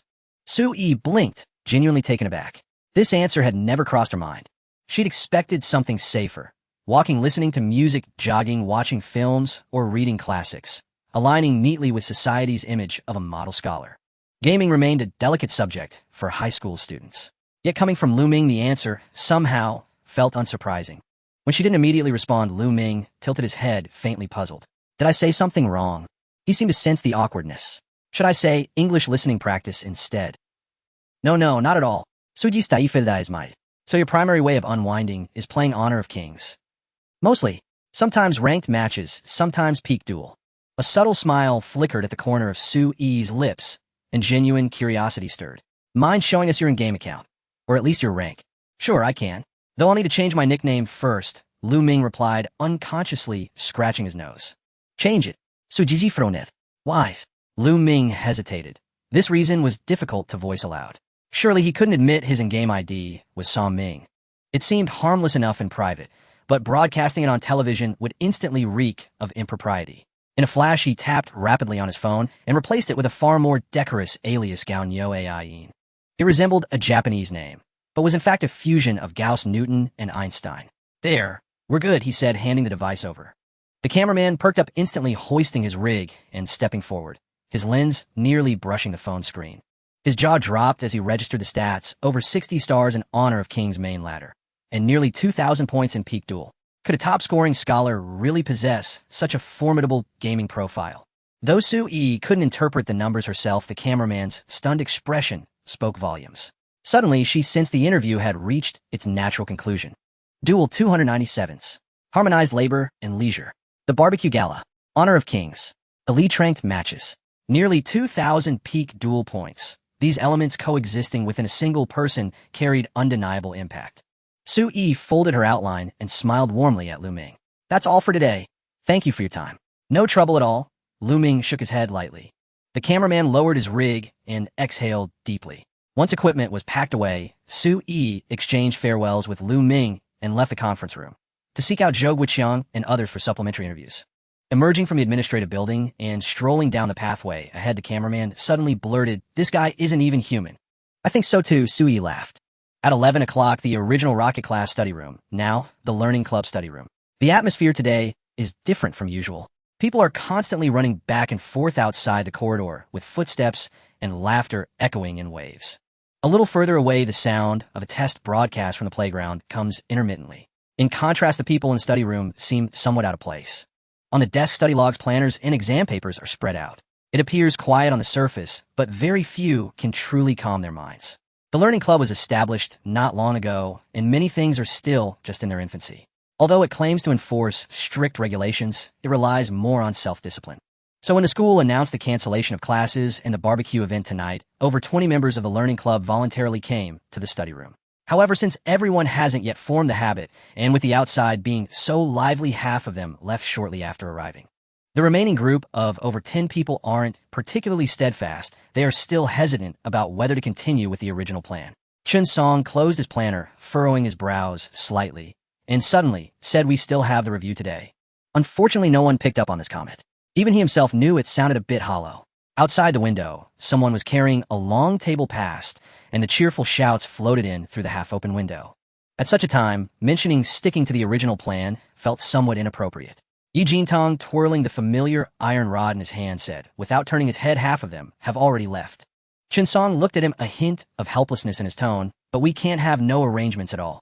Yi Jintang replied with an seemingly seriously considering it. Then you make the arrangements. Chen Song was momentarily speechless. Arrange what? To have the remaining 10 or so people continue sitting here, listening to the whole school cheerfully prepare for the barbecue. Only then did Yi Jintang turn back. If we keep sitting here, it looks like we have a grudge against the school. Someone beside them couldn't help but nod vigorously. Chen Song's mouth moved, but in the end he still didn't say anything. It wasn't that he wanted to stubbornly hold on, he was just used to following the schedule. Suddenly being disrupted by such a school-wide event made him a bit uncomfortable. But once Yi Jintang said that persisting any longer felt somewhat contrived, Yi Jintang tucked the iron rod back into his sleeve and stood up straight. Let's go. Where to? Chen Song asked instinctively. To help. Yi Jintang said matter-of-factly, everyone in the school is moving and we can't just stay here. Chen Song sat in silence for 2 seconds, ultimately putting away the planner on the table. Since it had come to this, it really wouldn't be appropriate not to go. Lu Ming also left the administration building shortly after Su Yi. He initially wanted to play a few more games, but thinking that today was a day off for himself, he might as well go to the playground to see if there was anything he could help with. After all, this barbecue event was proposed by him, and with the school so busy it wouldn't be right for him not to show up. Just as he rounded the small path in front of the administration building, he saw a rather shocking scene. At the school gate, 2 trucks were slowly driving in. The back doors of the trucks were already open, revealing neatly hung rows of sheep, wrapped in thin film, looking exceptionally striking in the sunlight. Several logistics staff members hastily unloaded them from the trucks, and within no time a dozen had already been placed on the ground. At this pace, there must be at least 50 or 60 in total. Lu Ming's eyes widened in surprise. Just then a hand rested on his shoulder from the side. Finished with interviews. The voice was lazy, and without needing to turn around, he knew who it was. Lu Ming turned his head to find it was Xuanzai. How did you know? I saw Su Yi and the others. Xuanzai put his arm around his shoulder, pointing towards the administration building. Just that cameraman, carrying the equipment. It's hard not to recognize him. That's true. Xuanzai's gaze returned to Lu Ming's face, and he clicked his tongue. You're really going to become famous now. Is it that exaggerated? What do you think? Xuanzai shot him a sidelong glance. Since 9:30 people have been lining up to ask about you all the way to Zhaoning. So many. Of course, after all, I'm an NOI gold medalist, and I have quite a few friends in the competition circle, Xuanzai said. Some asked for your phone number, some asked for your WeChat, and others asked if you've been systematically learning competitions since childhood. Lu Ming felt a bit speechless. Where would I get such secret methods? Others don't think so. Xuanzai continued. Your current reputation is almost on par with Mojiji. Mentioning this name, Lu Ming felt a bit of interest. Do you know her grades? I know a little. Xuanzai nodded. Like you, she's in the dual provincial teams. Lu Ming wasn't surprised. Her strength was indeed impressive. Math 264, Physics 307. Xuanzai said, I estimate your physics this time is 3rd in the province, and she's 2nd. What about 1st? It's from Zhaoning High School. Xuanzai's expression turned subtly. That guy is even more outrageous. In the first year during the first physics rematch, named Shun, and he scored 320. Lu Ming was momentarily stunned. 320. Yes. Xuanzai sighed. He's even more of a dark horse than you. Zhaoning has struck gold this time. Lu Ming nodded, sincerely saying that's indeed impressive. Scoring 320 in the physics rematch out of a total of 400 was no small feat. It was enough to amaze anyone. However, Xuanzai quickly steered the conversation back. But you don't need to belittle yourself. In the area of high school competitions, you are definitely the provincial first. Provincial first? Lu Ming asked. Although this time, it was checked based on provincial rankings. The papers are the same nationwide. So far, I haven't heard of anyone scoring higher than you. You're the national first. That's quite a title to throw around. Xuanzai nudged Lu Ming playfully, his tone filled with genuine admiration. Upon hearing this, Lu Ming felt a bit regretful. The system didn't recognize this. It only acknowledged provincial competitions. If it counted nationwide, the changes on his panel would probably be even more remarkable. Xuanzai clearly didn't know what he was thinking and quickly shifted his attention back to the row of sheep at the school gate. Did you see? 1 sheep per class. Lu Ming snapped back to attention. Xuanzai pointed over there with an expert air. Do you know how much a whole roasted sheep costs? No. Lu Ming shook his head. At least 1,000 yuan. Xuanzai said, and this is considering the school's bulk purchase. You see, the sheep are all processed and come with roasting. The price will only be higher, not lower. Looking at it, our school has over 60 classes, right? Just these sheep alone would easily cost 70 to 80,000. Lu Ming couldn't help but gasp. He guessed that this expenditure wouldn't be cheap and even thought about taking some of his scholarship money to cover it, just short of discussing it with the principal. But now hearing this figure, he realized he had underestimated the school's spending capacity. This doesn't even count the rest. Oshwanzai continued, I just saw several vehicles full of ingredients, chicken wings, tenderloin, hot dogs, vegetables, drinks. A huge pile. The school's budget for this event probably won't be less than 150,000. 150,000. Lu Ming instinctively swallowed hard. Is it really that much? Hey, to the school, it's just a small amount. Oshwanzai waved his hand. You are in the dual provincial teams. This time, it's like building a high-rise from the ground up. The subsequent enrollment rate publicity, special funding, and various policy supports will bring in many benefits. Although his words weren't particularly detailed, the meaning was clear. The school wasn't being overly generous. This spending was quite justified. For years, Lu Zhong had little presence in competitions, and now, suddenly having a student who ranked first in the province in mathematics and among the top 3 in physics, especially one brought up from their own school, the significance of such a result to the school's level couldn't be compared to a few dozen sheep. Let alone 1.5, so anyone would be willing to spend that much, unless they were the kind who pocketed the funds. Oshwanzai added, so rest assured the school won't feel a bit of pain spending this money. Lu Ming looked at the row of sheep still being unloaded and momentarily found himself at a loss for words. After a moment, he remembered something else. By the way, you just said many people were asking about me. Yes. How did you respond? I haven't given a unified answer yet. Uksuwansai Shwogitso, I'm asking you.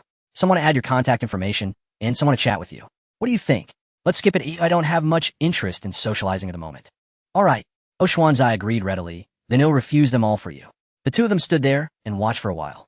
People kept unloading at the side of the truck. School staff, teachers, and students mingled together, creating a scene as lively as a food festival. The excitement continued to rise throughout the afternoon. Lu Ming didn't stay idle, wanting to lend a hand, but after not long, he realized he couldn't fit in at all. As soon as he reached out, someone would immediately come up to him. Hey, Lu Shun, let me take care of this. Don't lift that, or really don't lift it, or you'll hurt your hand again. Lu Shun, you should take a break. You really don't need to do anything. In the end, he had no choice but to give up and found a relatively quiet spot to sit down, opened his notes, and looked at them for a while, just to keep his hands busy. Meanwhile, more and more tables and chairs were being set up on the playground, and rows of barbecue grills were being arranged. Charcoal, skewers, seasonings, paper plates, and boxes of drinks were all categorized and delivered to each class area. Later on, the playground became too crowded, and they could only continue spreading out onto the adjacent concrete area. More and more people were coming back and forth in the campus, each with smiles on their faces. The broadcasting station was also busy, starting to play songs requested by students. The previous song was an old tune, and the next one was a cheerful pop song. Occasionally, the signal would fluctuate, adding a unique festive atmosphere to the campus event. By around 5 or 6 in the afternoon, the venue was basically set up. As the sky darkened, Oshwanzai came over to call him again, and only then did he close his notes and rise to head towards the playground. Before he even got close, the aroma wafted over. The smell of lamb roasting mixed with cumin and chili in the evening breeze wafted layer upon layer, provoking an instinctive salivation. Further ahead, there was the heat from the charcoal, the laughter of students, the songs playing from the broadcast, and the alternating shouts. Someone was grabbing seats, someone was calling classmates to pass paper plates, and someone was asking why their class meat hadn't been served yet. Usually the 6th high school would quickly quiet down during evening study sessions, but at this moment it seemed to come alive. All the class areas were filled with people, and teachers and students mingled together, significantly diminishing the sense of distance that usually existed in the classroom. As soon as Lu Ming stepped onto the playground, he felt several pairs of eyes land on him simultaneously. However, they merely glanced at him before quickly dispersing. After all, everyone was in a state of considerable excitement tonight. Compared to watching him, the whole roasted lamb and barbecue grills clearly held more allure. Over there, Oshwanzai pointed him in a direction. The two of them arrived at Class 10's area, where Zhou Jun was standing by the barbecue grill seriously flipping a few skewers of meat. Someone nearby shouted, "Don't burn them," which instantly triggered a wave of laughter. Lu Ming chuckled as well, and suddenly caught sight of a somewhat familiar figure not far away. It was Su Yi. She was holding a microphone accompanied by a cameraman and 2 other staff members interviewing along the edge of the playground. It seemed the school not only kept them behind, but also included this barbecue event as part of the interviews. From the expressions of the few people, they seemed to be enjoying it, especially the cameraman who, while carrying the equipment, couldn't resist glancing over at the barbecue grill, clearly distracted by the delicious aroma. As the sky gradually darkened, all the lights in the playground turned on, bathing the entire campus in a warm glow from this sudden cheerfulness. What was originally a fairly clear division by classes soon became chaotic due to people mingling around. Some were trading paper plates with others, while others were toasting drinks together. Teachers also moved between classes from time to time. The playground was bustling with people coming and going, making it almost impossible to distinguish who belonged to which class. Class 10 was particularly affected. Regardless of whether they were from his own class or another, students would instinctively stop when they saw Lu Ming. Some greeted him with smiles, others called out Lu Shan from a distance, and some casually patted the student next to them, whispering, "Look, that's Lu Ming." Others took the opportunity to come over with paper plates, want to chat with him for a bit. All their conversation revolved around congratulations and admiration. Lu Ming graciously accepted it all, expressing that he was just happy everyone was enjoying themselves. An hour later, he rarely felt a bit full. So he stood at the edge of the playground, still holding half a cup of iced drink, slowly digesting in the evening breeze. At that moment, someone appeared next to him. Lu Ming turned his head to look momentarily stunned. It was Yi Jintang. He still wore his usual calm expression with half of the familiar iron rod peeking from his sleeve. "Is there something?" Lu Ming asked first. Yi Jintang remained silent, simply pulling the iron rod from his sleeve and presenting it to him. Lu Ming looked at the iron rod, confused. "What does this mean?" "For you." "For me." Lu Ming was even more stunned. "Why?" Yi Jintang said softly, "A symbol of being first." Lu Ming raised an eyebrow. "Is there such a saying?" "Yes." Yi Jintang nodded. "It has always been with me." "Because you have always been first." "Yes." Yi Jintang's voice was steady. "Because no one has ever shaken my position." The words spoken from his mouth somehow carried a strange persuasiveness. Lu Ming looked at the iron rod, then at Yi Jintang, and unaccountably remembered something. Then if you were at Dijon, would this iron rod still be here? Yi Jintang didn't think twice. "That's the reason I came to Luzhou." This answer was so straightforward that Lu Ming was momentarily at a loss. For a moment, he couldn't tell if this person was answering seriously or just making a deadpan joke. After a moment of silence, Lu Ming raised his hand and gently pushed the iron rod back. "Forget it, you keep it." He said, "I think it's more appropriate for you to have it." Yi Jintang stood there seemingly pondering for 2 seconds. Finally, he nodded, no longer insisting, and simply tucked the iron rod back into his sleeve. "That's fine." After saying this, he turned and walked away as if he had just come to complete some kind of handover ceremony. Lu Ming shrugged and returned. At 7:30 in the evening, Lu Ming returned home. It was not that he was unwilling to stay at school any longer, but rather that there was nothing more he could do there. The playground was already bustling with activity, and every class had enough people. Whenever he wanted to help, no one would let him, and when he sat down to eat, people kept coming over to greet him. Rather than remaining there as a mobile attraction, it was better to return home early to read or play games. Of course, the emphasis was on the latter. In the afternoon, he took the time to play a few matches in the peak competition, currently reaching a score of 2,000 to perhaps tonight he could push it to 2,100. After a quick wash, Lu Ming sat down at his desk.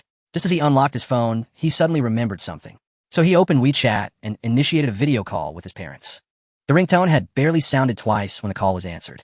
As the screen brightened, the first thing that caught his eye was a series of neatly arranged fields, the ground still a bit damp, with several signs marked with numbers beside them. Further away, there seemed to be a few figures moving back and forth. Lu Ming was taken aback. Ooh, was this where his parents worked? After the camera steadied a bit, Lu Sun's cheerful face leaned in first. "Hey son, how rare. You took the initiative to call us." Lu Ming looked at the dark work clothes and rain boots on him, then glanced at Wen Bing, who was dressed the same, and asked, "Aren't you off work yet?" "Your mom likes to work overtime. I can't stop her," Lu Sun said with a hint of frustration. Just as he finished speaking, Wen Bing raised her hand and gave him a light slap on the arm. "Stop talking nonsense." Lu Sun gasped, his expression exaggerated. See, her temper is getting bigger. Wen Bing, uninterested, shifted the camera toward herself and said gently, "Why the sudden call?" Lu Ming initially wanted to mention his grades directly, but the words turned into a smile instead. "I received a scholarship today." "Scholarship?" Lu Sun was momentarily taken aback. Wen Bing reacted fast to her eyebrows, slightly moving. "The competition results are out." "Yes." Lu Ming rarely showed a smile. Wen Bing's voice carried a hint of self-reproach. "It's my fault. I've been running around outside these days and overlooked this matter." "It's all right." Lu Ming didn't mind. "The results just came out today." "So what score did you get?" Lu Sun perked up. 297 in the high-level exam, and also 297 in the physics preliminary round. Lu Sun and Wen Bing exchanged glances, their expressions somewhat subtle. After a moment, Lu Sun lowered his voice slightly, as if afraid Lu Ming would hear, and whispered, "Has our son been swapped with someone else?" Wen Bing gave him another light slap. "What kind of talk is that?" "I'm just shocked." Lu Sun covered his arm, looking innocent. 297, our combined score in the high-level exam back then wasn't even as high as his. When Beiying shot him a glance. Isn't that similar to what you guessed before? Why are you so surprised? Just putting on a show. Lu Sun smiled immediately. Emotional value must be given enough, right? Lu Ming was not too surprised by this. His parents were both graduates of the National University of Science and Technology and had taken a competition path themselves. Having learned about his general progress last time they spoke, they were undoubtedly prepared. When Beiying's eyes showed a bit more appreciation, 297 in the physics preliminary round. My son is truly impressive.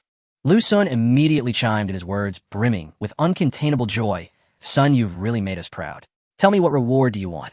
Even if it's a Mercedes, your dad will buy it for you. Lu Ming was momentarily speechless.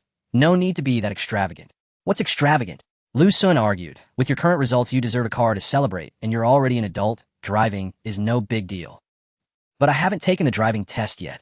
When Beiying, who was listening beside him, felt a bit helpless and changed the subject, asking, the provincial team training is coming up, right? That should be the case.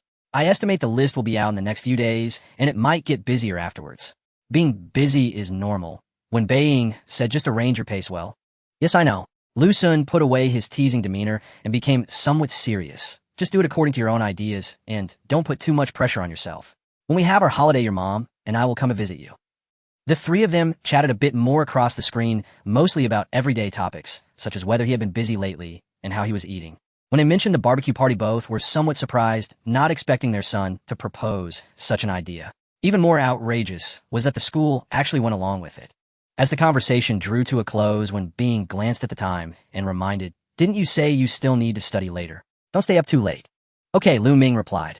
You two should head back early as well and don't work too late. Got it. Lu Sun waved at him. Son, keep it up. I'll reserve a Mercedes for you. The video call ended. The room fell silent again. Lu Ming closed WeChat and opened Honor of Kings. Tonight he was determined to reach 2,100. He couldn't let this 1x boost slip away. On the other side, in the experimental fields under the night sky, when Beiying slowly put down her phone and raised her hand to wipe the sweat from her forehead. Lu Sun stood beside her, first glancing at her, then at the distant dark fields, and couldn't help but exclaim, our son is somewhat exceeding expectations.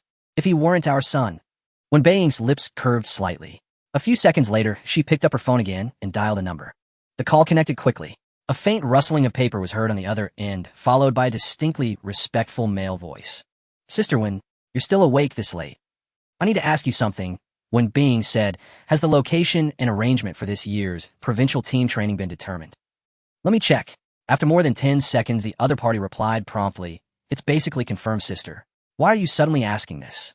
I want to confirm the situation of a student Zhonghua No. 6 middle school Lu Ming. I thought the other party would need to check. Instead, he immediately said, oh, I know him. This child ranked first in the entire province for the high-level exam this year, scoring 297. He's on the list, and our groups are currently discussing him. Lu Sun, listening beside her, raised his eyebrows, instantly revealing a proud expression. When Beiying continued, he is my son. The person on the other end fell silent for a few seconds this time. When he spoke again, his tone was even more serious than before. I see, sister, don't worry. I will keep an eye on him during the upcoming training. Just follow the rules, no special treatment. This is his first formal training, so if there are any issues with scheduling, let me know in advance. Understood. The other party responded quickly, don't worry, I will keep an eye on it. When Beiying asked a few more questions about the training schedule and location, confirming that there were no major issues before ending the call. After hanging up the phone, Lu Sun smiled and asked, so how was it? Professor Wen personally made the call. It's all set, right? It was already set. I just wanted to check in advance. When Beiying said, putting her phone away. Yes, you didn't make a call, you just inquired normally. Lu Sun nodded with a smile. When Beiying said, nothing, just raised her head to look at the darkening sky in the distance. Not far away, someone was busy recording data by the field, the lights illuminating the crops in patches, casting a vague glow. Lu Sun glanced at her and adjusted the towel draped over her shoulder. All right, DR. When he said with a smile, now that our son is doing so well, you should be a bit happier too. When Beiying shook her head, her voice very soft. If this set of data doesn't come out soon, all subsequent breeding judgments will have to be postponed. If it weren't for this, I would have gone home to see our son already. On the afternoon of September 23rd, Jiang Shua observed the release of a new video. The title was simple. It's time to relax. Zhonghua No. 6 middle school really held a barbecue party. The video was short, starting off with the playground of No. 6 middle school in the evening. Lights illuminated the area in rows with tables, chairs, and grills filling most of the playground, while songs requested by students played on a loudspeaker. Then the scene shifted to a whole roasted lamb, its golden skin crisped by the fire glistening with fat under the lights. The camera swept across, revealing that almost every class had one. Further back, students were seen carrying paper plates, mingling around, while teachers moved about between classes in a lively scene. For most viewers, such imagery was quite impactful. This school has gone mad. Why didn't we have this kind of treatment in high school? While this is what spending money wisely looks like, our school always buys those useless stones. In the latter half of the video, there was also a brief interview with Principal Luo Lan. In the footage, Luo Lan stood by the playground with the brightly lit No. 6 middle school and students coming and going behind him. He spoke calmly to the camera, not shying away from the controversies surrounding the event. Of course, studying is important, but students are not machines, Luo Lan said. Long-term high-pressure operation doesn't necessarily lead to higher efficiency, though appropriate stress relief and adjustment of pace are matters that schools should consider. This barbecue party is on one hand a celebration, and on the other an opportunity for everyone to truly relax. If it goes well, No. 6 will try to arrange a similar large-scale event every month in the future, and we will continue to promote some measures to reduce the burden, allowing students to exert effort when needed and to rest when necessary. The principal is truly bold to say this. This is quite impressive. He doesn't just shout slogans. Once a month for a large event. Can I still transfer here in time? Some were touched by the phrase, reduce the burden. Let's not mention anything else. I would respect a principal who actively proposes reducing the burden. Our school claims to care about students, yet the homework increases day by day. Wait a minute, a celebration. What are we celebrating? I envy that our school doesn't even have a single day off. As discussions intensified, the video's popularity continued to rise. In just one afternoon, likes soared to over 5,000, and No. 6 middle school had completely gone viral. As for Lu Ming himself, he only learned about the video's popularity when Xuanzi came to find him. He watched the video from start to finish. The video was edited smoothly, capturing the atmosphere, perfectly showcasing the vibrancy of that evening. Xuanzi sat beside him watching and felt puzzled after finishing it. Why isn't there much footage of you in this video? He frowned. Logically, you should be the mastermind behind this, right? What mastermind? Lu Ming shrugged. It doesn't matter. This video is about the barbecue party, not specifically about me. Xuanzi was still a bit confused, but didn't you have a separate interview that day? I was interviewed too. That's why it shows there's more to come, Lu Ming replied. Perhaps the video hasn't been fully edited yet. After saying this, he continued playing his peak match. In the blink of an eye, it was the morning of the 25th, a day filled with anticipation. Today, the provincial award and provincial team list for the mathematics and physics competitions were officially released. Lu Ming's name appeared on the provincial team list. In the mathematics provincial team besides him, there were familiar faces like Mo Zhizhi Situ, Jiang, and Qinyan. Mo Zhizhi was also present in the physics provincial team, along with Zhao Ku and Xuanzi. For Lu Ming, it was quite an ordinary matter. Those who should have made it had already made it. Now, it was just the formal announcement of the list as secondary confirmation. But the school leaders clearly thought otherwise. As soon as the list was released, they hung up all the banners they had prepared at the school gate. Thus, the already exaggerated school gate became even more extravagant. Previously, there were 2 banners hanging there. One displayed the physics competition results, specifically showcasing the scores of Lu Ming and Xuanzi in the physics semifinals. The other was for the mathematics competition, featuring only Lu Ming's name and score. Today, 3 new banners were hung up, 2 of which were for the provincial team lists. One for mathematics, one for physics, with the text printed large and red, ensuring that passersby could see clearly. The third was about the achievements of Xuanzi and others in the mathematics competition. When Zhou Guoqiang pushed the door open, Lu Ming had just finished completing a set of CMO real exam questions. Are you done? Zhou Guoqiang asked.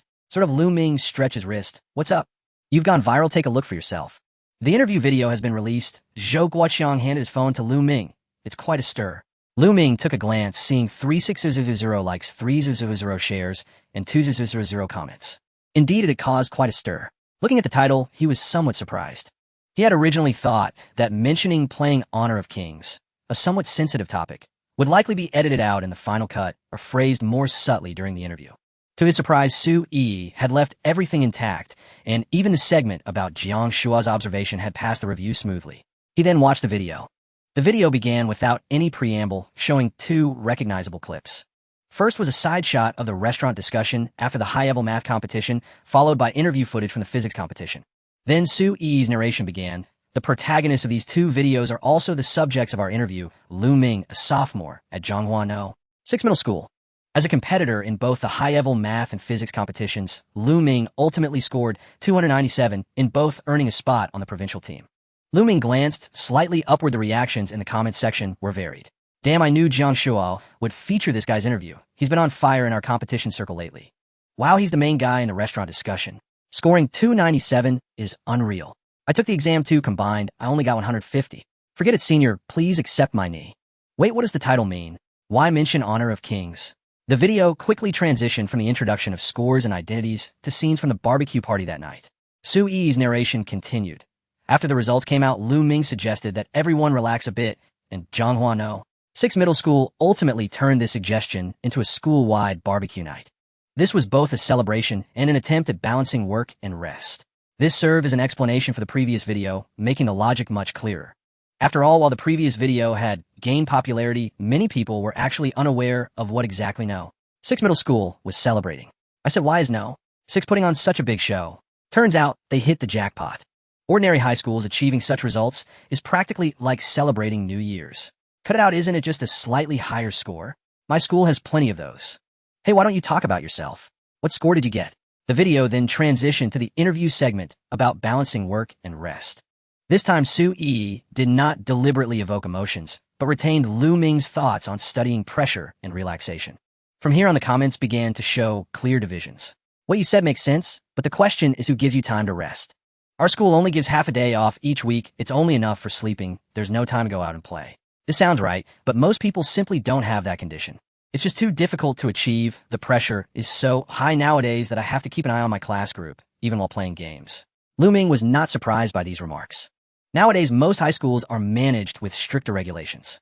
The class schedule is packed tightly, with every minute accounted for. Morning study, evening self-study, weekly tests, monthly exams. One after another, almost dissecting the students 24 hours. Schools like No. 6, which have a single day off and finish evening classes at 9, are actually the minority. Thus, the comments weren't just arguing, but simply the reality. However, this segment only sparked slight discussions. The following scenes were where the most comments appeared. Following the topic of balancing work and rest, Su Yi asked him how he usually relaxes, and Lu Ming answered quite naturally. I play Honor of Kings. The camera then focused on his phone screen, revealing the account interface. 63 stars in Honor, nearly 2,000 points in peak matches. What? This is a gamer's account for a top student. Heinyoan, what a ridiculous name. I checked, and it's now at 2,200 points. Outrageous. What's even more outrageous is his win rate in ranked and peak matches not below 80. What does that even mean? I believe it if you told me. Lu Ming. He knew that this segment would not go unnoticed. Especially with his temporarily changed ID, when highlighted on camera, it looked even stranger than he had imagined. Why do these commonly used heroes have such a lack of flavor? Liu Beicheng, Yaojin, Huang Zhong, Eiko. This guy's choices are a bit off, right? Is there a high-ranked player who can bump into him? I want to know what level this person really is. Seriously, this doesn't sound like casual play. It seems like he really knows how to play. Han Youan, Zhou Guiqiang commented, good name choice. I changed it temporarily, Lu Ming said expressionlessly. Zhou Guiqiang chuckled. He thought Lu Ming would stick with his original name. Indeed, young people still have a sense of shame. The interview about Lu Ming did not last long. After a brief summary from Su Yi, the footage switched to segments from other interviews, clearly aiming to make this report more comprehensive through the perspectives of these related individuals. First on screen were Zhou Guiqiang and Chen Jiming. Neither segment was very long. The former appeared relaxed, speaking in his usual steady manner. The latter seemed noticeably more serious, speaking as if reading from script. This teacher is clearly not ordinary. Why does Teacher Chen seem a bit nervous? The two competition teachers from No. 6 have a pretty noticeable difference in temperament. Is it really them who trained those two students to score 297? Why hasn't anyone scouted them? Next was Zhao Disheng. As a school leader, he was clearly more practiced in front of the camera, praising Lu Ming without reservation from personal talent to the school environment, though the topic veered a bit towards advertising. Then it was Oh Xian's turn. He stood casually in front of the camera first, saying that Lu Ming's learning ability was extraordinary, then mentioning that Lu Ming had a great chance at winning 2 gold medals this year, and if he performed well, entering the national team wasn't out of the question. Uxianxi. I remember this guy was from Zhanghua No. 1 middle school. Did he transfer? Isn't he the one who placed 23rd in the NOI gold medals? He's actually at the same school as Lu Ming. Seems like this guy is also in the provincial physics team this year. No. 6 is impressive. Lu Ming felt a twitch in his eyelids upon seeing this. Oshwansi was indeed still the same Oshwansi, boasting right from the start. The final interview was with someone Lu Ming did not expect. So Yun. Upon seeing this guy appear on screen, Lu Ming instantly felt an ominous premonition. Sure enough, while discussing studies earlier, he had kept it restrained, merely stating that Lu Ming had always worked hard and learned things exceptionally fast. But once the topic shifted to Honor of Kings, his whole demeanor changed, becoming overly excited. Lu Ming is truly impressive. He's not just casually good, he has the flair of a professional player. Su Yi was clearly intrigued by this remark and asked about Lu Ming's level. Zhou Jun nodded, immediately becoming more and more certain with every word. His skills are one thing, the key is that his mind works too quickly. Once I mention something, he immediately understands, and he can even push it further himself. In some matches, I feel like it's not about ranking up, it's like I'm attending his class. Saying this, he seemed to recall something, and added, anyway, I think if he works a bit harder, he could definitely make it to the KPL. Wait, earlier he said he could enter the national team, and now he says he could become a professional. Laughing to death, 2,200 points isn't just about having hands. Are you underestimating the top players in the country? Even if he can go pro, he still won't have time. How could he possibly manage both? However, Su Yi clearly found this topic interesting and casually asked how Lu Ming started playing Honor of Kings. Zhou Jun immediately patted his chest, becoming even more excited. Well, I must have influenced him a bit. I used to play Honor of Kings beside him quite a bit. This statement caused even Su Yi in the video to visibly pause. Yet Zhou Jun continued to speak, naturally brimming with pride. Honestly, he had no interest in the game at first, but after watching me play for a while, he gradually got the hang of it. Strictly speaking, I am his gaming mentor. Haha, you seem quite proud. The greatest contributor of the day has appeared. Corrupting the genius student, huh? You're really unforgivable. Aren't you afraid of being seen by the class advisor? Seeing the last comment, Lu Ming instinctively turned to look at Zhou Guoqiang. Zhou Guoqiang showed no expression, but reminded him when Lu Ming looked over. You should check the comment section. I still have 2 things to tell you later. Okay. The video was approaching its conclusion. Finally, Su Yi provided a brief summary of the entire interview, essentially stating that Lu Ming's achievements and abilities were verifiable. The dual score of 297 and provincial team spot were not coincidental, and that further attention should be paid to him in both competitions and other directions, with Jiang Shua observing continuing to follow up. Lu Ming clicked into the comment section. The top 3 highly rated comments represented 3 mainstream perspectives. The first was supportive.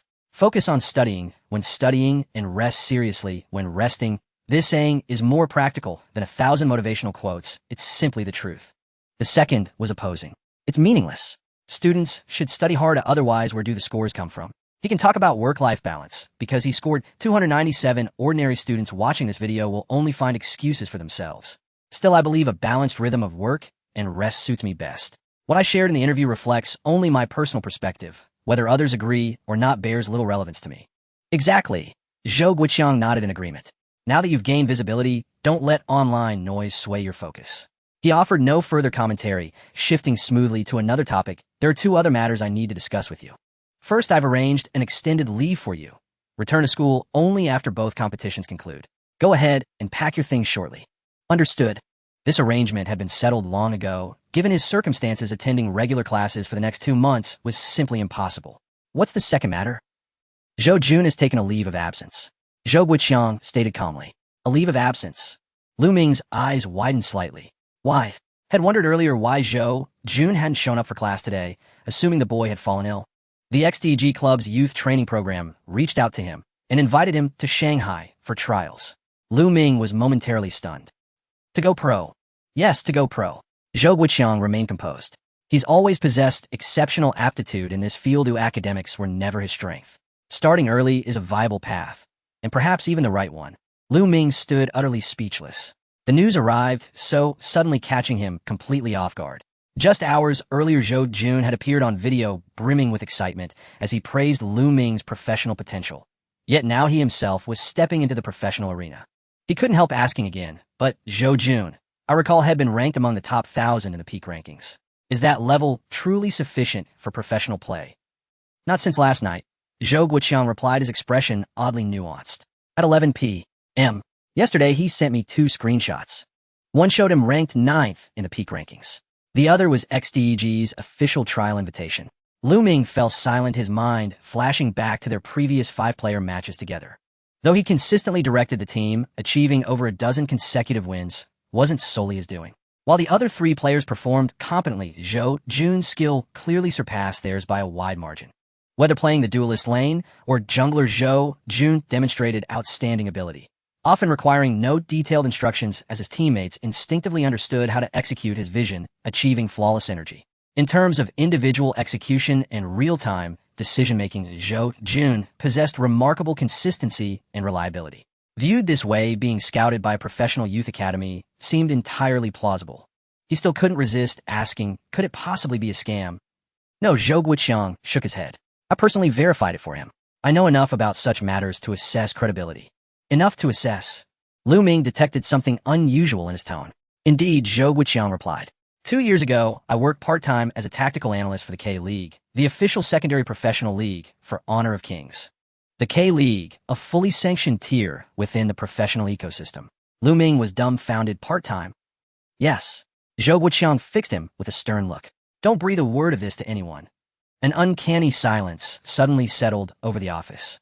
Lu Ming stared at his homeroom teacher.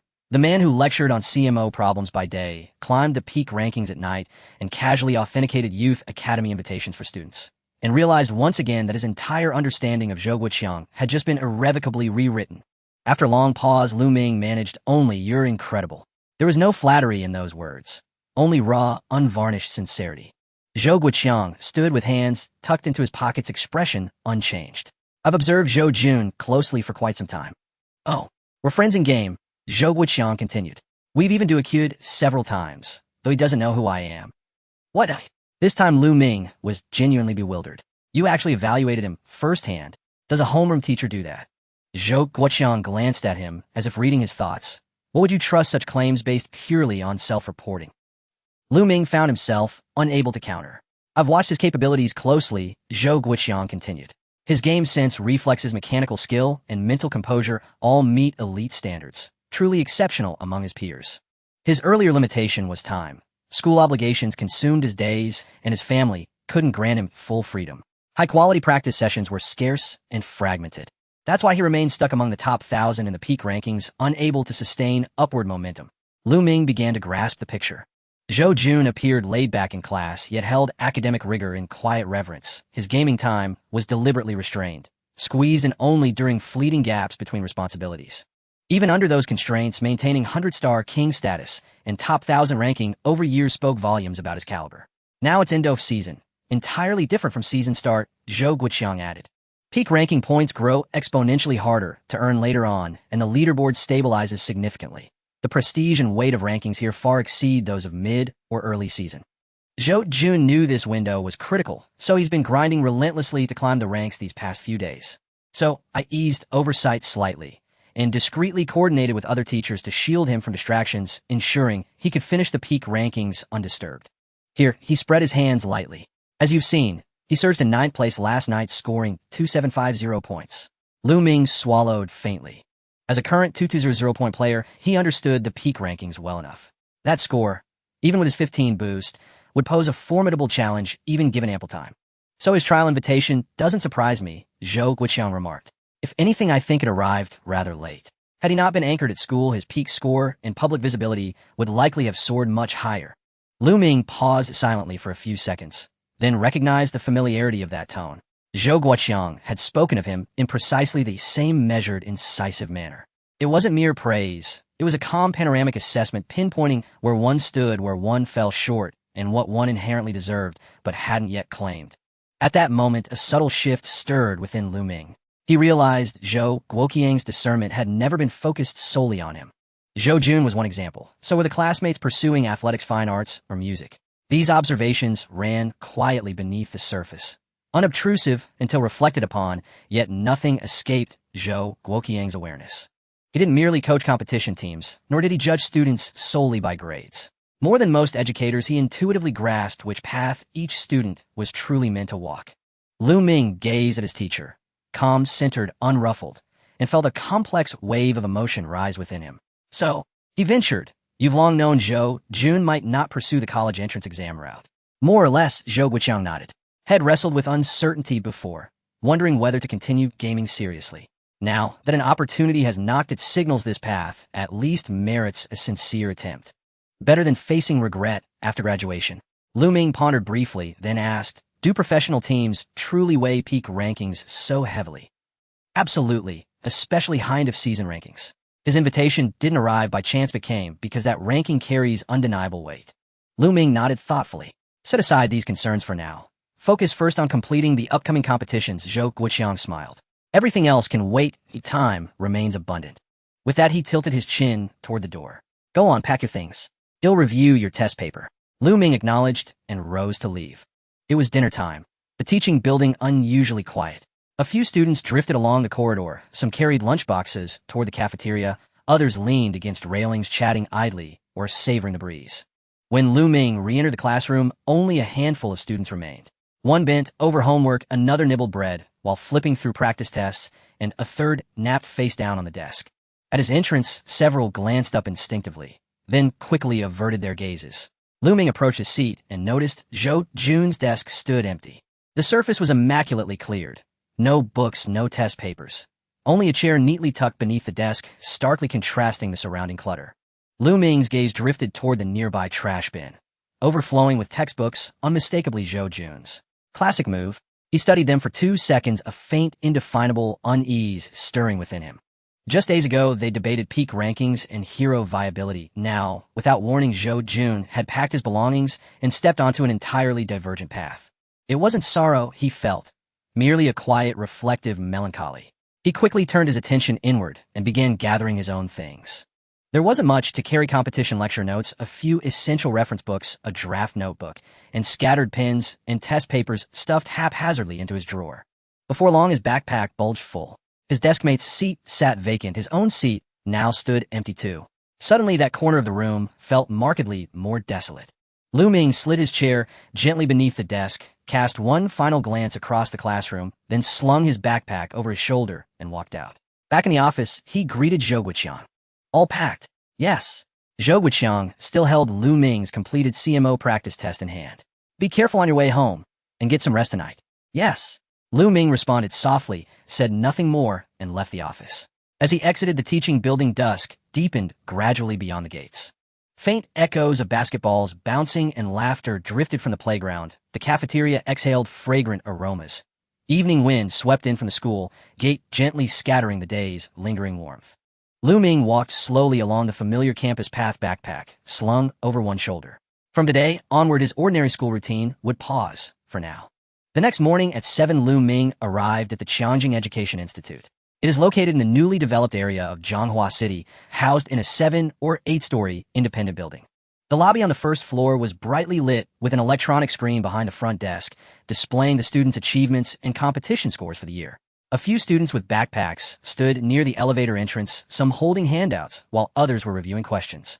There were also several teachers and administrative staff wearing name tags nearby, moving quickly, making the entire building feel operational from that moment. Lu Ming reported the name O Xuanzai at the front desk. Upon hearing the name, the receptionist's expression became much more serious. You must be Lu Ming, right? Yes. He mentioned in advance that you can go directly to the 9th floor. It'll take you up. The elevator ascended, finally stopping on the 9th floor. Inside the elevator, the receptionist seemed quite interested in Lu Ming, occasionally glancing at him. This floor was much quieter than below, with dark carpets lining the corridors, muffling footsteps. The doors of the rooms on both sides were closed with signs indicating independent study rooms and similar titles. The front desk staff led him into the innermost room. The room was not large, but was arranged quite comfortably. A full bookshelf against the window was categorized by subject, housing materials, and question sets. In the center was a large wooden desk with draft paper, pens, highlighters, and a stack of printed materials already placed on it. Beside it was a single sofa and a small coffee table, while a small water dispenser, coffee machine, and refrigerator were tucked away in the corner. Lu Ming marveled at how impressive the educational institution was, noting the extravagant setup. At that moment, a woman in her early 30s entered the room, dressed in a tailored professional outfit, wearing a name tag and smiling appropriately. Hello, Lu Ming. I am a study manager here. Your materials for the physics finals have been prepared. She gently placed a folder she was holding on the desk. If you need a teacher, I can arrange one at any time. We have openings in mechanics, electromagnetism, thermodynamics, and modern physics. No, thank you. I'll look at it myself for a while. All right. The other party did not press further, simply nodding with a smile. If you need anything, just call me. The materials room and tea area are outside, and lunch can be delivered here. Thank you. After she left, the room fell silent again. Lu Ming sat at the desk and flipped through the stack of materials for a few pages. He came here mainly attracted by the environment, the materials, and the availability of help whenever he had questions. Given his current learning state, he found that self-study was often faster for many foundational topics, and following a teacher's pace was not necessarily efficient. Thinking this, Lu Ming casually brought up the system panel. Current relaxation project and progress honor of kings, peak match score 2250. Learning boost 19x current learning progress 10th in Zhonghua 6 high school 1st in Jiangsu province 3rd in Jiangsu province physics semifinals game boost 15x. In the days following the score announcement, he had managed to push his peak match score to 2250. After all, with the new season starting in 2 days, scores would reset, and he had to make the most of this last opportunity to push up his score. Fortunately, the system's boost was calculated based on the highest peak score, and the new season update would not affect his original boost. However, if we're talking about priority, the CPHO still came first. He still needed to thoroughly understand the finals-related content. Lu Ming set his phone aside and began studying. Even though he had previously reviewed the physics materials provided by Qiangjing, he was still a bit surprised when he flipped to the handouts specifically prepared for the finals. The selection of questions, the organization of knowledge points, and the completeness of the materials all demonstrated considerable effort, and the quality was exceptionally high. Judging solely by the quality of the materials, it was no surprise that Qiangjing education had gained such a significant reputation in the competition circle. However, he found it quite manageable and even enjoyable to tackle.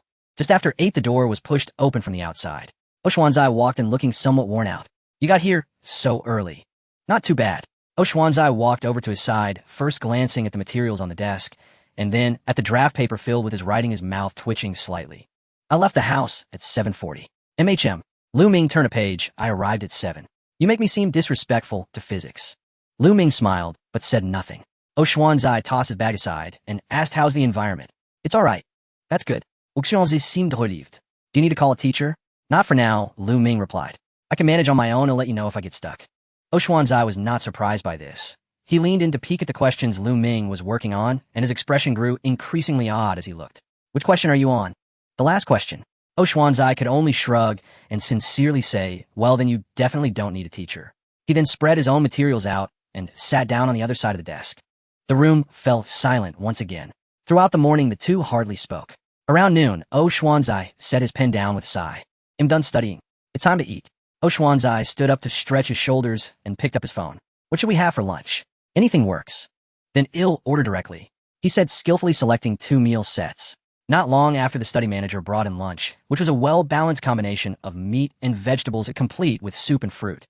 After finishing and tidying up, Lu Ming picked up his phone, thinking about pushing for the last 50 points.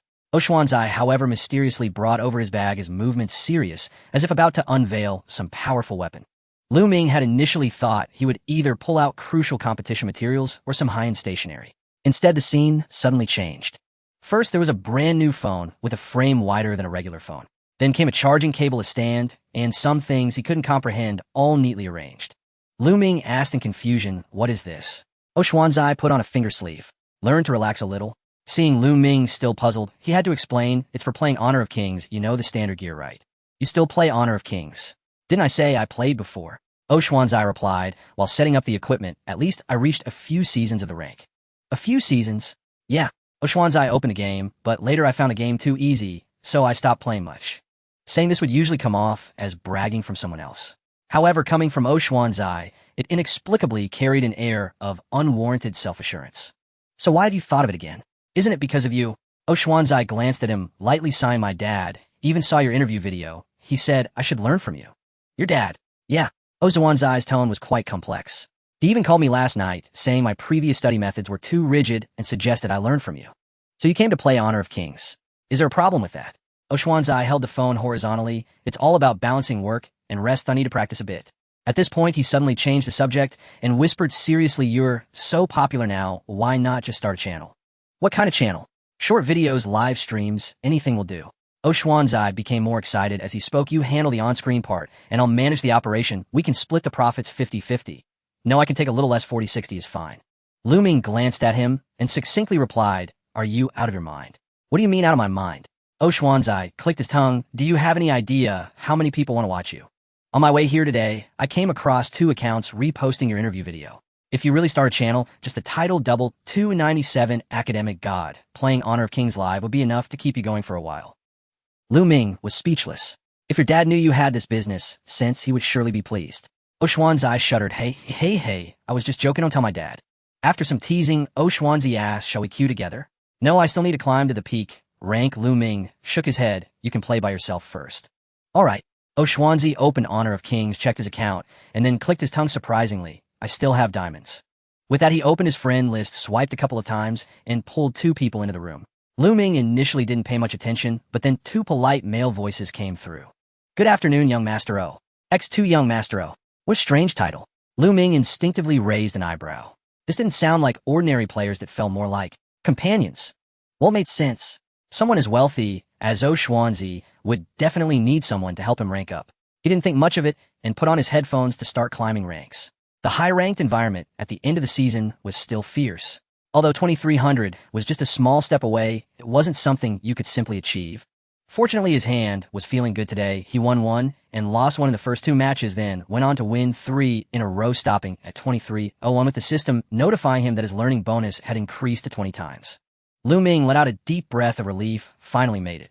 Just then, Xuanzi also finished a match. The diamond tier wasn't too challenging for him, especially with 2 people backing him up, so he scored 6 consecutive victories. And in response to some of Xuanzi's plays, the 2 in the voice chat were generous with their praise. This play by young Master O is impressive, really cool. Beautiful, this awareness is quite remarkable. The rhythm in this match is comfortable. Young Master O's presence was crucial. At first, Lu Ming didn't think much of it, but as he listened more, he found it increasingly strange.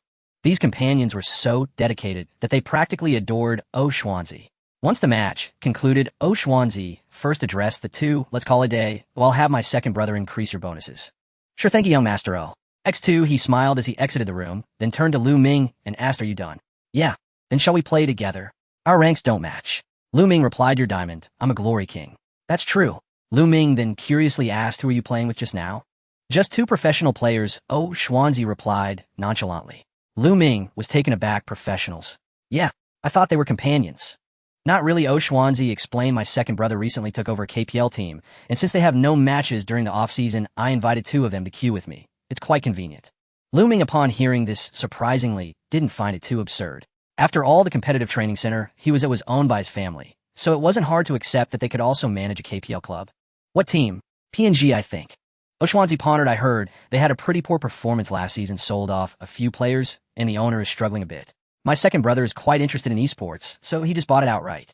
PNG. Lu Ming recalled the name and didn't have any deep impressions of it. It seemed they were eliminated in the first round of the autumn seasonal playoffs, but they had made it to the semi-finals of the Challenger Cup, so it was surprising how quickly they had fallen. After mentioning this, Xuanzi suddenly remembered something and asked, by the way, isn't Zhou Jun trying out for a professional team? Yes, you want XDG. Oh, XDG.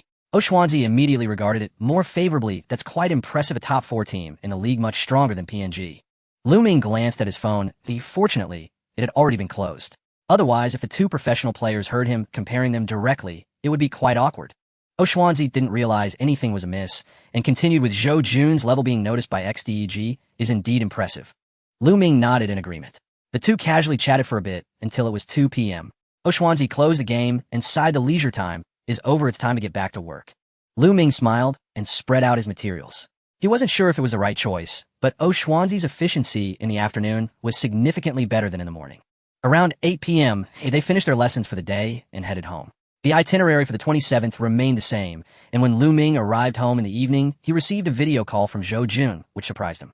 He hadn't proactively messaged Zhou Jun in the past couple of days, mainly because he was worried that Zhou Jun, just starting his trial, would be under pressure, and asking too many questions at this time would be inappropriate.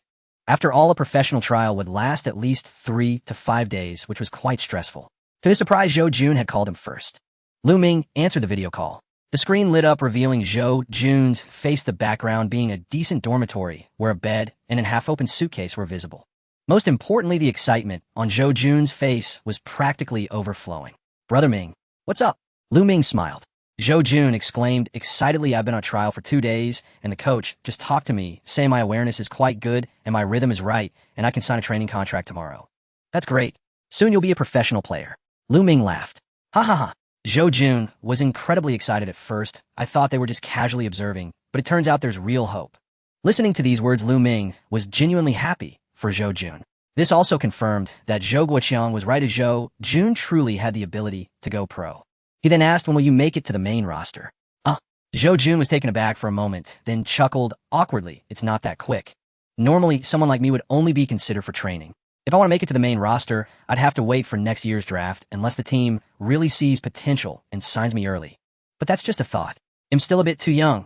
Right now, I'm just stepping into the professional scene and am far from actually playing. Lu Ming suddenly realized. He almost forgot that according to current domestic policies, the most basic requirement to compete on the front line is to be at least 18 years old. Zhou Jun, unlike him, had just turned 17 this year and could only wait for the age restriction to lift. While chatting, Zhou Jun suddenly lowered his voice. By the way, Brother Ming, how about I recommend you to our team? Lu Ming was taken aback. Recommend me? For what? To go pro, Zhou Jun said matter-of-factly. Aren't you already 18? Lu Ming couldn't help but laugh. I still have exams. I don't have that much time. Hey, Zhou Jun elongated his tone, his expression becoming meaningful. What you're saying doesn't quite add up. What doesn't add up? If you really have no thoughts about it, shouldn't you just say you're not going? Zhou Jun's mind was surprisingly quick in this matter. I can tell you're obviously tempted. Lu Ming fell silent for a moment, then simply smiled. Maybe. Zhou Jun became even more excited. I knew it. Lu Ming looked at his overly energetic brother on the screen and didn't explain further. He certainly had that thought. A KPL championship trophy would grant a whopping 50 times learning bonus. Unfortunately, if he were to pursue that path, he would have to wait until all the competitions this year were finished. It was impossible to train while competing in professional matches. Honestly, he felt he couldn't manage it. They chatted for a while longer, but Zhou Jun had training arrangements, and soon the video call ended. On September 28th, Lu Ming skipped challenging education and stayed home instead. The reason was simple. It was the day the new season of Honor of Kings launched. For ordinary players, this merely meant rank resets, meta shifts, and the beginning of a fresh climb up the ladder. For Lu Ming, however, its significance ran far deeper. This new season would reshuffle hero power levels, item logic, match pacing, and the entire competitive arena environment. It signaled not only a new window for climbing ranks, but also a higher ceiling for growth. Learning posed no concern. He had already brought all necessary materials home, and his progress would remain uninterrupted. So today he resolved to dedicate more focus to the game. At 7 a.m., he studied as usual for 3 hours. Precisely at 10, he launched Honor of Kings. First, he checked his rank dropped to Starlight Tier 4. His peak score reset to 1450. As previously noted, the system's learning bonus was calculated based on one's all-time highest peak score. Seasonal rank decay would not diminish the bonuses he had already secured. This new 1450 felt less like a setback and more like a pristine starting line, one squarely within the elite tier. Who sees higher rankings early would hold decisive advantage for weeks to come, especially in hero power, which surged most rapidly at season's outset. Many would rush to secure national tier certifications during this critical window. The faster one started, the more momentum one could build. Lu Ming would not miss this opportunity. Yet he did not immediately queue for ranked matches. Instead, he meticulously reviewed every single change introduced in the new season. Item adjustments, jungle item stat revisions, marksman development curves, auxiliary item refinements, skill modifications to popular heroes. He scrolled through each one carefully. At key points, he jotted down calculations on scrap paper, then entered the training ground to test his hypotheses against real-time feedback. What read clearly in text often diverged sharply from actual in-game feel. Especially with newly introduced items and altered builds for top-tier heroes, a minor numerical tweak could yield entirely different combat outcomes. He even deconstructed newly released items alongside their revised predecessors, estimating economic scaling curves across different time frames. When he finally exited the training ground, the peak match mode had just opened.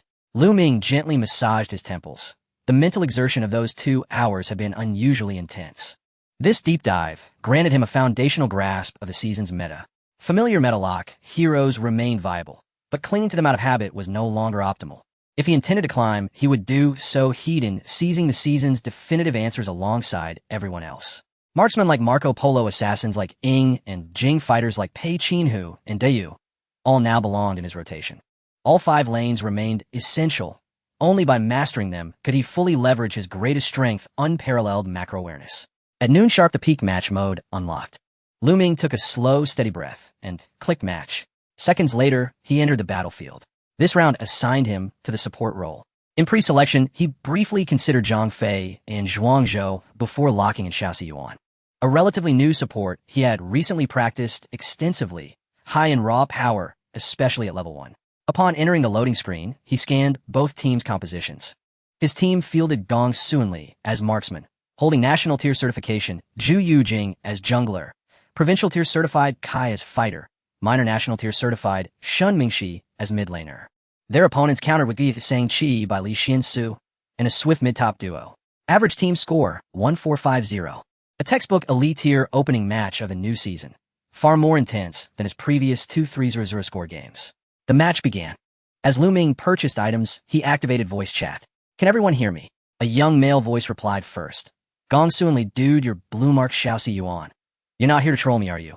No lu min plaid gamli. I know this hero well. Can you follow my calls? Sure thing, no problem. Zhu Yujing, the jungler, spoke next, also male though, dude. Your voice is kind of sweet. Lu Ming paused. Shin Mingxi said, nothing, simply typing acknowledged. Kai activated voice chat, alright. What's the plan? Lu Ming glanced at the minimap and instantly shifted into command mode. I'm invading their jungle. Those 4 words fell like silence upon the channel. Gong Suanli broke, first dude. I knew you were here to troll me. Zhu Yujing hesitated, you're serious. Dead serious, Lu Ming replied. Xiansu will almost certainly start at his red buff. I'll intercept him. Zhu Yu invade their blue. Without waiting for further reaction, he steered Xiaoxi Yuan boldly into the enemy's red jungle. Meanwhile, the mid lane wave had just collided. Shun Mengxi and his opponent were vying for last hits. Down lane, Gong Suanli fought 2 enemies alone, puzzled by his support's intentions. Zhu Yujing gritted his teeth and obeyed, heading straight for the enemy's blue zone. The moment Xiaoxi Yuan slipped into the red zone brush by Li Xiansu appeared. Lu Ming's fingers flew. Xiaoxi Yuan lunged forward, landing her second ability with surgical precision. Xiansu clearly hadn't expected it. On the very first match of a new season's peak mode, a level 1 support dared storm his jungle. He cautiously surveyed the area. Only Xiaoxi Yuan stood there. Seriously, your whole team's AWOL and you're acting like some kind of lone wolf. He prepared to counterattack. Then Lu Ming activated the season's newly added summoner spell, Converge into troops. The empowered effect triggered, cooldowns shrank instantly, damage spiked, and Xiansu was caught completely off guard. Seeing his health bar shrink far quicker than Xiaoxi Yuan's, he sensed danger. He tried shouting for mid lane help and began retreating. Too late. Xiaoxi Yuan's second ability recharged. She unleashed it again. The screen flashed first blood. Even as the enemy support arrived, belatedly, Lu Ming calmly claimed the red buff, then strolled toward the top lane, audaciously unburdened by conventional support restraint. Meanwhile, Zhu Yujing successfully stole both the enemy's blue buff and a small camp. Bro, you're insane, he marveled. Gong Suanli, visibly stunned, managed, only wait. You actually pulled that off. Lu Ming offered no reply. He discovered this technique during 30 minutes of testing in the training ground. Initially suspecting a bug, he soon realized it was intentional, a legitimate mechanic now ripe for deployment. Calmly, he instructed mid-shift toward the enemy's blue zone brush. Xiansu will likely head there upon respawn. We can kill him again. Shen Mingxi responded, instantly acknowledged. Jungle-dependent carries feared nothing more than rhythm disruption early on. 2 deaths and loss of jungle control meant half the game was already lost. True to prediction, Zhu Yujing and Shun Mengxi ambushed Xiansu the moment he respawned and sent him back to base once more. Within 2 minutes, Xiansu had died twice. Both red and blue zones had been thoroughly stripped. Now it wasn't just Xiansu who felt paralyzed. His teammates shared the numbness. Gong Suanli, who'd earlier doubted whether this blue-marked Xiaoxi Yuan was trolling, now spoke with markedly greater deference. Dude, I admit I spoke too loudly before. Lu Ming ignored the remark, continuing to call positions. A lead, don't overextend. Enemy support is rotating down. Zhu, don't chase. Clear their jungle first. Kai, you can retreat here. Don't burn your ultimate yet. Mid, after clearing the wave, pressure the dragon. Even if you don't take it, force them to respond. From then on, the match flowed with astonishing smoothness. Lu Ming never flaunted flashy teamfight mechanics. What truly impressed his teammates was his unervingly calm, methodical macro strategy. He never urged aggressive engagements. His most repeated phrase was simple, don't get tilted. To him, victory hinged not on kills, but on steadily compounding advantage. Towers came first. Gold came second. Kills ranked third. Even though kills yielded quick gold, they carried high risk. If greed led to a misstep, hard-earned advantages could vanish in an instant. Neutral objectives were always the safest investment. Securing an enemy blue buff seemed trivial. Yet in reality, it widened the gap between both sides by 2 buffs. You gained it, they lost it. You advanced, they stalled. That was the most efficient way to snowball. At first, his teammates struggled to adapt. After all typical public matches, thrived on chaotic brawls chasing low-health targets, tilting into reckless fights, routinely tallying 20 or 30 kills per game. Yet under Lu Ming's guidance, the match evolved into something entirely different: dragon control, jungle invasions, tower pressure, wave management, vision denial. Fights were avoided wherever possible. Neutral resources were claimed without exception. By match, in total kills barely surpassed 15. Yet the enemy side suffocated. Their jungle lay barren, towers crumbled one by one. Xian's economy never recovered. Guyi, though well-funded, found no safe space to deal damage. Near the end, Zhu Yujing couldn't resist. Dude, are you a pro support? This level of play is insane. Gong Sunli quickly echoed, yeah. This macro sense screams pro-level experience. Kai added dryly, I suspect you've got some kind of assistive software installed. No seriously, Kai insisted. How else could you predict enemy ultimates so precisely? Lu Ming offered only one reply: I'm a green player. As the enemy nexus shattered, he exhaled deeply, then prepared to climb further while the current mechanics still held. Sometimes the disparity in information is crucial, especially when a new season has just begun. While most players are still exploring the version, adapting to the feel, and testing the strength of heroes, Lu Ming has achieved a remarkable winning streak thanks to a new mechanism he discovered. His win rate skyrocketed to an astonishing 100. By around 4 in the afternoon, his peak match score reached 1670, placing him among the top 100 in the nation, a truly impressive feat. Now the players he encounters are mostly high-score players from the previous season. Nationally ranked players, streamers, professional players, and top-ranked casual players have all become his teammates and opponents. That night, a tutorial video quietly gained traction among high-ranking players. The creator of the video is a top casual player who has consistently ranked within the top 100. Most of his content is aimed at high-tier players, and he has a very loyal fan base. This time he didn't create a typical hero tutorial, but specifically released a video about Xiao Ziyuan. The title was also quite sensational. The most outrageous mechanism on the first day of a new season. At level 1, it can crush most junglers. If you don't use it now, it will surely be nerfed. In the video, he meticulously analyzed the Xiao Ziyuan he encountered in ranked matches. From skill sequences to summoner spell combinations and the damage composition during early clashes in the red zone, he explained it all as if he had discovered a treasure of the version. I was completely stunned back then, really. A support player entered my jungle at level 1. I thought he was just feeding, but he ended up killing me directly. It's just impossible to withstand this, right? I later went in a rank to try it out a few times and found that most junglers indeed cannot handle this Xiao Ziyuan in the early game. Don't worry about balance for now. Oh, just take it to rank up. We can discuss it once the officials react. Shortly after its release, the video amassed over 100,000 likes, and nearly half of it was shared. In the realm of high-ranking players, this is considered quite an exaggerated statistic. However, the audience for such videos tends to be high-end, and it hardly breaks into the truly vast community of king players. Therefore, from a broader perspective, the impact is not significantly large. More importantly, the video creator did not mention who originally used this strategy. He merely downplayed it at the beginning by saying, "This is a new mechanism I discovered myself." The truth of the matter was not deeply scrutinized. As long as it helped them rank up, it was sufficient. To be honest, the main audience affected by this video was some unfortunate junglers. The originator of this mechanism, Lu Ming, was not thrown off his rhythm, but was rather puzzled. Why was Xiao Ziyuan so hard to obtain? Either it was directly banned, or it was picked instantly by the opposing team, leaving him unable to secure it. However, he quickly adjusted his mindset. After all, Xiao Ziyuan was just one of the many secrets to ranking up. He had plenty of other heroes to choose from, and it had no effect on his winning streak. The games were just not as easy as they had been the previous afternoon. Meanwhile, at 7:30 in the evening, the streaming platform showed that streamer Xiao Yu's live stream had 20,000 viewers. As a top casual player consistently ranked within the top 100, Xiao Yu was quite well known in high-ranking circles. At 19 years old, he primarily played as a jungler known for his aggressive playstyle and meticulous operations. His goal tonight was clear: to push to 1900 and enter the top 10. The barrage of comments in the live stream was flying by. He has already won 3 games. He's going to be punished by yellow. The streamer is really on point today. If he wins 2 more games, he has a chance. The streamer is playing Xiao Ziyuan, easily climbing ranks. Xiao Yu glanced at the comments and let out a bitter smile. Xiao Ziyuan, huh? I've been playing all day, and this character hasn't left the ban list. And I'm the jungler you want me to play support. As he spoke, he opened the peak match screen and entered a match 2 minutes later. Players at this tier usually have their microphones on by default, and upon entering the room, several male voices came through the voice chat. Bands, picks, and position announcements all proceeded swiftly. Xiao Yu's side ended up with a composition focused on the late game. With Marco Polo in the farming lane, Lu Bandmaster as support, a long-range mage in mid, Xiang Yu in the offlane, and he himself playing as Miyamoto Musashi. On the opposite side, their composition clearly leaned towards the early to mid-game. Shun Mingshi Yuan Fu and Pei Qinhu along with Sun Quan and Liu Bang. Xiaoyu glanced at both compositions and had a rough idea of what to expect.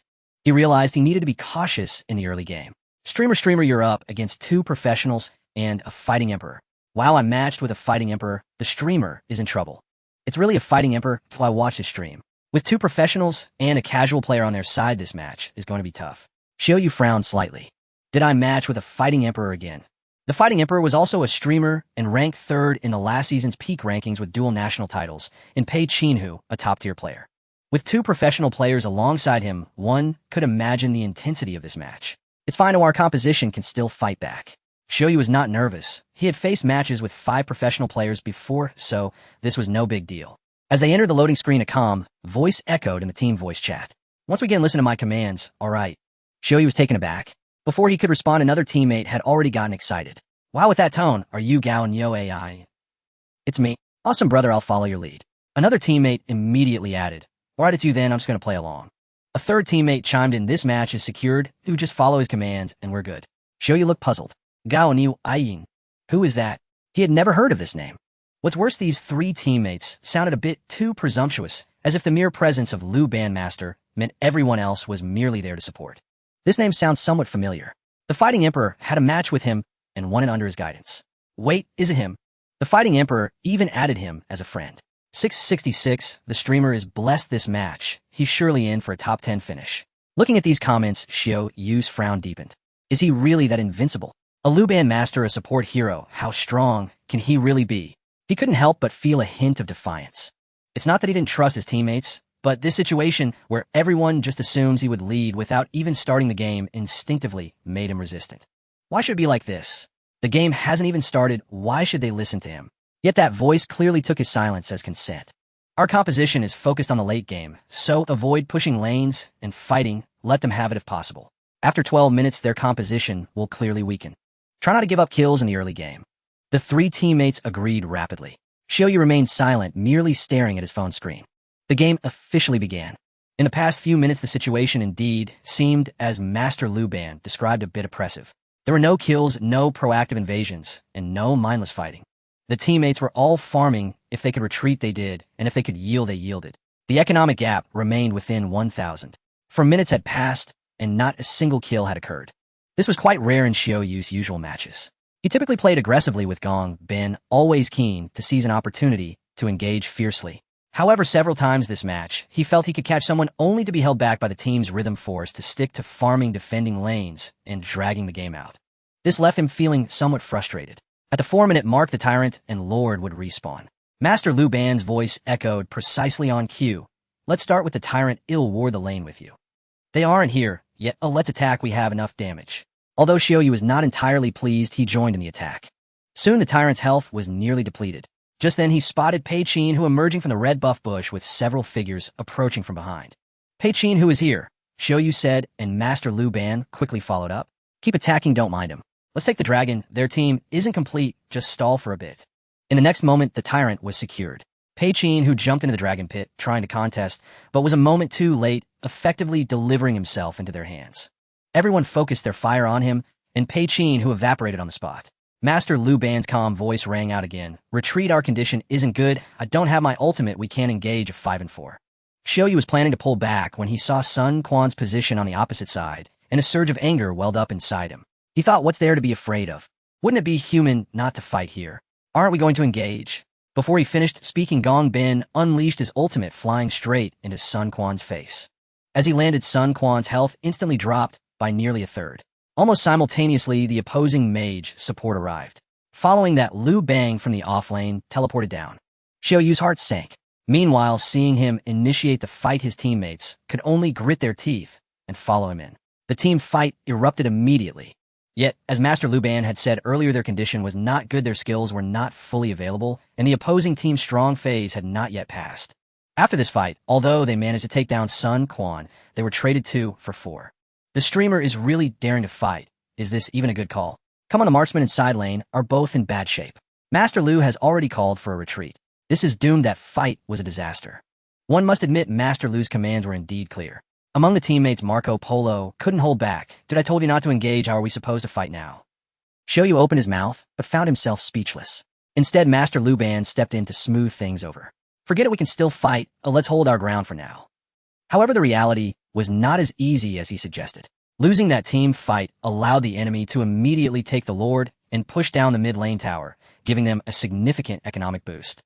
Moreover, the opposing team were all skilled players, and once they gained the advantage, they didn't give any breathing space, pressuring the jungle minion waves and towers layer by layer. Xiaoyu's Gong Ban was being targeted relentlessly. He couldn't catch anyone nor farm effectively.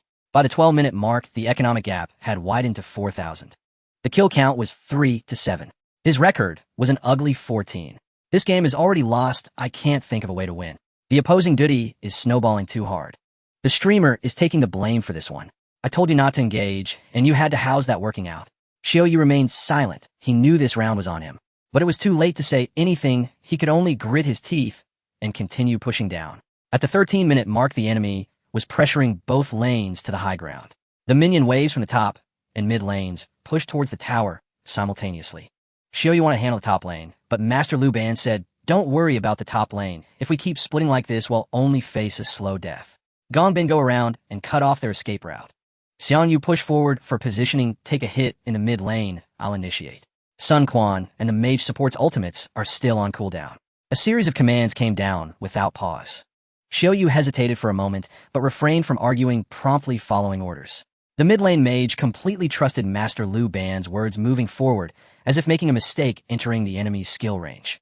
The three enemies indeed pounced on him like sharks smelling blood. The mage had been playing cautiously, casting spells from the back, without dying even once, and the opponents had long been feeling the pressure. Now seeing the mage coming right up to them, they could no longer hold back and rushed into the tower en masse.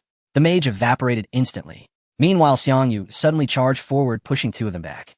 On the other side, Gong Bin flanked from the rear, scaring the enemy mage to retreat hurriedly into the tower. At that moment, the enemy's 5 players were oddly clustered together. Master Lu Ban struck his fingers, moving swiftly, executing a flash into his ultimate. His mechanical arm suddenly extended the control chain, covering all 5 enemies in the same moment. Why did he really control them all? Is it really possible to control 5? Incredible. Streamer going now. Marco and Xiangyu followed up simultaneously. The ultimate unfolded, damage pouring in. Gong Bin followed up with more damage. In just a few seconds, the enemy's health bars vanished completely. The situation turned around in an instant. Master Lu was amazing this round. The streamer played a very successful bait role this time. The mid lane looks a bit grim, haha. This command truly doesn't feel like a professional support player. His overall strategic vision is impressive. Meanwhile, Master Lu Ban's voice in the voice chat showed little emotional fluctuation. Gong Bin and Marco go take the dragon. Xiangyu cover the lanes. We've caught up economically, and we can still fight. This time, Xiaoyu hesitated not at all. Okay. The others quickly responded. Got it. On our way. The rhythm of the game was once again in their hands. Under Master Lu Ban's command, they gradually recovered everything they had lost and even forced the opposing team to start making mistakes. At exactly 20 minutes, with the last wave of minions pushing in, the enemy crystal exploded thunderously. The game ended. Xiaoyu took off his headset, leaning back against the chair, letting out a long breath. Damn, this match was really stressful. 666, but still complaining about pressure at 15. When you feel stressed, think about the opposing duty. He definitely predicted you. Laughing, the duty stream is cursing right now. Upon seeing this barrage of comments, Xiaoyu was momentarily taken aback, then smirked. Is Do D still cursing? He perked up, put down his phone, switched the live stream to his computer, and opened the browser to enter Do Dis live room. Many people didn't know that he and Do D belonged to the same organization, and the two often interacted, being quite good friends. Seeing Do D in a predicament, he had to go check out the commotion. At this moment, Do Dis live room had 300 viewers online, displaying the game results screen precisely from the previous match. In the bottom right corner of the camera feed, a young man with dyed yellow hair looked displeased as he spoke to the screen. Damn it, I knew that guy on the other side, Luda, was a total coward. BYD is playing so sneakily. Seriously, I just don't get it. How come his teammates are so obedient? Can't they just play a few more rounds? It's driving me crazy. We're here to play in the peak matches, not in the KPL. We're here for some real action. Xiaoyu couldn't help but smile as he understood the other party's feelings despite being Do Dis opponent. Do D is getting flustered, haha. Laughing to death, still cursing sneakily. Oh, winning is all that matters. If you have the ability, don't let others outplay you. Coward Lu De completely outplayed him, and no wonder he's cursing so fiercely. Cursing aside, Do Di didn't stop his actions, quickly clicking on Lu Da's profile. Peak match score of 1890. TSK Tisk, quite impressive. Do Di praised for a moment before casually opening the detailed match data. When they saw the numbers on the screen, both he and Xiaoyu were stunned. This guy played 40 peak matches in just 2 days. How'd he get 1890 points? Xiaoyu was also shocked. 40 matches, 1890 points, top 100 in the nation. That win rate is outrageous. His current score was 1,900 higher than Lu Da's, but he had played nearly 60 matches in total. Wow, where did this person come from? A win rate of 91. Is this even human? I checked his profile. All I saw were consecutive victories. If he didn't have a rank, I'd wash my hair upside down. I've matched with him before. His commanding is incredible, and his overall awareness and mentality are top-notch. He must have some cheat. Just as everyone was still in shock, though, Di sent a friend request to Lu De. His face still bore some unresolved anger, appearing ready to confront him about a few things. The audience in the live room became excited. Here it comes, ready to unleash Do Di's classic post-match confrontation. Let me see how he's going to curse. This was the reason Do Di's live room had more viewers than Xiaoyu's. The entertainment value was truly engaging. In just over 10 seconds, the other party actually agreed. Do Di let out a chuckle, rubbed his hands, and quickly opened the chat window. Everyone thought he would at least start with something like, "That was a dirty match," or "Don't let me queue against you next time." However, a message popped up in the chat box. "Big shot him, just asking for a friend spot, can you not delete me?" Xiaoyu. Barrage. What the hell are you doing? Is this really Do Di's style? Laughing to death one moment, he's cursing the next, he's asking for a friend spot. Can you stop embarrassing yourself? Humorous Do Di, I think you should just call yourself a fighter. Do Di, looking righteous, retorted, "What's wrong with that? Cursing aside, skill is skill. If he's this strong, why not add him as a friend for the new year?" Lu De replied, "Sure." And then he added, "I'm logging off now, just focus on your game." Do Di's eyes lit up as he replied, "All right then." Xiaoyu couldn't help but snort in laughter, but halfway through he suddenly realized. Right. Do Di added him. What was he waiting for? He hurriedly picked up his phone and sent a friend request to Lu De as well. Unfortunately, the other party did not respond, seemingly already offline. Wait, Xiaoyu felt it was a pity, logging off this early. There were still several hours left until the peak match ended. Why not keep pushing for points? From his speculation, if Lu De continued playing, entering the top 10 or even the top 3 in the peak matches was definitely not impossible. Just as he was wondering, he suddenly saw a barrage in the live room, frantically scrolling past. I found out who this Lu De is. Streamer quickly searched for the name Lu Ming. Xiaoyu frowned. Who is Lu Ming? What does Lu De have to do with him? Since he was already intrigued by this person, Xiaoyu didn't rush to continue queuing. After all, he had already made it into the top 10, so taking a break wouldn't matter. He then opened a short video platform and typed in the name Lu Ming. A bunch of related search results popped up. The super dark horse Lu Ming from the double 297 provincial team. Scholar Lu Ming, I relax by playing kings. The main character of the barbecue party at Luzhong. Xiaoyu was taken aback. What the hell is this? The barrage expressed their confusion. Why is the streamer searching for this? No way is the streamer also trying to compete.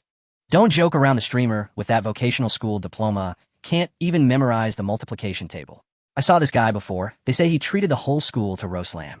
Xiaoyu ignored the barrage and casually clicked on a highly viewed video. He wasn't interested in the earlier terms related to scholars, just subconsciously dragged forward, wanting to find content related to kings. Soon the screen cut to a segment showing the game homepage during an interview. Xiaoyu immediately hit the pause button, his eyes widening. In the center of the screen, that familiar ID appeared clearly. It was indeed Lu De. The profile matched perfectly with this person. What the hell? This scholar is Lu De, he said in disbelief. Did the streamer get mad because his friend request wasn't accepted and subsequently booted his teammate? This is terrifying to think about. Is it really him?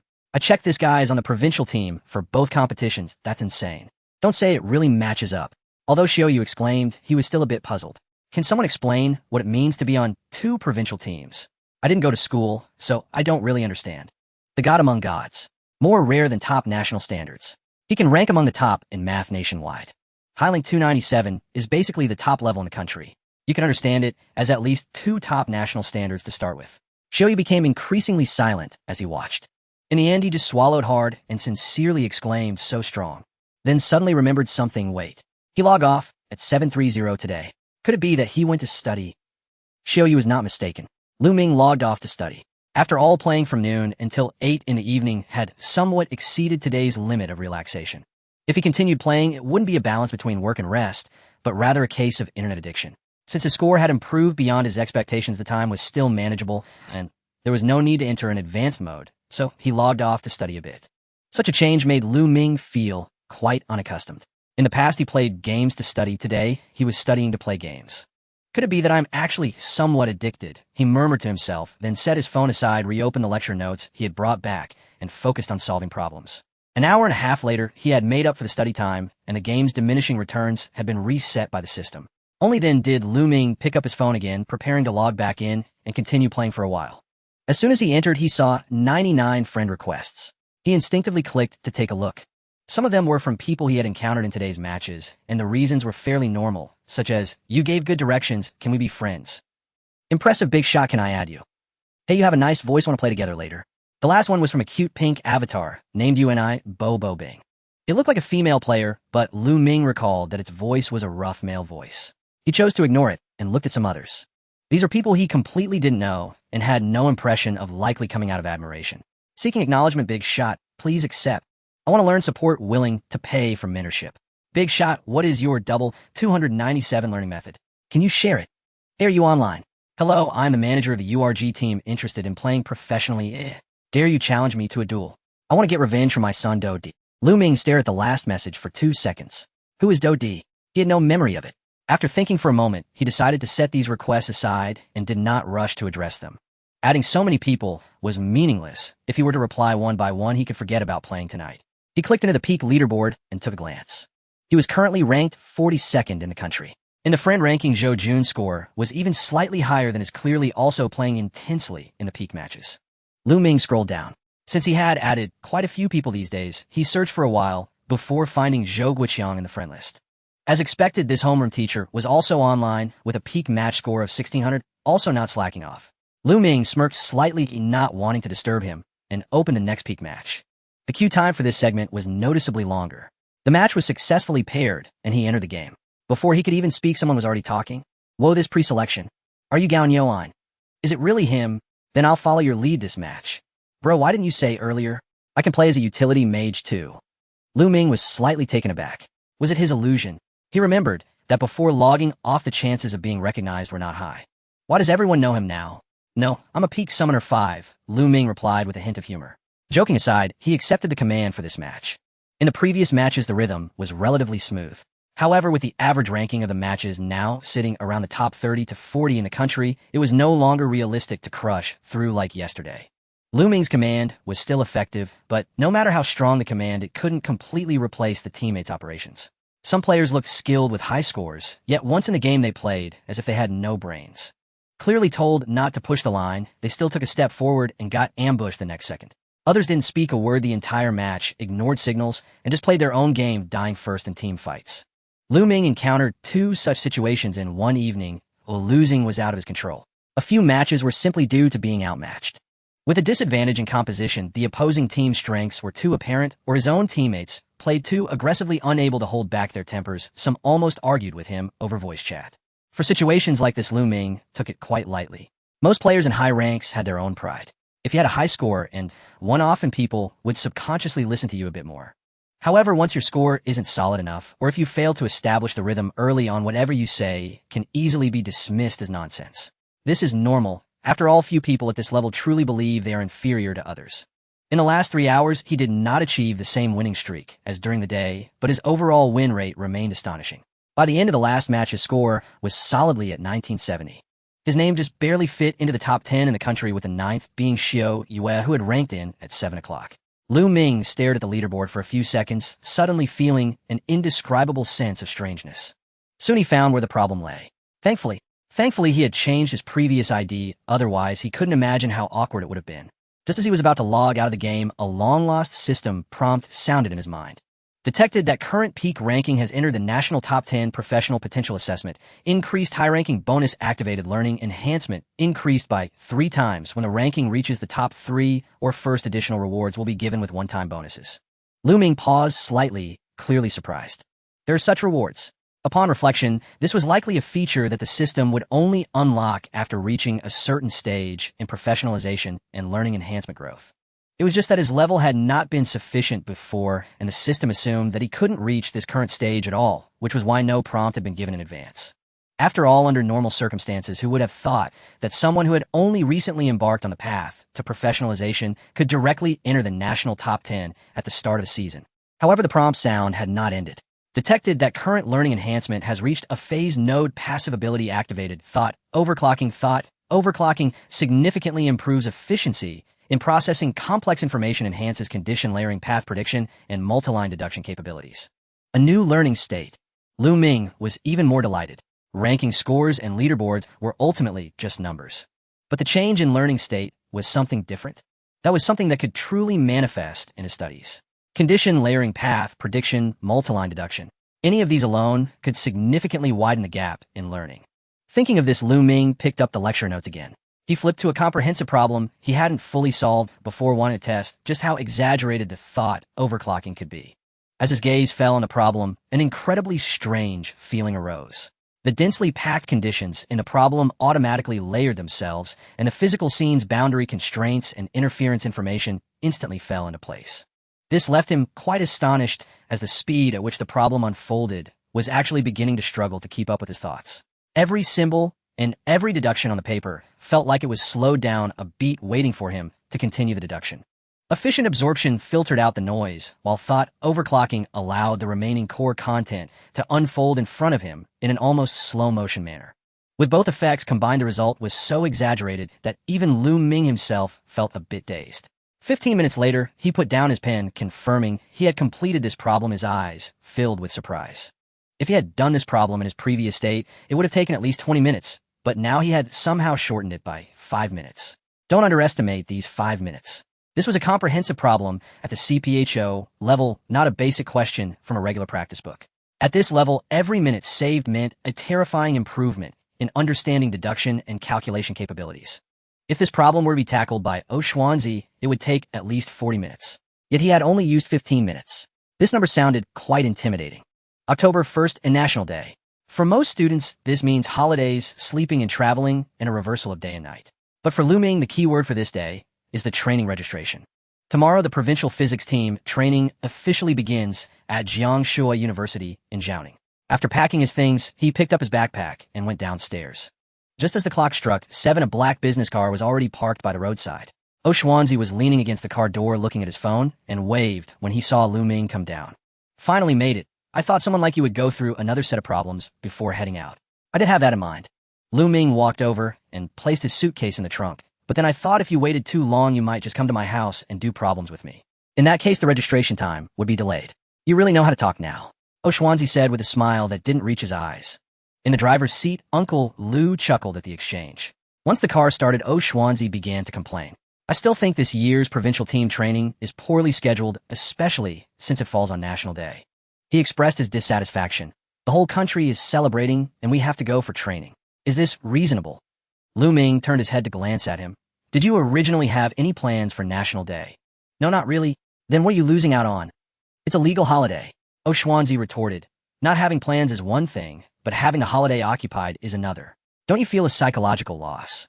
Lu Ming thought for a moment and replied, honestly, I basically don't have the concept of a holiday. Xuanzi was taken aback, then slapped his forehead. I'm so stupid, I should have realized that. Clearly he wasn't the type to keep quiet and drag the conversation back. By the way, do you know you've become popular again? Lu Ming raised his eyes. What do you mean again? I've always been pretty popular, haven't I? Yeah. Xuanzi laughed. All right, Lu Xun, you're becoming more internet savvy. Lu Ming ignored him because there was some truth to that statement. This morning, he briefly checked his Honor of Kings account, and the friend requests were still 99, while scrolling through his visitor records felt endless, with hundreds of people seemingly flocking to his profile like a pilgrimage. There were high-scoring strangers, streamers, professional team managers, and a bunch of spectators. In a sense, he was somewhat famous in both the competitive and gaming circles, which was indeed quite astonishing. You actually watch short videos. Xuanzi found it surprising. I genuinely didn't expect that. I just use it sparingly. Well, I'm not a caveman. Lu Ming remarked. Exaggeration is a form of rhetoric. Xuanzi waved his hand and excitedly continued. I even specifically asked Coach PNG. He said that being in the top 10 at the start of the season is particularly prestigious, making you a truly top-tier player. You are genuinely impressive. It's all right, Lu Ming replied. It's just all right. Xuanzi shot him a glare. What I'm more curious about is why you haven't played these past few days. Given your style, shouldn't you be aiming for the top rank again? Placing 10th is not your style at all. Lu Ming fell silent for a moment. He really couldn't summarize this issue with calming his mind. Initially, he did intend to continue climbing.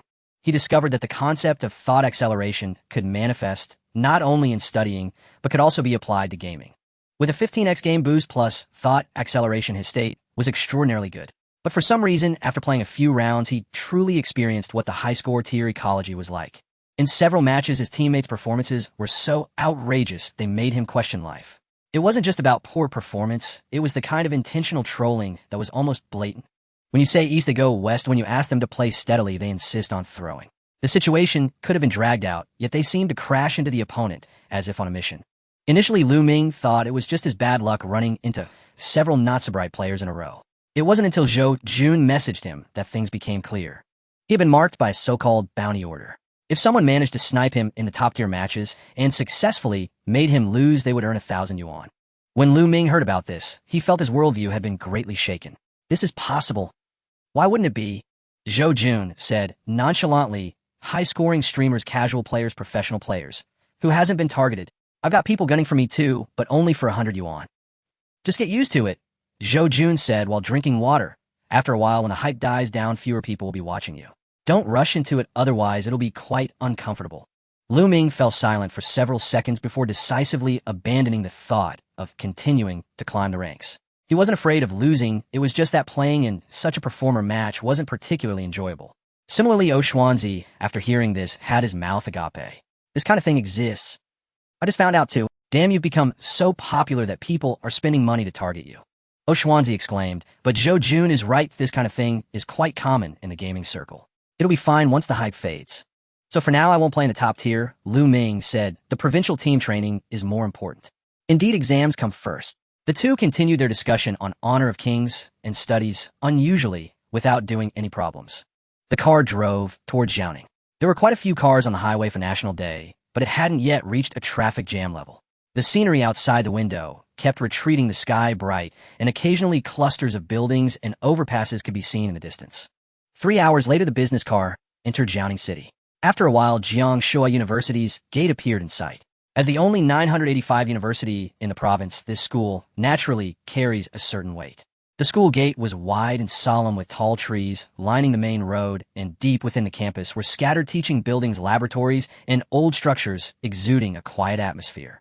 Once the car entered the campus, Lu Ming immediately received a double boost in the learning environment. No wonder it was Jiangsu University. The study atmosphere was incomparable to an ordinary high school. After arriving at the parking lot, Xuanzi asked Uncle Lu to head back first, and the two dragged their suitcases to the registration point. There weren't many people at the registration point, indicating they had arrived quite early. Behind the desk sat two individuals, one in his 40s wearing a light-colored shirt with a gentle demeanor and a smile. The other was slightly leaner, wearing glasses with high cheekbones and a sharp glint in his eyes. Lu Ming and Xuanzi walked over. The kindly-looking middle-aged man stood up first, his gaze landing on Lu Ming's face, and his eyes noticeably brightened. You must be Lu Ming, right? He took the initiative to extend his hand, his smile growing wider. I've heard your name quite often lately. Lu Ming shook his hand. Hello, teacher. Good. The middle-aged man nodded with a smile. My name is Huang Heng, the overall coordinator for this provincial team training. You can call me Teacher Huang. After saying that, he turned slightly to introduce the person beside him. This is Xiang Yizhou, teacher, Xiang, the main instructor for this training. Lu Ming and Xuanzi looked over simultaneously. Hello, teacher Xiang. Xiang Yizhou's voice was flat. Huang Heng smiled and smoothed things over. Teacher Xiang is usually like this, don't be nervous. He's even more serious in class than he looks, so you'll be well taken care of. After registration, Huang Heng waved toward the building. Huichun, take them to their dormitory. A young man in a black jacket quickly walked out, looking to be in his early 20s with somewhat messy hair. Coming, he responded, took a dorm assignment slip, and smiled at the two. Follow me, I'll take you there. On the way, Huichun casually introduced himself. My name is Hua Chun, a second-year graduate student in the physics department at Jiangsu University, and I'm one of the volunteers for this event. Xuanzi immediately exclaimed, wow, a graduate student in the physics department at Jiangsu University, impressive. Huichun waved his hand dismissively. No, I can't compare to you guys. At least you've made it to the provincial team. I've tried twice, and my highest rank was only provincial 1. After getting to know each other, Huichun immediately opened up and turned his attention to Lu Ming. He said with a tone of reflection, honestly, you're even more different from what I imagined. Xuanzi became interested. How so? Hu Chun thought seriously for a moment. My impression is that someone like Lu Ming should look like a super academic genius at first glance, like the kind of person you'd see walking down the street, and you'd think, wow, this person must be incredibly strong. Lu Ming asked, what's the reality? The reality is quite ordinary. Xuanzi laughed out loud. You're absolutely spot on. He had the same impression of Lu Ming at first. Not that kind of ordinary. Hu Chun quickly waved his hands, afraid of being misunderstood. What I mean is he's the type of person with a particularly restrained aura. On the surface, he seems unremarkable, but when he truly gets going, you'll find his internal strength is shockingly powerful. Indeed, Xuanzi found it very reasonable. Hu Chun smiled and added, by the way, I've watched your interview video. I can understand the gaming as a way to relax. Studying needs an outlet after all. Don't worry too much while you're here. Besides the normal classes and study times, when you need to put away your phone, you'll have quite a bit of freedom to arrange your own schedule. Just what? Just that teacher Xiang is quite strict. Hu Chun explained. He doesn't like to see students from the provincial team playing on their phones, especially gaming. Lu Ming realized this only upon hearing his words. No wonder teacher Xiang's gaze towards him felt somewhat off. That vague discomfort he thought was just a misconception likely wasn't. Hu Chun added, but don't worry, as long as you don't play under his nose, you should be fine. Xuanzi nodded thoughtfully and asked, so how skilled is this teacher Xiang? Not just skilled, he's at a remarkable level. Hu Chun immediately replied. He's a professor in our physics department, not yet 40, and he's impressive in both research and teaching. Aside from being a bit stricter in management, you can hardly find any faults with him. Moreover, he has been the main instructor for the provincial team training for several years now, with particularly high standards. Each year, the students who enter the provincial team are the top tier from the whole province. But very few of them can meet his expectations. Is it that exaggerated? Not exaggerated at all, Hu Chun said. I heard from seniors that a few years back a student won a gold medal, and teacher Xiang commented that their foundation was decent, but the details were too rough. Xuanzi twitched his lips. That's called a decent foundation. Hu Chun shrugged. That's why I said he's strict. He recalled something and added, but in recent years there's been a student who genuinely satisfied teacher Xiang. Who is it? I think her name is Emoji. Hu Chun said, she won a gold medal last year, but fell just short of entering the national team. When we teachers mention her, we all feel it's a pity. She made it to the provincial team again this year, and should be able to advance further. Xuanzi and Lu Ming exchanged glances. So it's her, that makes sense. A few minutes later, they arrived at the dormitory building. Hu Chun led them to the third floor, stopping in front of a four-person dormitory, and opened the door. The dormitory was a standard bunk bed with a desk below, considerably more comfortable than high school dorms, with new sheets and blankets laid on the beds. Not bad, right? Hu Chun smiled. We'll meet at 2 p.m. in classroom 302 next to the registration point, and don't be late. After Hu Chun left, the two chose their spots. About 10 minutes later, the dormitory door was knocked again. Xuanzi opened the door, revealing Hu Chun standing outside, accompanied by a boy dragging a suitcase. The boy was not tall, slightly younger than them, with a buzz cut and fair skin. He appeared somewhat tense, gripping the suitcase handle with a noticeable sense of apprehension. Hu Chun stepped aside. Come, let me introduce you. This is Shun and your training teammate. Lu Ming and Xuanzi turned their gazes towards him. They certainly knew the name Shun. He ranked first in the provincial physics competition, a true enigma. However, the person before them differed significantly from their expectations. He lacked the sharp, formidable aura of a genius, nor did he possess the confidence and vigor commonly found in top competitors. There was an inexplicable sense of tension about him, his gaze drifting and a forced smile on his face. He stood at the doorway, cautiously scanning the layout of the dorm before speaking. Hello, everyone. Xuanzi was the first to react, smiling as he said, Hello, I'm Xuanzi, and this is Lu Ming. Shun nodded, his gaze landing on Lu Ming's face before quickly shifting away. Hu Chun helped carry his suitcase inside, explained the meeting time briefly, and then left. Only the three of them remained in the dormitory. Xuanzi, who dreaded sudden silence, took the initiative to break the ice. You're from Jiaoning High School, right? He asked with a smile. I ran into your schoolmates Situ Jiang and Qinyan before. They are quite interesting. Shun responded. Do you train together often? Sometimes. You ranked first in the provincial physics competition. That's impressive. Just lucky. After exchanging a few words, Xuanzi sensed something was off. The other party was neither aloof nor intentionally ignoring them. Because Shun answered every question, and he did so politely. However, it was merely answering. He responded to each question succinctly, neither too verbose nor too brief, ensuring that the atmosphere remained neither awkward nor allowing the conversation to evolve further. It felt less like a conversation and more like fulfilling a necessary social protocol. Xuanzi glanced at Lu Ming, silently mouthing, Isn't this guy from Jiaoning High School? How is he so different from Sidu Jiang and the others? Sidu Jiang and his companion seemed vibrant, engaging, and fun, while Shun and was their complete opposite. Lu Ming shook his head gently. From his perspective, Shun unlikely wasn't simply reserved, but rather affected by other factors. At that moment, Shun An's phone suddenly vibrated on the desk. Reacting instinctively, he ceased his actions, picked up the phone, and stood a bit straighter before answering. Mom, a cool, calm woman's voice came through the phone. Have you arrived? Yes. What time did you arrive? About 10 minutes ago. Why didn't you message me immediately? The woman's voice rose, slightly revealing no discernible emotion, yet carrying an air of pressure. Chaîne expression visibly tightened. I was organizing my things and forgot. The silence on the other end lasted a few seconds. This brief pause made the atmosphere in the dormitory inexplicably tense. The woman continued, forgot. Shannon quickly replied, I'm sorry. I told you during training any arrangements must be communicated promptly. It's not because I want to control you, but because you still lack sufficient self-management skills. The woman let out a light sigh. Now that you've entered the provincial team, everyone around you is at your level or even stronger. The greatest fear at this moment is complacency. Shannon tightened his grip on the phone. I understand. Understanding does not equate to execution, the woman replied. How many people are in your dorm? For people who currently too have arrived. Names. Shannon hesitated for a moment. The voice on the other end continued, this does not involve privacy. Oh, I need to know what environment you are in. Oh, Xuanzi and Lu Ming. Lu Ming. Yes. Is he the student who scored 297 in both math and physics? Yes. He's in your dorm? Yes. The woman's voice remained rather unchanged, only slightly slower. You can communicate normally, but do not be influenced by his study methods. Everyone's circumstances are different.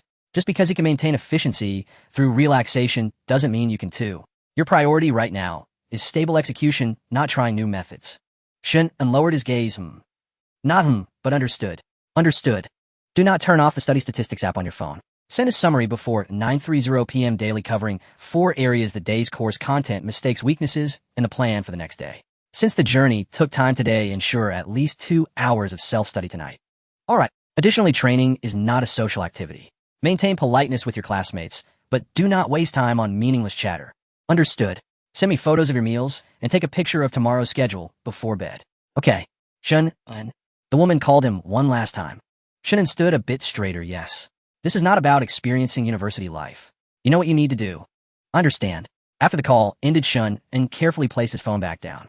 Oh, Xuanzi, who had been leaning against the table, now appeared somewhat stiff.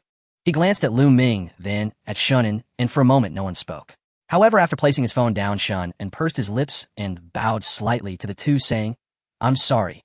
Oh, Xuanzi snapped back to reality and quickly waved his hand. It's fine, it's fine. He wanted to make a joke to lighten the mood, but the words caught in his throat. The atmosphere was simply not conducive to humor. Lu Ming observed Shun and his expression unchanged. Shun had already begun reorganizing his belongings again. Oh, Xuanzi endured for a moment, but couldn't help but softly ask, Bro, is your mom usually this meticulous? He had originally intended to say scary, but changed it to meticulous at the last moment. Shannon paused, seemingly contemplating the question seriously. Well, it's okay. Oh, Xuanzi was momentarily at a loss for words. Shannon added, She does it for my own good. After he said this, the dormitory fell even quieter. Because this statement was not wrong, in fact, it was too correct. Correct to the point that one didn't know how to refute it. Lu Ming did not respond, but glanced at the small notebook on the corner of Shun N's desk. A white label was affixed to the cover. It read Daily Plan during training. The handwriting was neat, perfectly aligned. Then everyone fell silent. Here comes the last roommate, Hua Chun introduced with a smile. Yin Qingyi from Zhaoning High School, also a member of this provincial physics team. Hello, Yin Qingyi greeted. Uxiongxi. Lu Ming came to reply. Shun also said softly, hello. Yin Qingyi was visibly taken aback when he saw Shun and not expecting to be assigned to the same dormitory. However, he quickly regained his composure and naturally wheeled his suitcase inside. Hua Chun clapped his hands and said with satisfaction, Now that everyone is here, perfect. After speaking, he seemed to sense the subtle atmosphere in the dormitory. He discreetly glanced around without asking too much, only reminding them, as usual. As Hua Chun left, Yin Qingyi placed his suitcase against the wall, took a quick look at his bed, swiftly tossed his backpack onto the table, and then turned around to smile at the others. What a coincidence, he said. I didn't expect to share a dormitory with you guys. Xuanzi felt more comfortable with this tone. He was someone who could engage in normal conversation. You know us, he asked. Of course. Yin Qingyi chuckled. Who in the provincial team doesn't know you too? One with a dual 297 score and one with an NOI gold medal. You both have quite a reputation. Oshwansi was pleased. I enjoy hearing you talk like this. Yan Qingyi glanced at Lu Ming again. I've seen the video of you discussing problems at the restaurant, and I watched the subsequent interview as well. You look more low-key in person than in the video. Senior, who said the same thing earlier, Oshwansi chimed in. Lu Ming shrugged. Maybe the video had filters. After Yan Qingyi withdrew his gaze, he looked at Shunan. Why are you here so early? There was no traffic on the way, Shunan replied. Oh, Yan Qingyi acknowledged naturally. Lu Ming sensed that while the two knew each other, they weren't particularly close. At most, they just knew each other's names from the same school. The four of them tidied up their dormitory briefly. With lunchtime approaching, Oshwansi stretched and spoke first. Shall we go eat? He asked, glancing naturally at the others. Yan Qingyi nodded. Sure, I'm getting hungry too. Shunan hesitated. Ill. Go later. Oshwansi didn't insist, so the three of them left together. Stepping out of the dormitory building, the sunlight was just right. The university campus during the National Day holiday was quieter than usual, with fewer pedestrians on the road. Those students could be seen walking in pairs. After walking a few steps, Oshwansi couldn't help but turn to Yan Qingyi.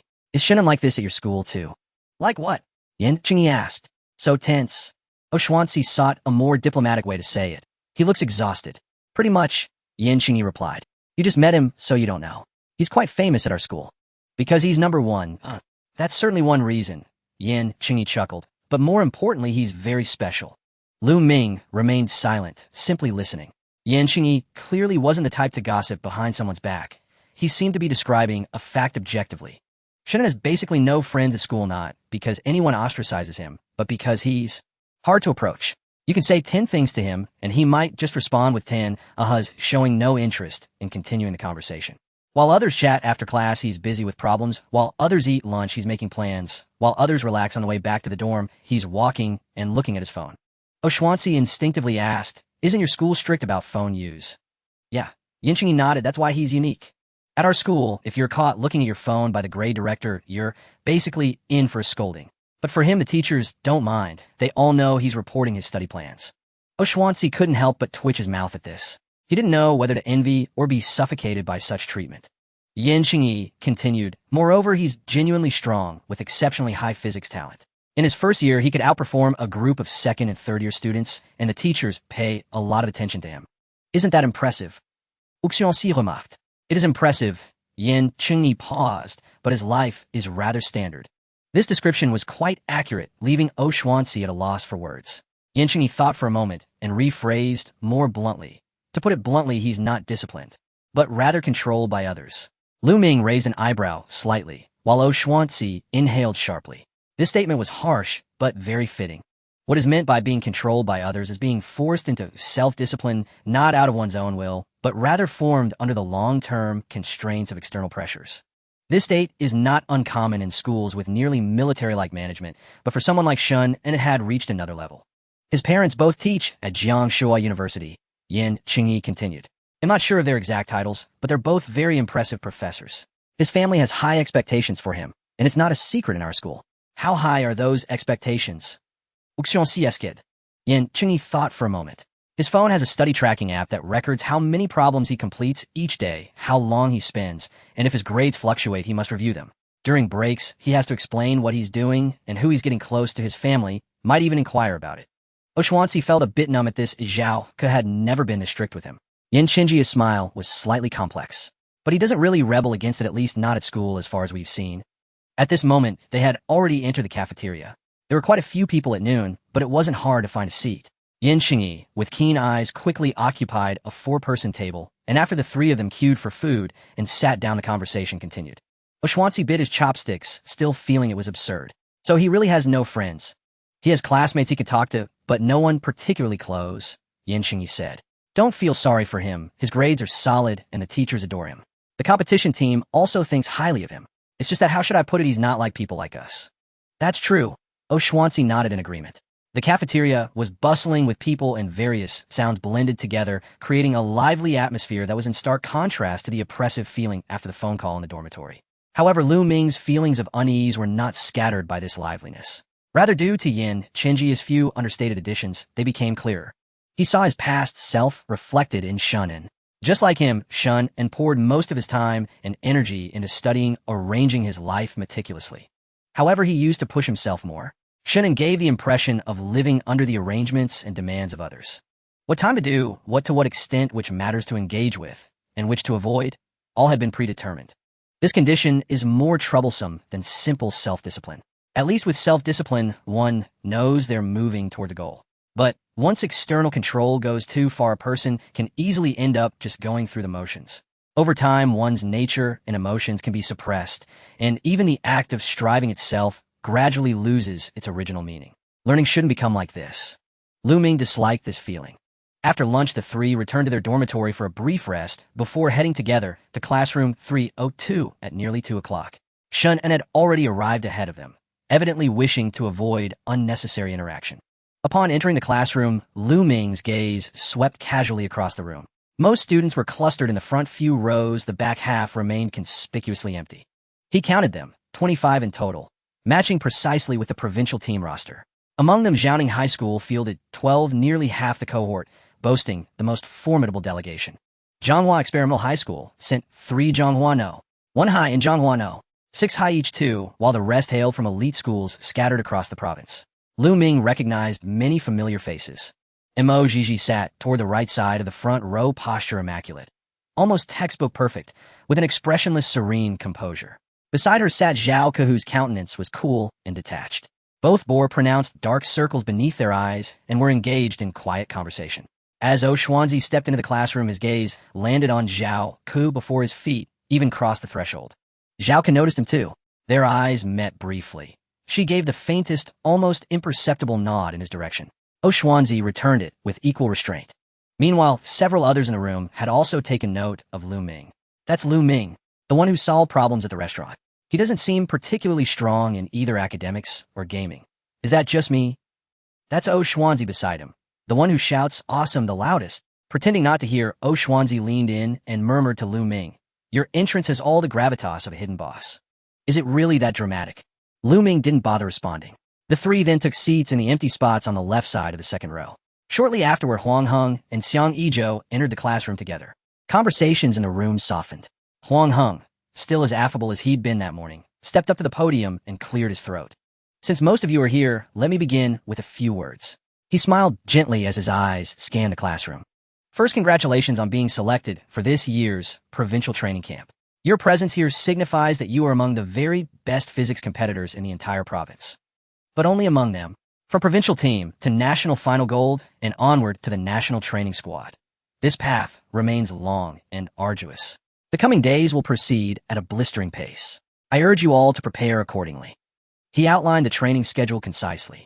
Aside from a diagnostic test scheduled for tomorrow morning, each day would consist of focused theoretical modules in the morning, experimental and integrated practice sessions in the afternoon, and mandatory evening self-study, followed by periodic group discussions, interspersed regularly with assessments and detailed reviews.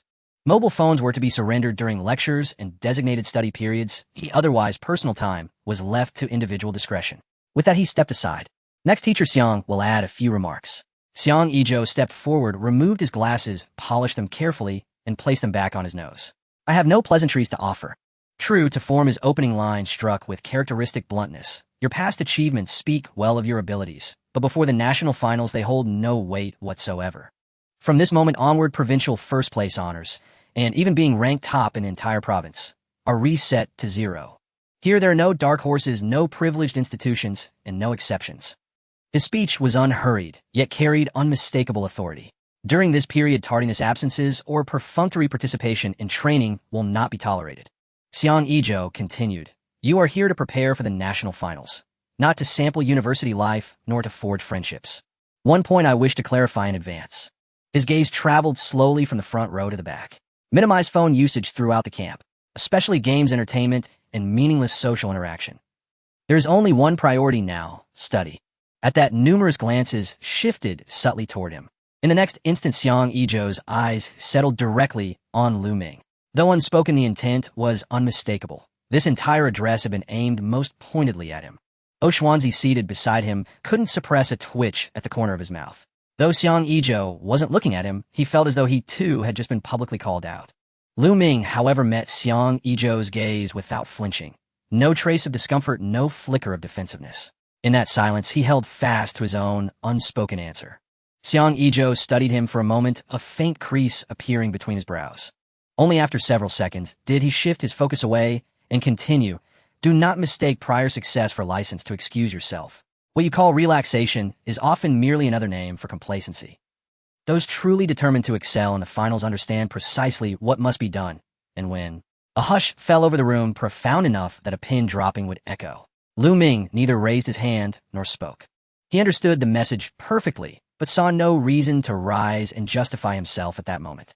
Some truths cannot be conveyed through words alone.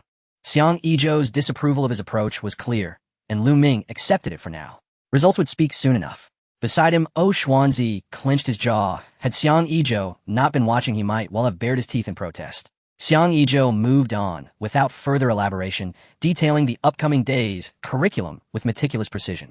That concludes my remarks. He descended from the podium. Sensing the tension, Huang Hung quickly interjected with warm, reassuring remarks, encouraging students to voice concerns promptly and reminding them that volunteers were available for logistical support. Once the assembly concluded, students rose gradually. Some approached Huang Hung with questions about the timetable. Others gathered in clusters to exchange insights. Still more flipped through the distributed materials. Afterward, many glanced at Lu Ming anew, eyes clouded with subtle, unspoken speculation. Everyone present was sharp enough to grasp Xiang Yizhou's meaning. Xuanzi tilted his head slightly and whispered, "You actually held your tongue. What's there to say?" Lu Ming replied, "He was practically naming you aloud." Xuanzi sounded indignant. "If I were you, I'd have fired back instantly."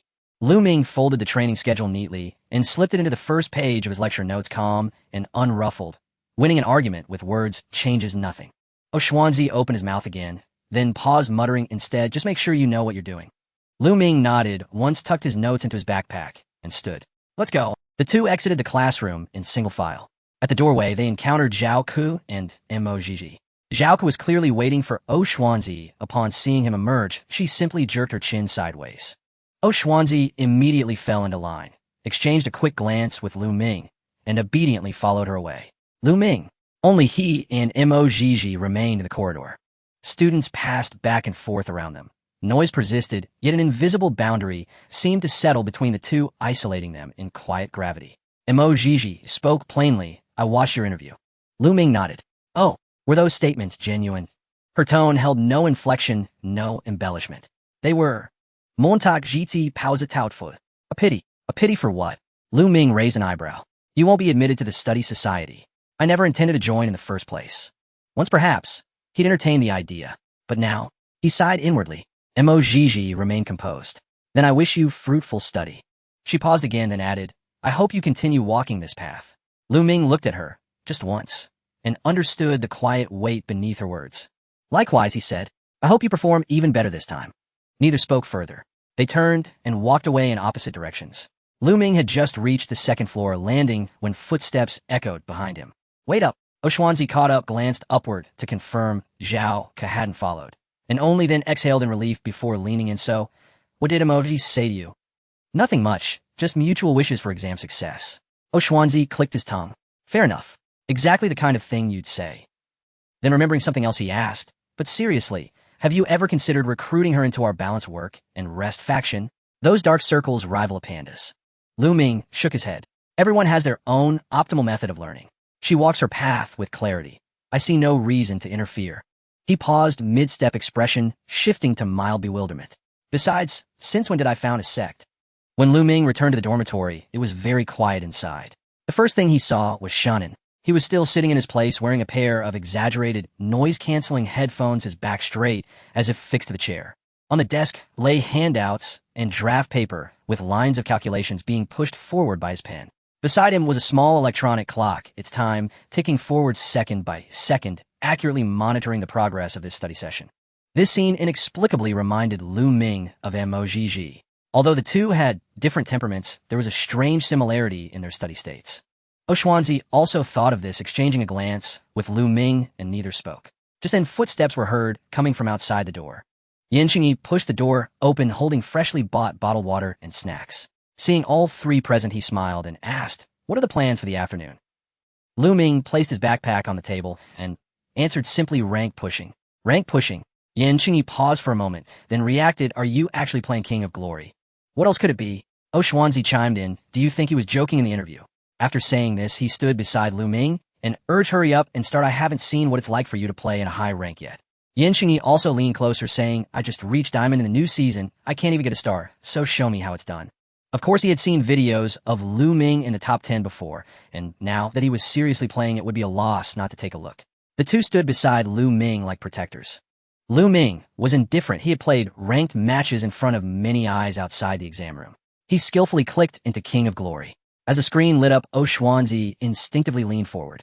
"While your win rate is still ridiculous. The ranked matches are okay," Lu Ming replied calmly. "The peak matches are a bit lower." "Were you annoyed by the chase command?" Xuanzi said gleefully. "Mainly the actor matches are not interesting," Lu Ming replied. Yan Qingyi, listening from the side, was taken aback, his admiration for Lu Ming deepening. On the other side of the dorm, Shun and had not heard their conversation at all. He still had his head down, his pen gliding steadily over the paper. When the clock ticked to a new minute, he would pause to jot something down in his planner, just like recording an experiment. Lu Ming had entered the game. As he entered the loading screen, Xuanzi and Yan Qingyi fell silent, fearing to disturb his gameplay. As soon as the game started, Lu Ming chose Jing. Yan Qingyi blinked. "Are you jungling?" "I can play any role," Lu Ming replied succinctly. Xuanzi added from the side, "Don't ask, this guy can explain all 5 positions to you." Not long after the game started, Yan Qingyi's expression changed. At first, he had come over just to watch the excitement, thinking he would at most see how a high-rank player operated. But after watching for a few minutes, he realized that his previous understanding of what it meant to play games was too shallow. Lu Ming's handling of the situation was nothing short of outrageous. Many times before Yan Qingyi could even grasp what was happening on the field, Lu Ming had already preemptively responded. It was as if all the positions, skill states, and next moves of everyone on the map had already played out in his mind. It felt less like playing a game and more like solving a dynamically changing problem set. Xuanzi had long been accustomed to this, watching intently from the side, occasionally offering low comments. At first, Yan Qingyi could follow along, but later he simply became dazed. He suddenly understood why this guy could maintain a double 297 while achieving such mastery in the game. This was not the way ordinary people played games. Rather, it was taking the same mode of thinking and applying it forcefully to another domain. At that moment, no one noticed that someone was standing at the door outside. It was Huang Heng, the person in charge of this training session. He did not speak to interrupt, but merely stood at the door looking in to see what these competitors were doing in their leisurely afternoon. First was Shun, and wearing headphones, diligently writing exercises, his expression exceptionally serious. On the other side, Lu Ming sat at the table with Xuanzi and Yan Qingyi standing on either side behind him. All 3 were focused, occasionally whispering to each other, their eyes reflecting deep engagement. After watching for a few seconds, Huang Heng formed a judgment in his mind. They were discussing problems, and the discussion was quite deep. Lu Ming was leading the explanation, while Xuanzi and Yan Qingyi listened attentively. One could only say that it was worthy of being ranked 3rd overall. Their level was indeed impressive. He nodded in satisfaction.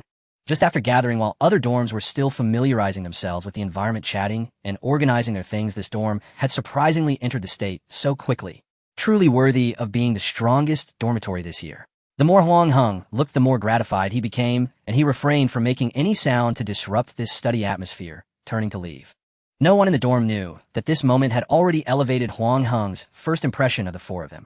Time slowly slid by, until the small electronic clock at the corner of Shun N's desk silently ticked forward. 3:30. He pursed his lips, stopped writing, and then took off his headphones. The movement was very light and careful, completely unnoticed by the other 3. The conversation of Lu Ming and the others then entered his ears. "Lu God, I can't quite understand your operation this time. How did you do it?" Yan Qingyi asked curiously. "It's simple," Lu Ming replied. "The mechanism of Jing is just like that. We just need to catch a specific timing." "Impressive. This could go pro, right?" Xuanzi said. Shin sat in his place, quietly listening to a few sentences. His expression did not change. His pen merely paused above the paper, not dropping immediately. After 2 seconds, he casually nudged the open handout aside. Lu Ming's game did not last long, ended in just over 10 minutes. The moment the crystal exploded, he exited the game and stood up to stretch. There was no choice. The table was slightly higher and not as comfortable as Zhou Guoqiang's. As he played, he felt a bit of numbness in his legs. Xuanzi was still immersed in the previous operation, and when he saw him stand up, he was momentarily stunned. "Are you done already after just 2 games?" "Yeah," Lu Ming replied. "Just relaxing for a bit. It's time to study now." He said this while subconsciously glancing toward Shunin. Not that he wanted to do anything, he just wanted to confirm whether his talking and playing had affected the other side. As his gaze swept over, Lu Ming happened to see half a piece of graph paper exposed on Shun N's desk. The paper was densely filled with many columns resembling some kind of record of a physical model. Before Lu Ming could take a closer look, Shun N's hand had already landed. The graph paper was pushed back under the handout, the thermal physics handout, placed back on top, and a nearby draft paper naturally covered one corner.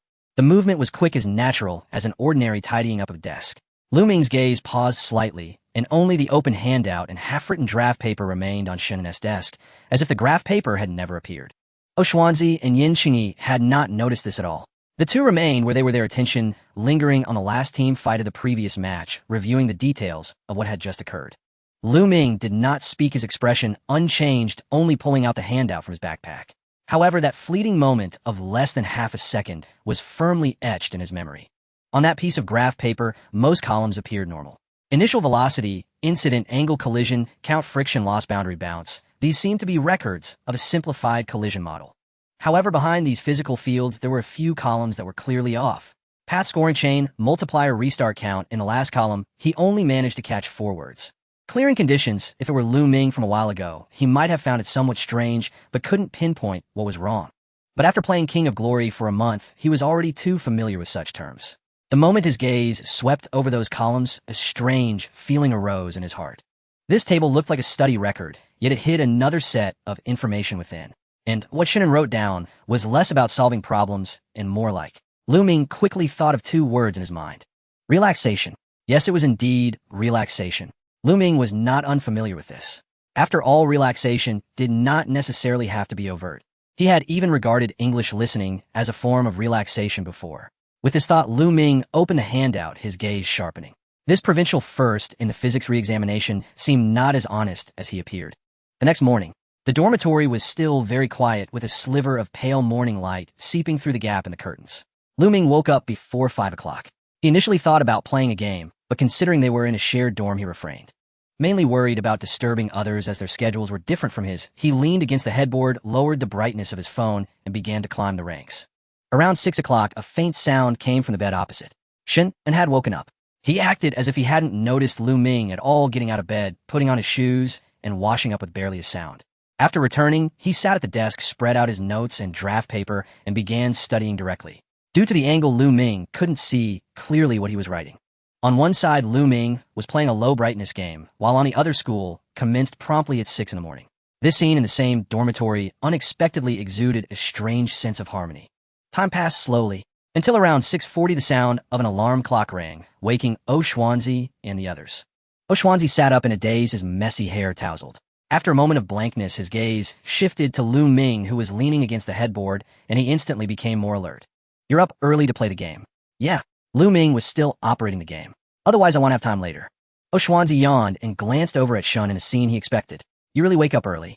At this moment, Shun put down his pen, quickly packed his things into his bag, and quietly said, "I'm heading to the cafeteria first." After saying that, he slung his bag over his shoulder and left. The 3 of them said nothing. Anyway, since yesterday, they had all somewhat gotten used to it. They gradually got up, washed up, and after getting ready, went to the cafeteria for breakfast before heading straight to classroom 302. Today, the physical training for the provincial team officially began. Unlike yesterday, the seats in the classroom had been arranged in advance according to the list. Lu Ming found his seat, which was slightly to the left in the second row next to Xuanzi and Yin Qingyi. Shannon was in the front row, while Mo Jiji and Zhao Ku remained in the front. Not long after everyone arrived, Xiang Yizhou and He Chuan came in. Xiang Yizhou still had a blank expression, holding a thick stack of materials in his hands. "We won't have a lecture this morning. We'll begin with a diagnostic test." He passed out the test papers, his tone flat, but filled with a sense of pressure. "For questions, 2 hours. The questions are close to the difficulty of the finals. I don't expect everyone to finish, but I want to see your thought processes, habits, and foundational skills. Begin."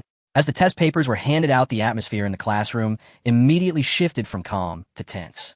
The difficult questions ignited everyone's spirits like sparks falling into a pile of dry grass.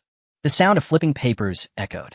No one in the classroom spoke, but a silent tension and excitement gradually spread. Lu Ming glanced at the test paper. For questions indeed not simple. The first question was a comprehensive problem involving mechanics modeling with numerous constraint relationships. The second question involved thermodynamic approximations and calculations. The third question had a high information density regarding electromagnetism. The fourth question was a comprehensive problem related to collisions and boundaries. Hiss! Xuanzi sitting next to him suddenly gasped while Yin Qingyi frowned. It was evident that the overall difficulty of the questions made both of them gasp. However, for Lu Ming, it felt more like an adaptive warm-up, with learning enhancements stacking on environmental boosts along with efficient absorption and accelerated thinking. His efficiency skyrocketed. The first question, the second question, the third question. One question after another was pushed down. Time passed slowly. By the time Xuanzi reached the second question, he was starting to show signs of frustration, but out of respect for the quiet writing atmosphere, he held it in.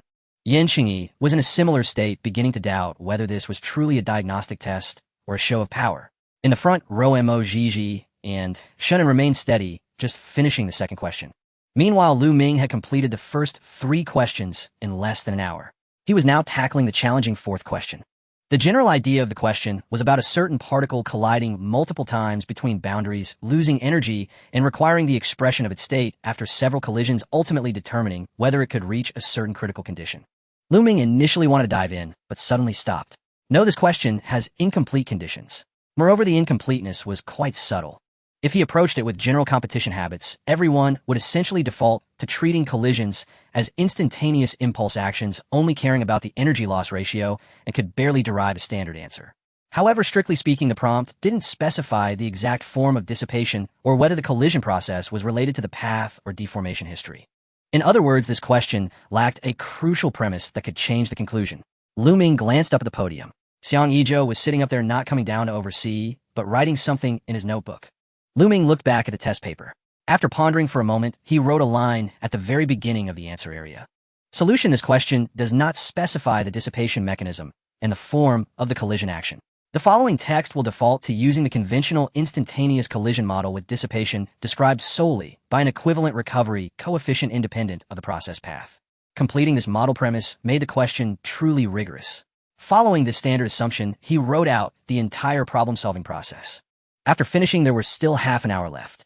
Lu Ming thought for a moment and added another segment below: if the above limitations are not applied, allowing dissipation to be related to process history or collisions to be non-instantaneous, the system evolution would not be unique and the conclusion about the critical condition would be indeterminate. He didn't elaborate on the calculations, just highlighted the differing logical points under several typical processes. Finally, he left a summary in the bottom right corner of the paper: the original conditions of the question are insufficient to uniquely determine the result. The above solution is a complete answer under the conventional instantaneous collision model. Thus, the entire exam was completed. When Lu Ming put down his pen, there were still 15 minutes left until the end of the exam. At this time, most people were still stuck on the second and third questions, and very few had even finished reading the fourth question. He looked up at the podium, and coincidentally Xiang Yizhou looked over as well. Their eyes briefly met. Xiang Yizhou was momentarily taken aback. Those calm eyes exuded an almost absolute confidence. It had been a long time since Xiang Yizhou had seen such eyes in a diagnostic test, especially after a set of questions with finals-level difficulty. Usually by this time, most students only had exhaustion and confusion on their faces, or they appeared dazed after being crushed by the questions. Lu Ming, however, was as steady as an old dog, as if he had just finished an assignment rather than a test. This state of mind spoke volumes. Xiang Yizhou raised his eyebrows slightly while looking at him. Lu Ming understood, so he nodded. Xiang Yizhou's gaze lingered on his face for half a second, forming a judgment in his mind. He had truly finished. The next moment, Xiang Yizhou stood up. He walked lightly, not speaking or disturbing others, simply making his way down the aisle and ultimately sitting in the empty seat behind Lu Ming. This action was restrained enough that most of the people in the classroom were still buried in their papers, not noticing what had happened over here. The only ones who truly noticed were Xuanzi and Yin Qingyi sitting next to Lu Ming. The two of them glanced over and nearly froze on the spot. What the hell is he about to submit his exam? Xuanzi hadn't even finished his third question yet, and just as he was sorting through the electromagnetic field in his mind, Lu Ming had already summoned Xiang Yizhou down.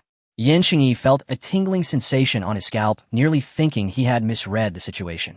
But Xiang Yizhou was sitting right behind them, and despite the turmoil in their hearts, they dared not show too much surprise, forcing themselves to suppress their shock and continue writing. Lu Ming handed over his test paper. Xiang Yizhou took at his gaze, landing on the paper, and the strange feeling in his heart intensified. He first skimmed through the first 3 questions. The logic was complete, the steps clear, and the deductions smooth with no unnecessary chatter. He had to admit it exceeded his expectations. Xiang Yizhou's expression darkened slightly, as he then flipped to the fourth question. Upon seeing Lu Ming's additional conditions at the start, his pupils contracted slightly.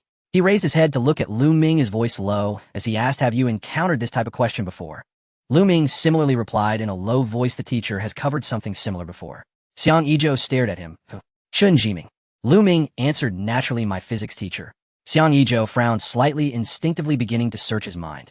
In Jiangsu Province, there were actually very few teachers who could teach to this level in physics competitions, especially those who could spot modeling flaws at a glance and specifically discuss them. The circle was even smaller. He basically knew the few from key high schools, the provincial team coaching staff, and a few well-known names in large institutions. Chun Jiming. That person didn't exist at all. Which school is he from? Xiang Yizhou pressed on. He knew Lu Ming was from Zhonghuano 6 High School, but found it hard to believe that Chun Jiming was from there. Zhonghuano 6 High School. Xiang Yizhou. This time he was genuinely silent. It really was from Zhonghuano 6 High School. Xiang Yizhou glanced at the test paper, then looked back at Lu Ming, and a rather absurd thought arose in his mind. Could it be that there really was someone hidden there that he didn't know about? Meanwhile, Lu Ming's expression remained unchanged. He certainly wouldn't tell Xiang Yizhou that Chun Jiming's actual words were, "This type of question is problematic in itself. Even if a gold medal comes in the finals, it might not be handled within the allotted time. Just understand it and no need to force it. This type won't be tested in the exam." Chun Jiming hadn't made him do it, but Lu Ming liked challenges, so he managed to solve it. Xiang Yizhou naturally didn't know any of this. He suppressed the doubts in his heart, took out a red pen, and began to grade it alongside. This answer sheet had a lot of blank space. He didn't directly mark corrections above Lu Ming's handwriting, but followed each step of the deductions, annotating points and judgments in the adjacent blank areas. This way it neither obscured the original process nor made it look cluttered. As the grading progressed downwards, Xiang Yizhou gradually relaxed his frown. As he continued, he didn't even realize that a hint of satisfaction appeared in his eyes. After a moment, he suddenly said, softly, "I'll take the paper for now." Lu Ming was slightly taken aback now. "Yeah." Lu Ming glanced at his answer sheet, then at Xiang Yizhou, still unable to resist, asking, "Aren't you going to tell me the score?" Xiang Yizhou didn't respond, just collected the paper and returned to the podium. Lu Ming looked at his empty desktop, his expression a bit strange. This was the first time he encountered such a peculiar situation. Xiang Yizhou walked back a bit faster than when he had come down, still holding a graded answer sheet. Among a sea of students focused on their papers, he stood out somewhat. In the front row, Mo Gigi's actions paused slightly, her gaze sharpening. Her expression showed no change. She simply increased her writing speed. The remaining minutes quickly passed. Xiang Yizhou stood at the podium and said, softly, "Time's up." At once, a faint sound of exhalation filled the classroom. Everyone had held their breath for too long and could finally let out a sigh. At this moment, Hua Chuan stood up from the back row and began collecting papers from the front row one by one. Gradually, some hushed discussions emerged in the classroom. "How did you handle the last part of the second question?" "I bombed the electric field boundary in the third question. I could only force my way through the rest." "What about the fourth question?" "I couldn't figure out what it wanted me to default to until the very end." "Don't mention it." I only felt a deep malice. At this point, Xuanzi finally turned his head, his tone filled with suppressed shock. "Where's your test paper?" Lu Ming honestly replied, "It was taken by teacher Xiang." Yin Qingyi, Xuanzi. The two didn't know which part of the situation to be more shocked about. The paper was taken by the teacher. "Why do you say it so calmly?" Xuanzi asked again, "What exactly did you write?" Lu Ming gave a very straightforward answer. "The answers, what else could I write?" Just then, Hua Chuan reached their row. When he got to Lu Ming's side, he first glanced at the desk, and indeed the test paper was gone. His face showed no surprise, but rather a look of as expected. He looked up at Lu Ming with a silent thumbs up. Xuanzi and Yin Qingyi saw this, and their expressions became even more complicated. After collecting the papers, Hua Chuan turned and went to the podium. Xiang Yizhou flipped through the recently collected test papers without raising his head, taking Lu Ming's paper out separately and handing it to him. "Go print a few copies." Hua Chuan took it, and upon seeing the corrections on it, he couldn't help but blink. Having followed Xiang Yizhou as an assistant for 2 years, he was too familiar with Xiang Yizhou's grading style. Teacher Xiang's paper grading was never simply about giving scores. He would mark where the conditions were not clearly written, where symbols were used incorrectly, where deductions skipped steps, and where approximations were used prematurely. Sometimes, Xiang Yizhou's comments could be even longer than the students' answers. But Lu Ming's paper was absurdly clean. There were only numbers, not a single Chinese character. Hua Chuan stared at the paper for a moment, somewhat dumbfounded. Was this really graded by teacher Xiang? It was too concise to be his style. At the podium, Xiang Yizhou looked up at him. "What are you dazed about?" Hua Chuan snapped back to reality. Nothing. After saying that, he quickly walked towards the printer in the corner of the classroom with the paper. Most people in the classroom were still discussing the questions, and no one noticed what was happening over here. Huochuan quickly returned, holding several freshly printed A4 sheets. As he placed the paper on the podium, he glanced at Lu Ming again, and in his gaze there was not just surprise, but also a hint of genuine admiration. Xiang Yizhou pressed one of the copies down beside him, then placed Lu Ming's original paper separately to the side, and subsequently said softly, "You can begin your lecture." Okay, Huochuan perked up. This wasn't his first time doing this, and he was very familiar with the process. He picked up the materials he had prepared earlier and walked to the podium, lightly clearing his throat to quiet the voices of those still engaged in low discussions. All right, everyone, please settle down. Teacher Xiang will handle the diagnostic test here for now, and I will talk about the thermodynamic materials we distributed yesterday. Turn to page 3. Upon hearing this, the crowd quickly hushed. Among those who could enter the provincial team, very few would still be immersed in post-exam chatter at this time. Although Huochuan had only won a provincial first place in competitions, he was still among the top students in Jiangxi University's physics department, and he was fully capable of lecturing on foundational topics and training materials. Additionally, his speaking style was less dull than Xiang Yizhou's, and his rhythm was a bit brisker. Before long, everyone's attention was drawn back to the course material. With some teaching in the front and grading in the back, the classroom returned to a very stable learning rhythm. Xiang Yizhou sat at the podium grading papers, one paper after another. The more he graded, the more his frown deepened. This wasn't because everyone's level was poor. On the contrary, this group of students was overall better than he had anticipated. Especially the papers from the front row, which clearly showed a solid foundation in finals-level material. Yet, even so, compared to Lu Ming's paper, the difference remained substantial. Some students were stuck on the third question and hardly touched the fourth. Others forced their way through the fourth question, and while the answers seemed correct, problems were hidden within and they didn't realize it. A few others recognized the inconsistencies, leaving notes on the edges of their papers indicating that they did indeed have some understanding of the questions. But understanding is one thing, being able to complete the model, rigorously fill in the missing conditions, and thoroughly solve the entire question within the time limit was something only Lu Ming achieved.